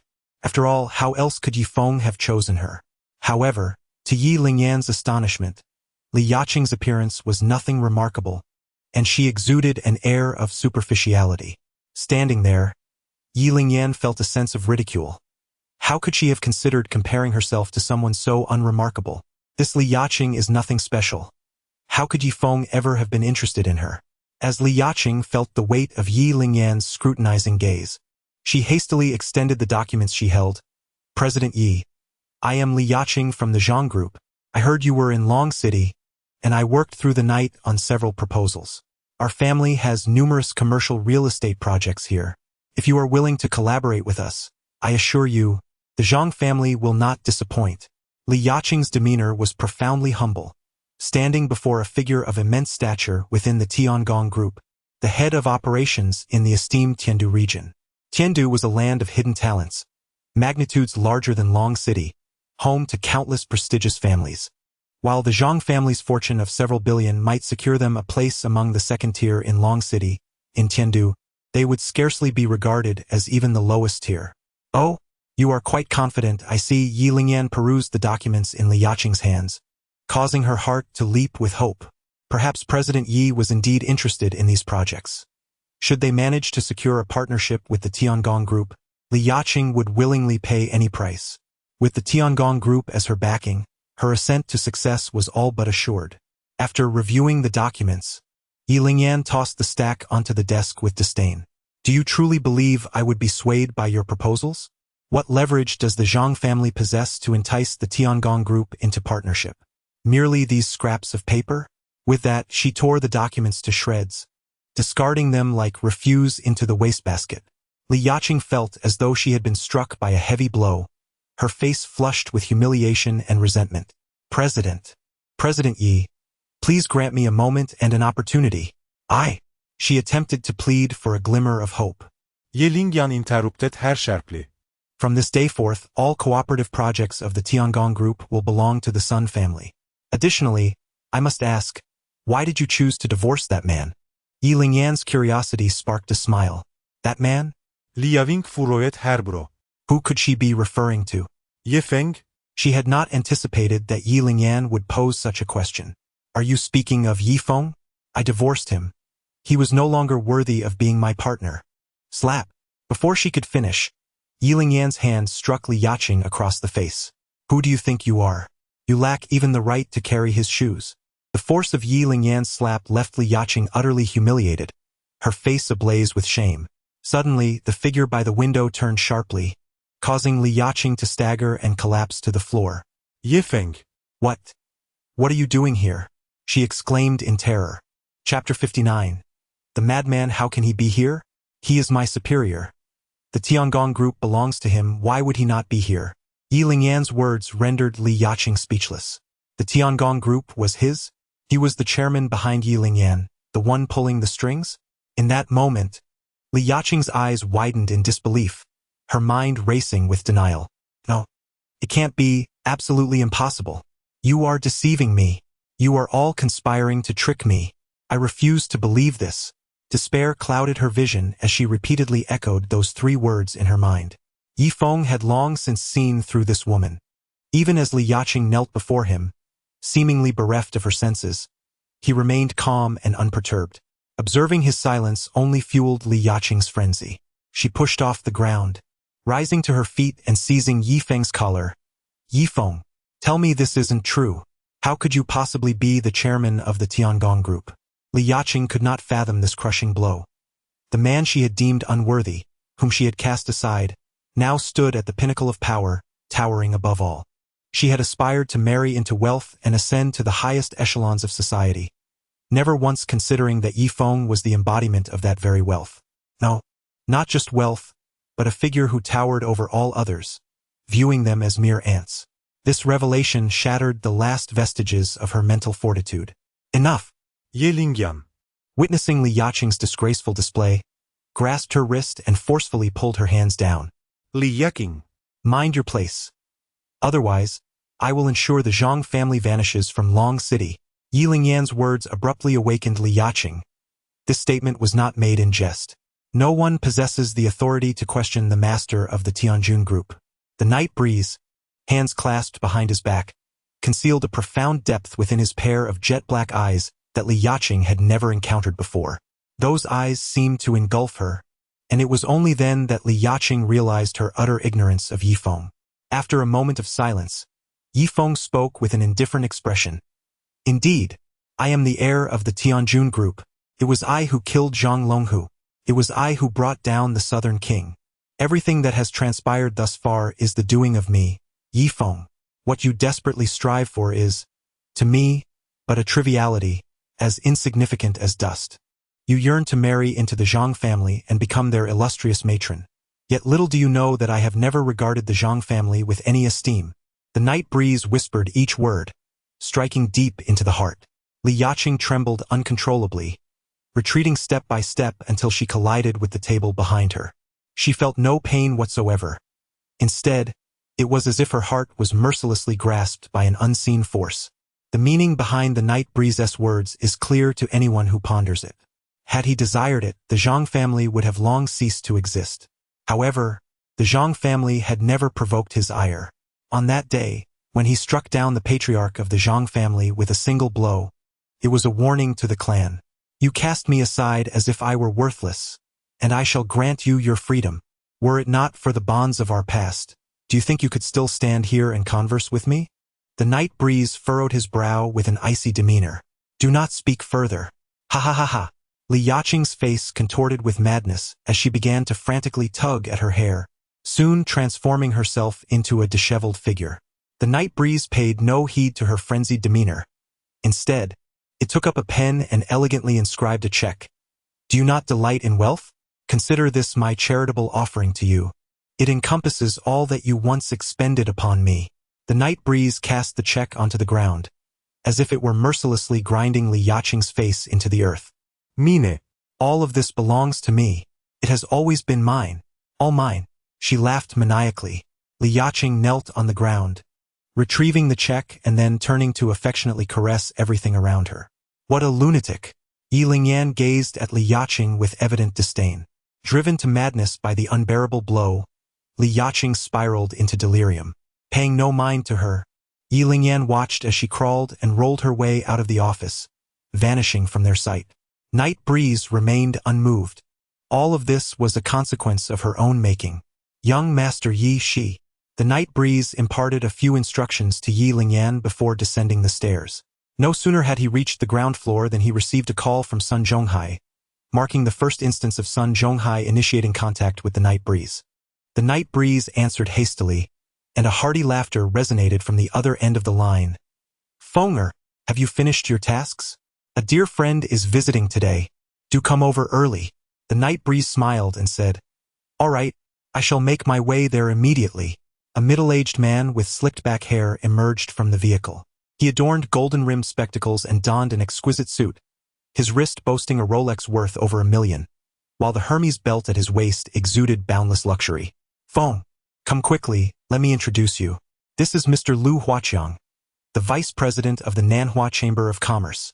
You may not know, but the Nanhua Chamber is among the foremost in Nanjing province, and Mr. Lu has long wished to meet you.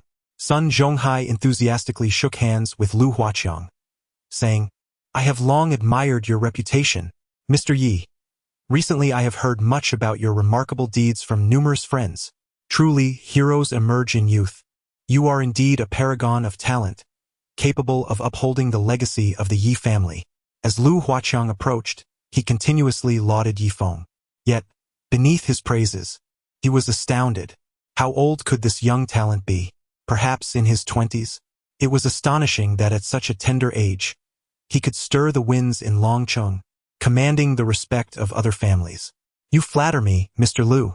Sun Zhonghai beamed with delight. Please, Mr. Lu, come inside.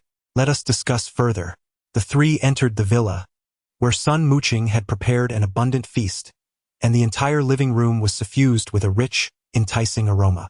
The night breeze placed 2 bottles of wine upon the table, while Sun Zhonghai busied himself preparing tea for the 2 guests. Upon catching sight of the tea bag in Sun Zhonghai's hand, Lu Huaqiang felt a jolt of surprise. This tea is brought by the wind. I have yet to taste it. Sun Zhonghai assumed that the tea presented by the night breeze was merely ordinary, unaware that it was a special offering from the Tiangong group, a gift from the prestigious Tiandu family. Chapter 60. Nanhua Chamber of Commerce. It seems I am in for a treat today. Ha ha ha.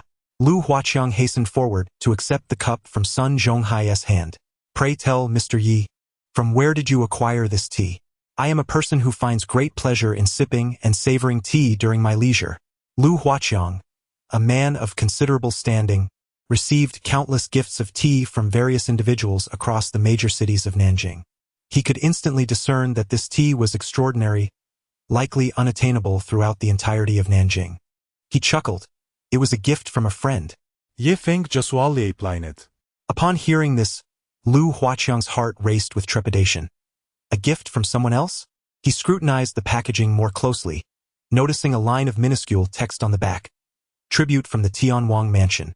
Lu Huaqiang was struck with astonishment, his hand trembling uncontrollably as he held the tea bag. It was a special supply from the Wang family of Tiandu.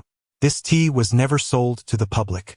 It was the finest of the finest, reserved solely for the elite of Tiandu. How could this be possible? Lu Huaqiang's shock deepened.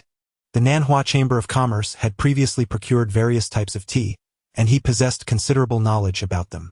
Those 4 characters denoted the origin of the tea. It was said that the Wang family had once been royal kin, producing tribute tea for the emperor centuries ago. Lu Huaqiang was well aware of the significance of those 4 characters. This was undoubtedly a premium tribute tea from the aristocracy of Tiandu. How could it possibly appear in such a setting? Lu Huaqiang's gaze towards Yifeng transformed instantaneously, and he gently placed the tea bag back onto the table.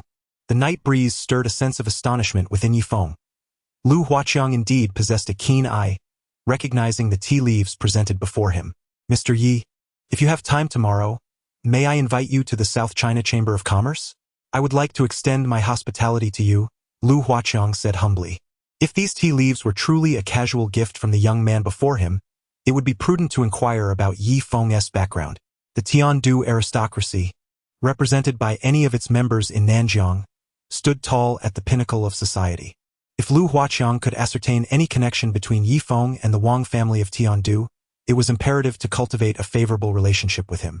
Resolute in his decision, Lu Huaqiang was determined to probe Yifeng's true standing the following day. However, the subtle nuances of Lu's expressions could hardly escape Yifeng's discerning gaze. This old fox truly deserved his position in the South China Chamber of Commerce. Allow me some time to consider this matter, Yifeng replied. Upon hearing this, Lu Huaqiang became anxious. As long as you can come tomorrow, I assure you, I will present you with an enormous surprise. Oh, Yifeng responded with a faint smile. What surprise? I believe Mr. Yi wishes to expand the influence of the Yi family. Does he not? Years ago, the Yi family was obliterated overnight, and our Chamber's president acquired 40% of the Yi family South real estate. Naturally, if you desire, I can act as an intermediary, and the president would certainly sell you those properties at their original price. Unbeknownst to him, Lu Huaqiang had begun to address Yifeng differently. He could hardly believe that Yifeng would remain indifferent, that 40% stake in the Yi family's real estate was worth billions. At this revelation, Yifeng's brow furrowed with concern. The Yi family had owned the largest stone quarry in Longcheng and several large processing factories, all belonging to them. To sell to me at the original price? Yifeng scoffed coldly. What makes you think I would be buying? I would like to know, who is the president of the South China Chamber of Commerce? Upon hearing Yifeng's icy inquiry, Lu Huaqiang's heart sank. Was Yifeng truly just a youth in his 20s? In his eyes, Lu saw a depth of experience and restraint that belied his age. After a moment's hesitation, Lu replied, the current president of the South China Chamber of Commerce is Su Cheng'an. Boom! At the mention of this name, Yifeng felt as though struck by lightning. Su Cheng'an. This name was all too familiar.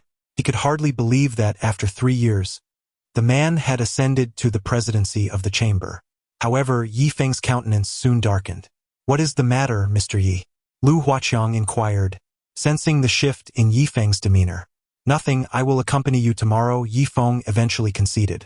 Lu Huaqiang was elated, eagerly opening a bottle of wine and pouring a glass for Yifeng. It seems Mr. Yi knows our Chamber's president. It is rather curious. The assets our president acquired did not seem to cost much at all. Rest assured, I have a good relationship with the president. This matter is in my hands. Lu Huaqiang was oblivious to the murderous intent that had already taken root in Yifeng's heart. Hearing that Su Cheng'an had purchased those assets for a pittance further darkened his expression. Years ago, Su Chang'an had merely been a shoemaker on the streets of Longcheng. By a twist of fate, the Yi family had taken pity on him, bringing him into their fold and assisting him at every turn. Yet, on the fateful night of the Yi family's downfall, Su had quietly fled, subsequently acquiring the Yi family's real estate. He had benefited from the Yi family's kindness, only to turn against them, ultimately seizing 40% of their property under the guise of acquisition. Yifeng had long been aware of these events, but he had refrained from dealing with Su Chang'an in order to eliminate his enemies first. Little did he expect that Su would rise to such prominence. The night breeze steadied the emotions, burying these matters deep within the heart. After finishing her tasks, Sun Muqing sat beside Sun Zhonghai, who nudged her gently. Children should sit with children. I shall have a few drinks with your Uncle Lu. With a subtle glance, he prompted Sun Muqing to take a seat next to Yifeng. Embarrassed, she complied, dutifully moving beside him.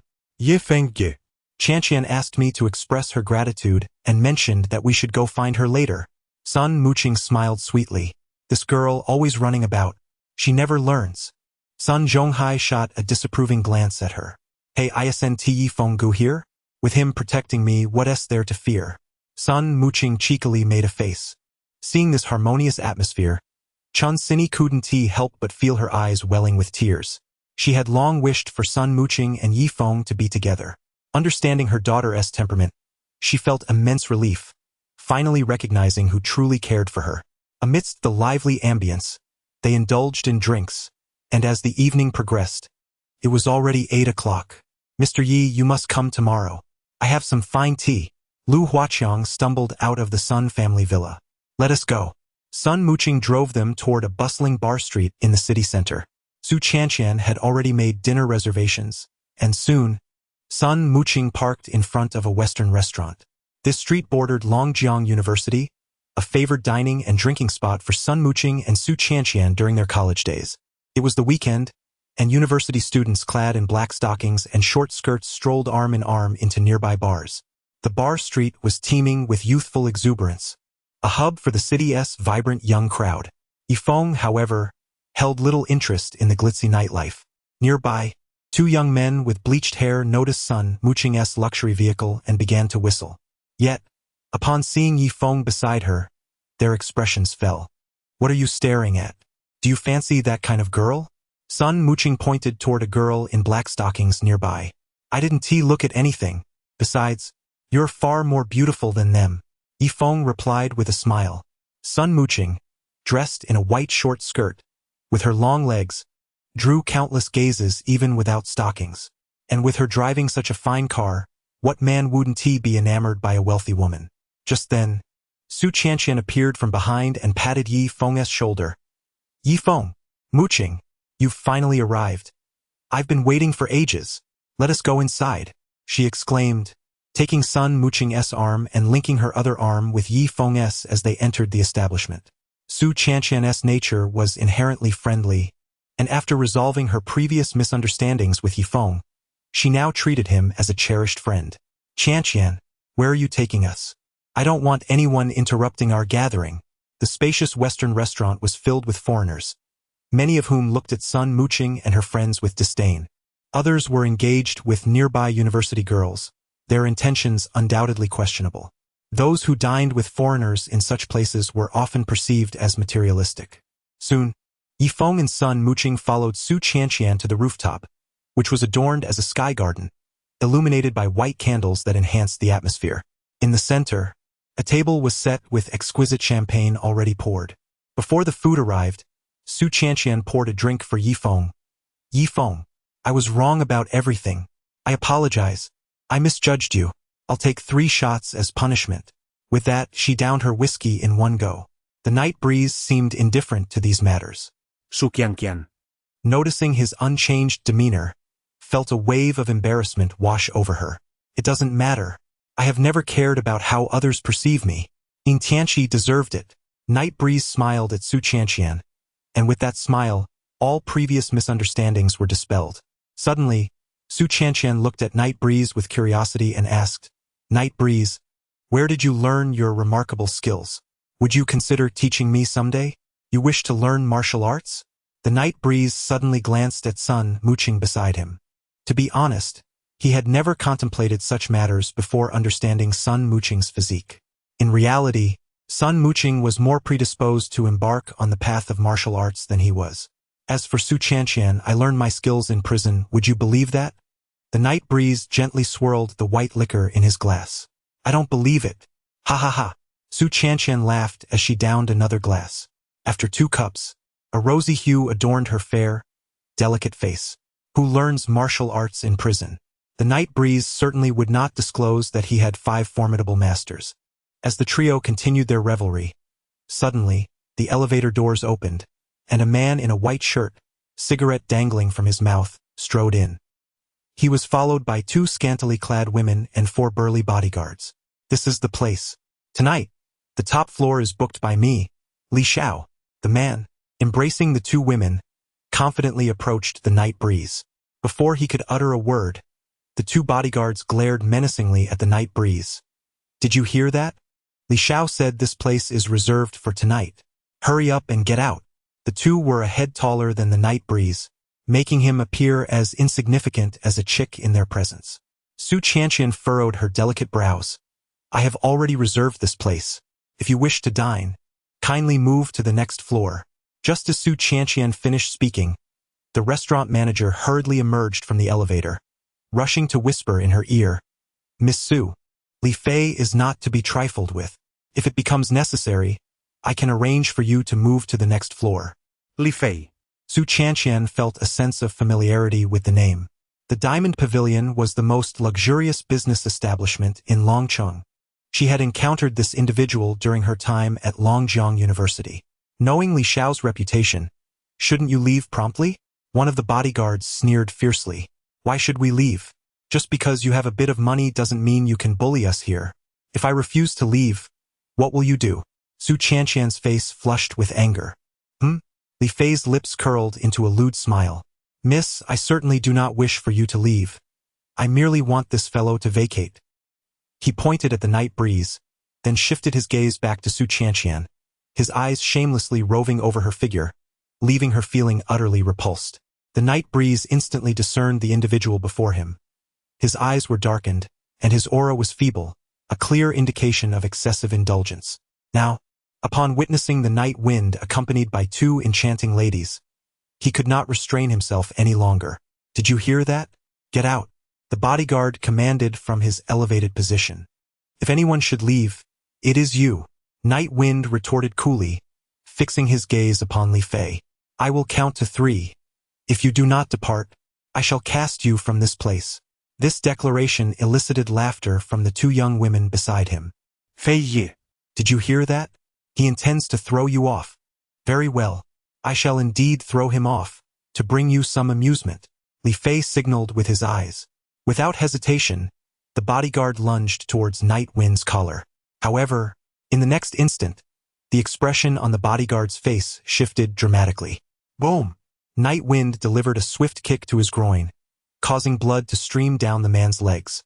The night breeze surged forward, swiftly lifting Li Fei by a single hand, gripping his collar and thrusting his head against the wall.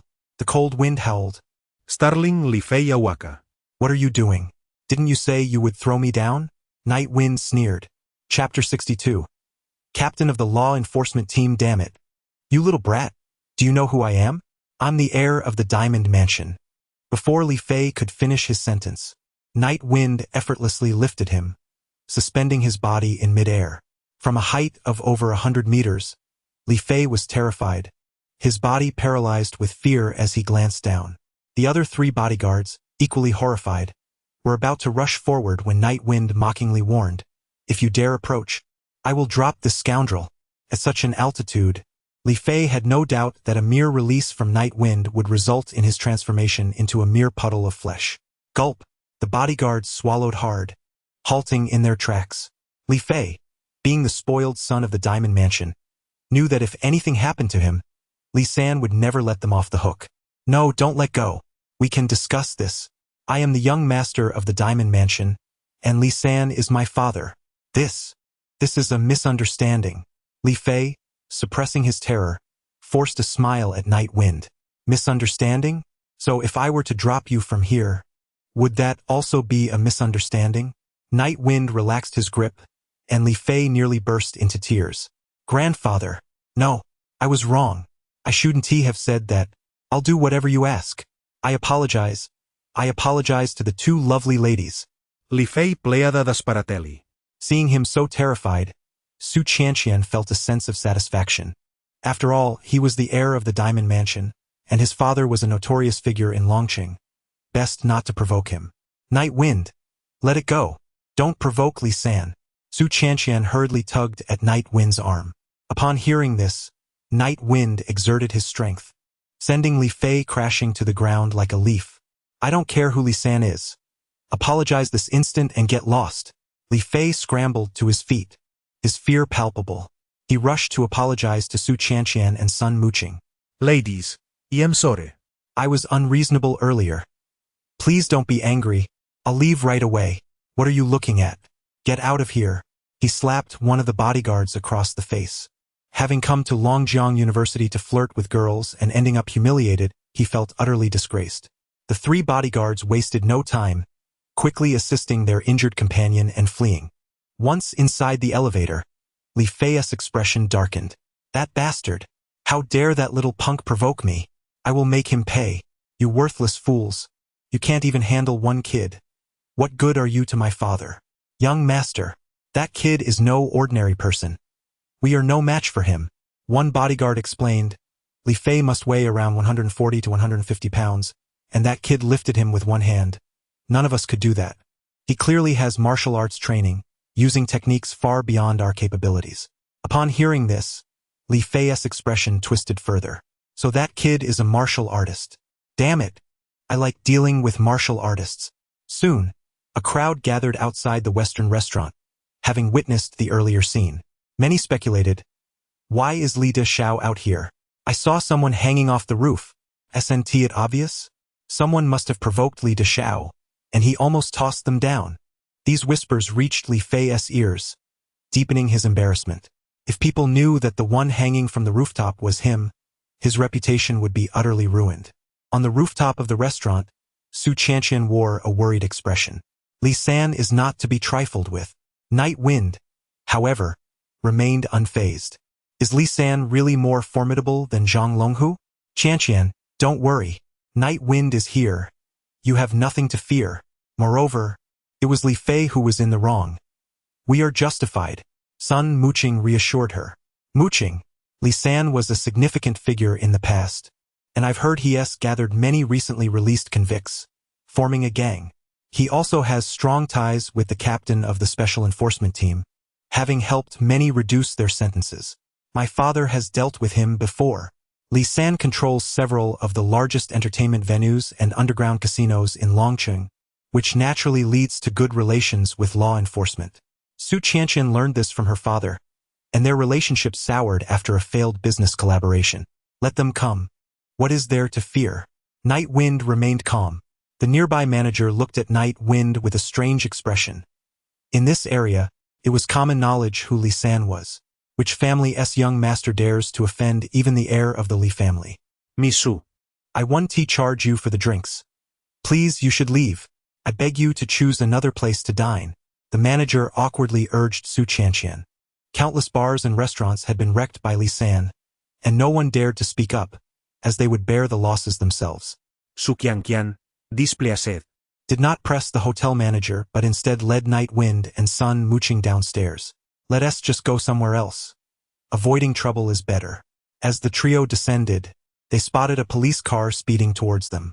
A throng of people sprinted in Night Wind's direction. Make way! Make way! The leading man, clad in uniform and wielding a baton, was followed by a dozen figures in bulletproof vests, armed with weapons. With an imposing presence, the crowd parted at the sight of the law enforcement team. I received a report of a disturbance here, Captain. Li Xiao claims it was this kid. 2 women and a man. One officer pointed at Night Wind. How audacious! Disturbing my territory. Cuff him and take him away. With that command, several law enforcement officers rushed forward, seizing Night Wind's arm, and in the astonished gazes of the crowd, they swiftly placed him in handcuffs. The night breeze carried a chilling laughter within, As one contemplated the audacity of Li Fei, the captain of the enforcement team, who acted without discernment, apprehending individuals at will, it was evident that he considered himself a formidable figure, capable of manipulating the vulnerable. Chapter 63. I am the law, what are you laughing at? Hey, you little rascal, were you the one who just threatened young Master Li, claiming you would throw him off the building? Duan Shida, noticing that Yi Feng was a stranger, immediately adopted an interrogative tone. It was I, and what of it? Yi Feng allowed his hands to be cuffed by the enforcement team without resistance. Admitting it is sufficient. I fear you may not dare to. Threatening young Master Li and claiming you would throw him from the building constitutes attempted murder, since he has confessed to his crime. It simplifies matters greatly. With just a word from me, this brat could spend a decade behind bars. Of course, if this lad is some wealthy heir who could afford a ransom of several million, he might be released. Ultimately, it would depend on my mood. If Li Fei is adamant about sending this boy away, perhaps I could extract some benefits from him. How delightful. Duan Shida's mind was already concocting a brilliant scheme, and the thought nearly brought a smile to his lips. Su Chanqian had not anticipated that a simple outing for a meal would attract the attention of the enforcement team. 10 years in prison, are you jesting? She exclaimed, rushing forward with an expression of indignation. On what grounds do you detain him? What crime has he committed? It was clearly young Master Li who initiated the altercation. If you doubt my words, inquire with the manager inside. Moreover, why should Li Fei lay hands upon me while we are dining here?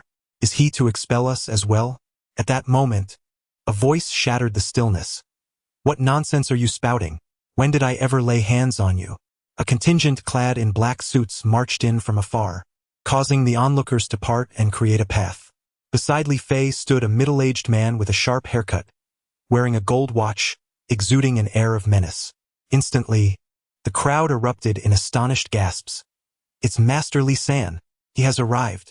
So, it was a conflict between young Master Li and this lad? This boy is surely in peril now. Master Li San is a prominent figure in Longcheng. Even the director of the inspection bureau must regard him with respect. It is said he has a nephew serving as an advisor in the Southwest Theater. Upon seeing Li San, Duan Shida's expression shifted dramatically, and he quickly approached with a beaming smile. Master San, what brings you here today? Someone assaulted my son. Naturally, I had to come and see for myself, Li San replied coldly. However, since Li Fei had been embellishing his tale, claiming to have been attacked by a martial artist, it was only fitting that Li San came personally. Additionally, he brought along a group of supporters, heightening the tension in the air. Yes, Master San. Duan Shida, aware of Li San's temperament, understood that the lad who assaulted his son would likely pay dearly. Although Duan Shida held the position of captain of the enforcement team, he was, in truth, a sycophant who thrived on flattery and favor. Were he to rely solely on his salary to purchase a villa, he would likely starve for a century before achieving that dream. If he could catch the eye of the director, his life might take a turn for the extraordinary. Bring this boy to me. What do you think you're doing? Is there no law here? Sun Muqing exclaimed in anger. In response, Li Fei laughed raucously. Law? In Longcheng, I am the law. Here's a proposition. If 2 lovely ladies agree to drink with me and spend the night, I shall release him. Li Fei's gaze lingered on Sun Muqing and Su Chanqian, both of whom were exceptionally beautiful. They were far more captivating than the previous women he had entertained. He quickly began to negotiate. Ladies, if you wish for me to release him, it can be arranged, but only with the consent of the aggrieved party. Otherwise, I will have no choice but to send him to prison. The aggrieved party was Li Fei, meaning they must appease him for the enforcement team to consider releasing Yi Feng. Clearly, this was not merely a matter of sharing a drink. The enforcement team of Longcheng wielded considerable authority. Your family possesses quite an audacious demeanor. Yi Feng's gaze was icy as he stared at Li Fei. Otherwise, it won't be so simple. Li Fei sneered derisively at Yi Feng. You little brat. Do you even comprehend what you're saying? I've never encountered someone so arrogant. Break this boy's legs. Li Fei lit a cigarette, while Li San stood silently, evidently in agreement with Li Fei's course of action. The surrounding crowd widened their eyes in terror, witnessing this scene. Indeed, Master Li San was formidable. Even with the enforcement team present, He dared to publicly cripple this boy. With that, 2 bodyguards, wielding iron rods, approached Yifeng, raising their weapons to strike. The sound of the rods slicing through the air was deafening as they aimed for Yifeng's knees, causing bystanders to flinch and cover their eyes. It was a ruthless act. He had erred gravely by provoking the son of Master Li San.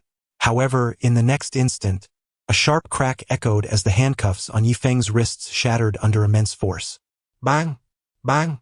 With a swift motion, Yifeng delivered 2 resounding slaps, and the bodyguards were sent reeling backward in agony. The onlookers stood in shock, mouths agape at this unexpected turn of events. You, as the captain of the enforcement team, dare to disregard the truth and abuse your authority. You wish to detain me without just cause? Who granted you the power to have these ruffians break my legs? Captain of the enforcement team. Such audacity. Chapter 64. You may leave how? How did you break free? Duan Shurta staggered back repeatedly, perplexed by a man who could escape even the iron handcuffs. Brother Yifeng, perhaps we should consider this further. Sun Muqing, fearful of the impending chaos, tugged at Yifeng's arm. The gathered crowd wore expressions of disbelief. This emaciated figure possessed such extraordinary strength that even handcuffs could not restrain him. In a mere moment, his face had swollen to the size of a pig's head. He dared to strike the captain of the enforcement team. Have you lost your senses, you little brat? Li Fei screamed. Ah, kill him. Father, get rid of him for me. Li Fei cried out, his expression contorted in pain. Since you are so lecherous, I shall render you incapable of ever approaching a woman again. The night wind's gaze fixed upon Li Fei, his body emanating a fierce aura that sent Li Fei recoiling in terror. Seize him. Eliminate this brat, commanded Master Li San, as a dozen henchmen surged towards the night wind. Halt! Suddenly, a voice pierced the air, and the director of the supervisory bureau, accompanied by 2 military officials in uniform, appeared in a hurry. Damn you! If I hadn't received the notification, I would have been unaware of your nefarious activities. The director was incensed, knowing that a rogue existed beneath his command, jeopardizing his own prospects for advancement. He himself had never amassed such wealth, yet a mere captain of the enforcement team dared to engage in such misconduct. Director Chen. Upon recognizing Chen Guangyuan, Master Li San hurriedly extended his hand in greeting. 3 Master, what brings you to gather such a crowd? Chen Guangyuan inquired, observing the brutish henchman and the writhing Li Fei on the ground. This brat has harmed my son. I shall have his life. Li San's face darkened with malice. Upon hearing this, Chen Guangyuan's brow furrowed. This matter falls under my jurisdiction. It is inappropriate for you to act so recklessly. Allow me to handle this. I will ensure justice is served. It appeared that Master Li San commanded considerable respect. Even the director of the supervisory bureau was inclined to defer to him. No one here can impose on me. With that, the night wind disregarded Chen Guangyuan and advanced towards Master Li San. Do you see, Director Chen? It is not that I refuse to acknowledge you, but rather, this brat disrespects you. Tack, kill him.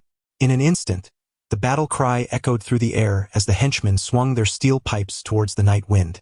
However, in a mere moment, these trained thugs, who had previously served time in prison, found their kneecaps shattered. Bone shards mixed with blood, creating a gruesome scene. What just transpired?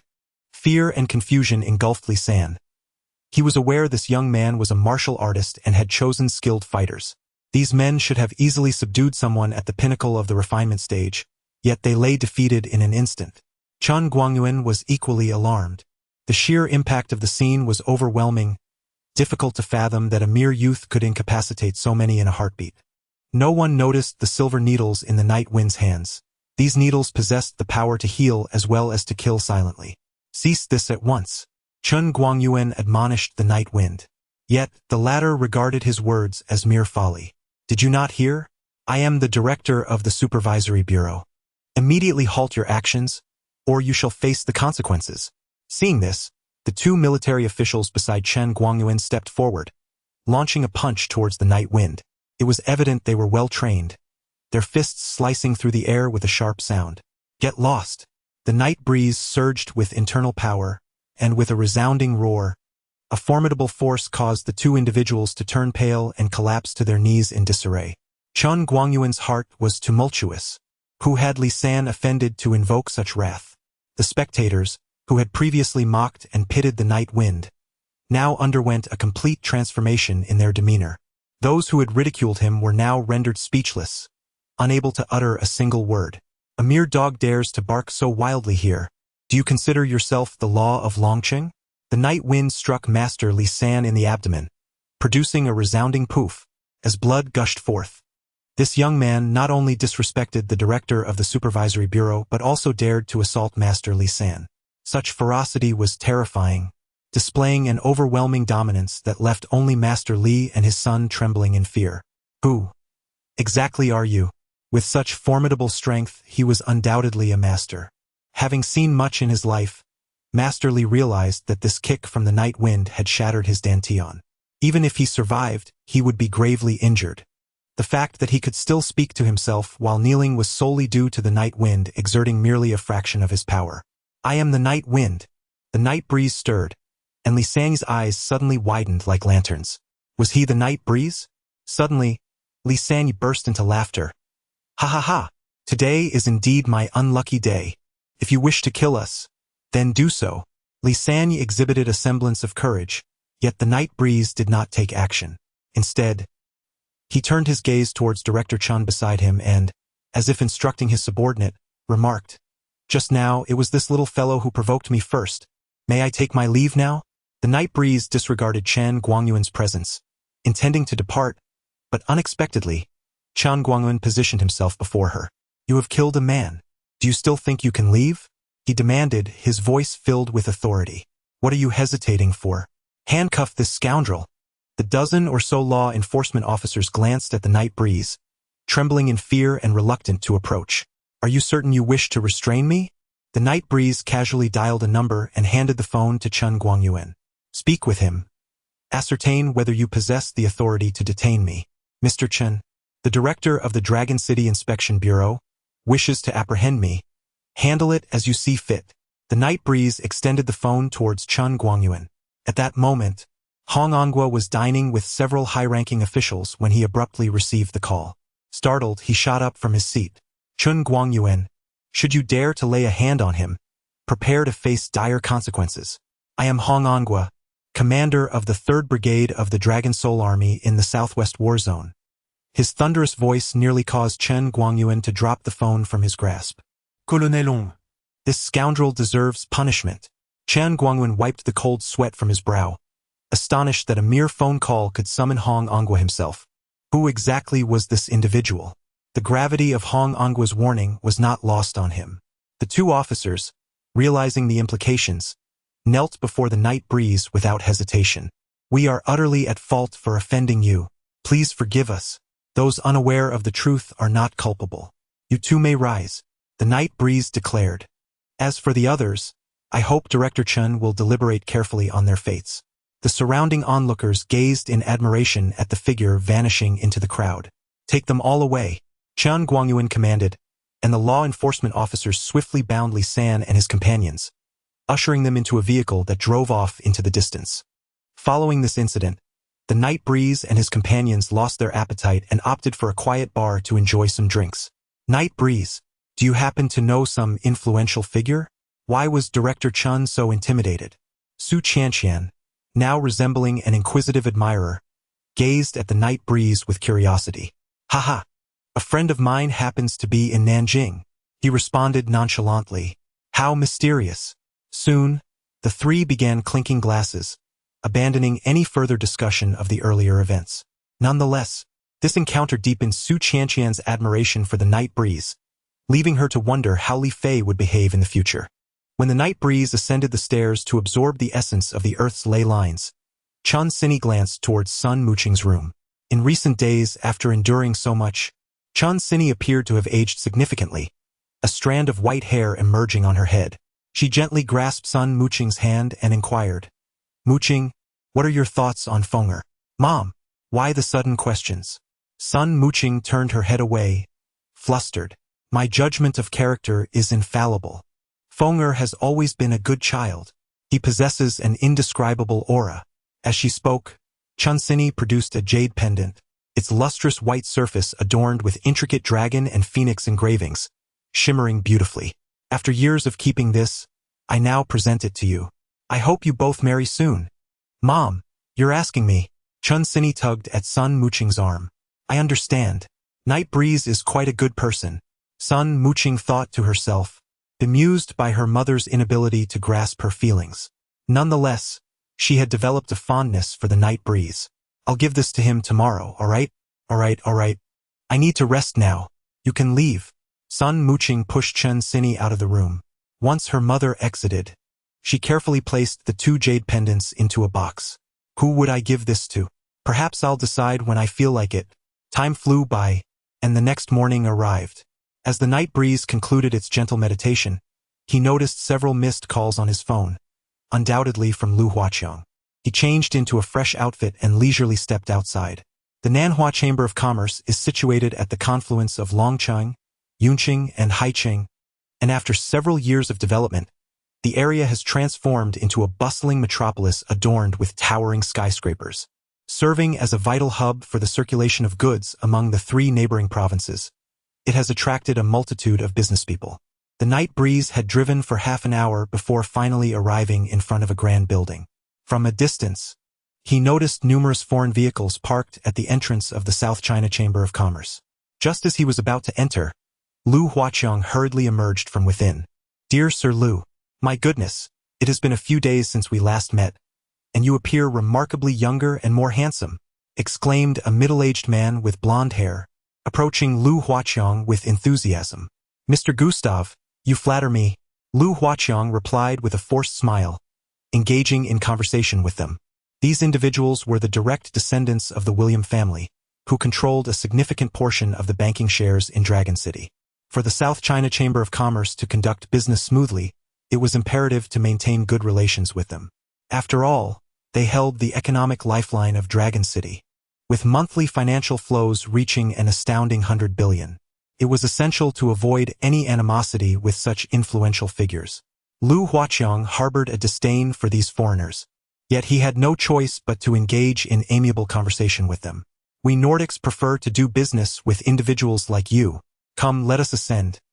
Today, I am here specifically for President Su, Gustav declared, taking Lu Huaqiang's hand and preparing to head upstairs. However, as Lu Huaqiang turned around, he caught sight of Night Breeze, causing him to startle. Mr. Knight, you have finally arrived. I have been waiting for you for ages. I tried calling you this morning, but could not get through. Lu Huaqiang abruptly released Gustav's hand, choosing to disregard the foreigners entirely. He rushed towards Night Breeze with enthusiasm. The William family, after all, was the wealthiest in Northern Europe. Being so coldly treated by a citizen of the Dragon Kingdom ignited a spark of anger on their faces. These Dragon Kingdom individuals are utterly rude. How dare they slight us? A young man beside Gustav remarked coldly. Lu Huaqiang paid them no mind. He had long held a distaste for these foreigners, but he felt compelled to tolerate their overtures due to President Su's close ties with them. Who are those people? Night Breeze inquired with a frown. Huh? You mean them? Mr. Knight, they are members of the William family, who have long been in the Dragon Kingdom. The William family? Night Breeze paused, taken aback. He did not anticipate the presence of the William family here. He was aware of their historical significance, having ruled Europe for centuries and possessing a keen business acumen. Even the Tianjun group had engaged in commerce with them. The William family had become a symbol, known far and wide throughout the elite circles of the Dragon Kingdom. Let us proceed. Night Breeze chose to ignore the others and walked forward with Lu Huaqiang. Mr. Knight, President Su will arrive shortly.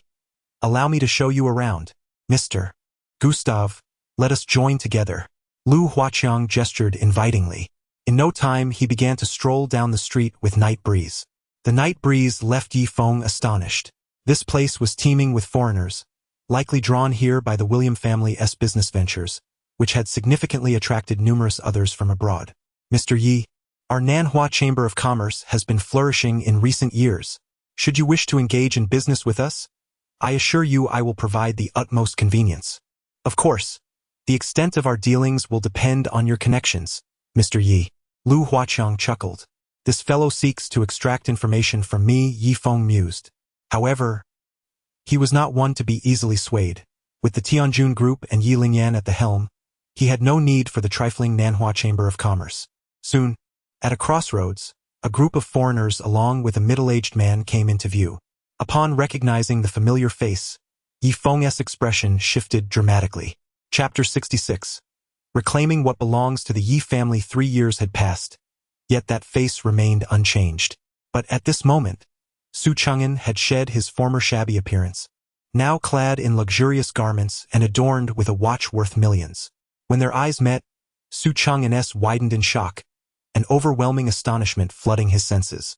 However, he quickly composed himself. Observing his calm demeanor, Yi Feng couldn't help but smirk. After years apart, Su Chang'an had become so unflappable and worldly wise. Indeed, society had reshaped him. Su Chang'an. Yi Feng's lips curled into a slight smile. Upon hearing his name, Su Chang'an feigned excitement, grasping Yi Feng's hand with fervor. Ne pek Yi Feng. Is it truly you? I never anticipated I would see you again in this lifetime. How have you fared all these years? Where have you been? I have inquired far and wide for news of you, yet I never expected to encounter you here. Su Chang'an's demeanor resembled that of a man who had just reunited with a long-lost son, as he held Yi Feng's arms, scrutinizing him up and down. This old fox certainly puts on a splendid performance. If he truly sought me out, how could he not know that I have spent the last 3 years in prison? Thanks to your concern, I have fared exceptionally well. Yi Feng tightened his grip on Su Chang'an's hand. A slight increase in pressure caused pain to flash across Su Chang'an's face. He attempted to withdraw his hand, but despite his efforts, it felt as if it were trapped in a vice. Mr. Su, are you unwell? The 2 foreign men nearby displayed expressions of confusion at Su Chang'an's sudden pallor. Ha! No, it's nothing. This is my long-lost nephew. I'm simply a bit overwhelmed with joy at our unexpected meeting. Su Chang'an managed a strained smile, though his heart raced with trepidation. This young man appeared slender, yet possessed an astonishing strength. Moreover, wasn't he the Yi family supposed to be annihilated? Who exactly is this young man? Today, I have some private matters to discuss with President Su. The rest of you may leave. Yi Feng's eyes gleamed with menace as he swept a glance at the foreigners. They recoiled in shock from his gaze, while Lu Huaqiang, sensing the tense atmosphere, stepped forward to inquire what had transpired. This does not concern you. Merely observe from the sidelines.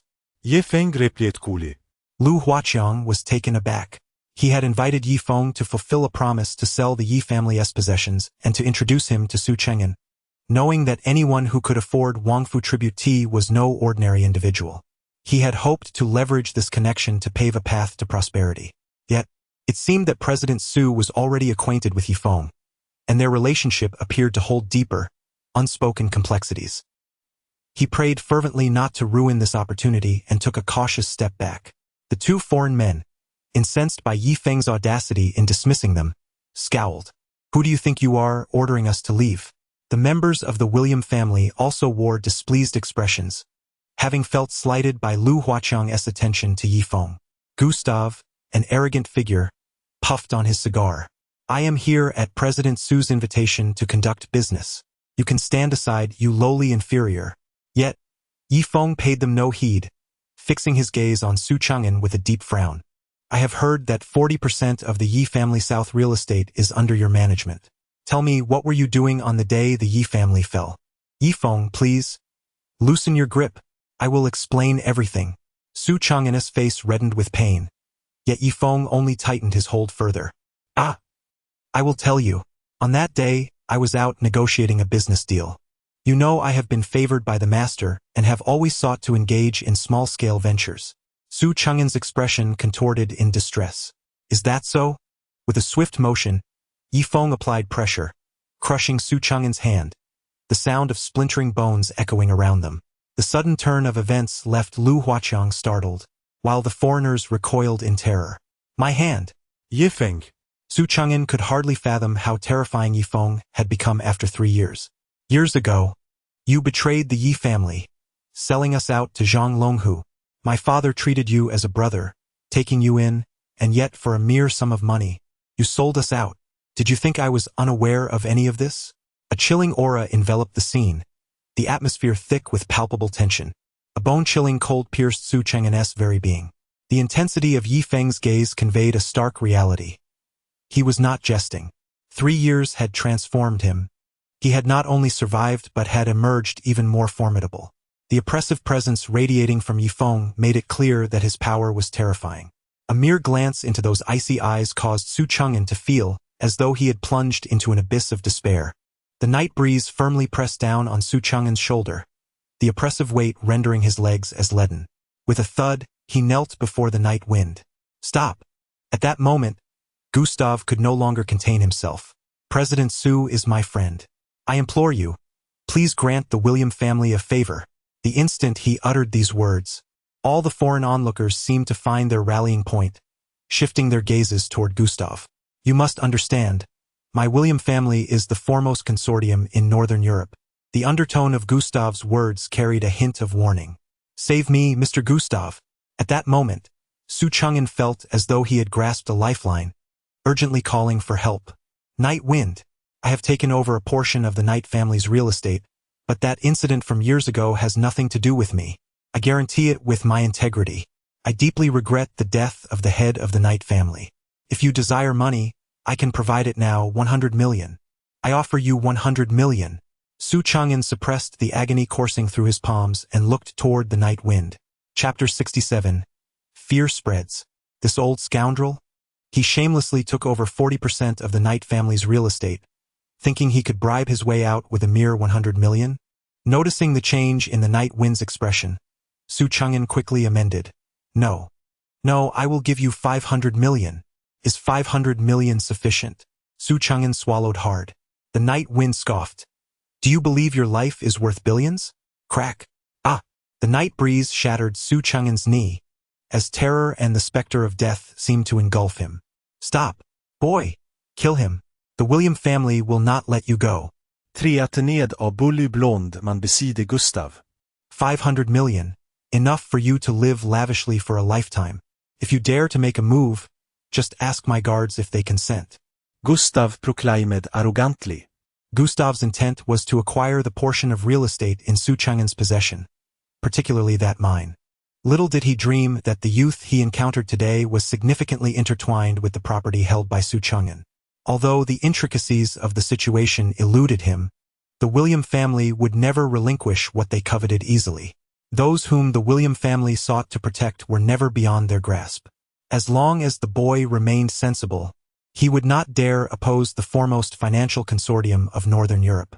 Indeed, the night breeze gently released its grip, and then turned around, the murderous intent on his face transforming into a smile. The might of the foremost financial consortium of Northern Europe was undeniable, and the name of the William family was sufficient to intimidate the boy. That was the prevailing sentiment among those foreign devils. However, in the next instant, a fierce gust of wind surged forth.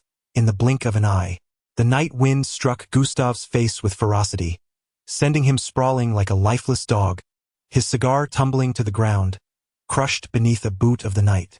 I had just warned you to leave. Since you refuse, then depart on your own accord. Moreover, this is the Dragon Kingdom, not Northern Europe. You have no right to act so brazenly. Well said. They ought to be taught a lesson.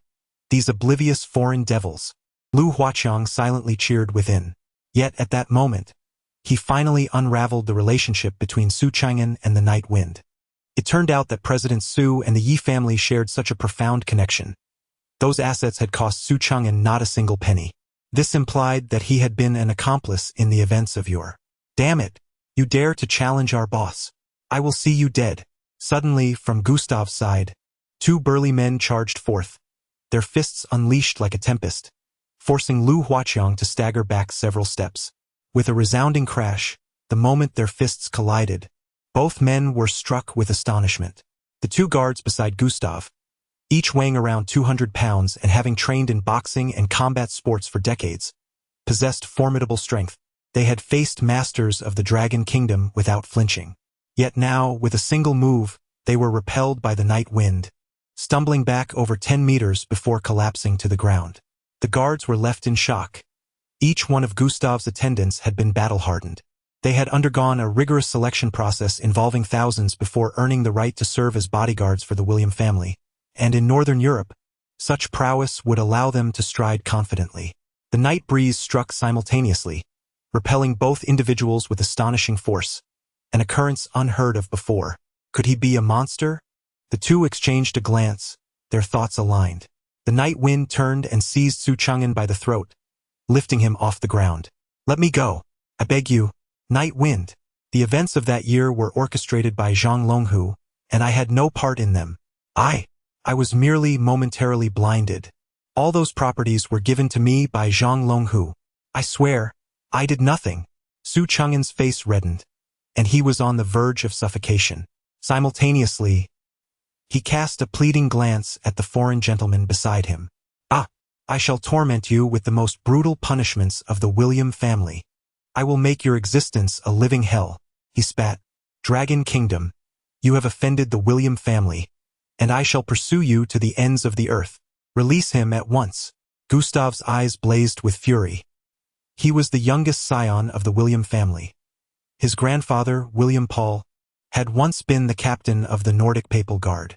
In his early 30s, Gustav had mastered the art of swordsmanship and martial combat 15 years prior. 5 years ago, he had ascended to the ranks of the Nordic S-class powerhouses, and according to the Dragon Kingdom standards, he was already considered a master. Now, however, he was being toyed with by a mere youth, and his anger was palpable.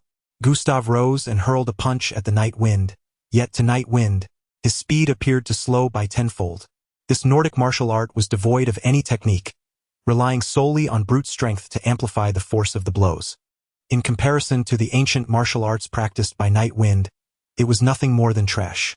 To dare to compete with my Dragon Kingdom's ancient martial arts using such pitiful Nordic techniques? Nonsense. Begone. With a thunderous roar, Night Wind unleashed a torrent of internal power, erupting forth like a geyser, seemingly even more formidable than the force he had just employed. The night breeze delivered a powerful punch, colliding directly with Gustav's fist. A cry of agony erupted as one beheld Gustav's arm hanging limply, resembling a broken branch. This blow was devastating, shattering the arrogance of the foreign adversaries. The prominent figures present had never witnessed such a spectacle, particularly the Nordics, who inherently viewed individuals from the Dragon Kingdom through tinted lenses. They were utterly unprepared for the sheer terror that this night breeze embodied, as even the formidable members of the William family found themselves outmatched. Just as they were conversing, Night Breeze unleashed a kick to Su Chang'an's chest, sending his body soaring like a leaf for several meters before finally coming to a halt. The Night Breeze harshly struck Su Chang'an's face, leaving an indelible mark. Su Chang'an screamed in agony. For 3 long years, he had never endured such humiliation. He had painstakingly ascended to his current position, rising from a mere shoeshiner to the esteemed president of the Nanhua Chamber of Commerce. He was meant to revel in wealth and prestige, to become a figure of admiration and respect. Yet he never anticipated that the night wind would shatter his dreams so mercilessly. Panic and resentment surged within him, but that foot felt like a great mountain, suffocating him. Please, do not kill me. Night Feng, I do not wish to die. I will relinquish all the assets of the Yi family to you. I implore you, spare my life. For the remainder of my days, I shall serve you faithfully, a loyal dog at your side. I only ask for mercy. Tears mingled with his snot as Su Chang'an pleaded in terror. Chapter 68. The Deadly Servant Su Chang'an. Your grave mistake was betraying the Yi family. Night Feng's voice dripped with menace. Did you think my motives were merely financial? The air thickened with murderous intent as Night Feng pressed down with force. Su Chang'an's head was crushed into a pulp, brain matter splattering across the ground, leaving onlookers paralyzed with fear. It was terrifying. This boy was nothing short of a monster. Lu Huaqing swallowed hard, initially believing Night Feng had merely leveraged the Yi family's name to climb the social ladder. Yet now, he comprehended the true terror that Night Feng embodied. No wonder he dared to confront the esteemed families of Longqing. He possessed the qualifications to do so. In the face of absolute power, all aristocracy becomes insignificant. However, this group of foreigners belonged to the William family, a lineage renowned for its terrifying reputation. Rumor had it that the William family not only wielded immense wealth but also secretly maintained a formidable organization dedicated to securing their dominance. This clandestine group was known for assassinating those who posed a threat to the family. Offending them would surely invite retribution upon nightfall. What to do? Lu Huaqing felt trapped, unable to anger either side. With Su Chang'an dead, the moment of decision had arrived. After a fierce internal struggle, Lu Huaqing hastily approached Knight Foam. Mr. Knight. No. Master Knight. These foreigners are not to be trifled with. Perhaps we should teach them a lesson to avoid their ire. I am aware that the William family has a mysterious assassination organization. If you offend them, they will undoubtedly retaliate. Leave this matter to me. I understand their penchant for wealth. With enough money, all problems can be resolved. The night breeze could not help but develop a certain fondness for Lu Huaqiang. At this moment, he chose not to flee, but rather to stand by his side and assist in resolving the troubles posed by the William family. Though he was astute, his nature was not malevolent, and he was considerably better than someone like Su Chang'an. However, who was the night breeze? He had always preferred to handle his own affairs without external interference, and he certainly did not wish to owe anyone a favor. The William family? Are they truly formidable?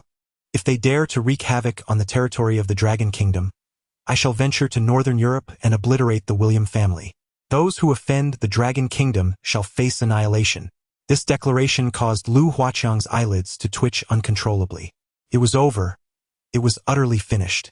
If the William family did not fear even the heavens, how could they possibly fear the threats of a mere boy? To them, such threats were merely signs of arrogance. Lu Huaqiang had not anticipated that the night breeze would be so impetuous as to confront these foreign devils head-on. While he felt touched, his life took precedence, and he was quite clear about the weight of priorities. Night breeze, I acknowledge your strength, but do not be overly arrogant. The William family will surely avenge me. Prepare for your demise. Gustav spat a fierce retort before attempting to turn away. However, in the next moment, a palpable aura of menace locked onto him, making Gustav feel as though he were being targeted by a ferocious beast. His body began to tremble uncontrollably. Since you wish to kill me, then I shall strike first. With a swift motion, the night breeze shot forward like a bolt of lightning. Quickly, stop him. In a frenzy, Gustav ran forward. The two assassins beside him, enduring their pain, approached the night breeze. With a resounding impact, the night breeze's fists met their chests, sending forth a torrent of blood, startling the remaining dignitaries into a hasty retreat. Quickly, call for help. As Gustav fled, he frantically fumbled for his phone. Just as he was about to dial for assistance, a figure appeared before him, blocking his path. What? What do you want? What do I want? Did you not just declare that you would kill me? Gustav stumbled backward, fear reflected in his eyes as he gazed into those of the night breeze. In that moment, he truly understood the meaning of terror. After more than 30 years of life, he had never imagined he would find himself in such a desperate predicament. Night breeze, my William family is powerful and affluent. If you spare me, I will ensure you become the foremost aristocrat of Nanjing province. Disregard what I just said as mere folly. How could I dare to oppose you? From now on, you shall be a friend of the William family. Gustav forced a smile, suppressing his inner dread. Lu Huaqiang's eyes widened in astonishment at the mention of the foremost aristocrat of Nanjing. Such a tantalizing offer would drive anyone to madness, especially coming from the William family. Not only in Nanjing, but if Gustav could truly fulfill his promise, it would be a simple matter for the night breeze to ascend to aristocracy in Tiandu as well. Yet, Lu Huaqiang understood that expecting these foreign devils to assist a foreigner in becoming an aristocrat was sheer folly. In their eyes, all foreigners were but dogs to the William family. Oh, is that so? Such a proposition is indeed tempting. However, I, the night breeze, have no need for it. Perish. With a swift motion, the night breeze aimed a palm strike at Gustav's head. No. You cannot kill me. Help! Help! In his panic, Gustav cried out for assistance. Just as the palm strike descended, a blade whistled through the air, hurtling towards the night breeze. The blade was entirely black, adorned with intricate spiral patterns. With a resounding crash, the blade intercepted the night breeze's attack, embedding itself into the ground. Cease this at once. Not far away, a man clad in a black robe with flowing golden hair came into the night breeze's view. Upon seeing this figure, Gustav felt as though he had been reborn. Commander Huxus, save me. The newcomer radiated a sacred aura, as if bathed in divine light, with a black cross tattooed upon his hand. The cross seemed to emanate a searing wave of energy, making the man appear as though he did not belong to this world. The night breeze intertwined with the gaze of Shios, causing a jolt of surprise within him. This man emanated an aura of formidable strength. His power was undoubtedly at the master level, likely having brushed against the pinnacle of mastery. Just as Night Wind found himself engulfed in confusion, dozens of shadowy figures suddenly surged forth around him. Clad uniformly in black robes with their faces shrouded in dark cloth, only their penetrating eyes were visible. Each wielded a steel knife adorned with cloud patterns, exuding an air of lethal intent. The Death Servants Legion. This was the elite Death Servants Legion of the William family. This individual from the Dragon Kingdom was in grave peril. Nearby, several foreigners instantly recognized these figures. Ha ha ha, kid. To die at the hands of the most elite death servants of the William family, your life would not have been in vain. Gustav immediately became brazen.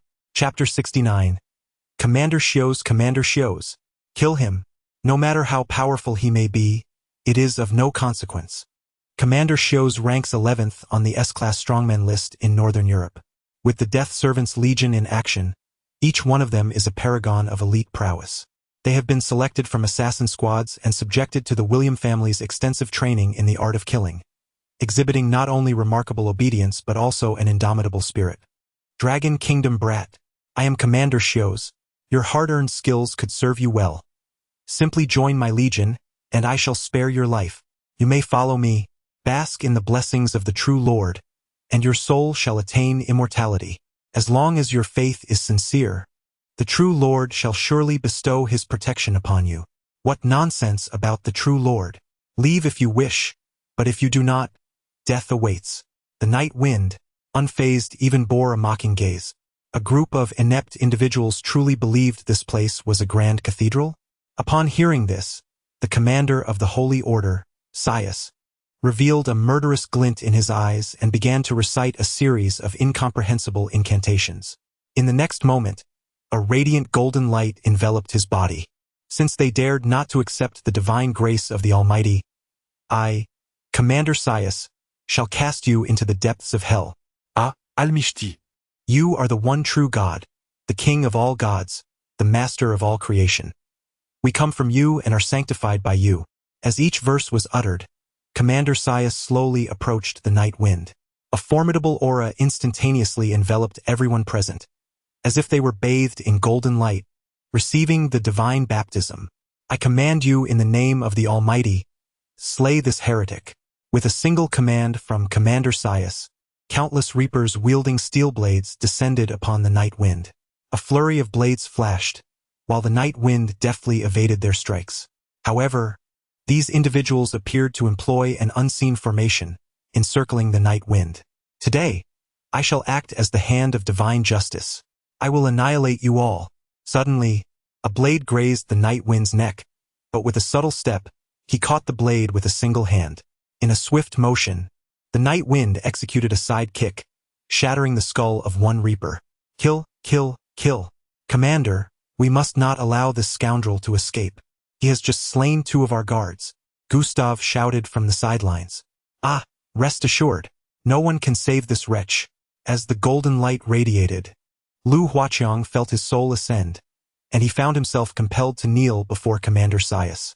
Those touched by the sacred light also began to kneel, prostrating themselves as if in worship of a deity. Nordic sorcery, ensnaring the hearts of men.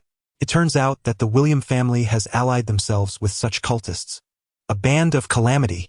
The Night Wind discerned that Lu Huaqiang had been deeply influenced by the scripture, losing control and even experiencing a haze of consciousness. After several minutes, Commander Shios finally ceased his recitation. He turned to the Night Wind, a faint smile gracing his lips. The taming is quite commendable. Cease your efforts. This lad cannot withstand the power of the Bible. He strode directly to the Night Wind, gazing down upon him as though he were a deity. Alas, kneel.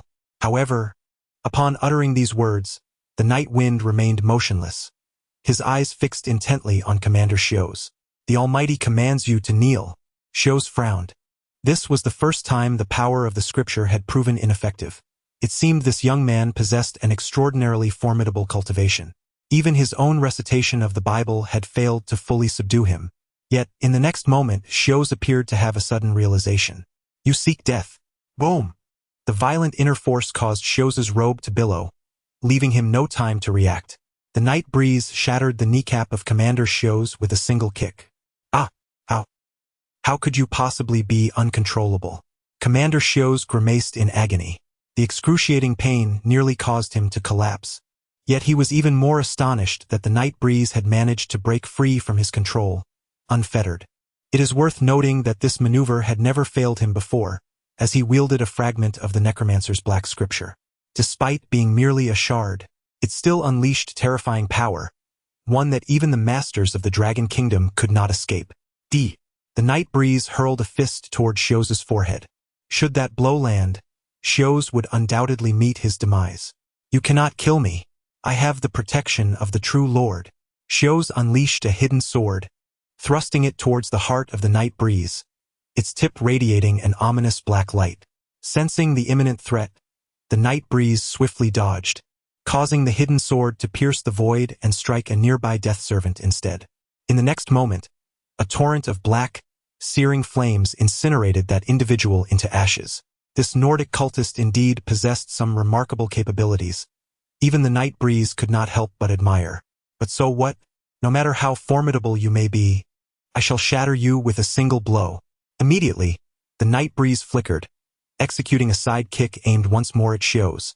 Shios was compelled to use one hand to fend off the attack, as the terrifying gust of wind tore through the air, creating a howling sound.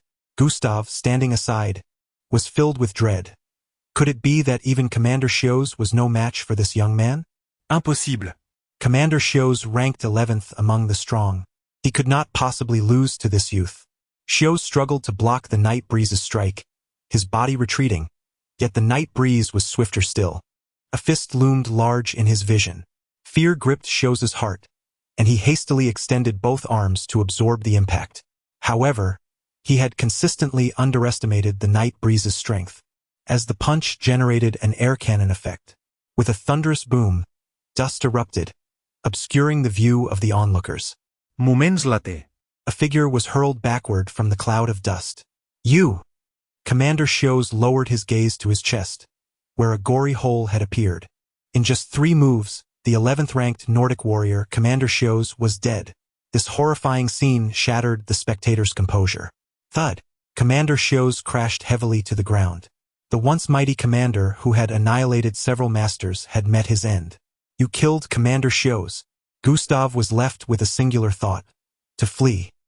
He disregarded the lives of the death servants and remaining foreigners, fleeing in a frenzy. Bang!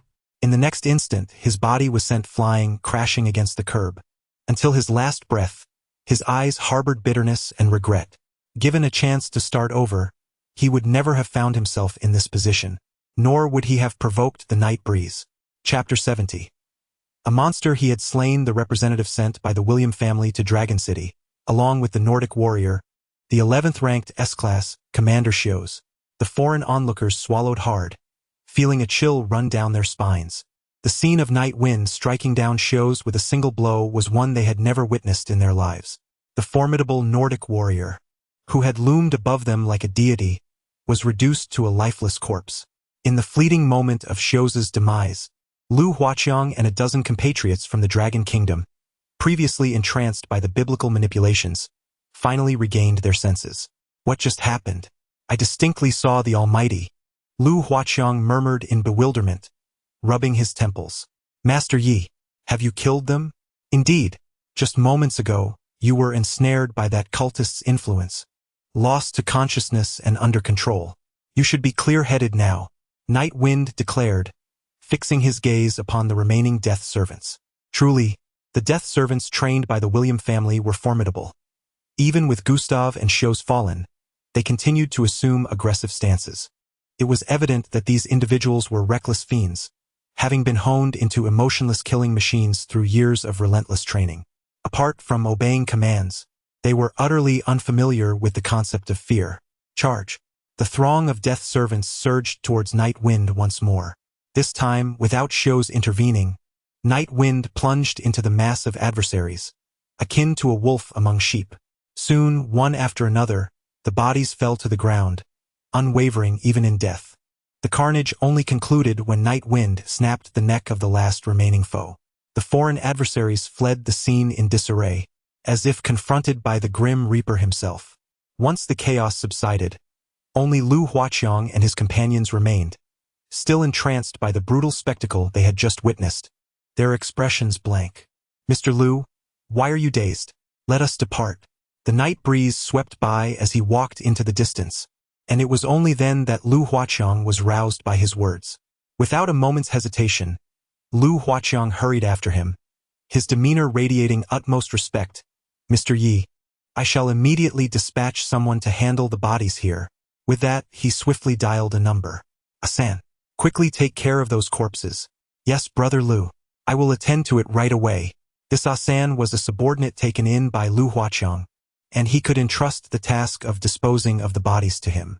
Given the gravity of the situation, concealment was impossible. Yet all Lu Huaqiang could do now was silently pray for his own survival. The night breeze swept over the headquarters of the Nanhua Chamber of Commerce. As it entered the office, Lu Huaqiang, with remarkable swiftness, hastily produced a contract. "Master Yi, here is the transfer agreement. The real estate of the Yi family. I return it to you intact." Lu Huaqiang presented the contract with both hands. With Su Chang'an deceased, you shall henceforth be the president of the Nanhua Chamber of Commerce." Upon making this call, it was certain that someone would come to assume control of everything. This young man regarded even the William family with disdain.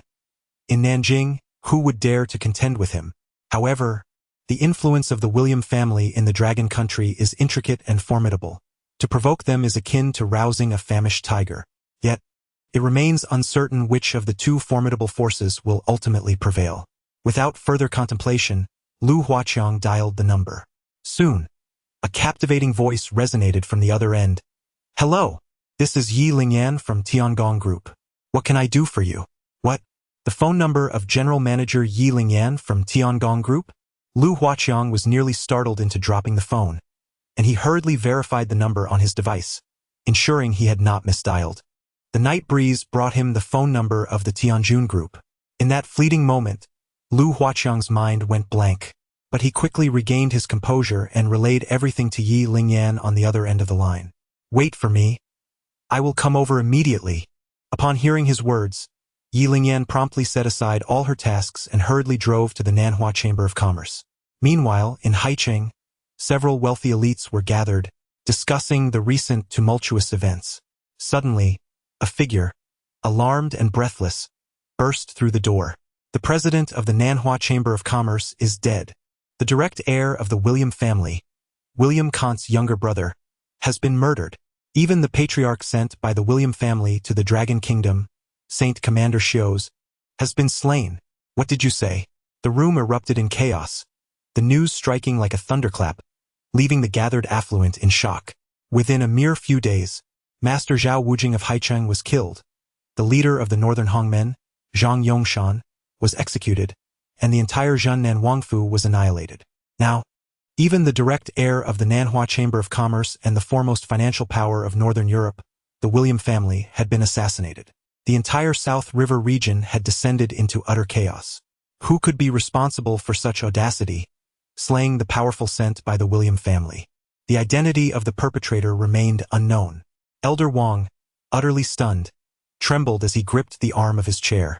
The Wang family not only had business dealings with the Nanhua Chamber of Commerce, but had also prepared to leverage their connection with the William family to break out of Haicheng and dominate South River. Now, their support had been extinguished before they could even secure it. Who could this person be? In Yun City, within a luxurious mansion, Chun Shouwen sprang up from his chair, astonished. "What did you say? Another death? This time, it's the president of the Nanhua Chamber of Commerce and members of the William family." Madness! In just half a month, so many prominent figures had perished. The Qin family had just dispatched someone to negotiate with the Nanhua Chamber of Commerce, aiming to expand their medicinal business. Just as the Chun family member left, this earth-shattering news arrived. Who could be behind this? It's Night Breeze. The revelation struck Chun Shoan like a thunderbolt, causing him to collapse back onto his recliner. Every one of them had been slain by Night Breeze. The magnitude of this shock was ineffable. How could such a young man possess such formidable power to eliminate so many strong figures? Even the Zhun Nenwang had met his demise at his hands. Was he, as the ancient sage had mentioned, the Eastern Songlong? Although the reasons for Night Masteress enmity remained unclear, from this day forth, I declare that the Chun family must forge an alliance with Night Master and avoid any conflict at all costs. Chun Shoan's voice resonated, clearly heard by the hundreds of members of the Qin family. When the elder spoke, who would dare to disobey? Yet who exactly was this Night Breeze? Chapter 71. Captain of the Flying Tiger team at this moment, in a villa area spanning thousands of square meters in Long City, today marked the 80th birthday of the esteemed elder of the Su family, Su Dyun. The atmosphere in the Su family was vibrant and lively. It was undoubtedly one of their most significant days. Su Qianqian was busy attending to all the guests, who had all come to offer their congratulations. Suddenly, military vehicles approached, capturing the attention of countless onlookers, all fixated on the foremost jeep. Heavens! Do my eyes deceive me? That is Su Dyun's eldest son, Su Qinyu. A multitude of young women swooned, gazing adoringly at the young man descending from the military vehicle. Of course, just 3 days prior, Su Qinyu had led the Flying Tiger team deep into the jungle, decisively annihilating thousands of terrorists. He was the captain of the elite special forces. Even the scions of other prestigious families displayed unabashed admiration. Although the Su family was considered a second-tier family in Long City, their reputation was not due to a lack of strength, but rather their low profile and desire to avoid excessive attention. It must be said, Elder Su had raised an exceptional grandson. Hearing the commotion outside, Su Qianqian hurriedly dropped the invitation in her hand and rushed to the door, her heart racing. Upon seeing that figure, her eyes brimmed with tears. Brother. Yet, Su Qianqian stepped forward, her eyes fixed intensely on his. Moments later, with a sharp sound, her delicate hand slapped Su Qinyu's face. How dare you? Even the captain of the Flying Tiger team can be struck. Madness. Countless spectators stared in shock at Su Qianqian. After all, he was the renowned captain of the Flying Tiger team, celebrated across the 4 southwestern provinces. Who would dare lay a finger on him, if not this young lady of the Su family? 5 years had passed. Su Qianqian turned away, not wanting to see that face again. For 5 years, the Su family had lived in constant worry for Su Qinyu's safety, knowing he undertook the most perilous missions. Su Qinyu gazed tenderly at his sister, gently pulling her into an embrace. He caressed her head with utmost tenderness, causing Su Qianqian to burst into tears. Who could forget? Su Qinyu had been away for 5 years, rarely contacting the family, with the Su family only receiving a few letters during that time. He had his reasons. He feared bringing danger to the Su family by attracting unwanted attention. All right, Qianqian, stop crying. Just then, a female soldier wearing a military cap hurriedly emerged from the car, carrying a large bag of snacks. Miss Su, I am Lin Xiaoqi, the elite military doctor of the Flying Tiger team in the Southwest Theater.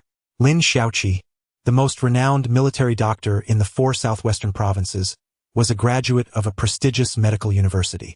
Not only was she stunning, with an enviable figure, but she had also participated in countless combat operations alongside the Flying Tiger team, her skill surpassing many male special forces soldiers. Another soldier in military attire was Su Qinyu's most capable subordinate, the strongest member of the Flying Tiger team besides Su Qinyu himself. Elder Su had been confined to a wheelchair for 10 years, dreaming of the day he could walk again. Although the Su family was affluent, no one had ever been able to heal his legs. Soon, amidst the envious gazes of many, Su Qinyu and his companions entered the grand hall. I heard Miss Su's older brother is still unmarried? Is that true? I heard he is only 30 this year? Several young women hurriedly approached, casting curious glances at Su Qinyu. Don't even think about it. How could he possibly notice us? What kind of perfect man would he prefer? Oh my! Look how handsome he is. With a single gesture, Su Qinyu captivated the hearts of those young women. Indeed, his looks were that of a true heartthrob. On the other side, Night Breeze had just returned home when he found Sun Muqing waiting at the door. Night Breeze, where have you been? Oh no. Today is Qianqian's grandfather's 80th birthday. I was anxious to go with you this morning, but I couldn't reach you. Sun Muqing anxiously grasped Night Breeze's hand as they got into the car. Huh? I was out attending to some matters. Her grandfather's birthday? Night Breeze paused, taken aback. Such an important matter, yet no gift was prepared. Last night, Su Qianqian did not inform me. Let us go. I shall figure it out once we arrive. Sun Muqing hastily pulled Yifeng towards the Su family's residence. Upon arrival, as they stepped out of the car, Yifeng immediately noticed the military vehicle stationed at the entrance. Are soldiers here? Yifeng furrowed his brow. You may not be aware, but Qianqian's elder brother is the captain of the special forces in the Southwest Military District. You must be courteous when you meet him. I have heard that her brother, Su Qinyi, has already been promoted to the rank of Major General. Sun Muqing led Yifeng inside. A Major General in the Southwest Military District? Does that mean he serves under the Dragon God of War? All military forces in the 4 provinces of the Southwest are under the command of the Dragon God of War. Even the special forces are subordinate to him. I wonder how close her brother is to the Dragon God of War. Indeed, it is the Flying Tiger Brigade. The reputation of the Southwest Military District's Flying Tiger Brigade is second only to that of the Dragon Soul Army and the Dragon God of War in the 4 southwestern provinces. However, in terms of strength, the Flying Tiger Brigade is not inferior to the Dragon Soul Army. It simply has a smaller number of troops. There are only about 1/10 of the personnel compared to the Dragon Soul Army, and these elite special forces were all trained personally by Su Qinyi. Su Qinyi's prowess has already reached the late stage of a master. In a few years, he will be able to break through to the peak of mastery. By then, in the entire southwest region, perhaps only one person's combat power will surpass his, the Dragon God of War. Chapter 72. Leg Injury Grandfather. Su Qinyi stepped forward. Before him sat an elderly man in a wheelchair, his hair white and face lined with deep wrinkles. Though his body could not stand, his spirit and vitality resembled that of a man in his 50s. Had it not been for his legs restricting his movement, he would not appear as he does now. Su Diyun had been confined to a wheelchair for a full decade, and he had long since grown accustomed to this way of life. The Su family had sought the expertise of renowned physicians throughout Nanjiang, even inviting Chen Shouan. Yet none had been able to heal his leg injury.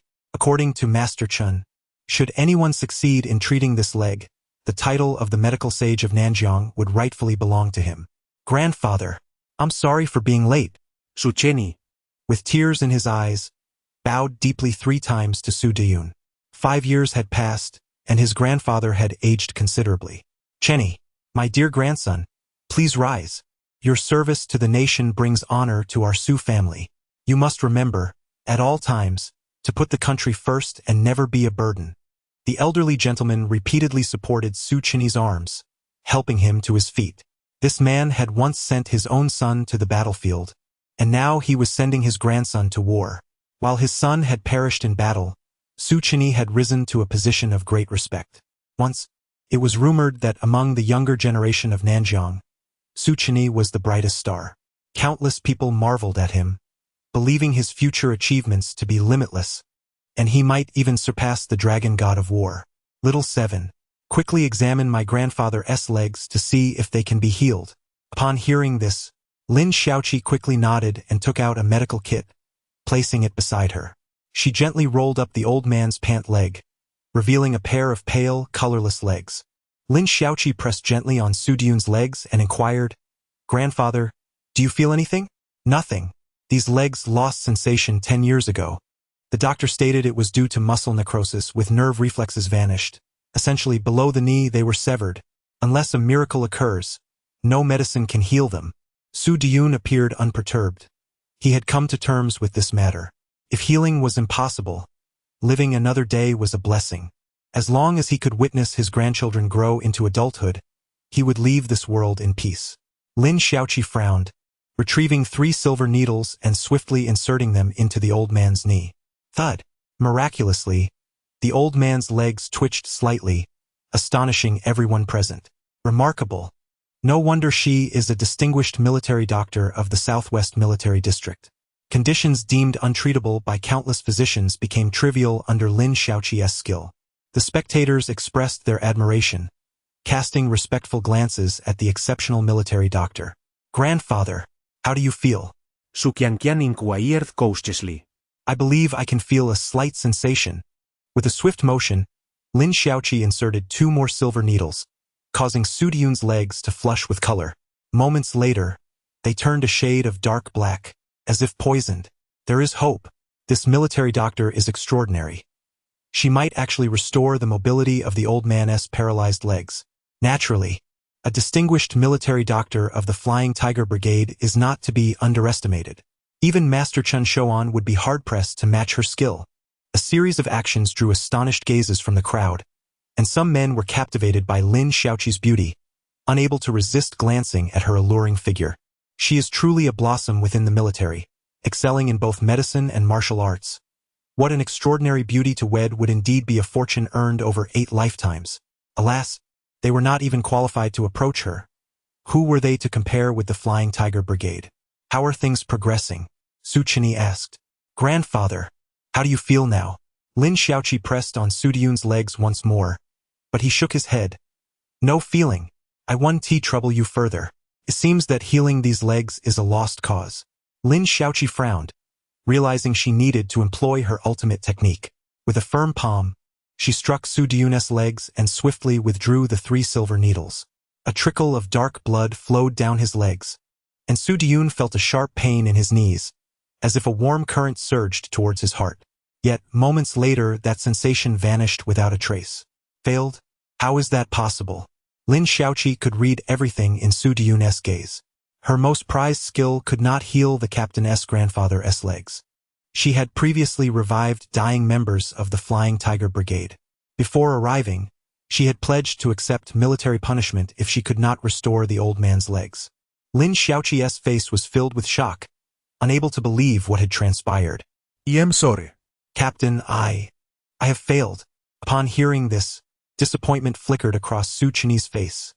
Indeed, even the most formidable doctor in the military could not heal his grandfather's legs. Get up, Su Qianyi said calmly. Suddenly, a figure stepped forward from the crowd behind them. He frowned, looking intently at Su Diyun's knees. Insert 2 needles at Taishi and Taichong, and 3 needles at Yanglingquan, Kunlun and Taishi acupoints. Additionally, insert 1 needle at the Yongquan acupoint on the sole of the foot and Fenglong acupoint. Moreover, cease all topical applications and medication for 3 days. Furthermore, the old gentleman must also unblock 2 meridians, rain and dew, allowing the yin and yang channels to flow freely, and his legs will be healed. The night breeze, with a single utterance, instantly captivated the attention of those around. Who is this lad? What nonsense is he spouting here? Some unfamiliar with the night breeze scoffed, assuming he was merely here to steal the limelight. Meanwhile, others gazed at that figure in sheer terror. The night breeze, the harbinger of death, has arrived. Those familiar with it were drenched in cold sweat. Only those unacquainted appeared bewildered, gazing in astonishment.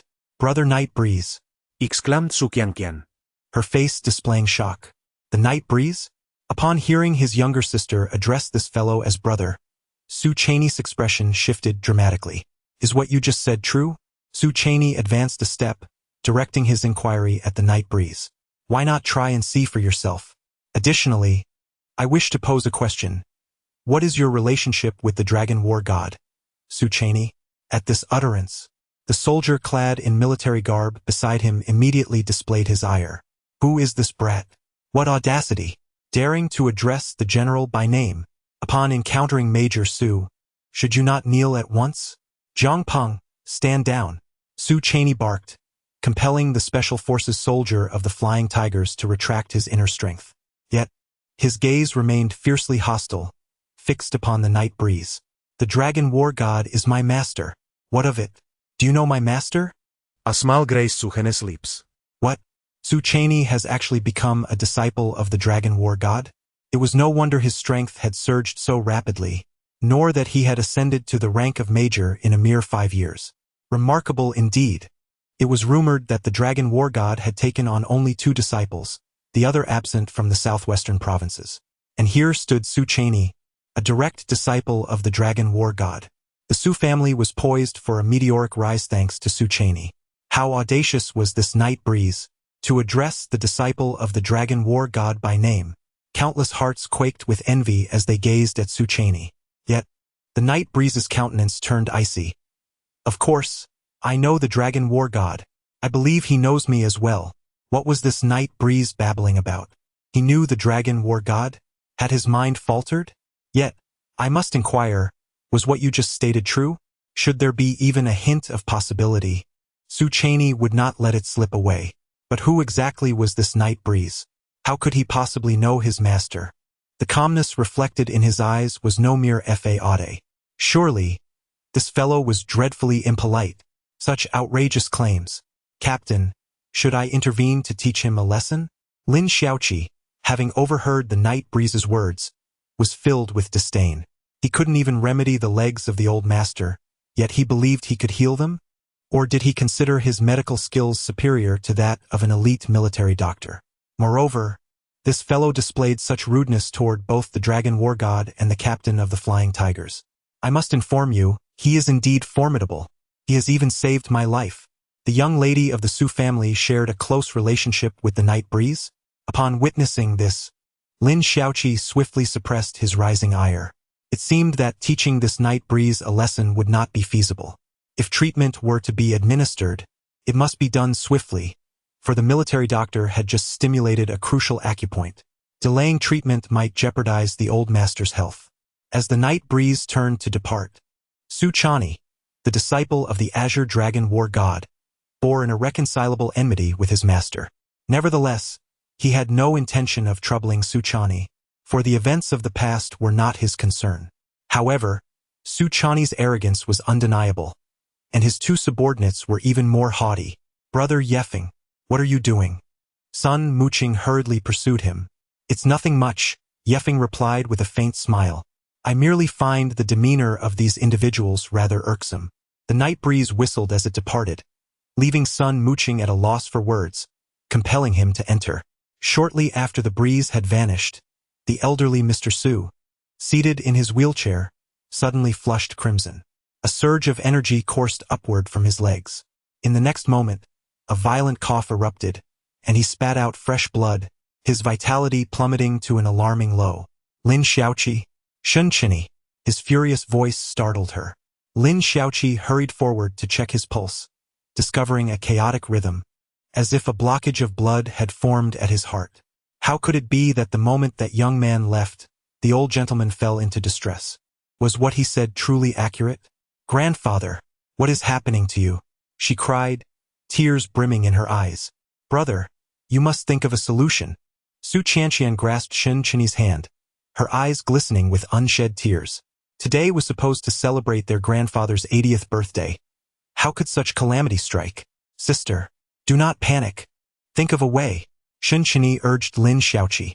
However, cold sweat poured from her, for she had no remedy. She had just used acupuncture to relieve the old man's lower limb meridians, but inadvertently, it caused the blood to surge upwards, endangering his well-being. Grandson Chaney, let us try what Night Breeze suggested. Mr. Su grasped his chest, striving to suppress the unusual sensation within. How can that be? That boy is not a doctor. How could we heed his fanciful words? Lin Xiaoqi retorted, preparing to administer needles once more. Who would believe the musings of a mere youth? Not only Lin Xiaoqi, but even Su Qianqian and Sun Chaney shared her skepticism. Let us try it.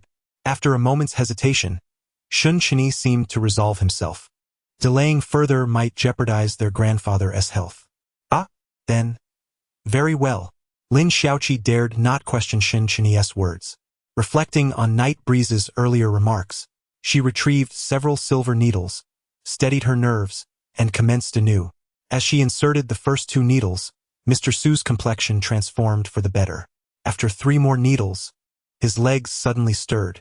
With several needles pricked into the acupuncture points at the soles of his feet, Mr. Su felt a rush of energy coursing through him. In the next instant, he experienced the long-lost sensation of pain. I can feel my legs.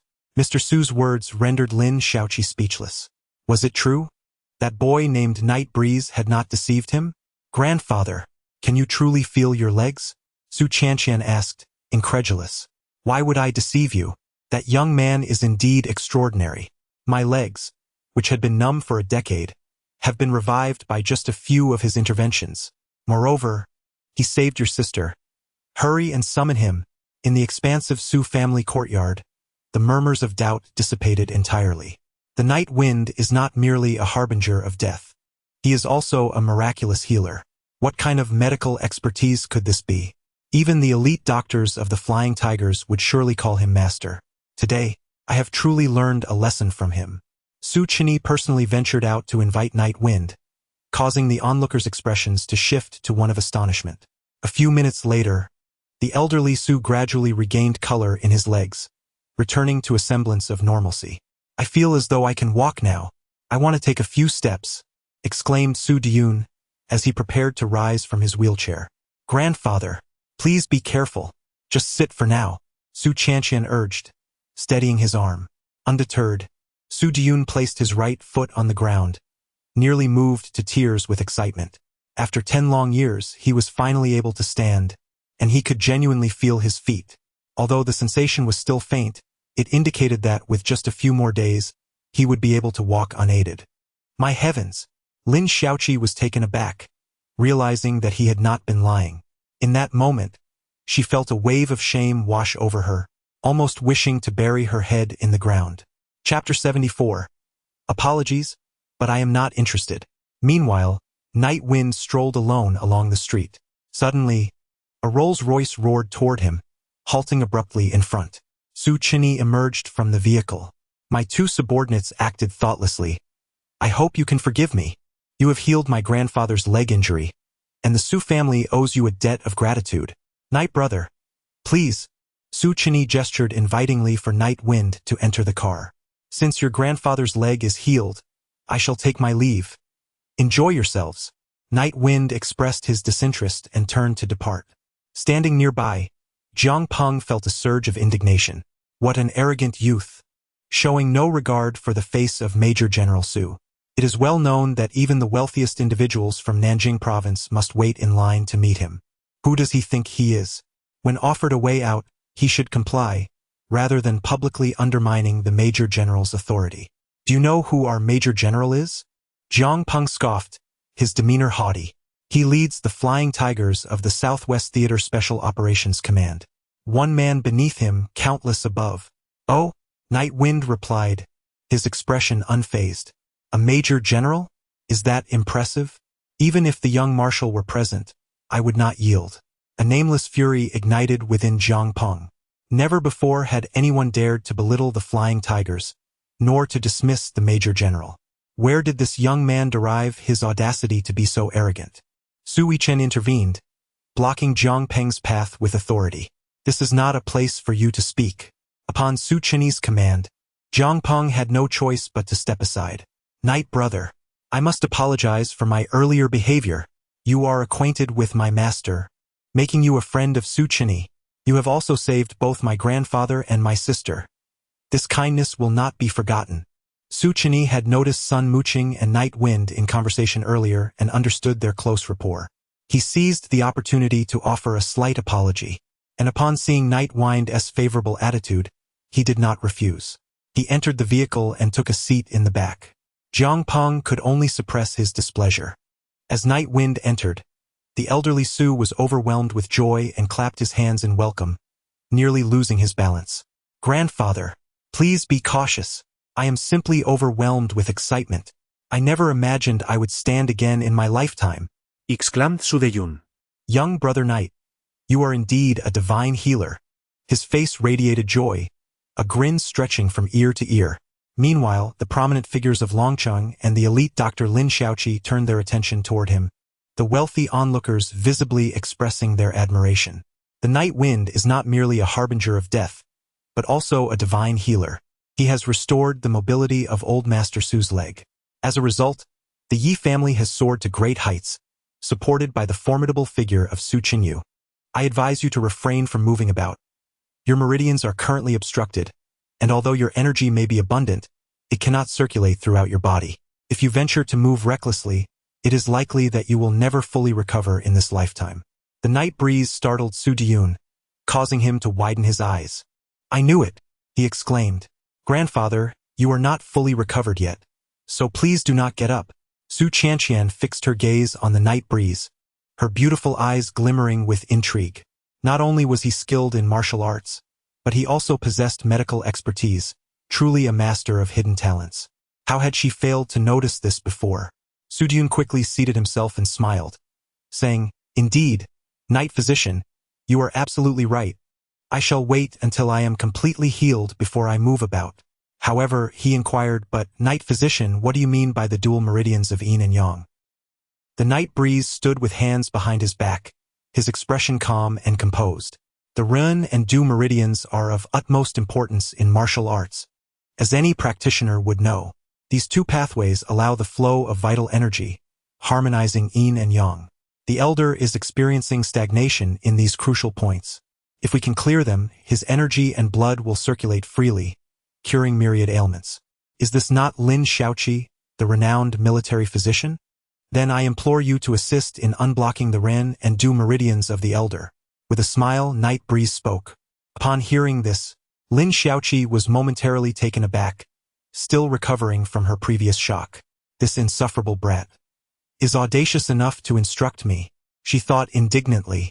However, his words held truth. Unblocking the ren and du meridians indeed cures numerous illnesses, a principle well known among medical practitioners. Yet, the specific points to target left Lin Shaoqi perplexed. Could it be that he desires to embarrass me in front of everyone? Her teeth clenched in frustration, her chest heaving visibly with agitation. You do it, she snapped, thrusting the silver needles into Night Breeze's hands. Me?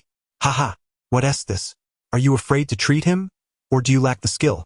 Night Breeze teased, causing Lin Shaoqi's face to flush with embarrassment, wishing she could disappear into the ground. She had come to showcase her medical prowess in front of Major General Su, but instead, she found herself losing face. Night Physician, if you are willing, please proceed. I have faith in your abilities. Elder Suerith. Night Brother, if you can heal my grandfather's leg, I will grant you any request, Su Qianqian said, biting her lip, a blush enhancing her beauty. Her words elicited a stir among the onlookers, excitement palpable in the air. If Night Breeze were to marry the eldest daughter of the Su family, he would become the brother-in-law of Major General Su Qini, a position of immense honor. How could the small city of Longcheng possibly accommodate such a figure? Jealousy and envy rippled through the crowd, each person questioning how this young man had found such fortune. Yet, upon hearing Su Qianqian's declaration, Sun Muqing felt a complex wave of emotions surge within her, her expression darkening. Night Brother, should you succeed in healing my grandfather, I, Su Qini, will personally petition my master to have you join the Flying Tiger Brigade. Additionally, I can offer you the position of deputy commander. A stunned silence enveloped the room at this proclamation. After a brief moment, the air was thick with astonishment. Lin Shaoqi and Jiang Peng stared wide-eyed at Night Breeze and Su Qini. The prospect of Major General Su inviting Night Breeze to become the deputy commander of the Flying Tiger Brigade was nothing short of extraordinary. It must be noted that Major General Su was the master of the Azure Dragon War God. With a mere word, he could guarantee Night Breeze's ascension to that esteemed position. How fortunate could this young man possibly be? However, in the next moment, Night Breeze's eyes turned cold, and his brows furrowed slightly. I'm sorry, but I have no interest in that position. Chapter 75. He refused what? A chilling breeze swept through, leaving the crowd in stunned silence. An uproar erupted in the Su family courtyard. This young man had audaciously declined such a monumental opportunity? Had he lost his senses? Did he not comprehend the significance of Major General Su's offer? My heavens! The onlookers gasped, unable to fathom the gravity of the situation. The Flying Tiger Brigade was the pinnacle of the Southwest Military District, second only to the Dragon Soul Army. The position of deputy commander was a dream beyond their wildest aspirations. The Night Breeze was unexpectedly spurned, leaving one to ponder if the mind had grown rusty. Lin Shaoqi and Jiang Peng stood in stunned silence. Su Qinyu wore a look of astonishment, utterly unaware that the night wind would reject such a fortuitous offer. The deputy commander, at the very least a colonel, led the Tiger Force under his command. Apart from the Dragon Soul Army, the Azure Dragon War God, and himself, this position was the highest attainable. Instantly, the expressions of Lin Xiaoqi and Jiang Peng turned icy. What merit did this young man possess to assume a position of authority over them? Even if he possessed some medical knowledge, what significance did that hold? Did he truly believe himself worthy of the role of deputy commander? Furthermore, he had repeatedly rebuffed the goodwill of Major General Su, who bestowed upon him such audacity. Even Su Qianqian and Sun Muqing were taken aback, yet the night wind remained remarkably composed, seemingly unfazed. Brother Yi, have you made your decision? You intend to reject my goodwill? Su Qinyu inquired, a hint of displeasure evident in his voice. He genuinely valued the night wind's medical skills. The Tiger Force had long endured the perils of combat in the southwestern rainforests, suffering countless casualties. With a divine healer like the night wind at hand, the loss of life could be significantly mitigated. However, to everyone's surprise, the night wind's countenance suddenly hardened, a murderous glint flickering in his eyes as he fixed his gaze upon Su Qinyu. What significance does the Azure Dragon War God hold? Does he presume to command me as his subordinate? The gaze of Yi Feng exuded an air of disdain, as if he were a deity perched high above the world. His imposing presence suppressed all those gathered around him. What did you say, brat? With a thunderous roar, Jiang Peng leapt forward, unleashing the full might of his initial mastery, pressing toward Yi Feng. Begone. In a fit of rage, Yi Feng remained utterly still. With a single, booming command, a terrifying pressure descended upon Jiang Peng, akin to a towering mountain, nearly causing him to kneel. The sound of thudding echoed, as ordinary onlookers could no longer withstand Yi Feng's overwhelming aura, collapsing to their knees. Sun Muqing and Su Qianqian stumbled backward, their faces etched with fear. Lin Xiaoqi was struck with a profound terror, feeling as though she stood before an ancient ferocious beast. A mere glance from him sent her legs quaking. Even in the presence of the Dragon War God, a renowned figure in Jiangnan, she had never experienced such an oppressive force. In the midst of this turmoil, only Su Qinyu stood firm, braving Yi Feng's terrifying pressure. Major General, this insolent wretch dares to insult the war god to his face. He deserves to die 1,000 deaths. How audacious! The Dragon War God commands an army of hundreds of thousands, and you dare to threaten his life? Who do you think you are? Jiang Peng's visage was rife with murderous intent. A mere youth, how could he presume to insult the Dragon War God? Moreover, the Dragon War God was Su Qinyu's master, and thus, a revered ancestor to them all. The words of Yi Feng undoubtedly offended the entire Flying Tiger team and Su Qinyu. How arrogant! How brazen! This Yi Feng is quite the pretender. Faced with the disciple of the Azure Dragon War God, Su Qinyu, the captain of the Flying Tiger team, boldly declared he would take the life of the Azure Dragon War God. This is one of the 8 war gods of the Dragon Kingdom. With a mere flick of his finger, he could crush Yi Feng as one would an ant. How could he dare to speak so audaciously in front of the disciple of a war god? Su Qinyu's gaze instantly turned sharp and cold. Brother Yi Feng, do not presume that because you can heal my grandfather's leg injury, you can insult my master. You are a disciple of the Azure Dragon War God, and the events of the past have nothing to do with you. I will naturally not harm you, but I will not spare the Azure Dragon War God. Upon hearing this, Jiang Peng and Lin Xiaoqi exchanged mocking smiles, their eyes filled with derision. The other aristocrats present were shocked, their pupils constricting. Who gave him such audacity? Was it Liang Jingru? He claimed he wouldn't move against Major Su Qinyu. Did he truly think he could get away with it? Not sparing the Azure Dragon War God. Did he really consider himself a deity?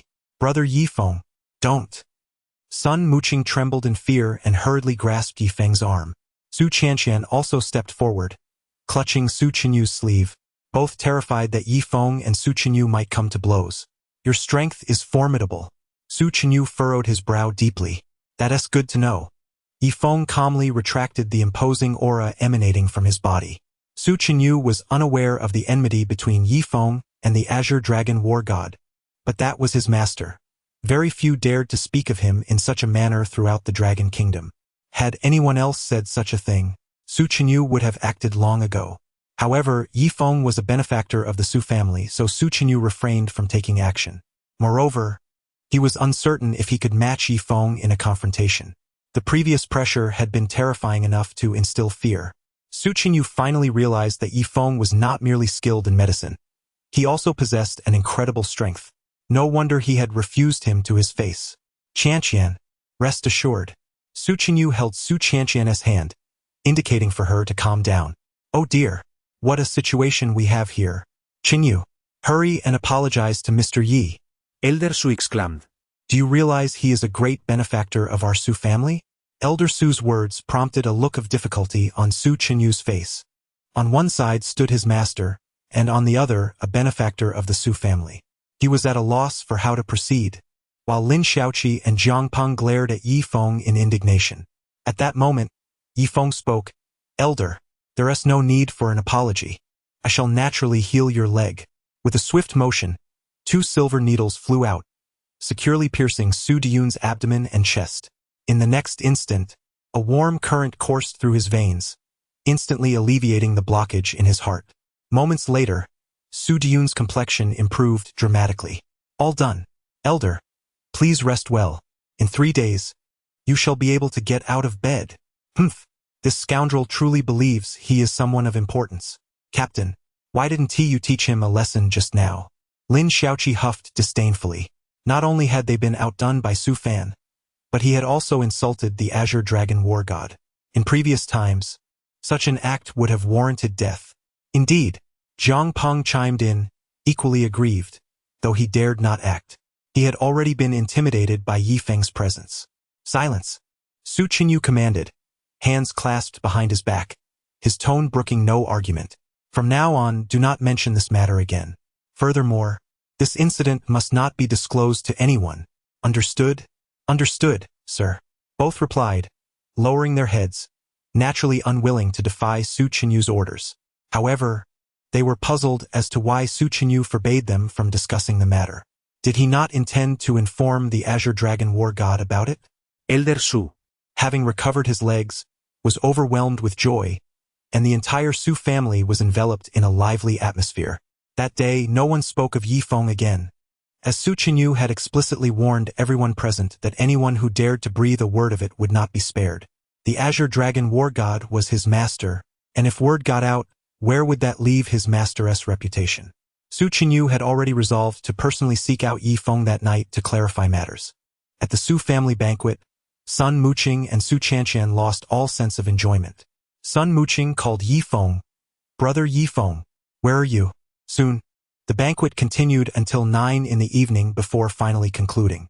As soon as it ended, Su Chenyu hurriedly drove away from the Su family estate.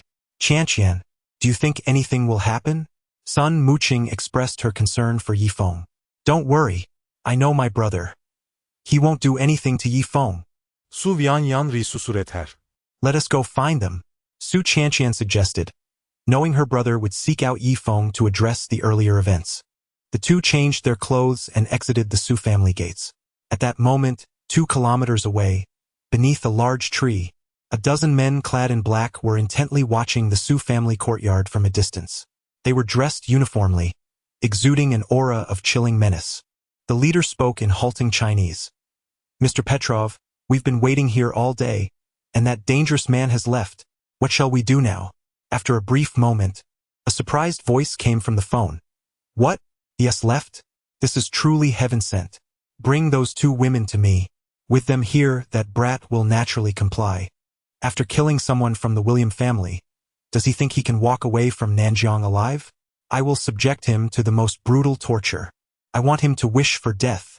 The voice on the other end seethed with rage, and upon hearing this, the black-clad men nodded. Understood, Mr. Viking. Can we proceed? As long as that brat is absent, no one can stand in your way. Suddenly, from the depths of darkness, a man wielding a spear emerged like a phantom. At his appearance, all the assassins knelt on one knee, hands clasped before their chests, gazing at him with utmost reverence. The terrifying aura almost caused the black-clad leader to lose control of himself. He was the king of assassins behind the William family, having slain no fewer than 50 formidable Nordic warriors at the hands of Viking. Any one of them possessed the strength akin to that of Commander Sjo's. Viking had remained hidden for over a decade. Due to his prolonged absence, he had even been removed from the list of S-rank strongmen in Northern Europe. He bore another fearsome title, the Spear of God. This spear had been stained with the blood of countless strong men, and Viking's concealment was due to his complete allegiance to the William family. He was the strongest spear behind the William family, and once he struck, none could survive. Receiving orders from the upper echelons of the William family, he had come to the Dragon Kingdom to hunt down a young man. Viking found it somewhat ludicrous that the Dragon Kingdom, a seemingly ignoble race, could produce any formidable warriors. The William family was inept, having allowed even their direct lineage to be slain by the dragon people. Though this was not his usual modus operandi, he felt compelled to follow orders without alternative. Whoosh! A spear sliced through the air, imbued with the essence of destruction, and soared forth. Su Qianqian and Sun Muqing were just about to enter a Rolls-Royce when a spear suddenly pierced the car, subsequently impaling the driver. Ah! Su Qianqian and Sun Muqing screamed in terror. Swiftly, Viking covered Su Qianqian's mouth with his hand. A dozen figures emerged from the distant underbrush, swiftly capturing Sun Muqing and Su Qianqian. What? What do you want? Scoundrels! Let us go! Sun Muqing attempted to shout, but with a resounding thud, Viking rendered her unconscious with a swift strike. Quick! Take both of them away! At the command of the leader in black, several cloaked figures hoisted Sun Muqing and Su Qianqian and vanished into the night. Meanwhile, at a potter's field in Dragon City, several shadows unearthed 2 corpses from a shallow grave. Brother, my brother, how could you meet your end in such a place? William Kant sobbed as he cradled a decaying body. Beside him stood 2 foreign men in suits, one appearing to be in his 60s and the other in his 40s. An aura of formidable strength emanated from them intermittently. The elder was William Petrov, the long-serving steward of the William family and the uncle of Gustav.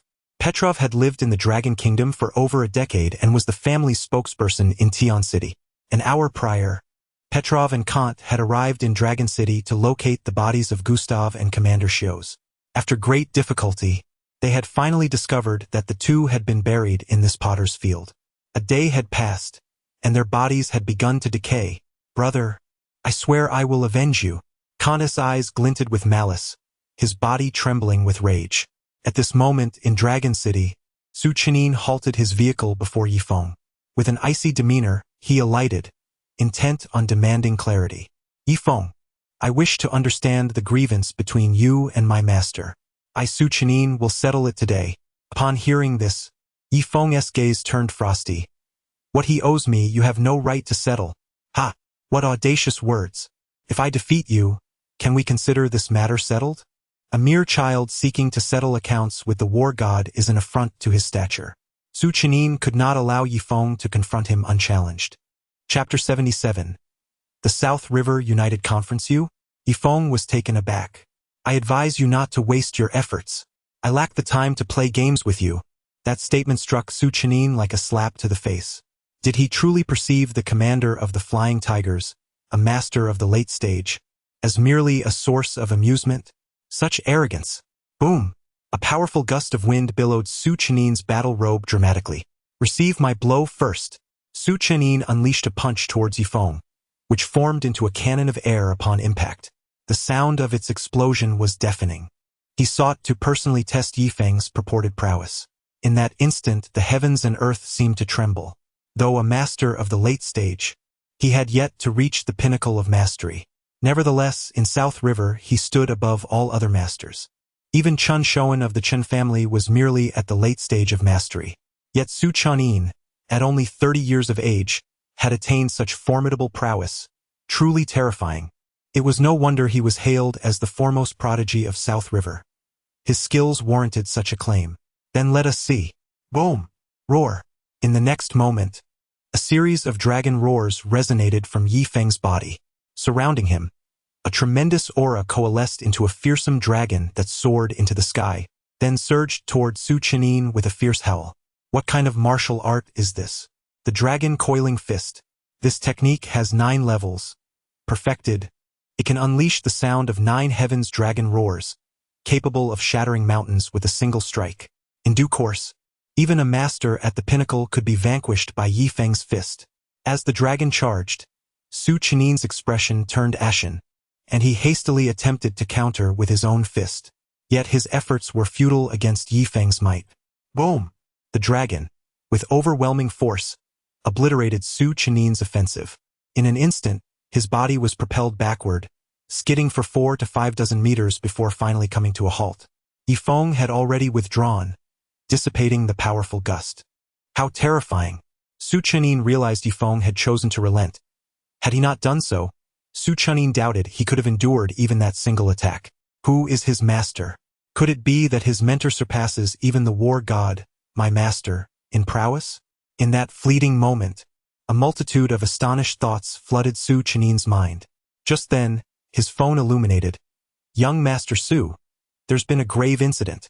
The young lady and Sun Muqing have been abducted by a mysterious group. What did you say? Su Qining gasped in shock. Have you uncovered their identities? His eyes glinted with cold fury. As the night breeze was about to depart, the voice emanating from the other end of the phone suddenly cast a shadow over the atmosphere. Those audacious individuals, fully aware of Su Qinyu's presence, still dared to act. What had transpired? Young Master Yi, it is a group of foreigners. They have taken Miss Sun and Miss Su towards the provincial capital of Nanjing. We are currently in pursuit. The night breeze's gaze emanated an overwhelming aura of murderous intent. Foreigners, the William family, who else could it be?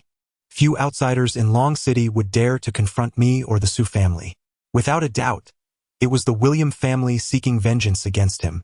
They were astute, knowing to strike while both he and Su Qinyu were absent. Keep following them. I am on my way now. Night Breeze concluded the call, shortly receiving a location from Zhao Fu, situated 200 kilometers outside of Long City.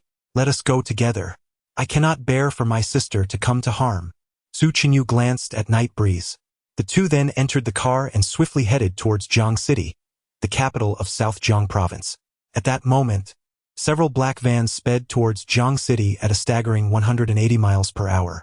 Inside the vans, 2 striking figures were bound in burlap sacks, lying motionless on the floor.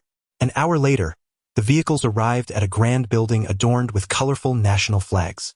Prominently displayed on the plaque was the inscription, South Jiang Province United Chamber of Commerce. This was the largest business association in South Jiang and the most influential in the region, governed not only by the foremost families of South Jiang but also by several foreign investors. Among them, the William family symbolized Northern Europe, controlling 40% of the shares in the South Jiang United Chamber. Master Kongda, the individuals have been brought. In an office, Peter Love bowed slightly towards Kongda. Good. Kongda rose and descended the spiraling staircase. At this moment, within the grand banquet hall, numerous guests held glasses of wine, engaged in intricate discussions. Upon seeing the man descend the staircase, all wore expressions of flattery. With a thud, dozens of black-clad assassins entered the center of the hall, carrying 2 burlap sacks, which they unceremoniously dropped to the ground. The sacks were swiftly unveiled by 2 of the black-clad figures, revealing a shocking sight that left the attendees in stunned silence. Kongda splashed whiskey onto Sun Muqing's face, jolting her from unconsciousness. Upon recognizing the foreign faces surrounding her, Sun Muqing trembled in fear. Who are you? Where is this place? Let me go. She struggled, but the black-clad figures held her firmly. Your brother killed my younger brother. Do you understand who the William family is? Kongda's gaze was laced with disdain as he looked down upon her. If you do not release me, my brother Night Breeze will not spare you. Sun Muqing glared with fury at Kongda. Is that so? Then I shall relish the moment of carving his flesh before your very eyes. Kongda ordered, and the 2 black-clad assassins seized Sun Muqing and Su Qianqian, tossing them into a chamber on the 2nd floor. Mr. William, which fool dares to kill your brother? The speaker was Chuan Dao Juanxiu, a businessman sent from the island nation to South Jiang, representing the island's interests in the South Jiang United Chamber. The Chuan family was among the most prosperous in Greater East Asia, amassing vast foreign assets through international trade. At that moment, Chuan Dao Juanxiu held a glass of wine, looking obsequiously at William Kongda. That lad is Night Breeze. Night Breeze? Chuan Dao Juanxiu's heart sank at the mention of the name, which had echoed in his ears repeatedly in recent days. Individuals from the United States, the island nation, the Korean peninsula, the Bear Country, and the Great Eagle Empire all turned simultaneously, some with mockery, others with scorn, while some bore expressions of shock. The name Night Breeze had become synonymous with audacity. To dare kill a member of the William family. Such foolishness. Chapter 78. You are not worthy to speak to me. The audacity of that Chinese pig. To dare kill a member of the William family in South Jiang. Chuan Dao Juanxiu swirled his glass of red wine, casting a sidelong glance at a middle-aged man clad in an expensive suit beside him. That glance struck terror into the heart of the man. Kotsumi-kun. This is a mess created by your people. You should clean up your own mess. Chuan Dao Juanxiu spoke coldly. Flanking Chuan Dao Juanxiu were two figures wielding katana swords, Yamamoto Kaichi and Nichikawa Zai. 2 decades ago, they had ascended to elite status in their homeland, mastering the art of the Japanese sword, and had previously slain a master in the heavenly capital. Their prowess was unmatched in South Jiang, and they had come specifically to protect Chuan Dao Juanxiu at this grand gathering. Yes, yes. Hu Yongquan bowed deeply, offering profound respect to Chuan Dao Juanxiu. This Night Breeze is audacious beyond measure. He must think South Jiang is a lawless land. Hu Yongquan was the head of the Hu family, the foremost family in Jiang City, attending the South Jiang United Chamber to participate in a trade association with various families and foreign dignitaries, unaware of the significant turmoil that had just unfolded. The Night Breeze, that rascal, has actually slain Mr. Kant's own brother? Hu Yongquan has been closely associated with the Kawashima family. With the support of Kawashima Toshihide, the Hu family has been frequently traversing between Tiandu and Nanjing over the past 2 years, preparing to expand into Tiandu. Moreover, Kawashima Toshihide has affectionately bestowed upon him the name Koizumi Taro. Little does he know, this name once belonged to a dog of the Kawashima family. After the demise of that dog, the name was conferred upon Hu Yongquan. In the eyes of the Kawashima family patriarch, Hu Yongquan is merely the most loyal of dogs. Mr. William, allow me to raise a toast to you. That rascal Koizumi will take care of it, Kawashima Toshihide exclaimed, offering a warm smile to Kant. Although Hu Yongquan is the foremost magnate of Jiangcheng, he lacks even the qualification to clink glasses in the presence of the elite Datya clan, whose assets reach into the hundreds of billions. He can only stand behind the two, nodding and bowing, frequently offering smiles. Mr. Kant, why bother with a mere boy? Let us observe this splendid performance from the sidelines. The master under Koizumi's command will surely dispatch this young man, Yamada Kaido remarked with a faint smile. Nichikawa Zai exhibited a look of disdain. The direct lineage of the William family had been slain by a Chinese. One can only say that the William family has shown their incompetence, bringing disgrace even to the Dragon Kingdom. Kant clearly discerned the implication in the words of the Japanese. Hu Yongquan is their dog, sent to deal with the enemies of the William family, a blatant humiliation directed at them. That boy. We of the William family will handle ourselves. No one is permitted to interfere. Kant's eyes brimmed with murderous intent. Soon, the name Night Breeze was forgotten by those present. Who would care for a mere boy, even if he turned Nanjing into a bloody tempest? To them, the conflict among the Dragon Kingdom's people was merely the petty squabbles of the inept. Meanwhile, Night Breeze and Su Chenyu drove their military vehicle straight towards the Jiangnan United Chamber of Commerce. The Night Breeze wore a sullen expression, a reflection of Su Chenyu's mood. As a towering building and a fleet of luxurious cars came into view, the Night Breeze abruptly hit the brakes, leaving a deep skid mark on the ground. Simultaneously, at the entrance of the Nanjiang United Chamber of Commerce, wealthy scions from Jiang City and a few foreigners turned their heads toward the commotion. With a decisive slam, the Night Breeze shut the car door and strode purposefully down the crimson carpet towards the main entrance. Who is this person, arriving with such fanfare in a military vehicle? What does he intend to do? A frown creased the brows of those beside Hu Xiaotian. Though Hu Xiaotian recognized the aristocrats of Jiang City, this face was unfamiliar to him. Could they be from out of town? 2 armed security guards, noticing the Night Breeze's imposing approach, immediately raised their hands, signaling him to halt. Present your invitation and identification. Get lost. Before he could finish, one guard was sent flying with a single slap, blood trickling from his mouth as he fell unconscious. "Call for help! Someone's trying to break in!" Another guard urgently shouted, but the night breeze, consumed by anger, paid no heed to these petty minions. The guard drew his pistol, aiming it at the night breeze, who effortlessly grasped the barrel. With a resounding crunch, the alloy gun barrel was reduced to fragments. My heavens!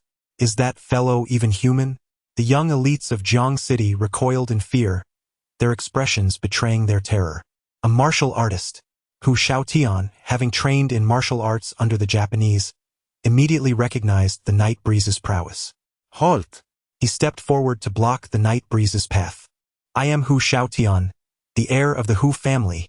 Who do you think you are to intrude upon the Nanjiang United Chamber? Do you not know there is a reception being held today?" Hu Shaotian, the wealthiest heir in Jiang City, had seen his fair share of grandeur. The weakest among the attendees was a master.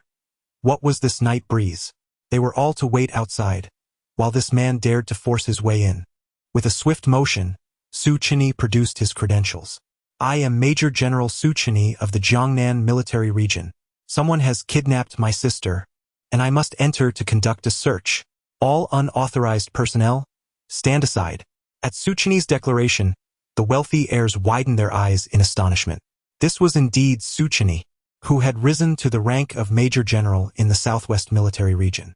The wealthy young men were taken aback, realizing the military vehicle was his. However, Hu Shaotian merely scoffed at the revelation. "Ah, Su Chenyi, you dare to barge into the Nanjiang United Chamber in a military vehicle. You even allowed your men to injure my subordinate. Do not think your title grants you the right to act with impunity. My father is currently in talks with the Chuan Island clan leader. Believe it or not, I can have my father report you to the authorities in Tiandu." Su Chenyi was taken aback. The Hu family had connections with the powerful Chuan Island clan and maintained close ties with the formidable East Asian family. If he reported this incident to Tiandu, it could potentially involve his master, the Dragon God of War. While he was not afraid of Hu Shaotian, he feared that higher authorities might summon the Dragon God of War to reprimand him for negligence. Though the Dragon God of War ruled Jiangnan, he was still subordinate to 7 other war gods and numerous veteran marshals. He ranked lowest among the 8. Any one of the other war gods held a higher status than the Dragon God of War. "Get lost. You are not worthy to speak to me. If a single hair on Mu Qing's head is harmed today, I will raise the Nanjiang United Chamber to the ground." The thunderous proclamation reverberated like a clap of thunder, leaving Hu Shaotian's insides in turmoil. He spat a mouthful of blood and staggered, collapsing to the ground. Chapter 79. The Taiji master, the heir of Jiang City's aristocracy, was left pale by the force of that voice. It was terrifying, utterly fearsome. Who on earth was this individual, possessing such formidable strength? These were people accustomed to grandeur. Who among the Nanjiang masters had such power? "You, Su Chenyi, you have the audacity. Call the police. Quickly. Summon the authorities to arrest this thug." Hu Shaotian frantically clutched his chest, scrambling to his feet. Hearing the commotion at the entrance, 2 men in black dashed forward. These men sported small mustaches, wore wooden clogs, and donned Western-style samurai robes, each wielding a pair of katana. Upon seeing them, Hu Shaotian felt as if he had encountered long-lost relatives, nervously hiding behind them. "Teacher Yamamoto, this is the one. He is trying to break in and wants to assault people. You must subdue him." Never had Hu Shaotian imagined that he would be so frightened by someone younger than himself. Humiliated in front of his fellow wealthy heirs, his expression darkened. The man known as Yamamoto's countenance shifted. They were guardians assigned by Chuan Island Juinshio to oversee the Hu family and were also Hu Shaotian's martial arts instructors. Today, Hu Yongquan had specifically summoned them for security, responsible for all safety measures during the reception. 2 masters were more than sufficient for security. "You filthy Chinese! What are you doing here? I command you to leave at once." Yamamoto Jinichi glared menacingly at the night breeze, rage simmering in his eyes. "Get lost." The night breeze leapt high, soaring several meters into the air. How dare the Japanese shout so boldly on Chinese soil? A powerful gust of wind tore through the air, the roar of a tiger and the cry of a dragon resonating fiercely. The atmosphere felt as if it were being shredded by the night breeze's fists. Hu Xiaotian could hardly withstand such a terrifying aura. His legs trembled, and his expression shifted between fear and disbelief. This man was directly confronting teacher Yamamoto? With a thunderous crash, Yamamoto Jinichi was reduced to a mere puddle of flesh. Silence enveloped the crowd. Fear, uncertainty, and death loomed over everyone. Even Su Chini, who had been watching from the sidelines, was left dumbfounded by the night breeze's overwhelming display of power. Was this the true strength of the night breeze? He hadn't even unleashed his full potential against him earlier. He pondered whether he would have been able to withstand such a blow had he been the one to receive it. An island nation master, reduced to nothing with a single strike? Master? Hu Xiaoyan's legs turned to jelly, collapsing to the ground. His once arrogant demeanor shattered, having witnessed the obliteration of the formidable Japanese master. The horrifying scene left another Japanese man in shock. You killed Yamamoto? You Japanese dog! If you dare to act recklessly on Chinese soil, even the emperor would meet his end. This declaration struck the onlookers like a hammer to the chest. Such audacity, such charisma, how utterly captivating. Young girls blinked their large eyes in admiration, beholding the imposing figure, exuding an air of invincibility and unparalleled charisma. Emotions surged within each observer like a rising tide. To acknowledge a person from the land of the rising sun as a master. How dare one of your ilk presume to be called human? Begone. The night breeze delivered a brutal kick to Hu Xiaoyan's abdomen, shattering his dantian with a single blow. He skidded several meters, emitting a series of pained yelps before losing consciousness entirely. After executing this act, the night breeze strode unhurriedly into the Grand Hall of the South River United Association, leaving a group of astonished tycoons from Zhangcheng behind.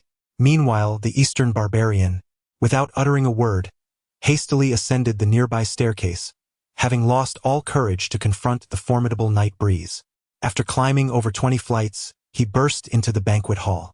Chuan Island clan leader. That kid has come up. Kamita Yutaka panted. Panic etched across his face as he looked at Kawashima Juinshio. Noticing Kamita's distress, Kawashima's expression darkened with anger. What are you panicking about? What happened? Before Kamita could finish his explanation, a thunderous crash resonated as the 20-centimeter thick elevator doors were forcefully kicked open. Two figures emerged leisurely from within. All foreign eyes converged on the night breeze. William family, come forth and face your demise. The resonating voice instantly silenced the cacophony within the grand hall. William Kanda, Peter Loff, and Kawashima Juinshio all wore expressions of shock. In the next moment, a wild grin spread across Kawashima's face. What a bold young man. You actually killed a warrior from the Kawashima clan. Koizumi, you Dragon Kingdom people are truly remarkable. Kawashima Juinshio scoffed, while Hu Yongquan felt a surge of trepidation under his gaze. No one could afford to offend the Kawashima clan. Not even the affluent Tian-Du family dared to challenge them. This damned pup has actually slain Master Yamamoto. Kid, I don't care who you are. Kneel immediately and apologize to Mr. Kawashima. Otherwise, I shall execute you before all these international dignitaries today. Hu Yongquan declared coldly. At that moment, an elderly man in a Taoist robe slowly stepped forward. Master of Tai Chi, Li Chongqing. A collective gasp echoed through the crowd. How could Li Chongqing be standing alongside the Hu family patriarch? Instantly, the heads of Jiangxing's 10 prominent families displayed their astonishment. Having immersed himself in Tai Chi for over 60 years, Li Chongqing had transcended the late master threshold, firmly establishing himself in the realm of great perfection. He was renowned as the most distinguished master of Tai Chi in the Dragon Kingdom. Even the Tian-Du family had extended invitations for him to be their guest. It was unexpected for the Hu family to have such audacity to invite Master Li. I shall convey a message to you. Have that Eastern dog kneel and apologize to me. Otherwise, I will slay him publicly. Today, the night breeze had no intention of provoking others, only seeking to confront the William family. However, he did not anticipate that the Easterners and the Hu family would intervene as the vanguards. Thus, he could not be blamed for his ruthless approach. What did you say? Ha ha ha. For Kawashima to kneel? A pig is still a pig. Utterly arrogant. Nichikawa Hiraku laughed heartily. Beside him, Yamadagichi issued a chilling sneer. I am eager to see how you will slay Kawashima. The two flanked Kawashima Juinshio like divine guardians, their oppressive presence unabashedly radiating, embodying the mastery of the great perfection. Their aura was even more terrifying than that of Li Chongqing. Chapter 80. The Eastern Samurai Code. Not to be desecrated. I only wish to know if the William family has captured 2 women. Those 2 are my sisters. Release them immediately. Otherwise, Suhani Will not spare a single member of the William family. Su Chani felt an overwhelming surge of anger rise within him. Even in the face of the formidable William family, he remained undaunted. However, he sensed the presence of at least 10 formidable auras, with half being Easterners. Given his current strength, contending with 2 masters was already his limit. If any additional strong opponents joined, he doubted he could withstand them. Should the Easterners intervene, not only would his chances of rescuing Chanqian and Sun Muqing be compromised, but his own escape would also become a precarious dilemma. The night wind is formidable, yet against 4 adversaries, it may very well be overwhelmed. Su Chani, unwilling to provoke these Easterners, gently grasped Night Wind's shoulder. Brother Night Wind, their numbers are formidable. We ought not to interfere with these individuals from the east. I shall immediately summon the Flying Tiger Squad for assistance. With that, Su Chani dialed a phone number. However, Night Wind stepped forward, positioning himself directly in front of Su Chani. Do you truly require assistance to deal with a few Eastern curs? Remain beside and enjoy your tea. Just observe.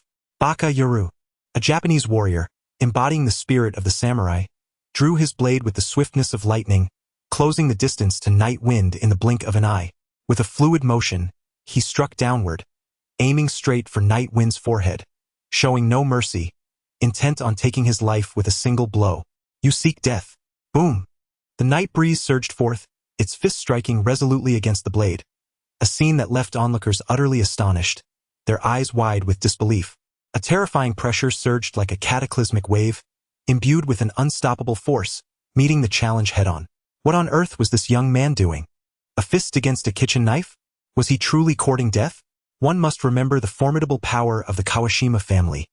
Each of those knives was forged from alloy. Even a single one could command a price of $100,000. Capable of slicing through gold and severing mud, they were nothing short of omnipotent. A mere mortal dared to confront a katana with his bare fists. Was this not akin to a mere vegetable being sliced with ease, destined to meet a gruesome fate? Yet, in an unforeseen turn of events, the force of his punch remained unabated, crashing instantaneously against the head of the Eastern warrior. The sound echoed like a shattering watermelon, as the Master's skull disintegrated into fragments. The night breeze gently produced a tissue, wiping the blood from his hands. What nonsense is this about Bushido? Utter rubbish. Kawashima Toshihida's face burned with pain, while Nishikawa and Yamada stood beside him, utterly astonished. This kid truly possesses some skill, otherwise, he wouldn't have dared to venture here alone. Stop. Yi Feng, this is the South River United Association. How dare you trespass and kill at will? What do you take this place for? Hu Yongquan questioned furiously, his expression one of indignation. The Taiji master beside him had already assumed a stance, ready to strike at Yi Feng with a single command. What place is this? You serve the Eastern devils. You disgrace your ancestors. Yi Feng retorted, I have come here to settle accounts with the William family. As for the lives of you Easterners, I shall set them aside for now. Once I deal with the William family, I will return to settle the score with you. With that, Yi Feng took a step forward, heading towards Kangda. You brazen fool! How dare you recklessly kill here? I, Taiji Master Li Chongqing, shall uphold justice and eradicate you. This demon. Li Chongqing stepped forward, his robe flowing as if imbued with a celestial aura. His fists and feet danced, leaving behind fleeting shadows on the ground. Although there was no overwhelming force, it felt as though he contained the vastness of the ocean within him. Taiji Quan emphasizes stillness to counter movement, taking the initiative through reaction encompassing all forms. It adapts to softness when met with softness and hardness when faced with strength. The combination of hardness and softness is the most effective method to deal with a brute like Yi Feng, who relies solely on strength. By utilizing the force Yi Feng exerted, he could easily subdue him. Li Chongqing envisioned the demise of Yi Feng in his mind. Old dog, do you truly believe I hesitate to kill you? He struck towards Yi Feng's chest, unyielding. I shall effortlessly neutralize your force. Li Chongqing felt no fear. However, he underestimated Yi Feng's strength. No matter how powerful, he could not withstand it. Boom! Yi Feng unleashed all his energy in a single punch. The concrete beneath him shattered into fragments. What? Li Chongqing quickly crossed his arms defensively, attempting to dissipate the incoming force. Unfortunately, before he could even divert a fraction of it, the remaining force crashed into him like a speeding train. Ah! Taiji Master Li Chongqing's body flew away like a kite with a severed string. His internal organs could not withstand the ferocity of the punch, collapsing into a gelatinous mass. You! Li Chongqing crashed heavily to the ground, his eyes filled with disbelief and regret. The Taiji Master was slain by Yi Feng with a single blow. Cold sweat instantly drenched the backs of those present. Is this truly a human? This kid is nothing short of a reaper. Hu Yongquan trembled violently, nearly succumbing to fear. The Taiji Master he had hired for a fortune was annihilated by this boy in an instant. You have killed Master Li. Yi Feng. You! Before Hu Yongquan could finish his words, Yi Feng surged forward, delivering a resounding slap to Hu Yongquan's face. You eastern dog! Get out of my way! Hu Yongquan flew backward, crashing beside Kawashima Toshihide, blood spilling from his mouth as he clung to Kawashima's leg, seemingly pleading for help. Moments later, he collapsed to the ground, unconscious. Ah! Charge! Kill this brat! With a swish, over a dozen warriors sprang from the shadows, surrounding Yi Feng. Among them, 4 were mid-tier masters, while Nishikawa and Yamada drew their swords, rushing towards Yi Feng. At this moment, the wealthy elite of Jiangqing began to comprehend just how terrifying Yi Feng truly was. This young man had single-handedly infiltrated the Zhun Nanwang mansion and slain the prince. He had dispatched Taiji Master Li Chongqing with a single punch. Killing Eastern masters was as easy as slaying a dog. How old could he be? 23? Or perhaps 24? At such a young age, he was already so formidable. Who in South River could possibly contend with him? The head of the Kawashima family, Kawashima Toshihide, finally revealed a look of panic. Quick! Charge! Baka! Kill him! Kawashima Toshihide hid behind his warriors. Chapter 81. Are people from Tiandu coming? With a swift strike, Aedo! The air was sliced as 2 blades descended, one from the left and one from the right, aiming at Yi Feng. Nishikawa had once trained under the formidable samurai Miyamoto Ichiro of the Miyamoto family. He began martial arts at 6, wielded a sword at 8, comprehended the way of the sword at 10, and at 12, he had slain a late-stage body-refining warrior. By 14, he had cultivated sword energy, and by 16, he was capable of slaying masters. He had roamed the East for decades, suffering defeat only once, at the hands of Miyamoto Ichiro himself. Now, he was using all his strength against a boy 20 years his junior. An indescribable frustration boiled within him. If he could not slay this boy today, he would take his own life to uphold the spirit of Bushido. The tip of his blade grazed Yi Feng's abdomen, tearing a small slit in his clothing. Seeing that his strike failed to injure Yi Feng, Nishikawa's anger escalated. Baka! Does the Dragon Kingdom brat only know how to dodge? Do you dare face me head-on? With that, Nishikawa swung his sword down once more, yet the next instant, he found himself staring into a grinning face that rapidly loomed larger before him. The night wind surged with unparalleled swiftness, his blade swift, yet it could not match the velocity of the night breeze. In the blink of an eye, the night wind seized the arm of Nishikawa's eye, which clutched the knife. The sound of tearing, followed by a crack, resonated through the air. A piercing scream sent shivers down the spines of everyone present in the hall. The night wind tore off one of Nishikawa's arms with a single motion, and the samurai sword clattered to the ground, producing a series of sharp sounds. How horrifying! How bloody! My hand! Ah! Nishikawa screamed in agony, his remaining hand reaching desperately for the night wind's neck. Bang! The night wind delivered a swift kick to his abdomen. The sound of shattered energy resonated, and Nishikawa spat out a mouthful of blood, collapsing lifelessly to the ground. A chilling aura of death surged towards Kawashima Juinshio's crown. He is not human. Kawashima Juinshio stammered in terror. At the same time, a figure wielding a spear suddenly appeared before Kant. A sanguine glimmer flickered in his eyes. exuding a terrifying presence. The Eastern samurai recoiled in fear, sensing the ominous bloodlust emanating from the newcomer, a remnant of years spent in bloodshed. This solitary figure instilled greater dread than the collective of all the Easterners present. The spear of God, the Viking, had arrived. The Viking cast an amused glance at the night wind before breaking into a sinister laugh. Hee. No wonder Mr. Kant summoned me from the north. It turns out you are a formidable opponent. Beside Kant, Peterloff shielded him, trembling with trepidation upon witnessing the night wind's terror. Even after residing in the Dragon Kingdom for over a decade and mastering martial arts, Peterloff had never encountered such a scene. The prowess of those masters surpassed that of any others by an unfathomable margin. Yet, this young man had vanquished them all. Regardless of their numbers, they could not maintain their composure. Night wind, you have slain my brother. I offer you a chance. Abandon your cultivation, and I shall spare the lives of those two women. Bring them to me. With Kant's roar, two cloaked figures dragged Sun Muqing and Su Qianqian into view.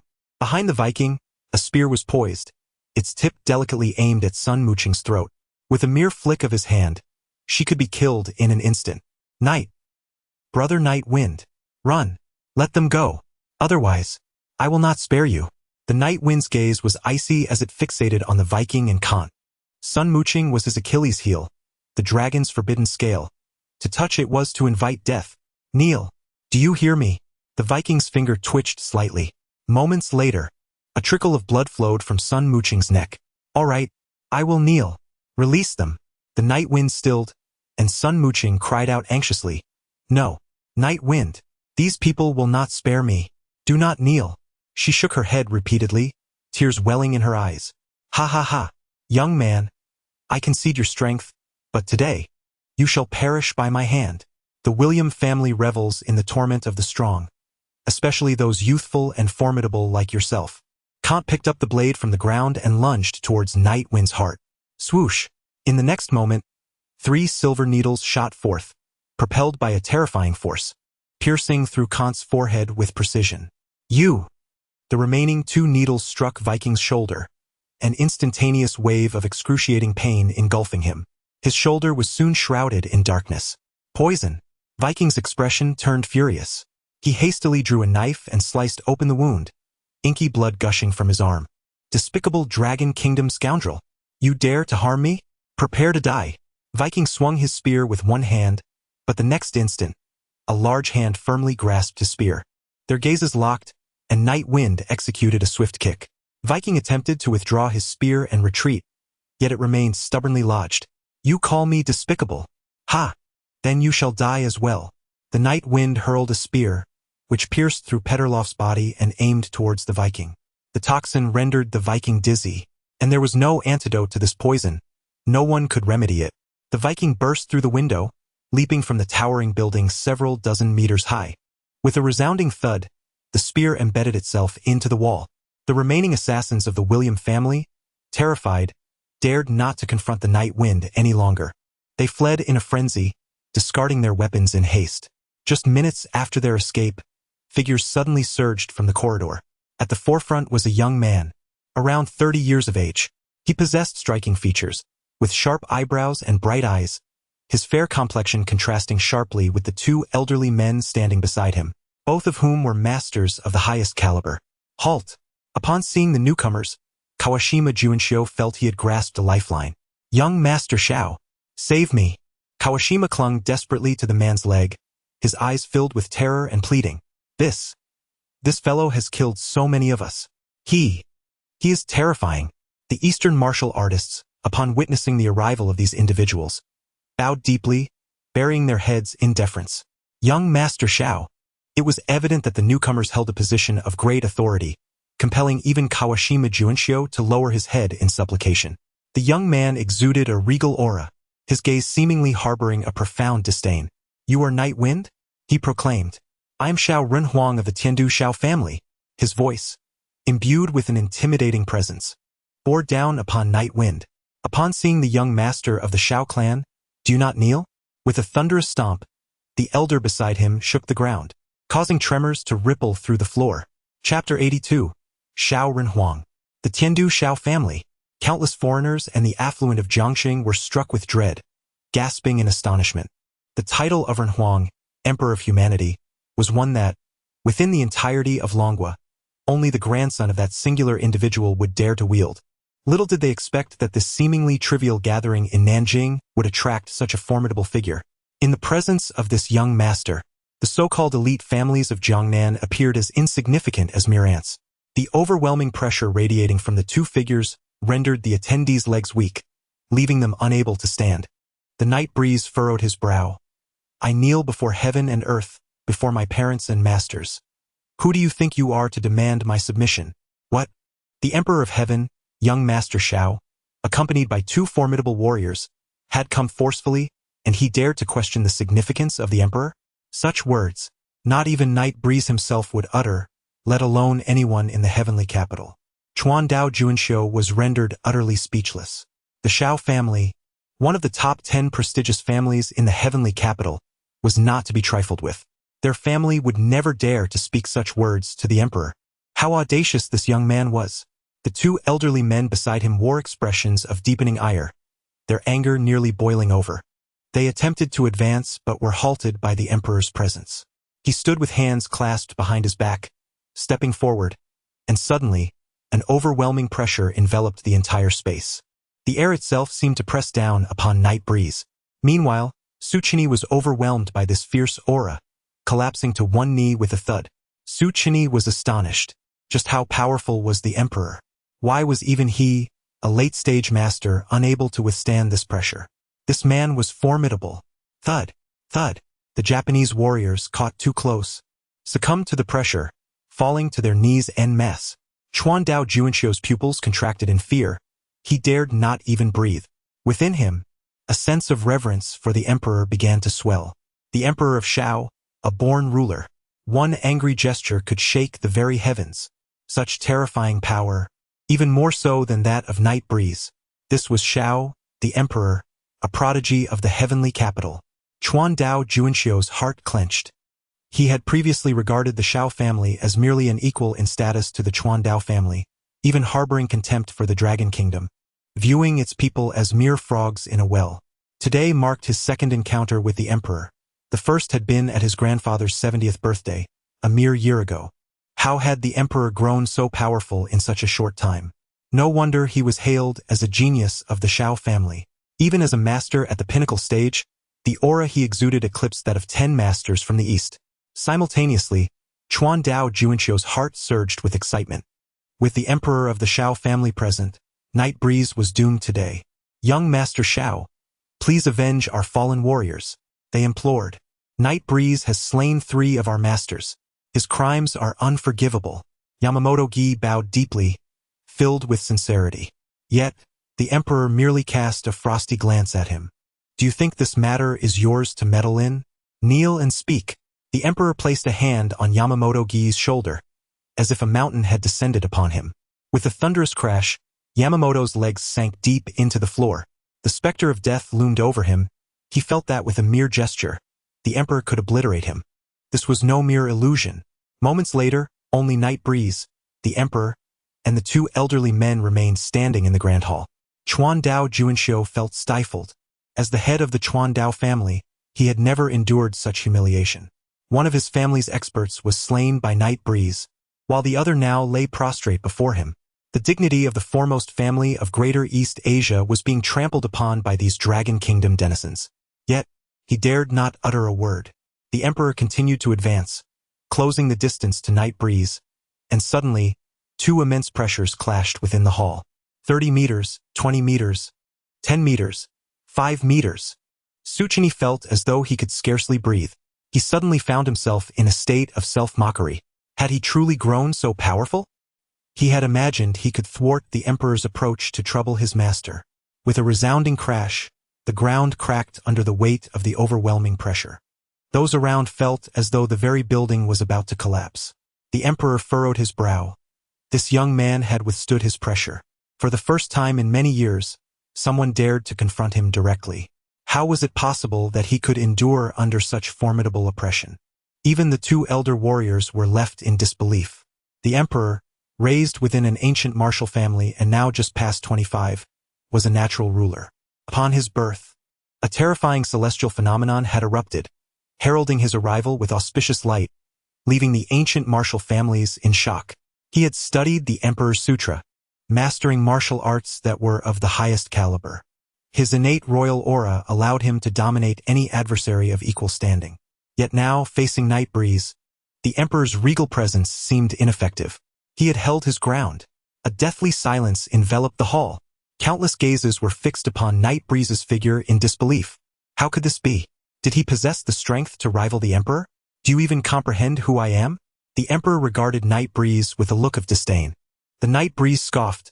I do not know. What is the matter? Ha ha ha. I am the young master of the Shao family. Shao Xiong is my grandfather. He is also known by a name recognized by all in the Dragon Kingdom. The God of War, Yunxiao. As these words echoed, the elite families of Jiangqing were struck with sheer terror, their hearts racing in fear. They were aware that the Emperor Shao was a figure of the Tian capital with unfathomable power. Yet, it was the first time they learned that the Emperor Shao was the direct grandson of the God of War, Yunxiao. The young master of the Tian capital and the grandson of the God of War. Each one of them could instill fear so profound that it could bring them to their knees. The Night Breeze has encountered trouble. Emperor Shao continued. You should not have slain the people of the East, nor should you take the life of any other individual. Are you implying that if they attempt to kill me, I must refrain from retaliating? Emperor Shao scoffed coldly. Indeed, the East has transgressed, and my Shao family will administer justice. However, since you have committed murder, you must take your own life to atone for your sins. Everyone gazed at Emperor Shao in terror. Truly, he is the Emperor of humanity, elevated and imposing, as if he were a judge. Ha ha ha. The God of War Yunxiao? The celestial aristocracy? Such audacious claims. Depart. If you do not leave immediately, I shall annihilate you as well. With a single command, a tempest of dust surged forth, laden with overwhelming murderous intent, pressing towards Emperor Shao. The terrifying aura seemed to engulf all, and suddenly, Emperor Shao retreated a step. In that instant, the momentum of the Night Breeze overshadowed him. Chapter 83. The 9 layers of Kaiyuan shock, rage, and disbelief surged within Emperor Zhao's heart. This young man has managed to withstand the oppressive aura of a monarch, even forcing me to take a step back. How dare he? You seek death. Boom! The dragon capturing hand. Suddenly, Emperor Zhao's right hand lunged forth, resembling a dragon's claw, aimed at the neck of the Night Breeze. The heavens and earth changed color, and all fell to their knees, trembling in fear. They dreaded that terrifying gust would tear them to shreds. The Night Breeze carries a sense of astonishment within, as the figure before him is unlike any master he has encountered in the past. With each movement, the inner strength takes form, exuding an overwhelming pressure. The night wind immediately unleashed a powerful punch, which collided with the palm of the Emperor Shao. A resounding explosion reverberated through the air. In the next moment, both figures were propelled backward, with the night wind retreating 7 or 8 steps before finally stabilizing. Conversely, Emperor Shao also stumbled back 7 or 8 steps, revealing that their strengths were, astonishingly, evenly matched. What? Chuan Dao Juanxiu's eyes widened in disbelief, and even the 2 elders beside him stared in shock. This was the young master of the Shao family, the most extraordinary talent in Tiandu. How could this be? How could this young man withstand one of young Master Zhao's attacks? A master of ancient martial arts. Kaiyuan. 9th level. A wave of pain surged through Emperor Zhao's palm. The dragon grasp technique was a move from the 4th layer of the Emperor's scripture, executed with an exceptionally cunning and fierce angle. The Emperor's scripture was a secret manual of ancient martial arts, and the sole supreme technique of the Shao clan. Even his grandfather, Shao Xiong, had only cultivated to the 5th layer, while he, at this age, had already reached the 4th layer. In the same realm, those below the 9th level of Kaiyuan were simply no match for him. The Night Breeze not only steadfastly absorbed the impact of his strike, but also repelled him. This lad actually withstood young Master Zhao's blow. Who on earth is he? A tumult of astonishment surged within Chuan Island Juanxiu and Yamada Gi. They hastily concealed themselves behind the Emperor of Shao, their eyes wide with terror as they fixed their gaze upon the Night Breeze. In but a moment, beads of cold sweat began to form densely upon their foreheads. Meanwhile, the onlookers experienced a tumultuous fluttering of their eyelids. The 9 layers of Kaiyuan? What manner of thing is that? Many affluent families in Jiangqing were utterly oblivious to the classification of ancient martial arts. In their minds, those who entered Kaiyuan were simply referred to as masters, with only the early, middle, and late stages being acknowledged. Ancient martial families, however, delineated these stages with far greater precision. The martial path is divided into 9 celestial realms, where the disparities in strength between each realm are vast. And the 9 layers of Kaiyuan signifies the pinnacle of the Kaiyuan realm. How could these mere mortals ever come into contact with the legendary ancient martial families? At the very moment when the Emperor of Shao confronted the night breeze, he discerned the latter's formidable prowess. The overwhelming and tyrannical internal force was on par with his own. This young man before him was, astonishingly, a formidable ancient martial artist at the 9 layers of Kaiyuan. The night breeze was calm and unafraid as he slowly stepped forward, pointing at Shao Renhuang. "Step aside, you insolent brat." Simultaneously, the 2 elders rushed out, raising their palms in unison to strike at the night wind. The night wind gathered strength in both fists, delivering a powerful uppercut towards the 2 elderly men. With a resounding thud, they were sent hurtling through the air, blood gushing forth in a violent spray. "You, old fool, if you value your lives, then get far away from here." Night wind shot a frigid glare at the pair. It was only at this moment that Kawashima Toshihide realized the extraordinary prowess of the being they had just confronted. Had it not been for the swift arrival of Emperor Shao, they would have already met their demise. "You are no match for him. Withdraw." Emperor Shao intervened, blocking the 2 men. The elderly pair scrambled to their feet, hastily wiping the blood from their mouths. Nearby, Sun Muqing and Su Qianqian gazed at that formidable figure, their hearts racing with excitement, their bodies trembling uncontrollably. The night breeze brings them an abundance of surprises. The young master of the Tian family shows no fear in the presence of the night wind. Such prowess serves as his assurance. "Night wind, do you dare to oppose the Shao family?" The eyes of Shao Renhuang seemed to blaze with fury. "What is there to fear?" Night wind, brimming with confidence, regards Shao Renhuang with utter disdain. "Is it possible that these Eastern devils are merely a pack of dogs raised by your Shao family? Why do you protect them so fiercely?" With each utterance, the onlookers are left in stunned silence. Is there truly no one today capable of subduing this young man? Is even the foremost prodigy of the heavens not his match? Capture these 2 Easterners. You all, begone. As Yifeng stepped forward, he charged once more towards Shao Renhuang. This was madness. The young man was utterly reckless. They hastily fled. The affluent families of Jiangqing dared not linger any longer, each of them rushing down the stairs in haste. The assaults from the 2 formidable warriors at the 9th level of ancient martial arts shook the very foundation of the building. Within mere breaths, Yifeng had exchanged over a dozen strikes with Shao Renhuang. A prodigy. Another extraordinary talent has emerged from the Dragon Nation. Quickly, inform the god of war, Yunxiao. The 2 elderly men, filled with dread, disregarded Chuan Dao Juanxiu and made their way outside. "Eastern dog, I will slay you. What can your Shao family do to me?"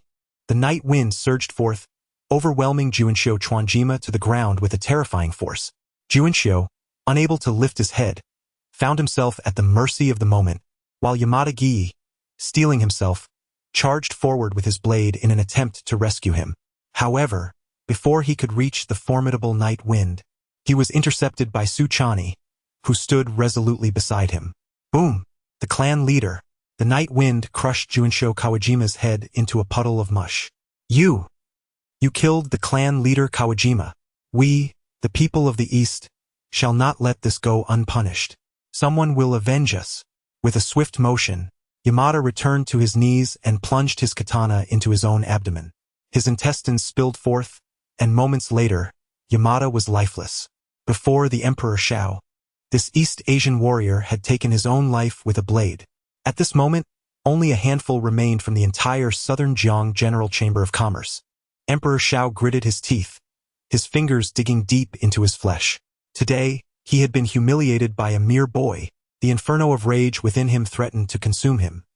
This famed prodigy of Tiandu could not even best an unknown youth. He longed to tear the night wind apart. Never had anyone dared to insult him in such a manner. Night wind, one day, I will personally end your life. Qianqian, it's all right. Su Qinyu rushed forward, hastily untying the ropes binding Su Qianqian and embracing her. Brother. Su Qianqian's eyes glistened with tears. The farce of the day concluded with Emperor Zhao's departure. Su Qinyu would no longer underestimate this young man, who was a few years his junior.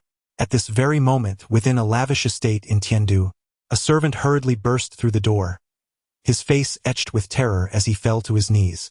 Master, Juanxiu Kawajima is dead. What did you say? Xiao Jingshan was so shocked he nearly dropped his cup. Juanxiu Kawajima was the representative sent by the east to Longua. The Xiao family still had a partnership with them. You mean he is dead? Absolutely. The servant buried his head in the ground, trembling in fear. Chapter 84. You are a fine seedling. Xiao Jingshan sank into his chair, grappling with the implication that the clan leader of the Kawajima family had been murdered in Longua. The Kawajima family would undoubtedly seek furious retribution, which could potentially jeopardize the entire Xiao family. Although they had the backing of the war god, the Xiao family had previously assured that no member of the Kawajima family would meet misfortune on Longua's territory. It was this very assurance that had allowed their business relationship to flourish. Who did this?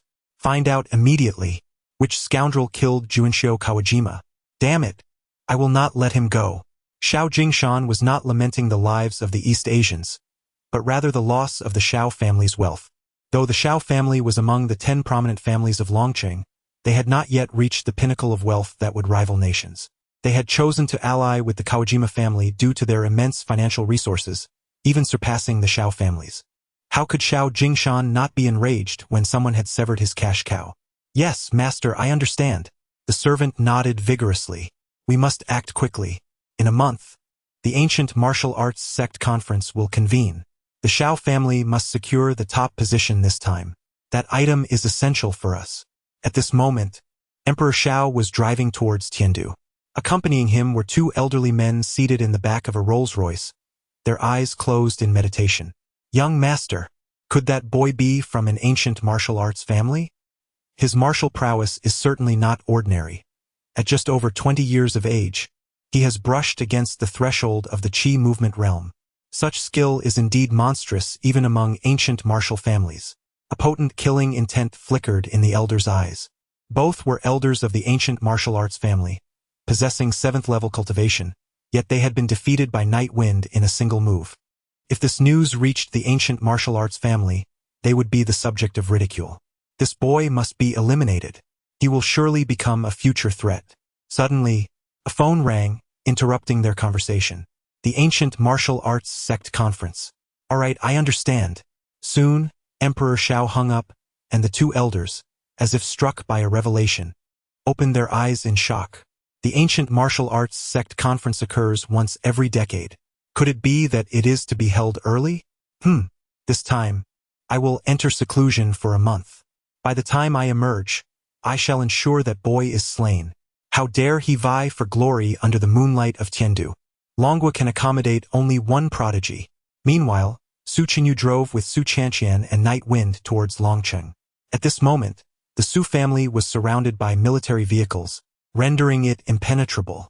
Hundreds of soldiers clad in special operations uniforms patrolled the vicinity. Major Su. Salute. A dark-skinned figure with a large sword saluted Su Qinyu. Subsequently, members of the White Flying Tiger team followed suit, saluting him.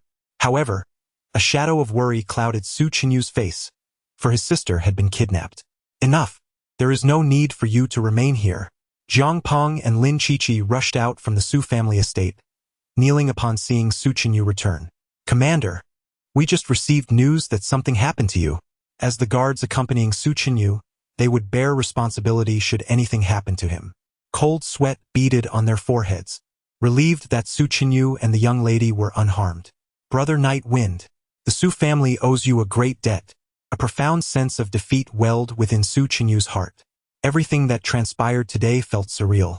The Xiao family of Tiandu, the grandson of the war god, had almost been bested by Night Wind. Moreover, the Emperor Xiao exuded an inscrutable aura, particularly concerning the mention of the 9th level of opening Yuan. The Night Breeze, could it be the ancient martial arts master of the Kaiyuan Ninefold? Then who, precisely, is his master? And just how formidable is he? The Night Breeze smiled gently, saying, This matter originated from me. There is no need for you to express your gratitude. I perceive your remarkable talent. You possess great potential. However, the Azure Dragon War God has proven inept, allowing such talent to be overlooked. If you have no other matters, I could impart a few techniques to you. The Night Breeze, with hands clasped behind, scrutinized Su Chani's physique as if he were a master. He discerned that when Su Chani inhaled, a subtle murky energy emanated from within his body. Although this noxious aura was faint, it did not escape the keen eye of the Night Breeze.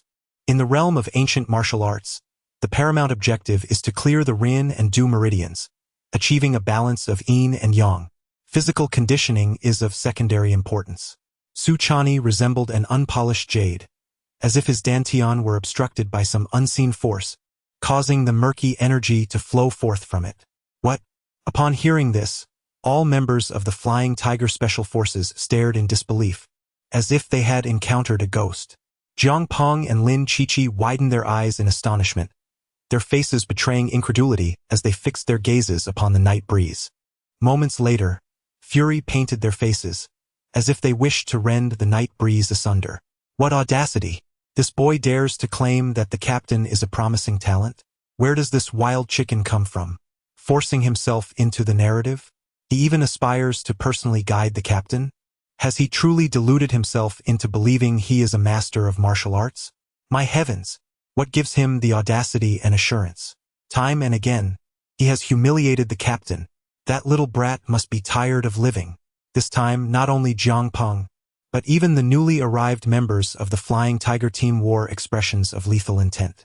A palpable air of menace enveloped the gathering. Jiang Peng swung his hand towards the Night Breeze, yet before his strike could land, another hand intervened. You insolent wretch! Slap! Su Chani's palm connected with Jiang Peng's face. Apologize to Brother Yi. Su Chani understood that his ability to address the Night Breeze as Brother Yi was solely due to the grace extended by the Night Breeze. If the grandson of the War God dared to strike, what could he, the disciple of the Azure Dragon War God, possibly be? Moreover, the Night Breeze's strength was utterly terrifying. He even believed that his own master would not stand a chance against him. The Night Breeze instructs itself, abundant in wisdom. However, he is now a disciple of the Azure Dragon War God and cannot seek guidance from others. Otherwise, he would have been the first to kneel and pay respects to Master Night Breeze. Jiang Peng was struck down to the ground, utterly incredulous. I apologize. A wave of profound humiliation surged within Jiang Peng. Having protected young Master Su and fought tirelessly for the Flying Tiger Squad, what justified this? Young Master Su had allowed this brat to strike down his subordinate of 10 years. Get out of my sight. From now on, anyone who shows disrespect to Brother Knight shall be deemed disrespectful to me. Chapter 85. The exhaustion of the Earth's veins. What on earth did that lad do to young Master Su? Why? The special forces of the Flying Tiger Squad were utterly bewildered. Brother Night Breeze, my grandfather and brother wish to revel with you until intoxication. Su Chantian revealed an exceedingly sweet smile, her gaze brimming with unabashed fervor. As Nightwind was about to consent, he suddenly felt a piercing gaze filled with malice directed towards him. Turning around, he saw Sun Mooching gently pinching his arm. The sharp pain jolted Nightwind's mind into clarity. Ouch! That! Miss Su, I shall take my leave. With that, Nightwind swiftly took Sun Mooching's hand and exited the gates of the Su family residence. A hint of disappointment flickered in Su Chantian's eyes, which did not go unnoticed by Su Chinny, who sighed helplessly. Chantian, surely, you are not developing feelings for Nightwind? Brother, what nonsense are you spouting? Su Chantian's pretty face turned as red as an apple. Nightwind is quite admirable. How about this? I'll personally visit to propose tomorrow, Su Chinny said, half-jokingly ruffling Su Chantian's hair. The Night Breeze is delightful, yet I am uncertain if I can truly regard my own sister in such a manner.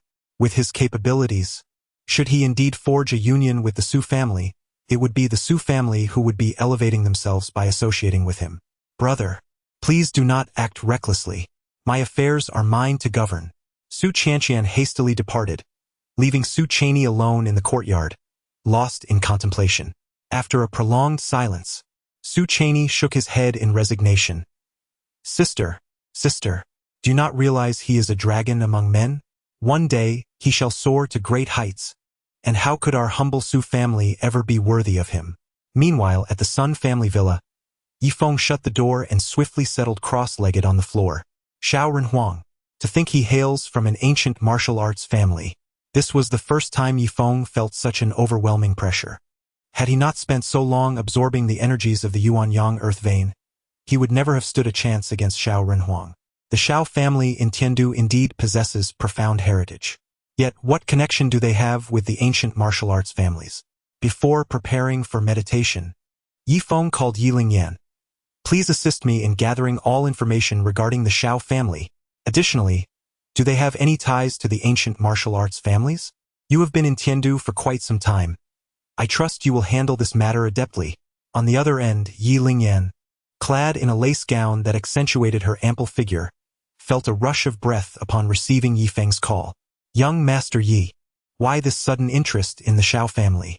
As far as I know, the Xiao family in Tiandu has inherited the legacy of the ancient martial arts families, yet they still fall short in comparison.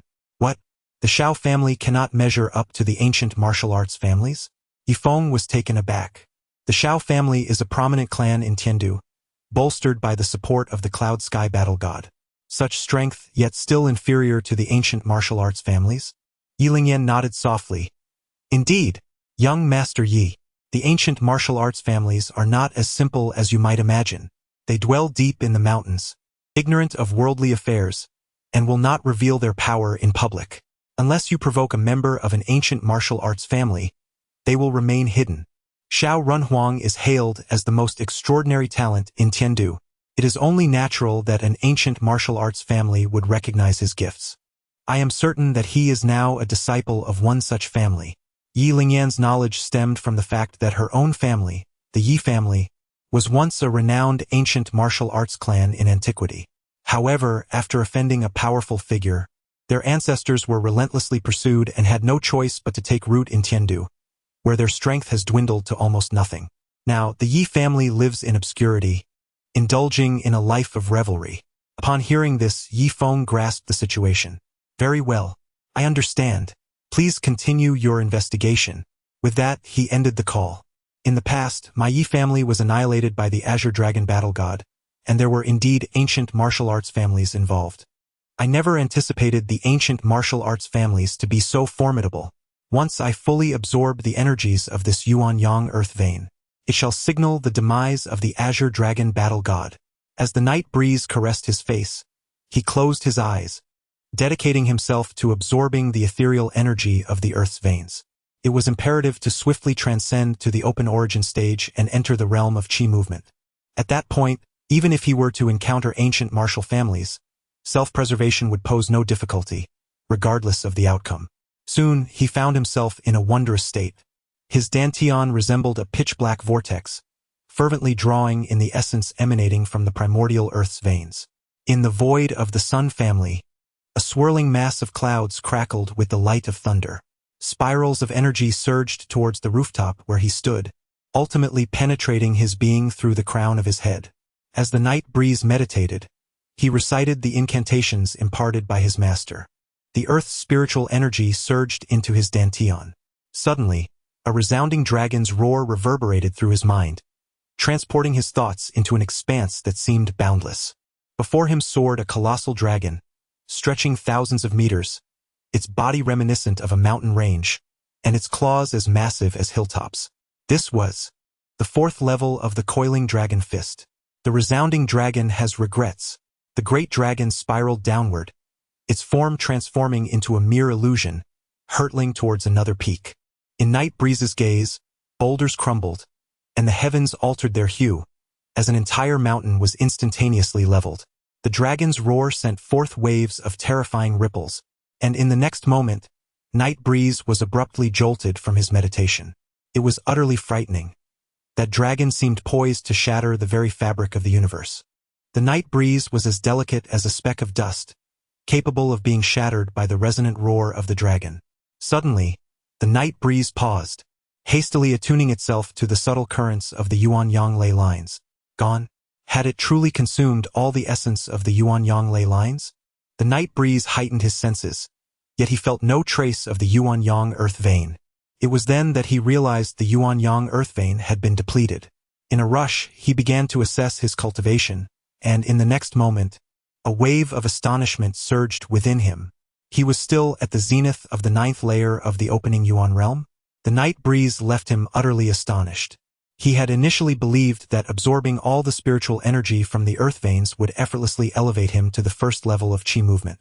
Yet now, having consumed it all, he remained at the peak of the opening yuan realm. Was the breakthrough to the qi movement realm truly so arduous? Or was it merely a matter of seizing the right opportunity? Chapter 86. The invitation from the Chun family. He had already mastered the profound essence of the 4th level of the Panlong Fist, the Konglong Yu Hui. Now, he was poised to learn the 5th level, dragon soaring through the 9 heavens. This technique demanded immense internal strength and genuine energy. Once mastered, it would allow him to traverse the void and soar through the skies. Simultaneously, this 5th level would fortify his defenses, rendering his body as resilient and formidable as an ancient true dragon. Of course, all this knowledge had been imparted to him by his master, and Yi Feng had yet to test it personally. He believed that once he broke through to the 1st level of the qi movement realm, mastering this 5th level would not pose a challenge. As his spirit traversed through his body, Yi Feng discovered that his internal organs and meridians shimmered with a radiant white glow. The absorbed yuan-yang earth energy was, unbeknownst to him, reinforcing every inch of his skin and bones. He felt a sensation of swelling within, as if a formidable power was expanding inside him. The night breeze thought little of it. Perhaps it had not fully absorbed the essence of the earth's energy, or perhaps soon, everything would fall into place, leading to a breakthrough in his cultivation. He took a bath and fell into a deep slumber. The following morning, outside the Sun family villa, a Mercedes Maybach was parked at the entrance. As the evening breeze swept through the door, it brought with it a familiar figure descending from a vehicle. Chen Shoan? Night Wind paused in surprise. 2 servants, with expressions of utmost respect, held exquisite gifts, waiting at the entrance of the Sun family villa. Chun Shoan had traveled directly from Yun City early that morning. He bowed deeply to Night Wind and said with a smile, "Mr. Yi, the annual appraisal conference and auction will be held in Nanjing tomorrow. Many prominent families will attend. I made a special trip from Yun City to invite you to join this prestigious event." Chun Shoan lowered his posture significantly, for he was acutely aware of the commotion Night Wind had stirred in Nanjing over the past few days.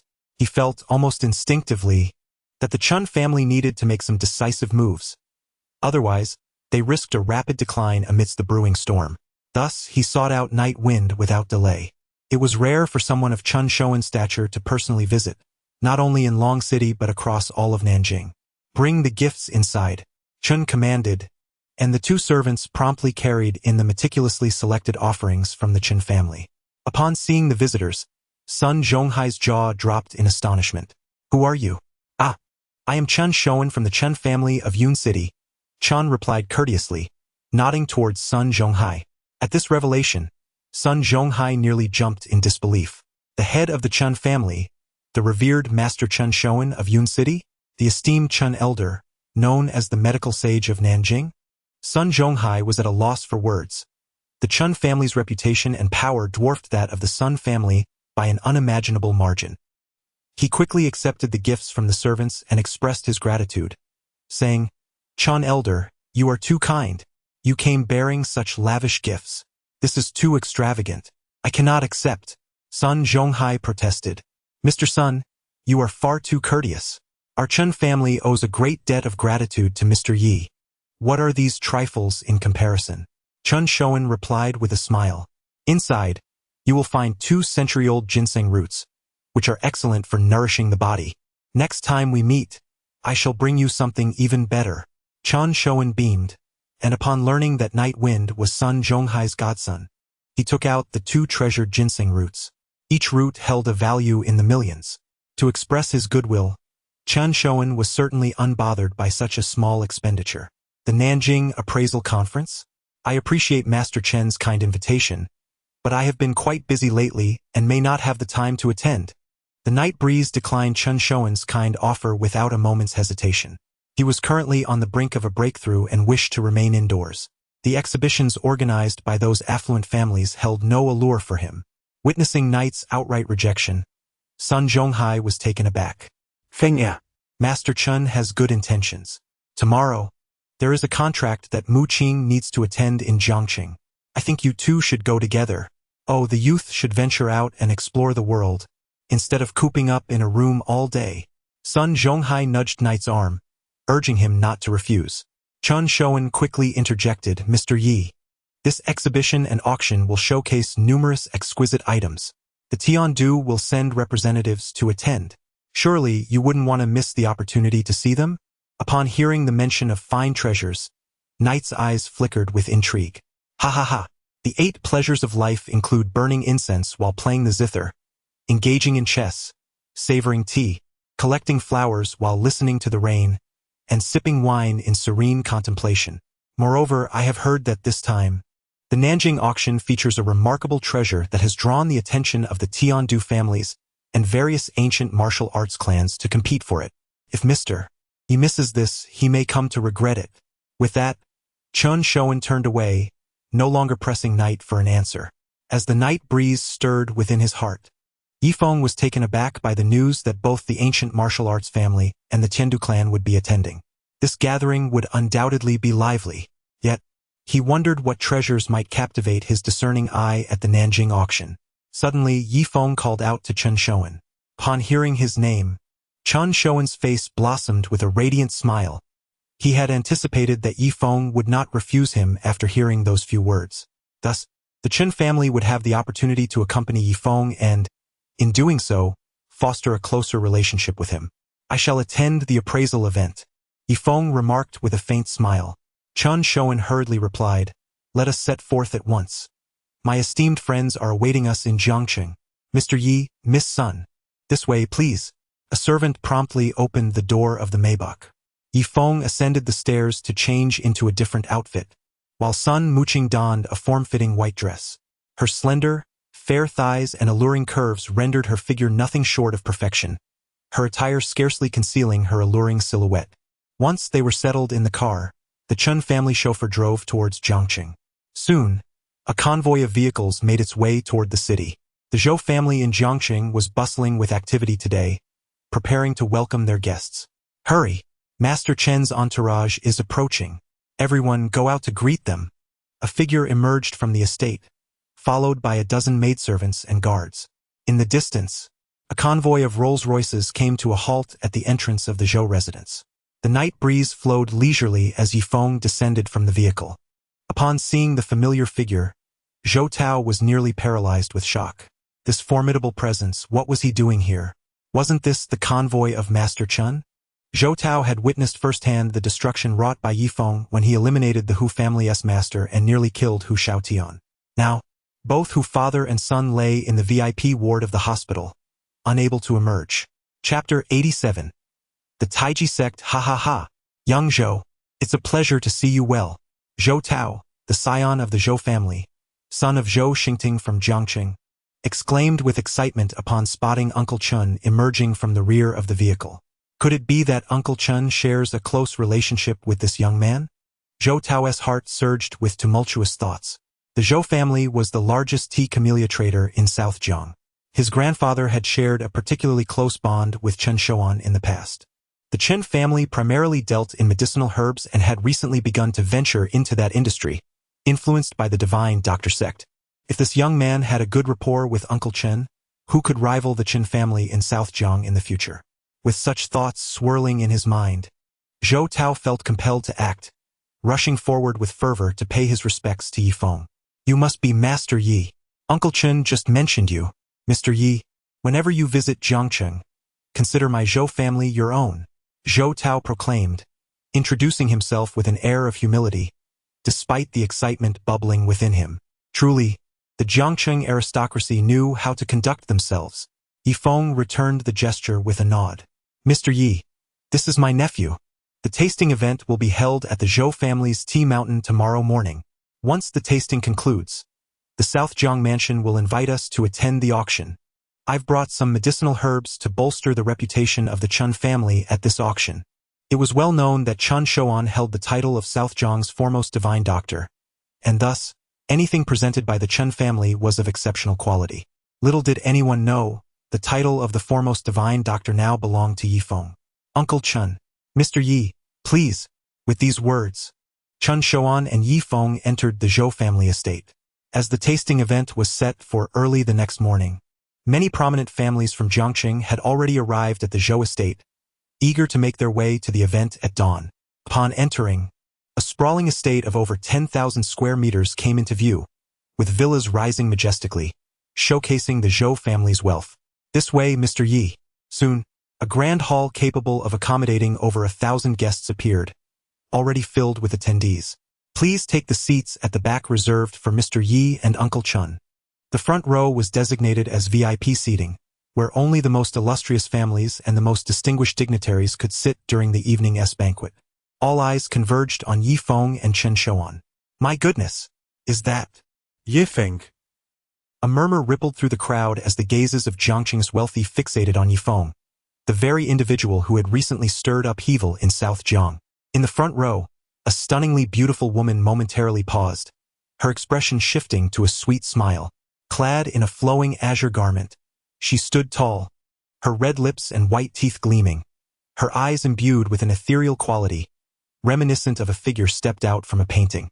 So breathtaking was she that countless onlookers gasped in awe, rendering the wealthy daughters around her mere shadows by comparison. Who is that beauty? Inquired a few affluent young men, their curiosity piqued. I heard her name is Jiang Lingxian, but I wonder which family she belongs to. She must be from a prestigious lineage. Nonsense. In the realm of the elite, there's no family by the name of Jiang. She is like a celestial being, come down from the heavens. The wealthy youths whispered among themselves, their eyes betraying their envy. Only she stood out in the hall, exuding an aura that kept others at bay. Senior Sister Jiang, what's the matter?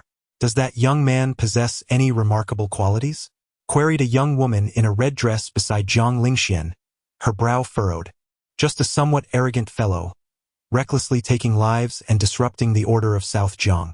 Even if no prominent family can deal with him, the ancient martial family's 1T simply sit idly by, given his recent provocations. Nothing of concern. Jiang Lingxian turned her gaze away, her eyes betraying a flicker of intrigue. She couldn't shake the feeling that Yifeng possessed an inexplicable mystery and a sense of familiarity. Have you heard? Yesterday, a monumental event transpired at the South Jiang General Association. Hu Xiaotian's master, a martial artist from the east, was slain, along with several significant figures. It's rumored that the perpetrator was that young man. Of course, I witnessed Yifeng send Hu Xiaotian flying and then strike down a master with a single blow before ascending the stairs. A wealthy young man clad in LV regarded Yifeng as if he were a deity. And then, several youths beside him inquired tentatively.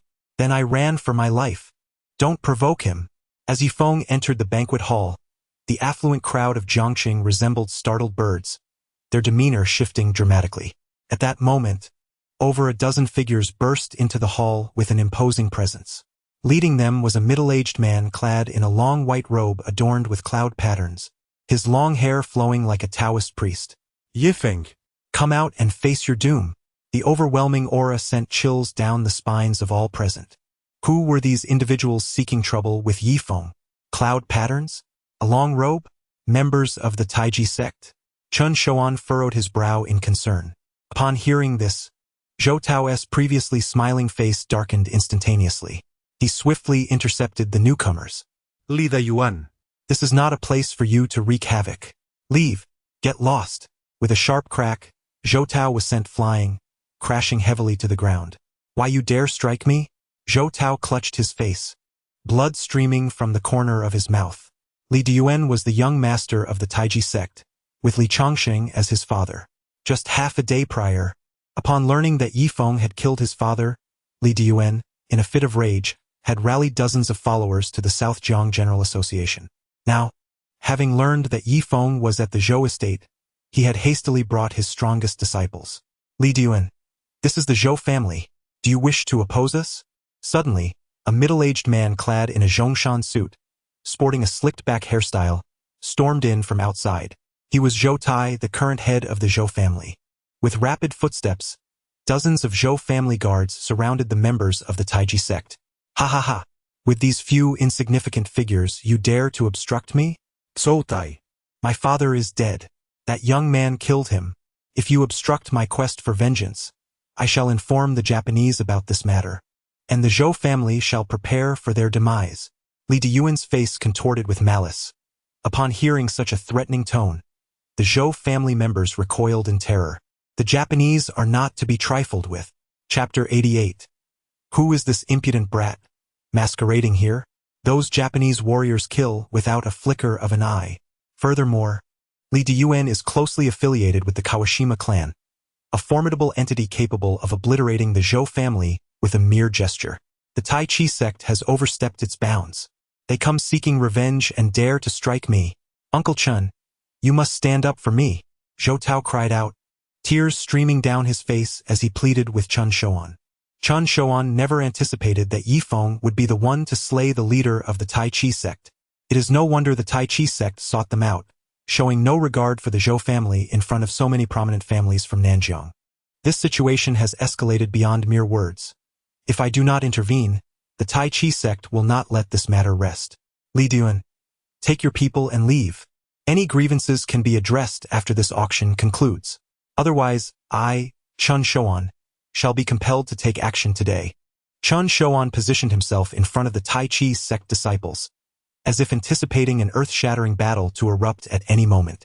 Countless gazes were fixed upon the youthful figure. These are the martial powerhouses of the Tai Chi sect, including 4 esteemed elders, whose strength surpasses even that of Li Diyuan. The Tai Chi sect has come to Jiangcheng solely to eliminate this murderous fiend. This does not concern others, but should anyone attempt to intervene, I, the leader of the Tai Chi sect, will stake my life for a final confrontation. Humph, Chun Shouan, do not presume that we fear you simply because you are a master. Do you think the Tai Chi sect is devoid of capable individuals? With a thunderous sound, an elderly man with white hair leaped into action, engaging Chun Shouan, who countered with a powerful palm strike. The force of his attack sent a wave of commotion through the hall. The Tai Chi sect elder has made his move. The momentum is overwhelmingly formidable, indeed masterful. Chun Shouan stood his ground, unleashing a gust of wind with a flick of his sleeve. The domineering gale nearly swept the Tai Chi sect master off his feet. Stumbling back several meters, the Tai Chi sect master finally steadied himself. With a single strike, the third elder of the Tai Chi sect faltered. Chun Shouan, the esteemed leader of the Divine Physician sect in Yunqing, lives up to his reputation. The spectators were left in awe, for many had never witnessed his prowess firsthand. Today, they felt the overwhelming pressure of his might. Could it be that his illustrious achievements are mere illusions? I doubt this Yi Feng possesses the extraordinary abilities you all claim. If he were truly capable, why does he not defend himself? A wealthy young heir glanced disdainfully at Yi Feng.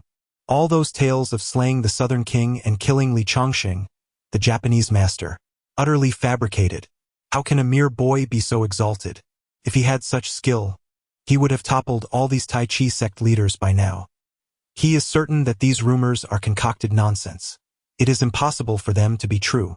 The southern king commands tens of thousands of soldiers. How could this boy have defeated him? Why not claim he has vanquished the Azure Dragon war god, who appears to be alive and well? Indeed, Brother Kuan, I dare say this boy is nothing more than a paper tiger. Just look at his frail appearance. I assure you, if he were to face me within 3 minutes, I would be on my knees begging for his mercy. At that moment, Yi Feng coldly regarded the disciples of the Tai Chi sect. These individuals have come here to avenge Li Chongqing. Mr. Yi, please take a seat. Leave this matter to me. I will ensure it is resolved. Chun Shouan noticed Yi Feng's countenance darkening and promptly bowed, urging Yi Feng to sit. Should this esteemed individual be provoked, the Zhou family would inevitably face a bloodbath. With so many powerful families present, many of whom have economic ties to the Tai Chi sect, if Yi Feng were to unleash his wrath, it would surely incite their discontent. Moreover, with the appraisal event scheduled for tomorrow morning, there must be no disturbances today. The Tai Chi sect deserves a slight reprimand for their audacity. Very well.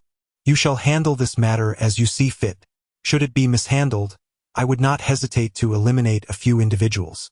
Li Chongsheng has the Hu family backing him. Does he expect to strike without consequence? That old dog deserves his fate. The night breeze never actively seeks to take a life, yet should someone provoke it, it shows no mercy. What audacity! How dare this young man speak to Master Chun in such a manner? Zhang Kuan and his few lackeys wore expressions of sheer astonishment. This lad certainly knew how to put on a faade. Suddenly, he leapt from the nearby VIP seat, pointing an accusatory finger at Yifeng. Who do you think you are? Do you believe you can kill anyone here at your whim? Tianko Wen. What are you doing? Zhou Tao exclaimed in anger. The influential figures of Jiang City were taken aback, their eyelids twitching in disbelief. Several wealthy heirs had witnessed Yifeng's might and dominance that fateful night. Upon hearing Zhang Kuan's words, they nearly toppled from their seats. Where did this Zhang Kuan spring from, so eager to court death? I can't stand this arrogant brat pretending here. I'm going to teach him a lesson. Without hesitation, Zhang Kuan advanced towards Yifeng. It was over. Not only Chen Shouan but everyone else covered their eyes in fear. Just then, a figure rushed in from outside the hall. Panic and urgency etched on his face, beads of sweat forming on his brow due to the tension. Stop! Dad! What are you doing here? Upon seeing his father, Zhang Kuan's laughter grew increasingly brazen. His father was the underground emperor of Jiang City. No one dared to lay a finger on him. This had fostered Zhang Kuan's arrogant nature. Dad! I was just about to teach this audacious brat a lesson. Since you're here, let me leave it to you. Tiankun Laughead. This proclamation nearly sent Zhang Yuanbiao into a state of shock. He rushed forward and struck Zhang Kuan across the face with a swift backhand. The force of his presence sent Zhang Kuan flying. Dad, why are you hitting me? Yifeng. Forgive me for my failings in discipline. This ungrateful son of mine nearly brought about a catastrophe. Zhang Yuanbiao's legs trembled, almost giving way beneath him, but he quickly steadied himself, remembering his status as the emperor of Jiang City. I'll kill you, you ungrateful wretch. I'll end you. Zhang Yuanbiao slapped Zhang Kuan repeatedly, turning his once proud face into a swollen mess. Dad, stop. I understand my mistake. Zhang Kuan cried, kneeling on the ground, shocked that his own father would strike him so brutally in front of so many people over an outsider. Who exactly was this Yifeng? Sir, are you appeased now? Zhang Yuanbiao gasped. Not yet. Yifeng replied koldu. At these words, Zhang Yuanbiao felt as if his heart had plunged into an abyss. With a swift motion, Zhang Yuanbiao stomped down on Zhang Kuan's right leg, shattering it in an instant. A piercing scream echoed throughout the hall, and onlookers displayed expressions of sheer terror. This was his own son, and without a moment's thought, he had broken his leg. How had this young man instilled such fear in Zhang Yuanbiao? Sir, are you satisfied now? Zhang Yuanbiao trembled. Still not, was the chilling response, suffocating everyone present. Chen Shouan's pupils constricted, while Zhang Kuan's face turned pale. Disbelief etched across his features as he gazed at the figure before him. Please, sir, spare my son. I am willing to offer 500 million, just to save his life. Zhang Yuanbiao prostrated himself, his forehead hitting the ground repeatedly, the sound echoing through the banquet hall. Meanwhile, Zhang Kuan, overwhelmed by fear, fainted. Sir, just as Chen Shouan was about to speak, Yifeng stood up. Take your son and leave. Do not let me see you again. At this, Zhang Yuanbiao felt as if he had been granted a reprieve. He swiftly lifted Zhang Kuan and fled the scene like a dog. After dealing with Zhang Kuan, Yifeng turned his gaze towards the members of Taiji sect. His eyes, sharp as an eagle's, locked onto Li Diyuan, who suddenly felt a jolt of fear from that penetrating gaze. Before Li Diyuan could utter a word, a leaf, imbued with a terrifying aura, sliced through the air, severing a strand of his hair. What just happened? Countless onlookers gasped, bewildered by Yifeng's actions. The sudden turn of events sent the three elders of the Taiji sect retreating in unison, as if death itself hovered above them. Nearby, Zhang Lingxian gasped, her cherry lips parted in shock. The flight of blossoms and the plucking of leaves. Such lethal precision. How could his internal strength be so formidable? The two women in simple attire beside Zhang Lingxian exchanged astonished glances. Even she could not achieve such a feat. Those three elders, renowned masters, had been cowed by a single leaf. Had it struck any one of them, they would have surely met their demise. Shock, fear, and panic enveloped the elders of the Taiji sect. Young master, we are no match for him. We should retreat. They understood well the wisdom of avoiding unnecessary conflict. With all four of us combined, what are our chances? Li Diyuan narrowed his eyes dangerously. Less than 30%. What did you say? Li Diyuan was the weakest of the four, having only recently broken through to the master level after a mere 6 months, with the Taiji sect pouring countless resources into his training. Initially, he had dismissed the idea that a mere 20-something could have killed his father, Li Chongsheng, believing there had to be external intervention. It was only now that he realized this young man was far more terrifying than he had ever imagined. Let us go. We must leave at once.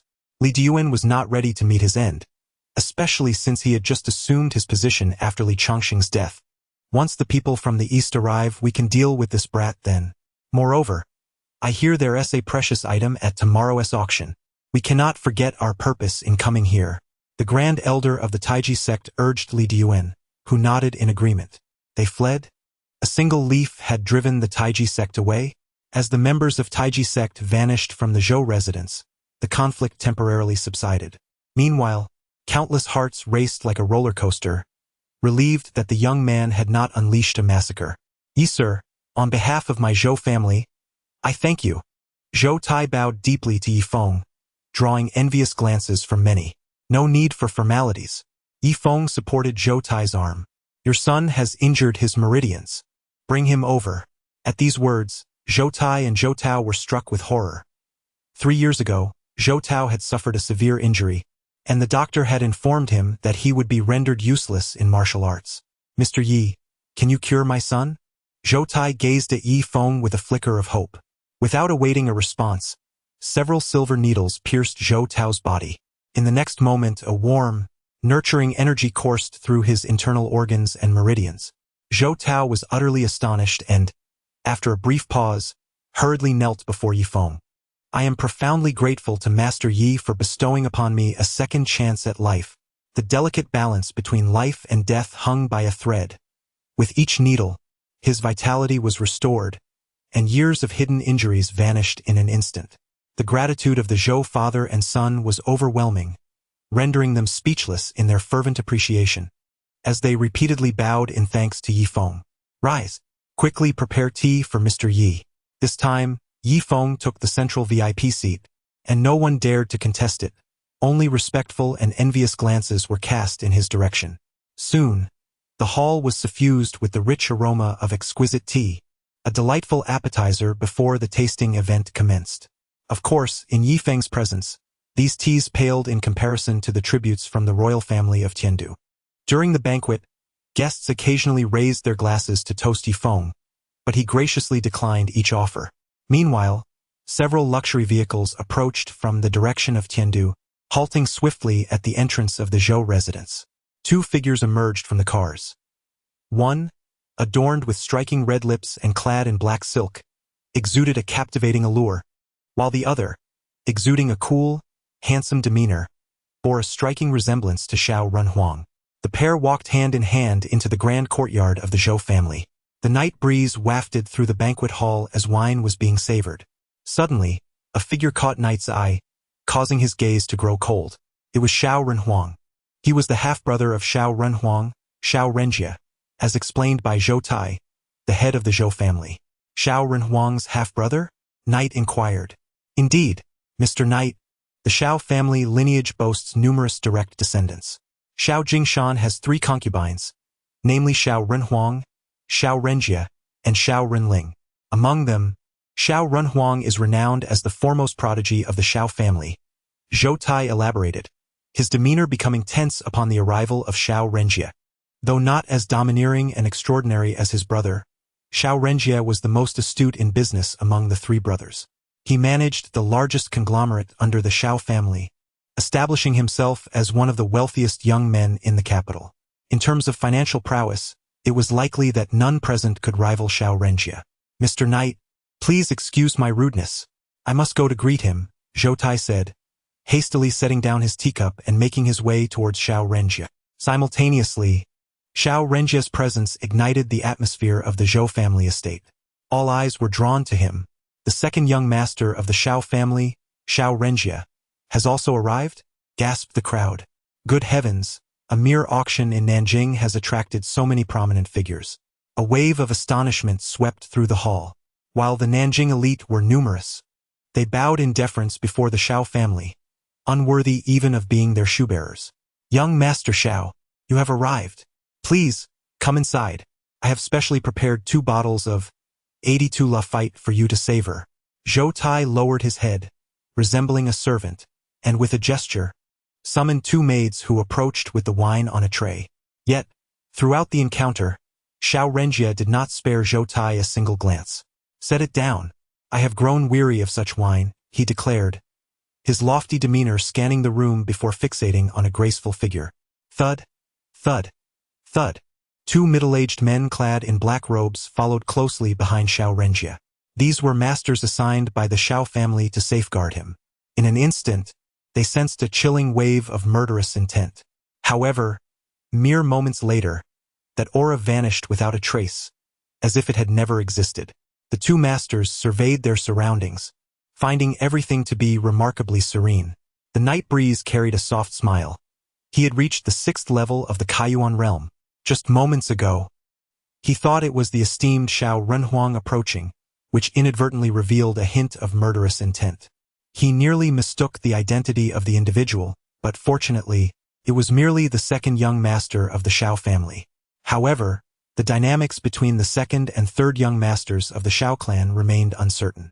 In the grand families of Tiandu, the pursuit of prosperity and the expansion of the family lineage often led to the practice of taking several concubines, from whom the most exceptional offspring would be chosen to inherit the family's power.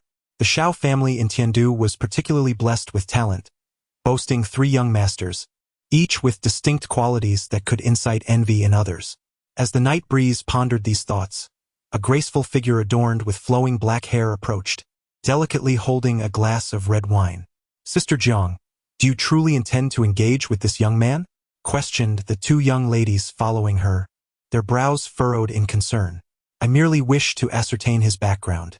What if he hails from an ancient martial arts family? Jiang Lingxian replied, a subtle smile gracing her lips. Amongst the myriad of clans, ancient martial families were revered as celestial beings. For centuries, no prodigious figures had emerged from these families. Only one from the Shao family could be deemed a genius amongst them. Now, however, there appeared a young man whose terrifying talent and strength rivaled that singular figure. If this were indeed the case, it would be prudent to cultivate a connection with him, Jiang Lingxian mused. Soon, she approached Night Breeze, glass in hand. Young Master Yi, I am Jiang Lingxian. Her eyes, clear as water and pure as untouched snow, were accentuated by her elegant green gown, which showcased her beauty to perfection. The gazes of many affluent young men remained fixated on Jiang Lingxian from the very beginning. Why is the goddess Jiang seeking out Night Breeze? In that moment, countless hearts ached, as if pierced by an invisible dagger. Goddess Jiang is simply too beautiful. If only she would glance my way, it would be worth my life. Ah! The wealthy heirs of Jiangcheng seethed with envy, yet none dared to approach, for he was Night Breeze, a veritable harbinger of death. As the Night Breeze turned, a breathtaking visage came into view. Is there something you need? The Night Breeze inquired with an air of indifference. Upon hearing these words, everyone was taken aback. This audacious young man, what audacity!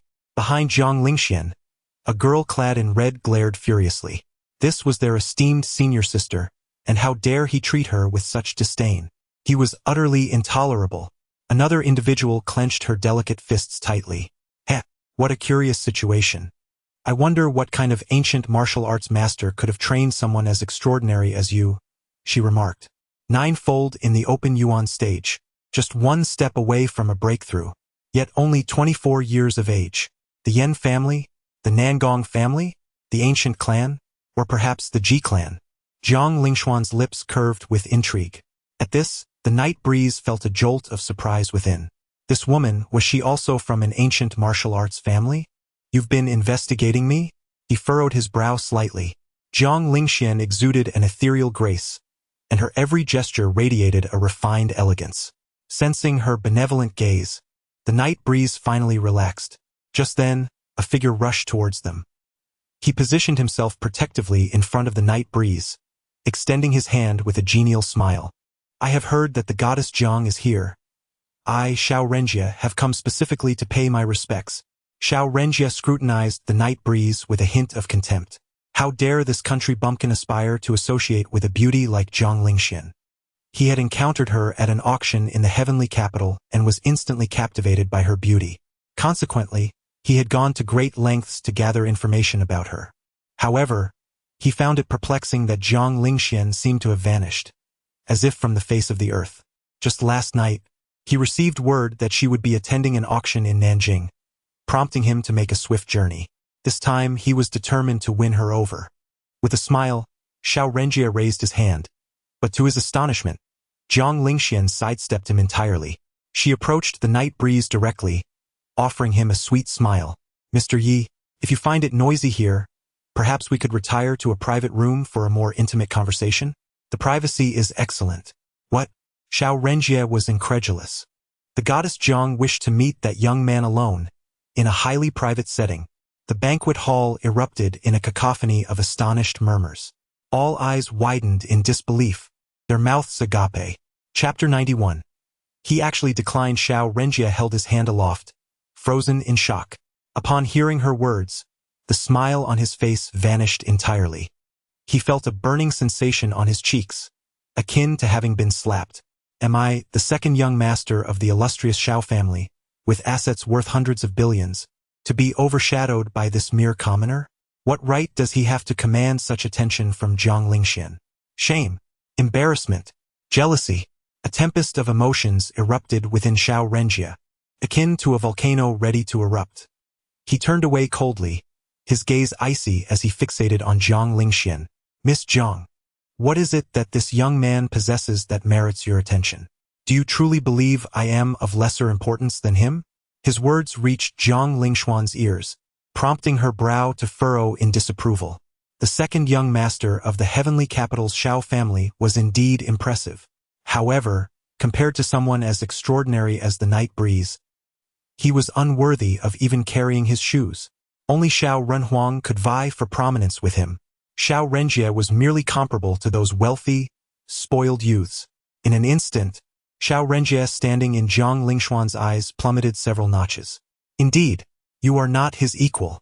Moreover, you fall vastly short. Jiang Lingxian found it amusing. She spoke thus for the first time, entirely due to Xiao Renjie's arrogance. Her words struck Xiao Renhuang like a piercing needle. I am to be compared to this brash young man?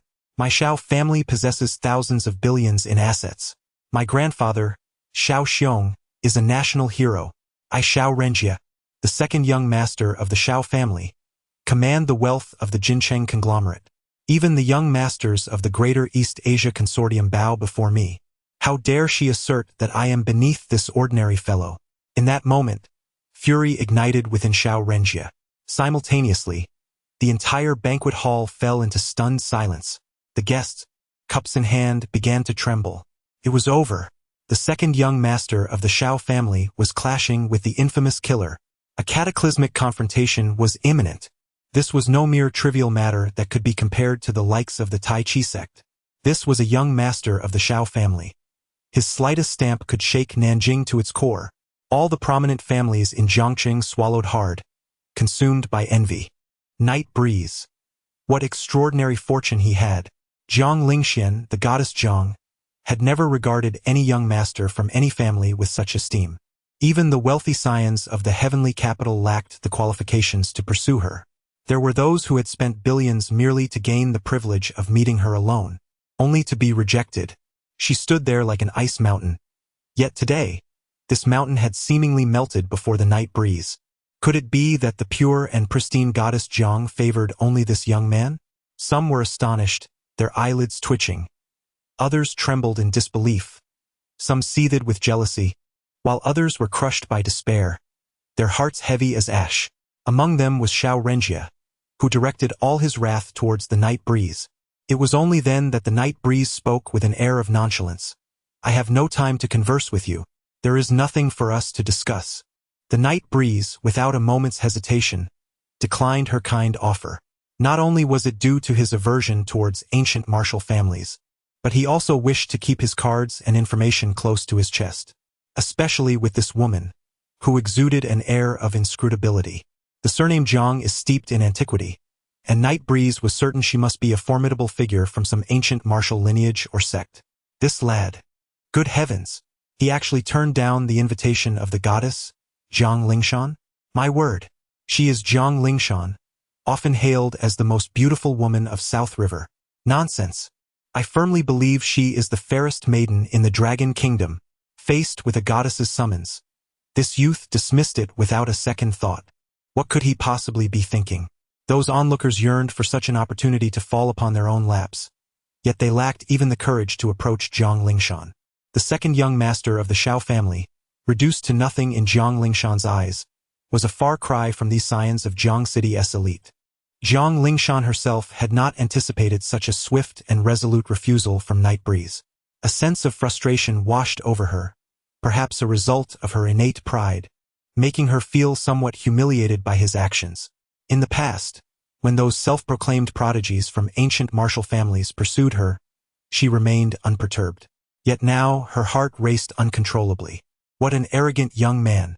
Xiao Renjie scowled, an invisible aura of menace swelling within him.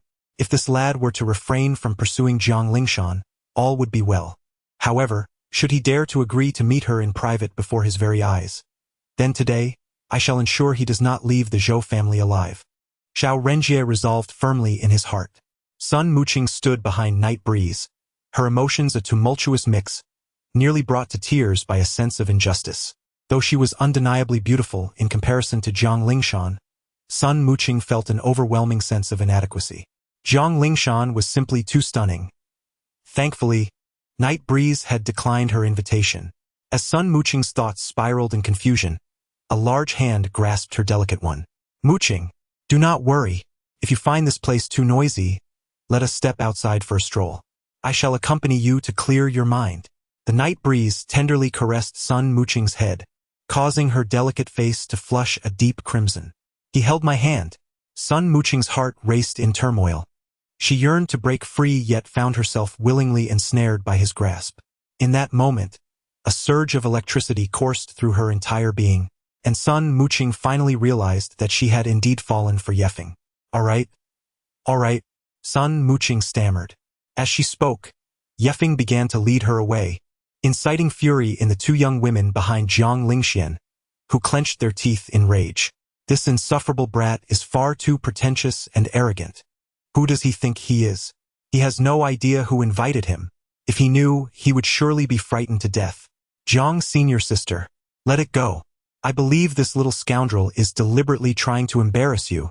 He has likely been plotting how to invite you all along. The girl in the red dress glared at Yefeng with palpable resentment. Xiaoro, silence. I am certain that this Yefeng is connected to the Grandmaster. Jiang Lingxian whispered into the ear of the girl in the red dress. What? He? Senior sister, are you certain? How could he possibly know the Grandmaster? In an instant, sweat dampened the two girls' bodies. Just now, I scanned him with my divine sense. He bears the Grandmaster's token. No, I must confront him and clarify this matter. With that, Jiang Lingxian dashed after Yefeng. The two girls stood frozen in shock, at a loss for words.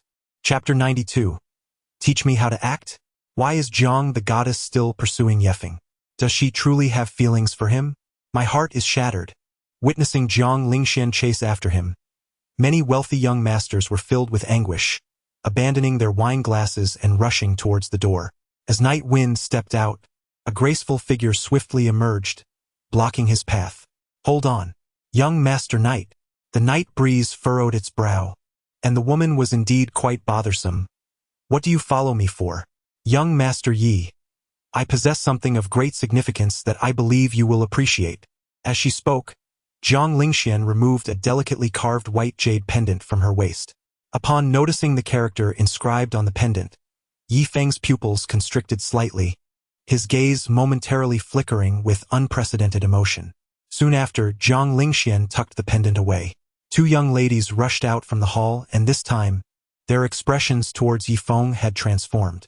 The anger that once resided in their hearts had vanished, replaced by profound astonishment and confusion. Young Master Yi, I implore you to step inside for a private conversation. The crowd here is too numerous and distracting for a proper dialogue. Jiang Lingshuan's demeanor was humble, her eyes reflecting a hint of earnestness.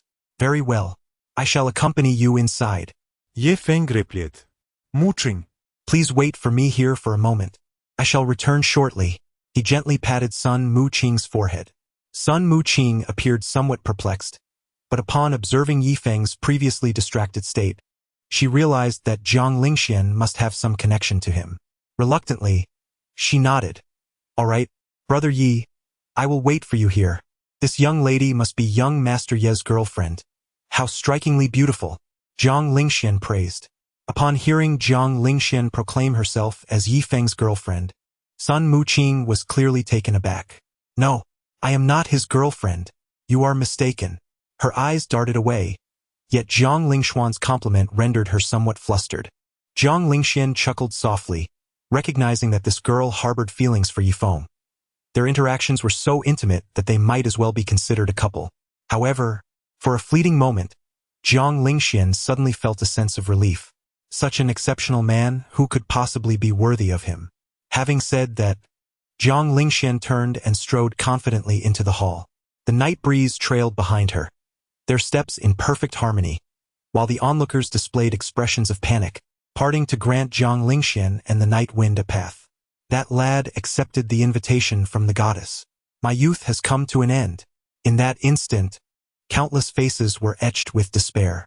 Inside the hall, Xiao Renjie, doused in cold water, clenched his fists, his fingers sinking deeply into flesh.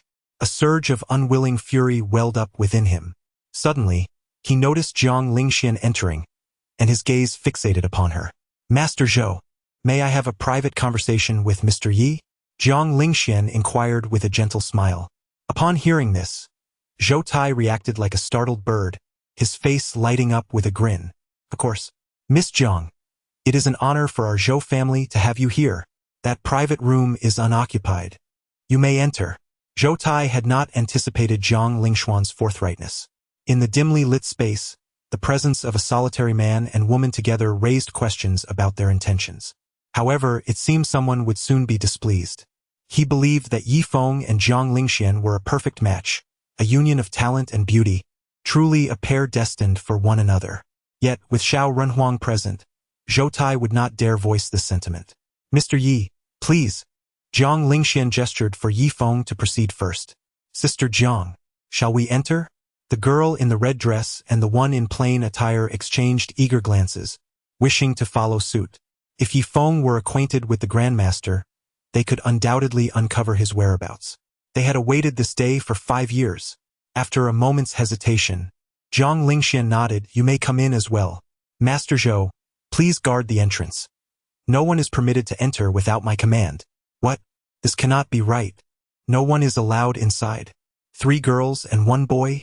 Can this lad truly bear such a bestowed fortune? The wealthy elite of Jiangqing gazed at the 3 striking figures as if seeing a ghost. This proclamation shattered the last remnants of Xiao Renjie's mental defenses. As the night breeze began to sweep in, a figure suddenly appeared, blocking his path. Upon lifting his gaze, he recognized none other than Xiao Renjie. Was a grand spectacle about to unfold? Given Xiao Renjie's temperament, how could he possibly endure such humiliation? Today was indeed thrilling. I am eager to witness which of these 2 rivals will ultimately capture the goddess's heart. A wealthy heir from Jiang City remarked. Night breeze is formidable. However, to contend with the illustrious Xiao family of Tiandu is quite another matter. Another young heir shook his head, seemingly lamenting the predicament of this prodigious contender. You know nothing. He could easily crush a master with a single strike. How could he fear the Xiao family? Unless they unite all their strength, they might stand a chance to eliminate this young man. There is another possibility.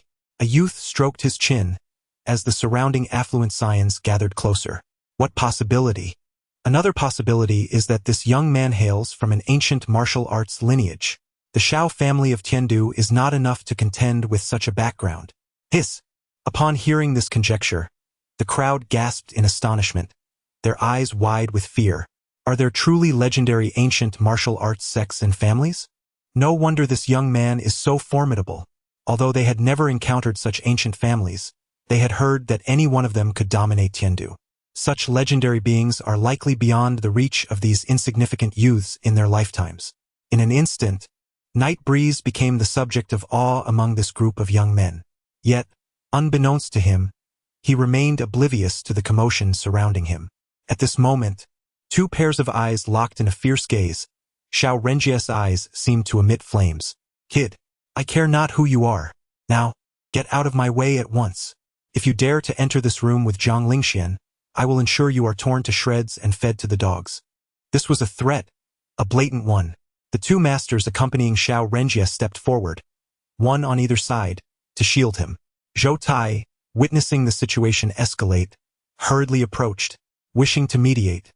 He dared not offend either party, as even one of them could obliterate the Zhou family in mere moments.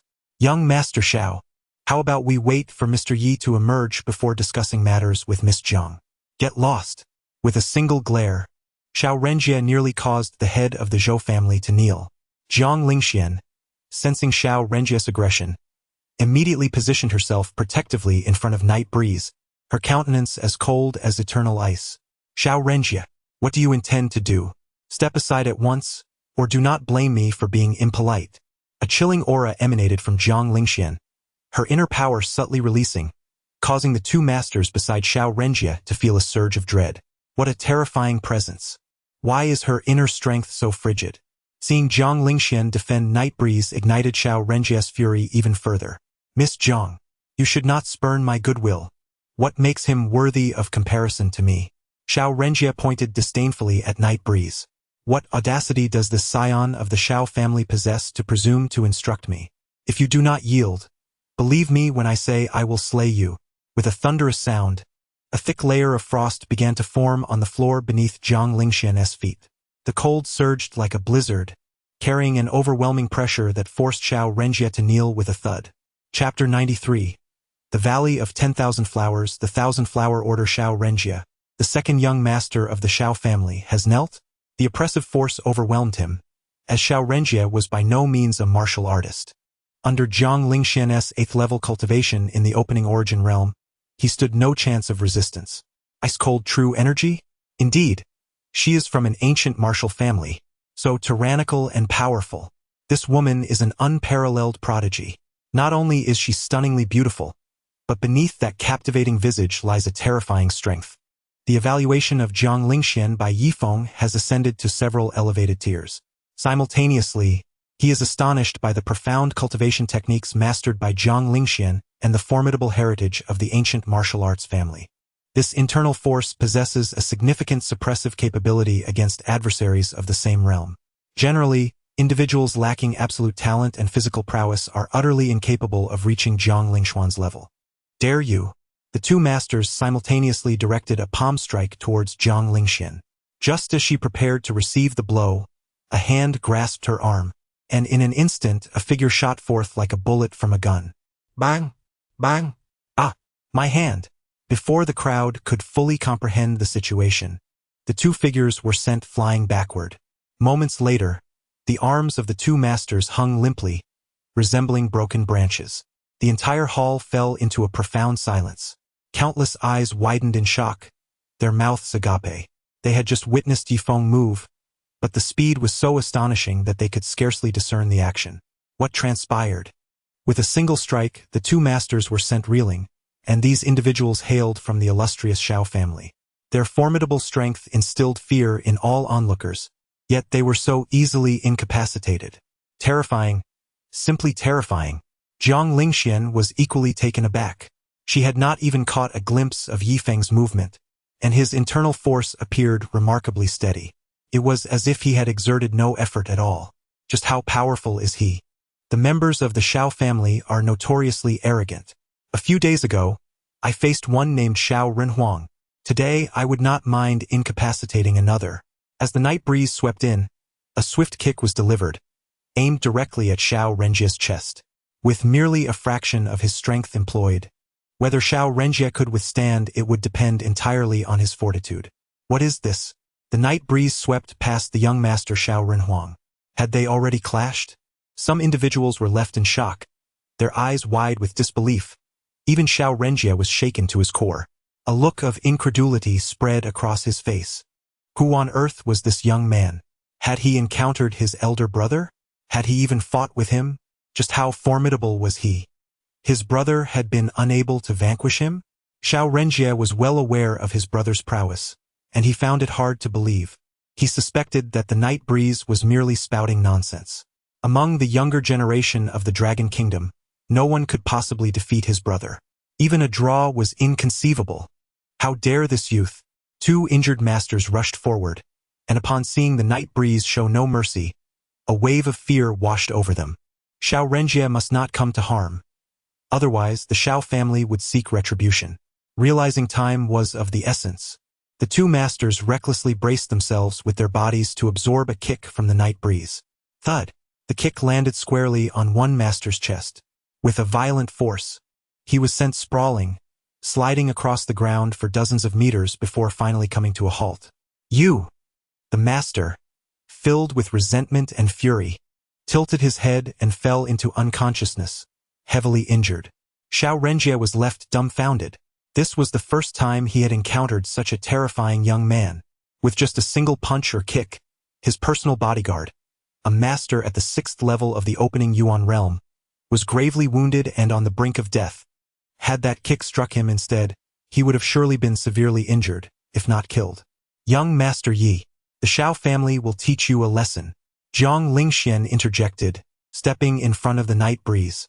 Xiao Renjie wore a self-deprecating expression, while the woman accompanying him was already petrified, trembling uncontrollably. She was from the Eastern Isles, a plaything gifted to Xiao Renjie by a wealthy scion of the Chuan Island family. The woman was at a loss, her mind consumed by a singular thought. The people of the Dragon Kingdom were all madmen. The night wind loomed above, coldly observing Xiao Renjie. For Miss Zhang's sake, I shall spare your life. A mocking laughter escaped his lips. Miss Zhang, is this your version of pity for me? Xiao Renjie mused self-deprecatingly. Jiang Lingxian remained as frosty as ever, her smile seemingly reserved solely for the night wind. You brought this upon yourself. Do not blame others. With a dismissive remark, Jiang Lingxian gracefully brushed past Xiao Renjie and entered the private room. The two accompanying young women followed suit, while the night wind disregarded Xiao Renjie, hands clasped behind his back, and entered after the trio amidst the watchful eyes of the crowd. The entire hall fell silent as if a pin could be heard dropping. The elite of Jiangcheng and the affluent of Nanjing were all stirred by the tumultuous waves of emotion. Xiao Renjie had nearly met his demise at the hands of the night wind. One must wonder, in the Dragon Kingdom, who else possesses such audacity and commanding presence as he. Xiao Renjie's teeth clenched painfully, his fingers digging deep into his palm, blood seeping forth. As the night breeze swept through the doorway, Jiang Lingxian promptly closed the door and drew the curtains shut. Please have a seat, young Master Yi, she invited. Very well. The room was spacious, furnished with a sofa and a tea table, where night wind settled comfortably upon the couch. Jiang Lingxian wasted no time and addressed him directly. You possess a token from my esteemed master. Who exactly are you? Where is my master? Her expression revealed a palpable urgency. The token, crafted from gold and exquisitely engraved, bore the image of the 9 heavens phoenix. The 3 bold characters stood out before Jiang Lingxuan's eyes. Qianhua Ling. Ha! No need to inquire further. This artifact was entrusted to me by my master. He instructed me to venture forth and seek the Orchid Valley. The night breeze smiled faintly. He had already deduced the identities of the 3 young ladies. We pay our respects to the esteemed master. With a thud, Jiang Lingxian knelt directly before Yifeng. The other 2, witnessing this, promptly followed suit, their foreheads beating with cold sweat. To see the 1,000-flower token was tantamount to encountering the master himself. All members of the Wanhua Valley were at Yifeng's disposal. The token of the Grand Master had been passed on to Yifeng, which positioned him as their elder. Furthermore, with the 1,000-flower token now in his possession, he had become the supreme leader of the Wanhua Valley. A storm of emotions surged within Jiang Lingxian. She never anticipated that Yifeng was the heir of the master. She was most familiar with the 1,000-flower token, and there was no doubt that the one in Yifeng's grasp was genuine. Initially, she had considered befriending such a prodigious talent as Yifeng, yet she had never imagined he was the disciple of the Grand Master. In that instant, a mixture of astonishment and joy flooded her heart. "Rise," Yifeng commanded. stowing away the 1,000-flower token. "Yes, master." Zhang Lingxian acquiesced, her earlier arrogance vanishing in an instant. At that moment, she resembled a docile kitten. "From now on, do not address me as master in public. Simply call me by my name," Yifeng stated nonchalantly. Zhang Lingxian was taken aback, astonished by Yifeng's amiability, devoid of the typical demeanor of a leader. "My Grand Master."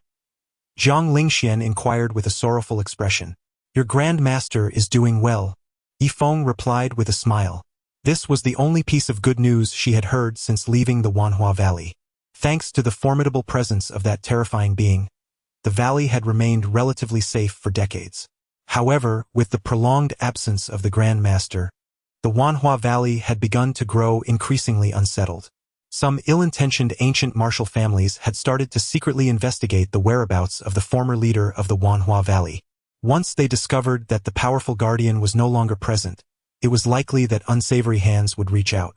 This was not for any other reason, but because the lineage of the Wanhua Valley consisted entirely of women, each a paragon of beauty. The valley upheld a strict policy of accepting only female disciples, a rule that had remained unbroken for many years. Over the past 5 years, countless young men from ancient martial families had sought to propose marriage to the maidens of the valley. Yet, due to the deterrent influence of the Grand Master, those suitors had maintained a semblance of decorum. The night breeze discerned Zhang Lingxuan's disappointment and anxiety. As the esteemed eldest sister of the Orchid Valley, Zhang Lingxian bore the greatest responsibility and pressure. "However, fret not. Should any matters arise, you may seek my assistance. Having accepted the 1,000-flower order, I shall undoubtedly safeguard you." "Understood, master." Zhang Lingxian expressed her gratitude and bowed to Yifeng. "Why still call me master? Refer to me as Mr. Yi. Or simply Yi Gu will suffice." "That is not appropriate. Since you have inherited the teachings of our Grand Master, you are the sovereign of Orchid Valley. To neglect the formalities due to your esteemed position would be a grave disrespect on our part. Henceforth, all within Orchid Valley must treat you with the utmost respect." Upon concluding her words, the maiden in the crimson dress nodded in agreement.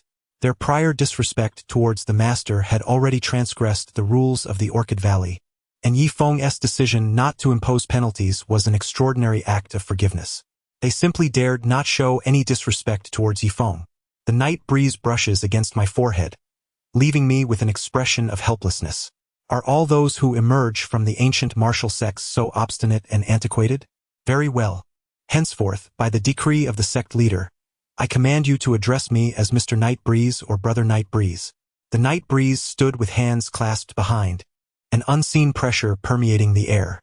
The girl in the red dress instinctively knelt on one knee, exclaiming, "Yes, master, your subordinate shall obey." She was utterly terrified by the formidable aura emanating from the body of the Night Breeze.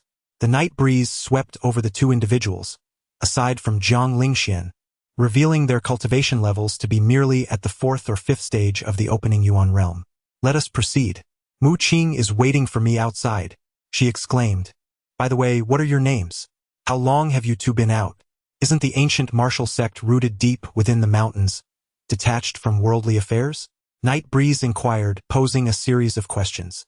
Zhang Lingxian nodded slightly and then smiled gently. "Mr. Yi, these two are my junior sisters. Their names are Ning Hongyan and Chu Xiaoxiao. We have been out for 3 months. Although the ancient martial sect seldom emerges into the world, we do occasionally interact with modern society, as many contemporary families maintain certain cooperative relationships with the sect. For instance, the one from the Xiao family." Zhang Lingxuan's eyes narrowed dangerously at the mention. That prodigy stood before them like an insurmountable mountain. Endowed with innate pride and regarded as the strongest genius in 100-Flower Valley in a century, Zhang Lingxian still found herself lacking any chance against the emperor of the Xiao family. Xiao Renhuang had become the target of pursuit for many ancient martial families and young talents. Furthermore, according to the information Zhang Lingxian had gathered, Xiao Renhuang was already suppressing his cultivation and the timing of his breakthroughs. Were it not for this, he would likely have entered the Qidong realm 6 months prior. That man was terrifyingly powerful. And what else? Night Breeze had already engaged in battle with Xiao Renhuang. Indeed, Xiao Renhuang was the strongest opponent he had ever encountered. Our prolonged outing is primarily to gather information about Master Tai. Additionally, the ancient martial sect is in search of a particular item. Our participation in various auctions is also related to that item. Jiang Lingxian candidly shared all this with Night Breeze. The Night Breeze furrowed its brow. What could it be? Could it possibly be a treasure? The Night Breeze arrived this time, having heard whispers of a treasure's emergence, and it indeed seemed to align with what Chen Shouan had proclaimed. What sort of treasure could possibly entice ancient martial sects to vie for it? It is said to be a fragment of a spiritual artifact, specifically, a remnant of a heavenly grade spiritual weapon. Upon hearing this, Yifeng was momentarily taken aback. Spiritual artifact? He had heard from his 5 masters that within the martial path, the weapon serves as an auxiliary, while the body is paramount. The difference between an ancient martial expert wielding a spiritual artifact and one without is as stark as day and night. Artifacts are categorized into 4 grades: heaven, earth, profound, and yellow. A heavenly grade spiritual artifact is considered the mightiest of weapons. In the contemporary world, resources have dwindled, rendering the crafting of such artifacts, especially those of heavenly caliber, nearly impossible. Even a mere fragment can provoke envy among ancient martial sections. It was no wonder that Yifeng quickly grasped why Jiang Lingxian accompanied 2 young ladies to participate in various auctions. Should they stumble upon something valuable, it would indeed be a serendipitous find. Naturally, auctions feature a plethora of items. Some individuals even discard spiritual pills and cultivation manuals as if they were mere refuse, as few in modern society possess the knowledge to recognize such treasures. This time, a captivating spectacle awaits. Let us proceed. Yifeng will gradually inquire about other matters from the 3 of them, for they possess greater insight at present. You are all so lovely. Why not seek a romantic partner? Surely, the Huahua Valley does not prohibit love. The Night Breeze smiled curiously as the myriad beauties of the Flower Valley flourished, prompting the question of whether they too would not marry and bear children. Upon hearing this, a rare flush of crimson graced Jiang Lingxuan's delicate face. Indeed, the Flower Valley imposed no restrictions on romance. We could easily find a man. However, none quite met my standards. Not only Jiang Lingxian, but also Chu Xiaoxiao and Ning Hongyan felt their cheeks warm. As the 4 emerged, Jiang Lingxian and her companions trailed behind the night wind, instantly capturing the attention of countless onlookers. They have emerged. That lad and the goddess Jiang have stepped out. A full 25 minutes and 37 seconds. Many had been timing, eager to uncover the secrets of their prolonged absence. The wealthy scions stared wide-eyed, filled with fervor. How infuriating! What exactly did that lad do to the goddess Jiang? And why were the other 2 blushing as well? In an instant, the entire hall was filled with gritted teeth and unbridled resentment. Chapter 95. A display of wealth? Jiang Lingxian remained indifferent to the gazes directed at her. To follow the night wind was, for her, a tremendous honor. Furthermore, with his talents, none would dare oppose his ascension as the leader of the Flower Valley. Oh, Goddess Jiang! My Goddess Jiang! So desecrated! Why must the heavens be so cruel to me? Several wealthy heirs lamented, pounding their chests in despair, their voices reaching Sun Muqing's ears, causing a flicker of panic on her fair face. Could they truly have engaged in such acts? Impossible.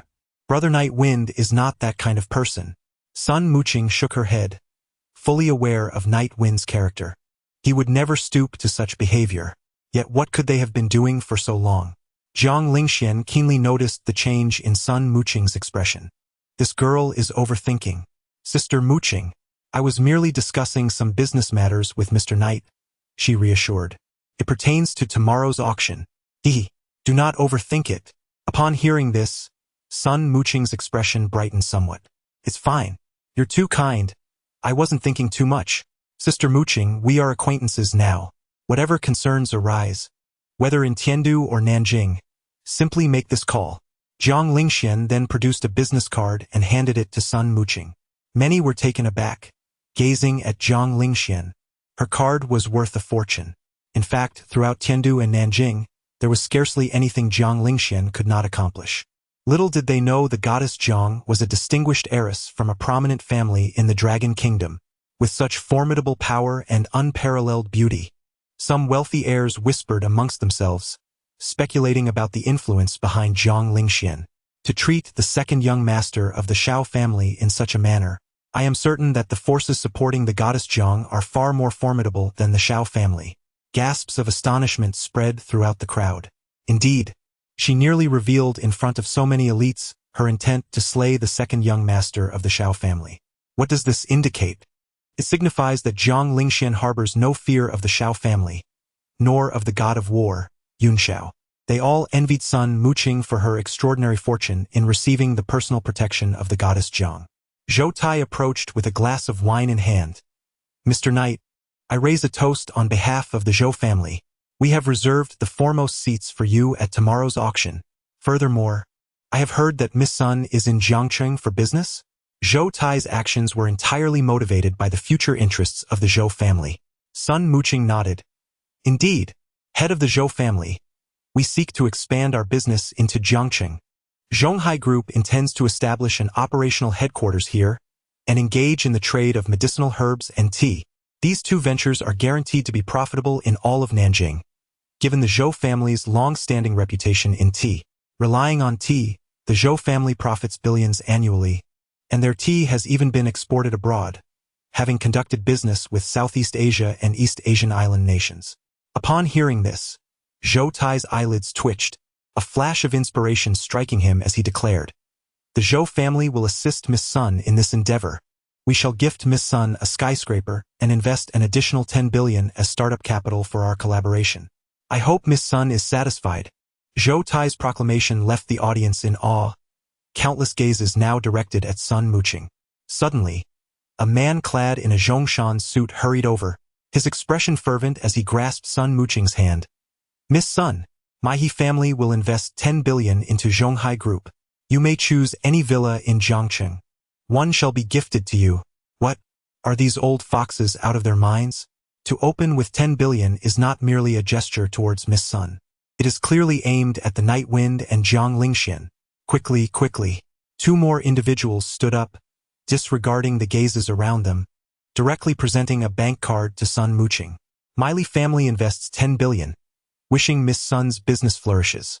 The Zhang family invests 10 billion. The Chen family of Jiangcheng, 10 billion. The Wang family, 10 billion. The Sun family of the Southern District invests 10 billion. "Miss Sun, we are family." In an instant, the hall buzzed with activity as all the first-rate families of Jiangcheng expressed their respect to Sun Muqing. Witnessing this spectacle, Jiang Lingxian wore a slight smile. "Then I, Jiang Lingxian, shall gift Miss Sun 100 billion, a token of my goodwill." Heavens! Jiang Lingxuan's words nearly caused Zhou Tai to drop his glass in shock. 100 billion. The Zhou family, even if they abstained from food and wages for several years, would barely reach that sum, including all profits. In one breath, she offered the Zhou family's years of earnings. Gulp! Those who had just deemed 10 billion substantial nearly fainted. "Jiang! Miss Jiang, this is simply too powerful." The heads of several prominent families held their breath, gazing at that striking figure. "Miss Sun, what is the matter? Why are you silent?" Jiang Lingxian inquired. Sun Muqing was rendered speechless. I do not know what to say. Miss Jiang, this gift is far too extravagant. I cannot accept. 100 billion could purchase several Zhonghai groups. Are their riches merely blown in by the wind? Sun Muqing felt as though everything was a dream. She had come intending to spend a mere 1 billion to secure the collaboration and rent a building. Little did she expect that, in less than a day's time, she would emerge as a billionaire. With such a massive sum, Sun Muqing was at a loss as to how to spend it. Hence, she had remained dazed for a considerable time, appearing utterly befuddled. "Miss Sun, this amount is trivial. Keep it. Consider it a gift for our first meeting." As an ancient martial arts sect, the Flower Valley regarded such wealth as inconsequential. Anything casually taken out is worth billions. Those techniques, manuals, and spiritual tools cannot be measured by mere currency. Jiang Lingxian lacks for nothing in terms of wealth. Little Jiang, allow me to cover this 1 billion. Night Wind declared, producing a black card and tossing it to Sun Muqing. The ebony card bore intricate engravings and was adorned with the characters of several nations. The Dragon Kingdom, the Island Nation, the Eagle Nation, alongside numerous unfamiliar symbols.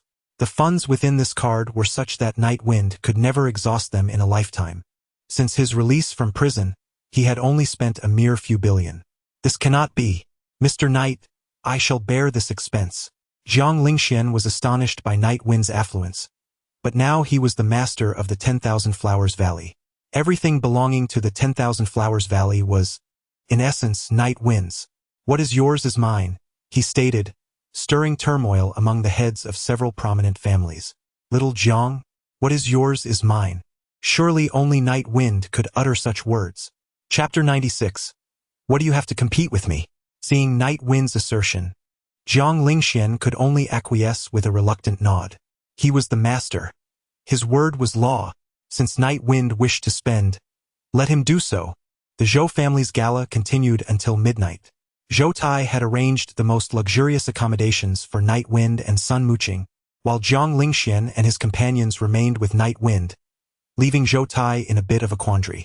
For young women and one man, how would they fit into 2 rooms? Could it be that Miss Jiang and her companions wished to share a room with Night Wind? Zhou Tai felt his cheeks flush. Just as he was about to voice his thoughts, Night Wind interjected, Head Zhou, simply assign me a room at your convenience. 2 rooms for the 4 of them should suffice. Zhou Tai then realized he had misinterpreted Night Wind's intent. Very well, Mr. Knight, we have plenty of rooms available. I shall arrange one for you immediately. Someone, prepare a guest room for Mr. Knight. Subsequently, Zhou Tai inquired about Jiang Lingxian and his companion's preferences. I shall share a room with Miss Sun. 6th junior sister, little junior sister, you 2 may share a room. The next morning, Night Wind arose from his slumber, and unbeknownst to him, Jiang Lingxian and his companions had already tidied up and were awaiting him at the door. The appraisal event is about to commence. Mr. Knight, let us depart. Very well. As they exited, Sun Muqing appeared, having also prepared herself from another room. The 4 young women and 1 man formed a striking tableau as Night Wind walked at their center. The Zhou family tea mountain was teeming with people today. The vast hill was surrounded by those who had come from all directions to participate in this grand appraisal event. As the night breeze enveloped them, the 4 individuals arrived at the foot of the mountain in a vehicle provided by the Zhou family. Mr. Yi, Zhou Tai cheerfully began, let me introduce you to the various hilltops. This particular ridge is cultivated with Longjing tea, while that one over there is home to Maojian tea. Additionally, the other peaks are dedicated to the cultivation of black tea and rock tea. As the night breeze made its presence known, it immediately stirred a commotion. Many had heard the news from the previous night and rushed to ascertain the identity of this remarkable young man. Come on, Mr. Yi, let us ascend. Just as Zhou Tai was about to proceed, several Rolls-Royce vehicles approached, raising clouds of dust in their wake. Following closely were a few Maybachs which halted behind the Rolls-Royces. From the foremost Rolls-Royce emerged 2 middle-aged men clad in traditional Tang attire. In an instant, a dozen assassins, clad in dark clothing, descended from the vehicles. Mr. Miyamoto, does this attire of the Dragon Kingdom fit you well? Quipped a middle-aged man with a crew cut and a scarred visage. Upon arriving in the Dragon Kingdom, one must adapt to local customs. It is quite fitting indeed. After all, this attire was tailored for me by old Master Shao. All eyes turned towards the enigmatic figures in black. They hail from Tiandu. I recognize that individual. He is the head of the Miyamoto family from the island nation of the East. Gasps of astonishment rippled through the crowd, as they were aware that prominent families from Tiandu had come to attend the auction. Little did they expect that East Asians would be among them, and yet the surprises were far from over. Suddenly, dozens of figures emerged from the rear of the Maybachs. In unison, they opened the trunks and retrieved an array of samurai swords. Their demeanor exuded an undeniable intent. Could it be that they are affiliated with the Shao family? Only the Shao family maintained close ties with the East Asians.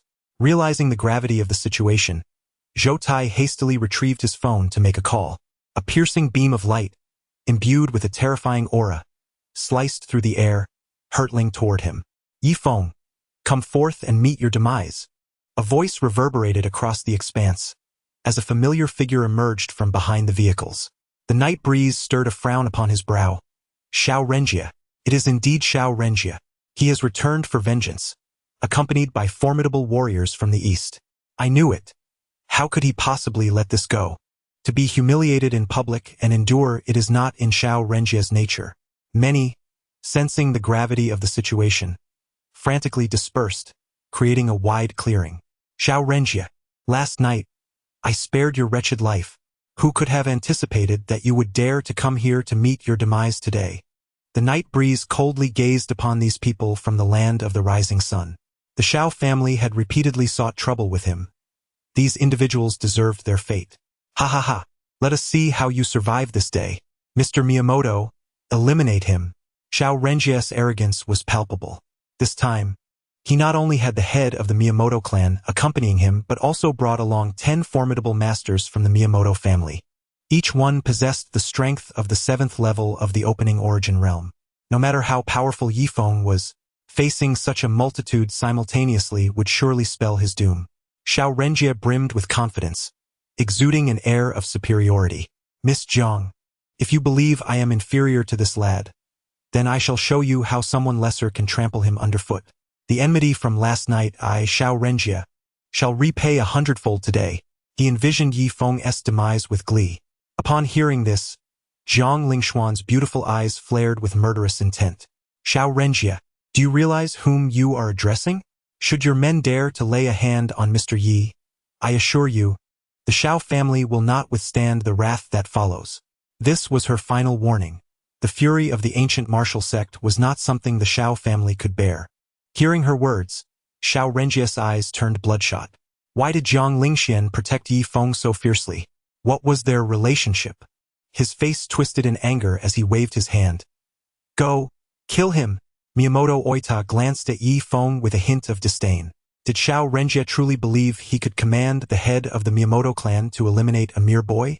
Was this a sign of arrogance or a humiliation to the Miyamoto family? As the head of the most powerful samurai clan in the island nation, his disciples were all masters in their own right. How could he possibly concern himself with a boy from the Dragon Kingdom? Kill him. Miyamoto Oita uttered those words with an indifferent expression, as if presiding over a judgment. Boom! In an instant, 10 masters struck at Yi Feng simultaneously. They surged forth like drawn blades, their terrifying aura sending shivers through the onlookers, who fled in panic. How dare you? Zhang Lingxian clapped her palms together, meeting the assault of 2 samurai masters. The 2 were sent flying, retreating dozens of meters, their souls chilled by an overwhelming aura. They were horrified. A woman from the Dragon Kingdom possessed such formidable strength? They had no inkling of the prodigy they faced. Chapter 97. He is a devil. Zhang Lingxian's figure was ethereal as she lightly stepped upon the ground. She leapt gracefully into the air, soaring dozens of meters. Her silhouette exuded an extraordinary elegance, leaving all on the mountaintop spellbound. This was no mere mortal.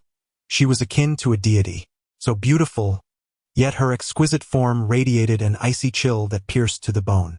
The master sister was enraged. How terrifying! The samurai from the land of the rising sun were doomed.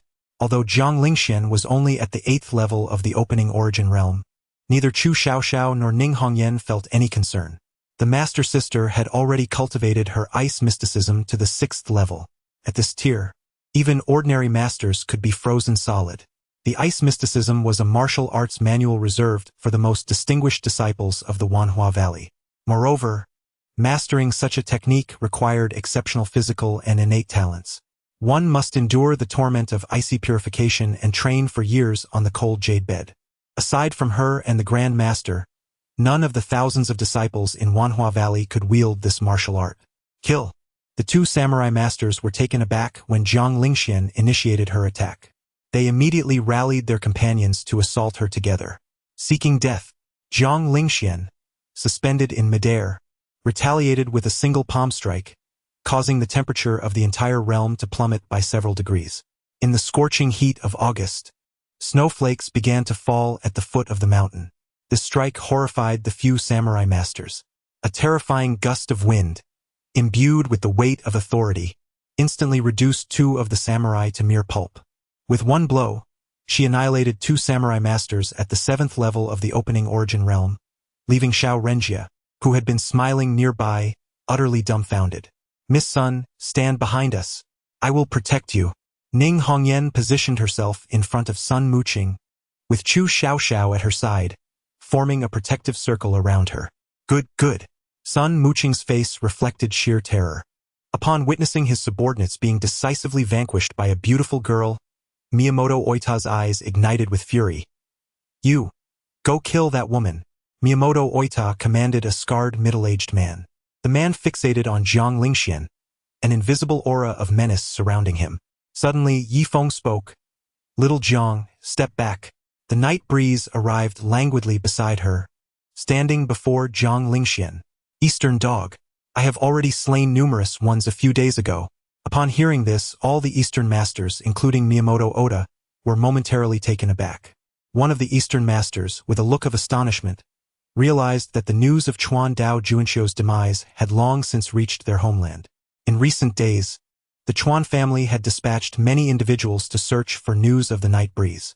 They had not anticipated that he still lingered in Jiang City. They assumed Night Breeze had fled, yet he was brazenly attending the appraisal meeting. Night Breeze. He is the one who killed Chuan Dao Juanxiu. Miyamoto Oda's expression instantly turned icy. Master Miyamoto, not only did he slay Chuan Dao Juanxiu, but he also killed several of our masters. Young man, submit to Master Miyamoto. I can make you my bodyguard. Miyamoto Shins said coldly. The Miyamoto family? Countless individuals gazed in terror at that figure. Were these all warriors of the Miyamoto family? The Miyamoto family is the most formidable warrior clan in the East. That middle-aged man was, in fact, the head of the Miyamoto family? The status of the Miyamoto family in the Eastern Islands was akin to that of ancient martial families in the Dragon Kingdom. This surname is ancient in Japan, with a history spanning over 1,000 years. The strength of the Miyamoto family is beyond question. However, while the crowd was still in shock, Night Breeze shot forth like a bullet. His demeanor spoke volumes. Miyamoto Shins placed his hands at his waist, and with a swift motion, a dozen shurikens flew forth. These shurikens were laced with deadly poison, a mere touch leading to death. Yet, the speed of the shurikens could not compete with the velocity of Night Breeze. The Night Breeze, akin to an elusive specter, swiftly approached Miyamoto Shinzu. I forgot to mention, he taunted, that I prefer close combat over ranged fights. Miyamoto Shinzu's veins bulged as he unleashed a powerful punch towards the night wind. He bore a fearsome moniker in the island nation, Scorpion, for he not only relished using poison but also thrived in hand-to-hand encounters. Among the Miyamoto clan's direct lineage, he was a singular anomaly. With a resounding clash, Night Wind's fist met Miyamoto Shinzu's in a fierce collision. What? Miyamoto Shinzu felt an unimaginable force coursing through his wrist. In the next heartbeat, his arm was shattered. Ah! He screamed, his eyes wide with terror as they locked onto Night Wind. How could he possess such strength? Impossible. How old could this boy possibly be? Yet, Night Wind offered him no opportunity for contemplation. You, Eastern Dweller, are unworthy even to be a dog. Perish. With that, Night Wind struck a devastating blow to Miyamoto Shinzu's chest, revealing a gruesome gaping wound before the onlookers. He was overwhelmingly powerful. No one stood a chance against Night Wind. Xiao Renjie was left utterly stunned, questioning the humanity of this young man. Baka! Miyamoto Oda retaliated with a swift kick aimed at Night Wind, the pressure from his attack seemingly draining the very air around them. As the night breeze furrowed its brow, it became apparent that Miyamoto Oda appeared to possess greater strength, likely at the level of the 9th layer of Kaiyuan. However, that was all there was to it. He extended his hand, and before the gazes of the crowd, he audaciously grasped Miyamoto Oda's calf. You! With a sudden crack, the sound of shattering bones echoed as Miyamoto Oda's leg was crushed by the night wind. He resembled a deflated balloon, his momentum instantly diminished. Ah! I am the head of the Miyamoto family. Do you dare to harm me? Miyamoto Oda fell to the ground, writhing in agony. The night wind scoffed. Not only do I intend to injure you, but I also seek to take your life. Miyamoto Oda could hardly believe the wide-eyed gaze of the night wind. The night wind mercilessly shattered the kneecap of his right leg. Xiao Renjie felt a tingling sensation on his scalp, and his legs trembled, nearly collapsing beneath him. No, you cannot kill me. If you take my life, the assassins of the Miyamoto clan will pursue you to the ends of the earth. Spare me. From this day forth, I shall heed your every command. I beg you, let me go, Miyamoto Oda pleaded. He had come with no inkling that he would encounter the night wind, for Xiao Renjie had merely informed him that a young man had slain the master of the Xiao family, prompting him to seek revenge. Little did he know that this individual was none other than the night wind. Had he known the formidable strength of the night wind, even 100 lifetimes would not have compelled him to confront such a foe. Furthermore, he had brought with him only 10 masters of the 7th level of the Kaiyuan realm, far from the most powerful warriors of the Miyamoto clan. Regrets? Alas, it was too late. With a murderous glare, the night wind brought his foot crashing down upon Miyamoto Oda's head. No. In a final gasp of unwilling regret, Miyamoto Oda's head burst like a ripe watermelon, blood splattering across the ground. Flee! Xiao Renjie rolled and scrambled into a luxury car. This boy is a demon. He is a demon. Chapter 98. The astonishing secret: the patriarch of the Miyamoto clan has been slain. Shock, fear, and rage enveloped the heads of the Eastern Island people. You dare to kill the patriarch of the Miyamoto clan. You are doomed. The warriors of the Miyamoto clan will undoubtedly pursue you to the ends of the earth. Several Eastern Island masters exchanged glances, their hands trembling uncontrollably as they gripped their blades. The night breeze wafted through the air, indifferent and relaxed, as if it had just crushed an ant beneath its weight. I have slain the patriarch of the Kawashima clan, and this so-called head of the Miyamoto family has met the same fate. They are but two of a kind. If the people of the East seek to trouble me, I shall annihilate them all. The East Asian masters were engulfed in shock and terror. Let us depart. They discarded their weapons in unison and turned to flee. With Miyamoto Shin's dead and Miyamoto Oita's skull shattered beneath the night wind's foot, they realized the futility of remaining. Xiao Renjie was hardly worth sacrificing their lives for. Instead, these Eastern masters suppressed their simmering rage, placing all the blame squarely on Xiao Renjie. Had it not been for this young man, how could the head of the Miyamoto clan have met his demise? Want to leave? Not a single one of these Eastern curs shall escape. They shall all be slain. As the night breeze signaled, Jiang Lingxian and her companions instantly understood. Ning Hongyan was the first to charge ahead, wielding a long sword. Even before drawing it, the sword's aura emanated fiercely from her being. With a swift motion, the sword was unsheathed, and a chilling arc of light sliced towards the necks of the two Eastern masters. Chu Xiaoxiao was equally unfazed, facing off against the two Eastern masters who were 2 realms above her. She showed no fear, for the martial prowess of these Eastern masters paled in comparison to that of ancient martial artists due to the nature of their techniques. At this moment, the night breeze observed Xiao Renjie, who was struggling to enter the vehicle not far away. With a whoosh, he dashed towards Xiao Renjie. "Stop that brat," he commanded. Surrounding him were a dozen or so body refinement level assassins, mere novices who dared not confront the night breeze head-on. Bang! Bang! Bang! Before they could react, 2 assassins in black were obliterated in a shower of blood mist. "Damn it! Get moving!" Xiao Renjie exclaimed, drenched in sweat and trembling, twisting the key while frantically pressing the gas pedal. Yet, at that moment, the vehicle stubbornly refused to budge, as if it were immobilized. Finally, with a thunderous roar, the vehicle roared to life, and a familiar visage rapidly enlarged in Xiao Renjie's gaze. "You wanted to kill me, didn't you? Here I stand, yet you look so frightened." With a resounding crash, the night breeze shattered the car door and seized Xiao Renjie's throat, pulling both him and the door down with a single motion. Enduring excruciating pain and overwhelmed with terror, Xiao Renjie gasped, "Night breeze, what are you doing? Let go of me. I am from the Xiao family." But before he could finish, a resounding slap struck his face with force. The night breeze struck fiercely, sending Xiao Renjie's 2 front teeth flying. It was utterly terrifying. In just a few fleeting minutes, all the masters brought by Xiao Renjie had been ruthlessly slain. Such was the formidable power of the night breeze. Simultaneously, He had offended and eliminated 2 prominent figures from the East, and yet, he showed no fear of retaliation from the Shao family. After all, he was the younger brother of the second young master of the Shao family, Shao Renhuang. Although they were not born of the same mother, a genuine bond undeniably existed between them.